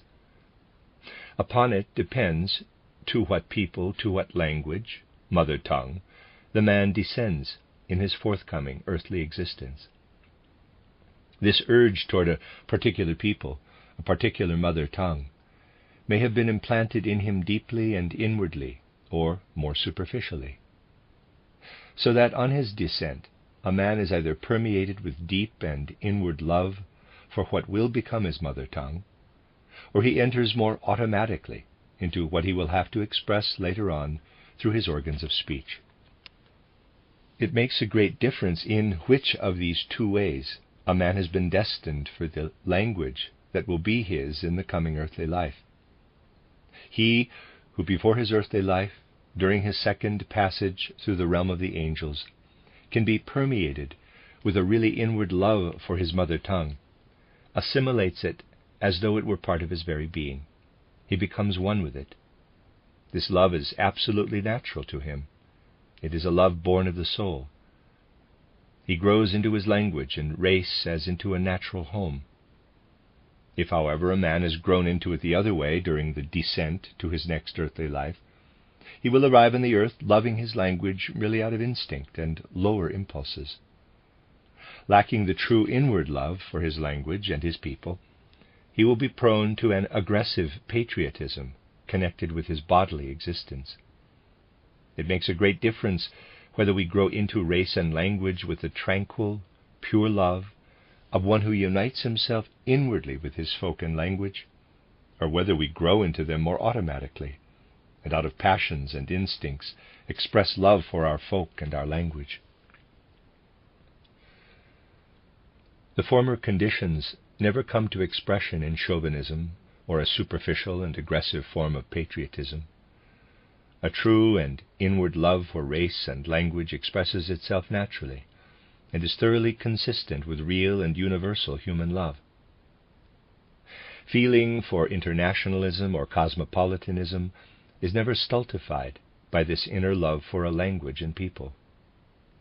When, however, a man grows into his language more automatically, when through his instincts and impulses he develops an over-fervid, organic, animal-like love for language and people, false nationalism and chauvinism arise, with their external emphasis upon race and nationality. At the present time especially, it is necessary to study, from the standpoint of life between death and a new birth, what we encounter in the outer world, in our life between birth and death. For the way we come down into race and language, through the stream of heredity, through birth, depends upon how we encounter, for the second time, the realm of the archangels. Those who try to understand life today from the spiritual vantage point know that the experience arising in the period between death and a new birth, when man comes for the second time into the realm of the angels, is very important. All over the earth today, the peoples are adopting a false attitude to nationality, race, and language, and much of what has arisen in the catastrophe of the second decade of the 20th century in the evolution of the Western people is only explicable when studied from such points of view. He who studies life today in the light of anthroposophical spiritual science must assume that in former earthly lives many men became more and more deeply entangled in materialism. You all know that normally the period between death and a new birth is lengthy, but especially in the present phase of evolution, there are many men whose life between their last death and their present birth was only short, and in their former earthly life they had little human love or idealism. Already in the former earthly life, their interests were merely utilitarian, and as a result, in their second contact with the realm of the angels between death and a new birth, the seeds were laid for all that arises today in such an evil form in the life of the West. We shall have realized that man can only be understood as a spatial being when it is known that his form and structure derive from the realm of the fixed stars, and his life stages from the planetary spheres. As a spatial being, man draws the forces that are active in him, not only from the earth, but from the whole cosmos. Now, just as it is necessary to go beyond what is earthly in order to understand man as a spatial being, so it is necessary to go beyond life between birth and death in order to understand social life, racial life on the earth. When we carefully observe the life of today, we find that although men claim their right to freedom so vociferously, they are in reality inwardly unfree. There is no truly free life in the activities which nowadays manifest such obvious forces of decline. Instincts and lower impulses are the cause of the misery in social life. And when this is perceived, we are called upon to understand it. Just as a second meeting with the archangels takes place, so when man once again approaches earthly life, he enters into a more intimate union with his angel. But at first he is somewhat withdrawn from the realm of the angels. As long as he is in the realm of the archangels, his angel too is more strongly bound with this realm. Man lives, as it were, among the higher hierarchies. And as he draws near to a new birth, he is entrusted more and more to the realm of the angels, who then lead him through the world of the elements, through fire, air, water, and earth, to the stream of heredity. His angel leads him to physical existence on earth. His angel can make him into a man who is in a position to act freely, out of the depths of his soul and spirit, if all the conditions described have been fulfilled by the achievements of a former earthly life. But the angel is not able to lead a man to a truly free life if he has had to be united automatically with his language and his race. In such a case, the individual life also becomes unfree. This lack of freedom shows itself in the following way.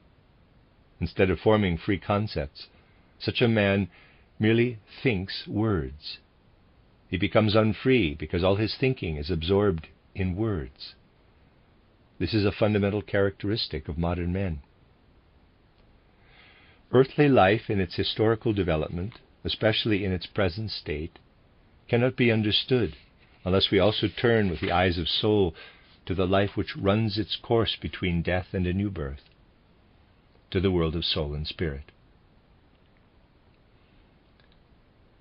To understand the human form, we must turn to the heaven of the fixed stars. To understand the stages of life in man, we must turn to the planetary spheres. If we wish to understand man's life of soul and spirit, we must not confine our attention to the life between birth and death, for as we have seen, his life of soul and spirit is rooted in the world of the higher hierarchies, and belongs to the higher hierarchies, just as the physical body and ether body of man belong to the physical and etheric worlds. Again, if we wish to understand thinking, feeling, and willing, then we must not merely confine our attention to man's relation to the world of sense. Thinking, feeling, and willing are the forces through which the soul develops. We are carried, as it were, through the gate of death by our idealistic thoughts, by what love and religious devotion have implanted in these thoughts. Our first meeting with the archangels depends upon how we have ennobled our thinking and permeated it with idealism. But when we have passed through the midnight hour of existence, our thinking dies away. It is this thinking which now, after the midnight hour of existence, is remolded and elaborated for the next earthly life. And the forces which permeate our physical organs of thinking in the coming earthly life are shaped by our former thinking. The forces working in the human head are not merely forces of the present life. They are the forces which have worked over into this life from thinking as it was in the last life, and give rise to the form of the brain. On the other hand, it is the will which, at the second meeting with the archangels, plays its special part in man's life of soul and spirit. And it is the will which then, in the next life on earth, lays hold of the limb and metabolic organism. When we enter through birth into earthly life, it is the will which determines the fitness or inadequacy of the limbs and the metabolic processes. Within the head, we really have a physical mirror image of the thoughts evolved in the previous life.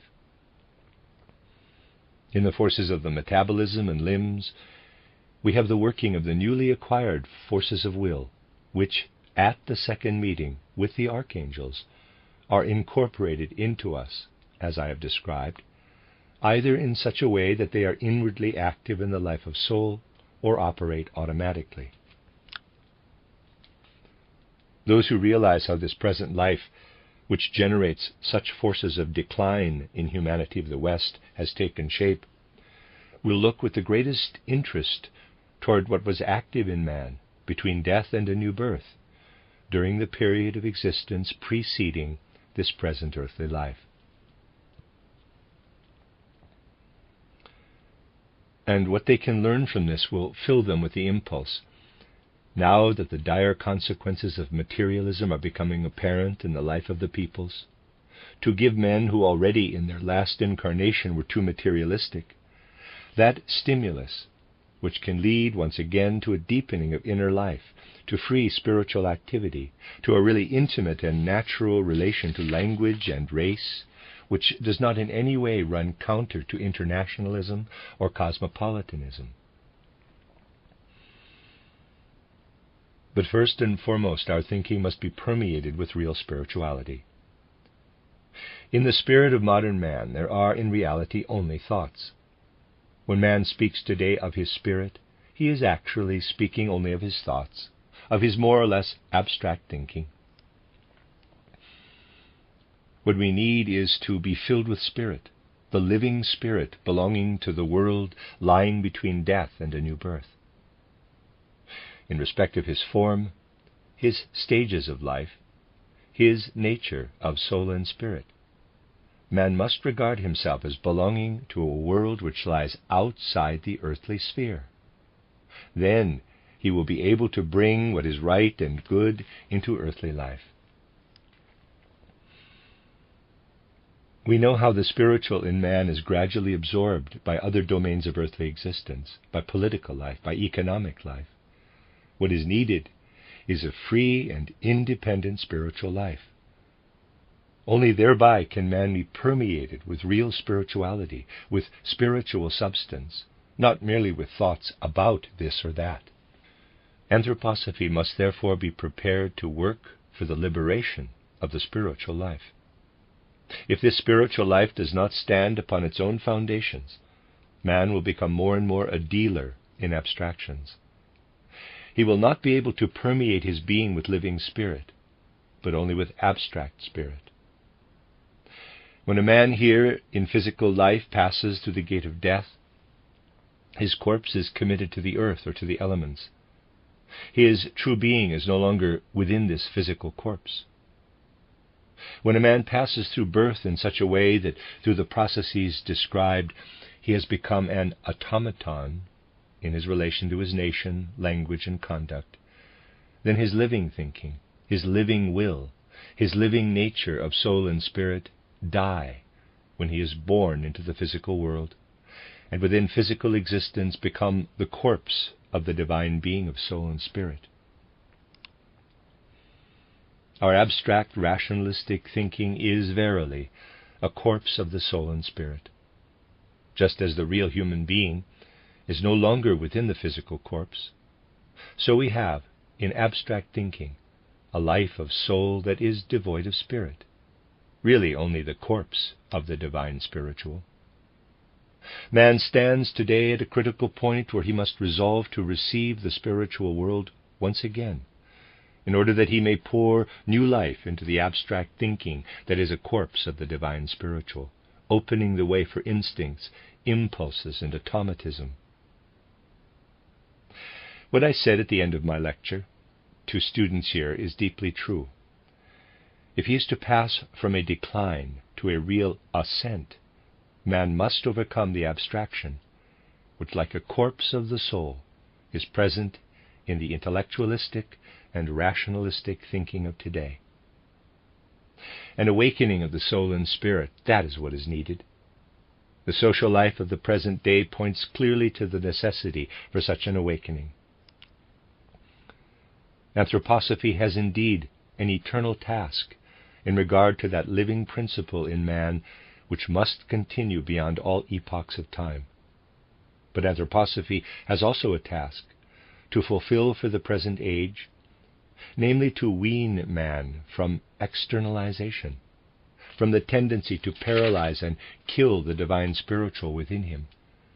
Anthroposophy must bring back this divine spiritual life. Man must learn to regard himself not merely as an earthly, but as a heavenly being, realizing that his earthly life can only be conducted aright if the forces of heavenly existence, of the existence between death and a new birth, are brought down into this earthly life. The end of Lecture 9. You are listening to RudolfSteinerAudio.com.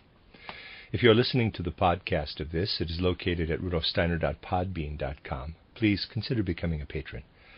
As well, there are two publishing houses, steinerbooks.org in America and rudolfsteinerpress.com in England, who are the sole publishers of Steiner into English and have given me permission to do these recordings. Please consider patronizing them as well. This is a reading of Collected Works, Volume 79 by Rudolf Steiner, entitled Self-Consciousness, the Spiritual Human Being. Readers aside, this is a little complicated. Actually, the original Collected Works volume in the German has 8 lectures, and this one has 10. And so I believe even that 1 or 2, according to Daniel Hines on his website about Rudolf Steiner, are missing from this, and they've included some other ones. So I apologize in a sense for calling this Collected Works 79. Technically it's a little adjusted, but this is the last lecture in this book. Lecture 10, entitled The Development of Christian Life in Europe, the Mission of the Scandinavian Peoples. Translator unknown.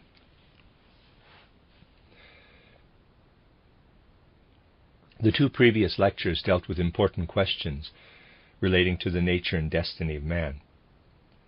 We heard that the human physical body and ether body are not connected merely with the external world perceived by the senses, and that this bodily nature of man can only be understood aright when we also recognize its relation with the zodiac. And we then try to understand how the heaven of the fixed stars and the planetary spheres work upon what lies within the outer covering of man, shaping and imbuing it with life. In the last lecture, we also heard how the inner spiritual core of man's being is related to the world of the higher hierarchies. It was indicated that this connection with the world of the higher hierarchies becomes especially noticeable when we observe how in his physical life on earth, man can achieve union with the spiritual world through morality, religious devotion, and love for his fellow men.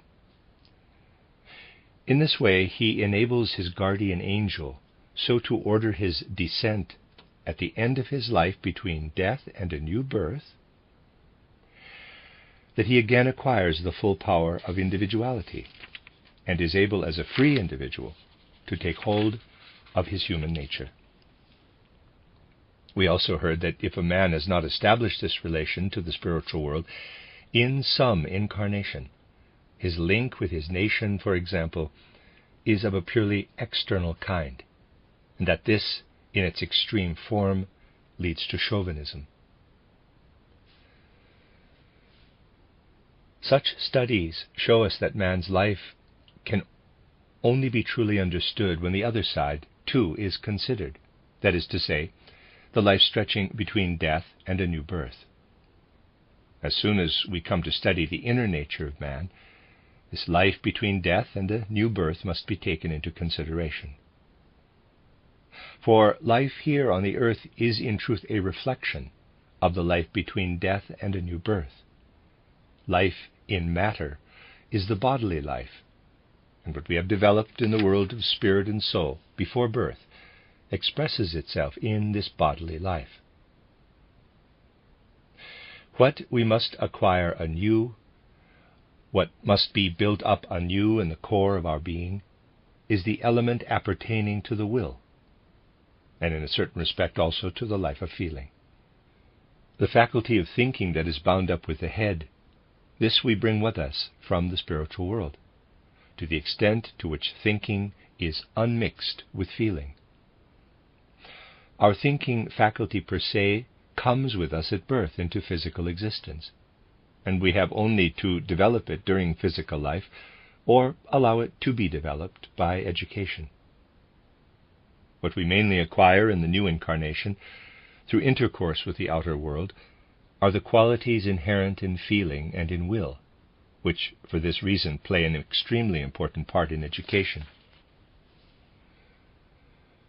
In the sphere of education, if through our own shortcomings as teachers we are incapable of helping the child to think properly, we may leave undeveloped much that by virtue of his previous incarnations he could have brought to expression. If, however, we are unable to work on the child's life of feeling and of will through our natural authority and our example as teachers, then we fail to impart to him what he ought to receive in the physical world, and thus we do injury to his subsequent life after death. In the modern world, this is a cause of deep pain to anyone who understands these things. In the world of education today, people insist upon the importance of the child being made to use his brain, upon the cultivation of his intellect. True, much that the child brings with him through birth is brought out by these means, but it can only be of real use when earthly life too is presented to the child in the right way. That is to say, when we are able, through example and authority, to impart to him the intangible qualities belonging to feeling and to will. We injure the child's external life if we fail to cultivate in him the right kind of feeling and will. The faculty of thinking, which we bring with us at birth, comes to an end here, in the material world. It dies with us. Only what we cultivate through feeling and will which is nevertheless unconsciously permeated with new thoughts, this and this only we take with us through the gate of death. In our present, very difficult times, religion, education, indeed every domain of mental and spiritual life, must begin to take account of man's eternal nature, not merely of human egotism. Religions of the present day speculate far too much upon human egotism. On the one side, they encourage inertia by not spurring men on to acquire those things which are eternal by inner individual effort in the life of feeling and of will. And on the other side, they enhance egotism by speaking only of eternal life after death, not of what was there before birth or conception and has come down with us into the physical world. I have said before that this life before birth is connected with selflessness in man, whereas human egotism comes into play whenever mention is made of the life after death. Life after death assumes an egotistic form in the religious concepts of today. The idea is put before man in such a way that his longings are satisfied. When the religions believe that they have helped the egotistic life of soul in man, they think they have done what is expected of them. But through a truly spiritual understanding of the world, mankind must be brought to realize how essential it is for the whole life of the human being to be viewed in the light of eternity, free from every trace of egotism, and molded accordingly by those whose task it is to teach and educate. Now this has a significant bearing upon public life too, and it is of this that I want to speak today. For it is in the highest degree necessary that what we gain from an anthroposophical knowledge of higher worlds should be carried into actual life, that we should know how to bring it to expression in life. Abstract theories are really of little use. Life on the earth is many-sided, full of variety. If, for example, we consider the life of the peoples, it is not only obvious that Indians differ from Americans or Englishmen, but Swedes are often said to differ from Norwegians, although they live in such near proximity. We cannot let ourselves be guided entirely by general principles. Concrete, individual conditions prevail everywhere, and it is these that are important. It is just these individual conditions that we shall fail to recognize if we do not take our start from the spiritual. Modern man does not really know the world. He talks a great deal about the world, but he does not know it, for he is unaware that the soul and spirit extends into physical existence, and that fundamentally this physical existence is governed by the spiritual. This knowledge is not acquired by studying abstract general principles. These abstract principles are often perfectly correct, but they do not carry us very far in the world as it actually is. Certainly it is quite correct to say, quote, God rules the world, close quote. But in face of the manifold variety of the world, it is purposeless to keep repeating God rules the world in India, God rules the world in England, God rules the world in Sweden, God rules the world in Norway. Certainly God rules the world everywhere, but for the purposes of life in its immediate reality, it is necessary to know how God rules the world in India, in England, in Sweden, in Norway. In spiritual study, the individual conditions must be observed in every case. Of what use would it be, for example, to take a man into a field, show him a plant with yellow flowers and round petals, and merely tell him, quote, that is a plant, close quote, and then take him to a plant with thorns and pointed, tapering petals, repeating, quote, that is a plant, close quote.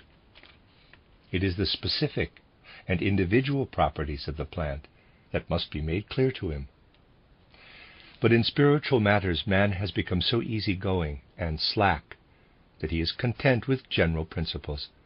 He only wants to hear, quote, God rules the world, close quote, or, quote, man has a guardian angel, close quote, and he feels no desire for detailed knowledge of how life is differentiated in the various regions of the earth, or how its various manifestations have been influenced by the spiritual world.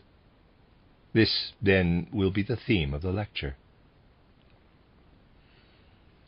It is precisely in these days of tumult, when people all over the world are so utterly at sea in public affairs, when congresses and conferences produce no result, and in spite of high-sounding programs, men disperse without having come to any real decision.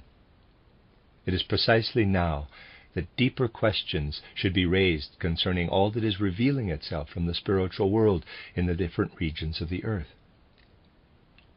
Think of the peninsula, which you, together with the Swedes, have as your earthly dwelling place.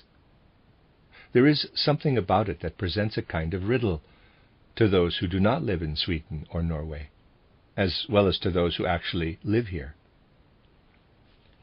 There was certainly a great difference in the way in which, since 1914, let us say, you thought about the tumultuous events going on in the world. These events have struck their blows in manifold ways, but man today is largely unaware of their effects. He does not realize what deeper forces have been and are in operation. Looking down to Middle Europe, to the south of Europe, to Africa, even to regions of Asia, the events will have seemed to you to be the direct expression of violent elemental passions, whereas up here you were merely experiencing the consequences and reverberations of those events. People up here in the north may well have been perplexed, for it really was as though men had suddenly become frenzied with desire to tear one another to pieces. Those who were only onlookers must certainly have been perplexed when they thought about these happenings more deeply. But such things cannot be explained by studying only the one period, even a period fraught with happenings as momentous as those of recent years. True, someone may say that it seems to him as though he had lived through centuries in these few years. But in general, there will only be a very gradual realization that this is actually so. Most people are living and thinking today exactly as they did in 1914. In countries like these in the north, this is in a way understandable. But that it is also the case in Middle Europe is terrible. The normal feeling would be one of having lived through events which would otherwise have come to pass only in the course of centuries. Everything was compressed into a few short years. Events like those of 1914, 1915 embraced within a brief space of time as much as about 10 years of the 30 Years' War, and a measure of illumination can only be shed upon them when they are studied in a much wider historical perspective. From the vantage point of your northern peninsula, you will be able to realize that it is only since the beginning of the present epoch that things have been happening south of you in which your participation has been different from that of the peoples who live in the south of Europe, in Western Asia, or in Middle Europe. There has really been an utter contrast between the south and the north of Europe in this respect. I want you to think of the 4th century A.D., or rather of the period which reaches its climax in that century. In the south, on the Greek peninsula, and especially on the Italian peninsula, also in the life of Middle Europe, which was in contact with Italy, you see the spread of Christianity. But something else as well is to be perceived. Christianity makes its way from the east into the pagan world of Europe, expressing itself in many different forms. When we consider the early centuries, the 1st, 2nd, and even the 3rd centuries, we find the old, inherited wisdom being brought to bear upon Christianity. Efforts are made to understand Christianity through the gnosis, as it is called, to interpret Christianity in the light of the highest form of wisdom. A change comes about in this respect, but not until the 4th century, just at the time when Christianity begins to spread more toward the regions of Middle Europe. The Gnostic conceptions, the wisdom-filled conceptions of Christianity now disappear. A writer like Origen, who wants to introduce something of the old Gnostic wisdom into Christianity, is branded as a heretic. Julian, the so-called apostate, who wants to unite the old pagan wisdom with Christianity, is ostracized.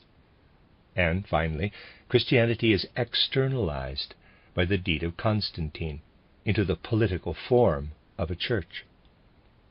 In the 4th century, that which in Christianity had once been quite different, those secrets which were felt to need the illumination of the highest wisdom, if they were to become intelligible, all this begins to take on a more superficial character.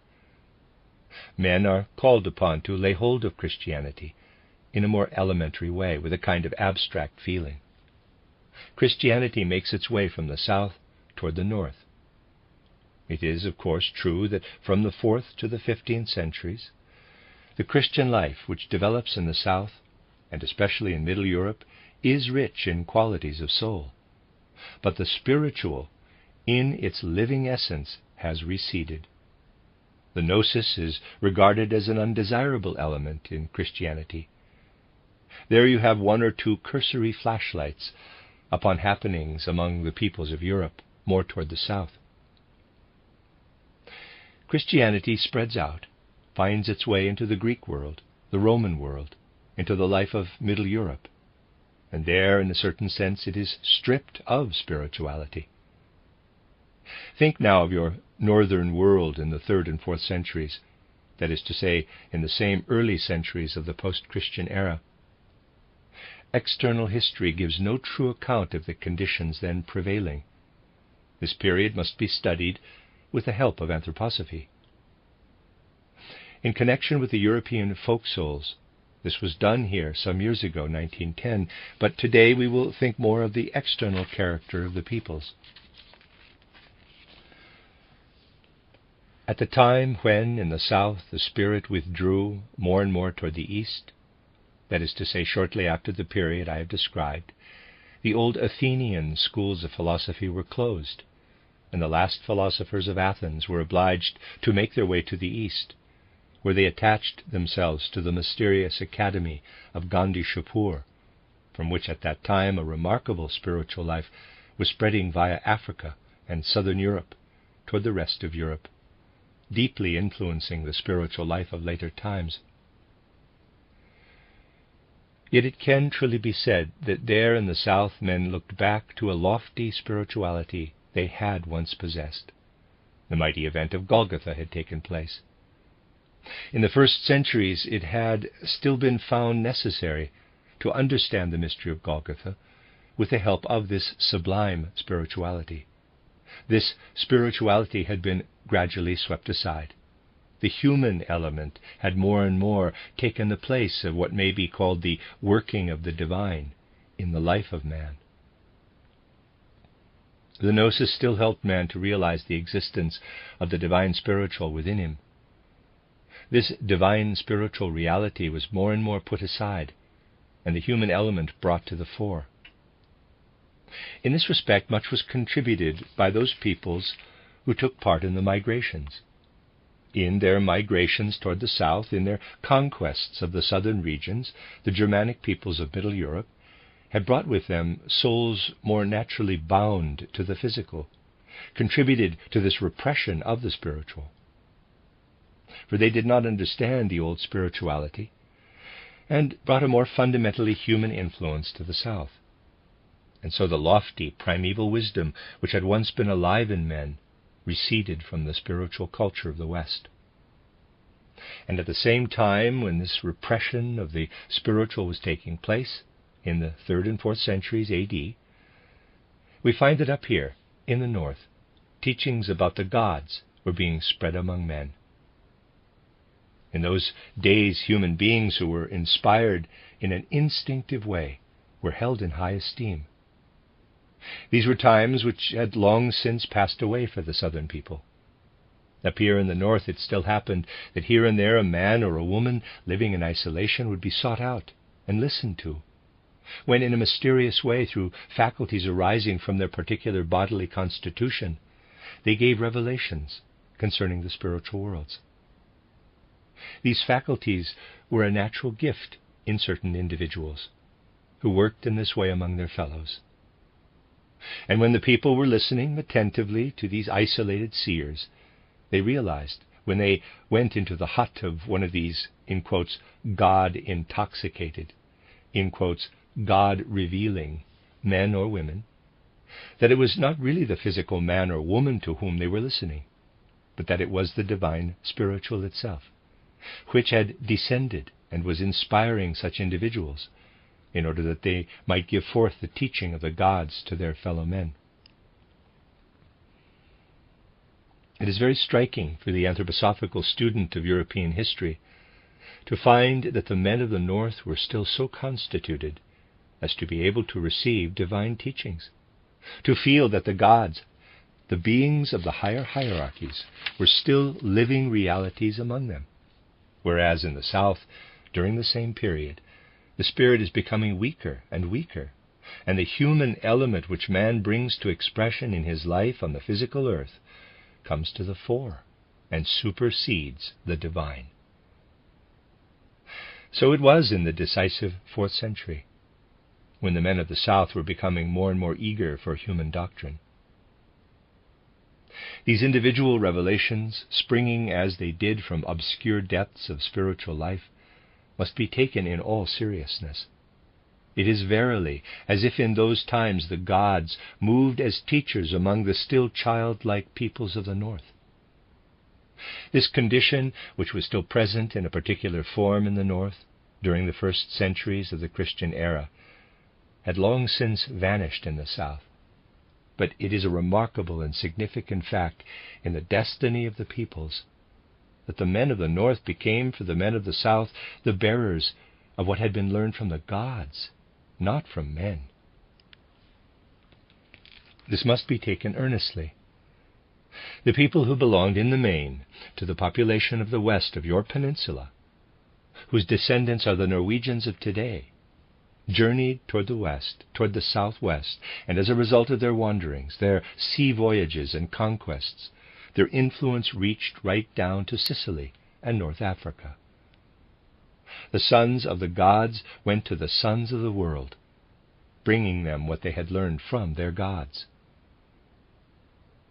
It is an interesting chapter of history to study the migrations of the northern peoples toward the southwest, and to see how, in continual metamorphosis, of course, the teachings of the northern gods spread toward the southwest, deeply influencing the British Isles, France, Spain, Italy, Sicily, and North Africa. Moreover, the effect of this influence is perceptible even today. The Roman Latin form of life which makes its way from the south toward the north is permeated with the northern influence. Whatever consciousness of the divine has remained in the stream of civilization from the south is here influenced by the northern teachings of the gods. But it takes on a peculiar character which is not fully noticeable until we look toward the eastern side of this northern peninsula, toward Sweden. We need remind ourselves only of one fact, how the peoples of Eastern Europe turned to the Variger, and how in the east of the northern peninsula the trend is more toward the east. Readers aside, I'm pronouncing this Variger. It's spelled Vareger. End of readers aside. It is really a remarkable picture. The form of life that later on tends more toward the civilization of Norway streams toward the southwest, and the life that later on tends toward the civilization of Sweden streams toward the southeast. Everywhere, of course, there are the teachings of the northern gods, but they are presented in different ways. The peoples who later on became the Norwegians carry the element of activity, of strength, of enthusiasm toward the southwest. In this way, the languishing Latin culture is stimulated and imbued with life. The influence of the northern gods in these migrations is such that it is a stimulus to activity in the whole life of the peoples. This is apparent everywhere, and it is a most fascinating study. But we also see what is happening in the east of this peninsula. It is, of course, influenced by geographical conditions, but these geographical conditions are also reflected in the character of the people. For the human being does not grow out of the earth, but is born on the earth.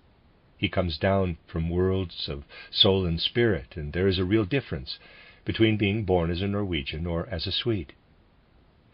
We shall not get anywhere by simply saying that the geographical conditions are such and such. But we must question further as to why one soul has the urge to become a Norwegian and another a Swede. But now think of the remarkable character, and this applies even at the present day, of the Eastern Scandinavian, the Swedish impulses which make their way toward the east. These impulses stream toward the east, but as they advance, they are everywhere deflected. They do not become really active. They cannot maintain their stand against what is brought over from the east, first by other Asiatic peoples, and later by the Mongols and Tartars, nor against the early, more characteristically Eastern form of Christianity. This stream flows toward the southeast, but meets with obstacles everywhere, and takes on a more passive character. The impulse as a whole is deeply influenced by the north. But what streams from the west of the northern peninsula toward the south brings activity everywhere. Whereas the influence that makes its way toward the east is seized by the inactive, the more reflective element of the east, and its own activity is in a way blunted. As the northern gods send their impulses toward the west, they unfold paramountly their nature of will. As they send their impulse toward the east, they unfold their life of reflection, their contemplative nature. External wars and conflicts are ultimately only the material images of what takes place in the way I have just indicated. Those who are abstract theorists who view the whole world from the standpoint of some theory, and the empiricists of today are fundamentally the greatest theorists of all, for they never get down to realities. They think about things instead of trying to know them from inside. These theorists will bring forward all sorts of characteristics displayed by the Norwegians and the Swedes. The inhabitants of these countries themselves often emphasize the existence of outward divergencies, simply because people today will not penetrate to the depths of human nature in order to acquire a real knowledge of life. But life must be observed in the way indicated in the two lectures I have given here. External life must be viewed not only from the standpoint of life between birth and death, but also from the standpoint of life between death and a new birth. We must be mindful not only of those things which satisfy the egotism of the human being, who merely wants to be happy after death, and because he still has physical life before him, does not trouble about the life before birth. We must study how we can apply in this earthly life what we have brought with us through birth from worlds of soul and spirit.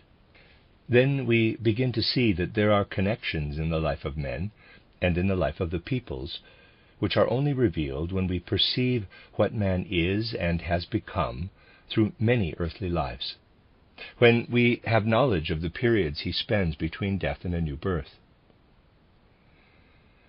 A most remarkable connection is then revealed, helping us to understand what comes to pass on earth. In the external national character of the Norwegian of the present day, there are traits which have been inherited from those men who once migrated toward the southwest, and by their revelations of the gods, poured life and activity into the Roman-Latin form of civilization. At that time, something developed in the great plan of the world, which gave the Norwegians their special character, their particular task. And those who are born in Norway today will understand their destiny and task in the world as a whole, only if they look back with spiritual understanding to the times when Norway was able to develop in a particular way. When the northern people went forth on their migrations, their raids and their campaigns of conquest toward the southwest to fulfill a task on earth. The task sprang out of the character of the people who inhabit these countries. Their character, it is true, was different in those times, but something remains as a heritage in the present-day Norwegian, and endows him with certain faculties which are important from the point of view of man's eternal life, of man's immortality. From the eastern part of this peninsula, where the Swedish character has developed, the old teachings of the gods were carried toward the east, to men whose own religious doctrines had been preserved in a certain mystical oriental form. What was more a revelation from nature met with little response in the east. Those who wandered toward the east, therefore, were destined to lead a more contemplative life. But this again has left a heritage which has set its stamp upon the character of the people. And if we are to understand the western and the eastern parts of the Scandinavian peninsula, we must look back to what these peoples have experienced through the centuries, realizing what they have become today as a result of these experiences. We have every reason at the present time to think about these things.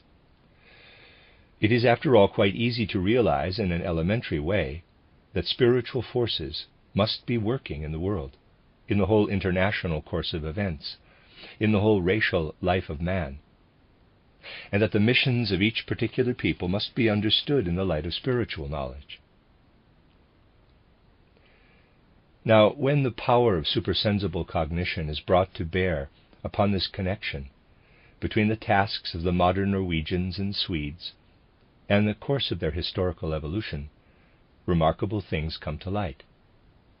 Norwegians have a definite gift, nor does this gift depend upon actual birth into a Norwegian milieu. What develops in the life of Norway can be seen even in the physical world. It can be described by anthropologists, historians, or even journalists. Their statements will be more or less correct, but will give no true account of the forces at work in the depths of the human soul. For man has a mission not only here on earth, he has a mission also in the spiritual worlds after death. And this mission in the spiritual worlds after death takes shape here, on the earth. What we experience in the period immediately following death is a consequence of our earth evolution. What we experience on the earth immediately after birth, this again is a consequence of our life in the world of soul and spirit. And it is of the highest importance to study the mission of the Norwegian people, not only on the earth, but in the period after death, with the means at the disposal of spiritual investigation. Because of their physical and racial character, because of the special constitution of their brains and the rest of their bodily makeup, it can, I repeat, it can fall to the lot of those souls who pass through the gate of death from the soil of the western part of the Scandinavian peninsula to give a very definite stimulus to other souls after death. They can give to other souls after death something that only the Norwegian characteristics are able to impart. In this epoch especially, the Norwegian character is so constituted that subconsciously and inwardly it understands certain secrets of nature. I am not now referring to your external intellectual knowledge, but to the kind of knowledge which you develop in your spiritual body, without using the physical senses, between the time of falling asleep and waking, when you are outside your bodies. When, during sleep, you experience the spirit in the plant world, in stone and rock, in the rustling trees and the roaring of the waves, you become aware of the reality of forces living in the plants, hidden in the rocks, operating in the waves of the sea as they break in upon the shores, in the sparsely flowering rock plants. A great picture arises in your souls during sleep, in the form of an intimate knowledge of nature, of which the intellect and the life of the senses are unconscious. And when, as I described in the last lecture, you develop a real connection with the angel being, then you can bear into the spiritual world this unconscious nature wisdom, this concrete knowledge of spirituality in the plants, the stones, and the other phenomena of nature. Those who, in the true and real way, have lived a Norwegian life become the stimulators and teachers of their fellow souls after death in regard to the secrets of nature here on the earth. For in the spiritual world, souls must be taught about the secrets of the earth, just as here on the earth they must be taught about the secrets of the spiritual world. In the eastern portion of this peninsula, where the heritage from olden times is as I have described it, a different mission is carried through the gate of death. What the souls there carry through death into the spiritual world is not so much what is experienced during sleep, but during waking consciousness, in connection with the external world, in contemplation and study of the sense world, and in a kind of understanding, permeated with feeling, of the external world. But this, after all, is something which, fundamentally speaking, has significance only for the earthly life. Yet, while man is developing just this element in earthly life, something very significant develops in the subconscious region of the soul. I have pointed out to you that even in waking life, a certain part of our being sleeps and dreams. The life of feeling is really only another form of dream life. In our feelings we dream, and in the operations of our will we are asleep. What we know of our will is only the illumination thrown upon it by our thinking. But the kind of will that is kindled in the Swedish soul is less capable of penetrating the secrets of nature during sleep.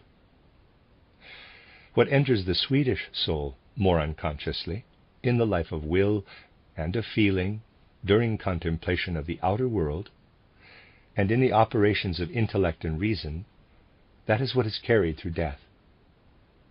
So the mission of the souls belonging to the eastern part of the Scandinavian peninsula, who pass through death, is to impart to other souls an element pertaining more to the will, exactly the opposite of what they were able to impart to their physical fellow beings during the times of their old historical connection with them.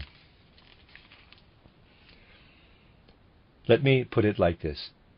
A special gift in connection with the element of will developed in the eastern part of the Scandinavian peninsula, as a primary and then as an inherited quality of the character of the people.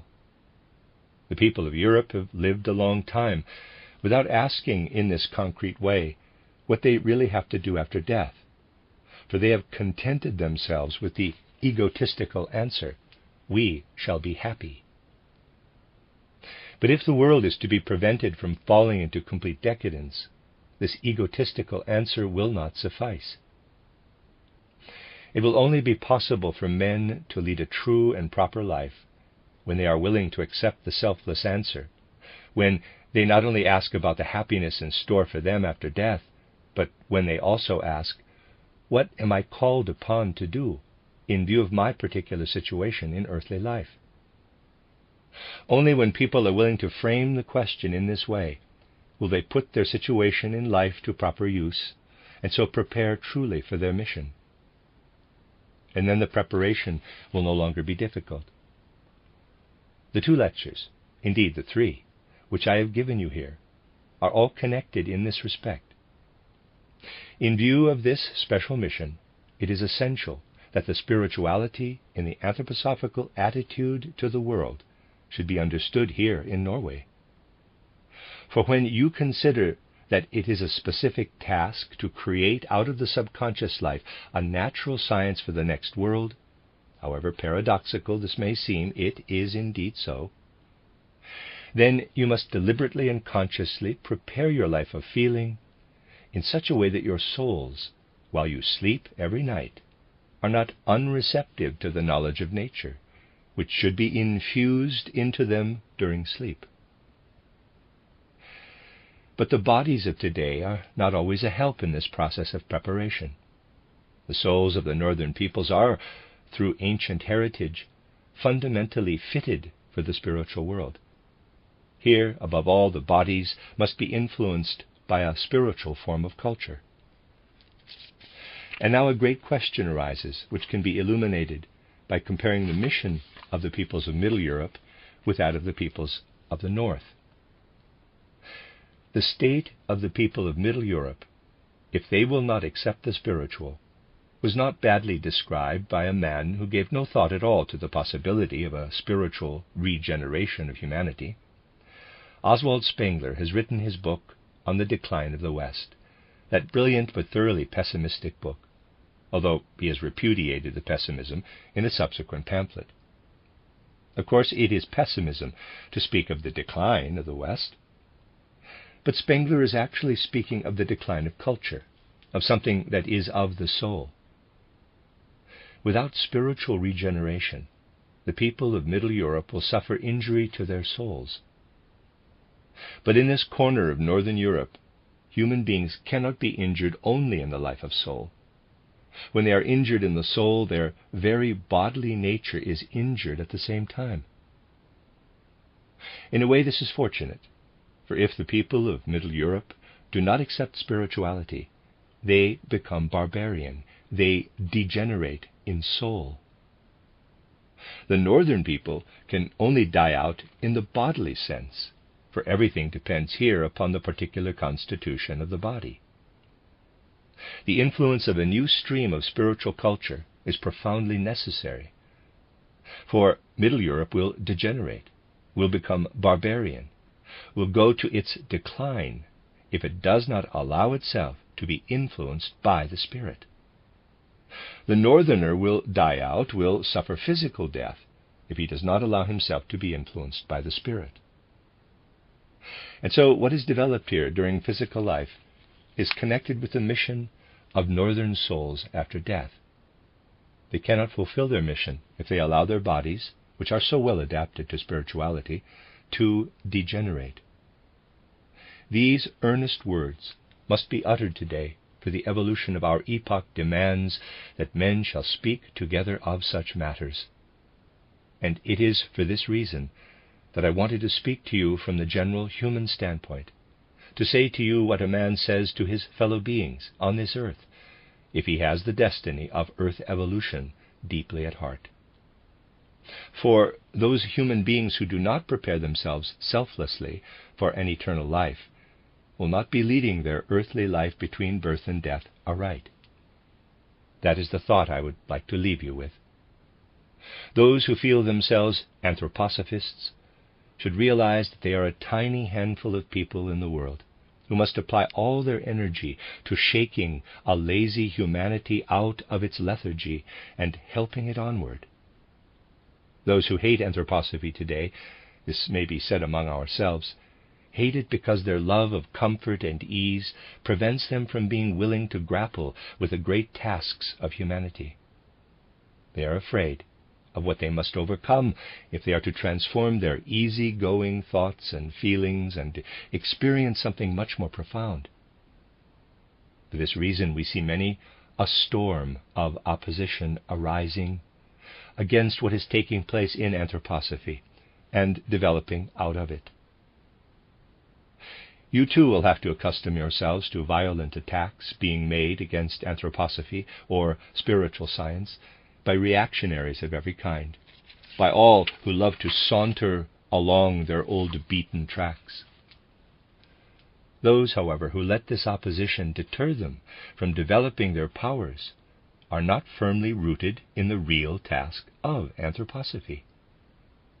When people see how anthroposophy is being attacked today from all sides, they may become timid and say, would it not be better to go forward more quietly, so that the opposition may be less violent? Or, again, they may ask, if they find praise being meted out to them by men who in a decadent age hold leading positions, what have I done wrong? This is a matter of great importance from the anthroposophical point of view. Attacks and abuse are usually explicable for the reasons given above. But if praise were to come from the same quarters, it would be a bad augury for anthroposophical world.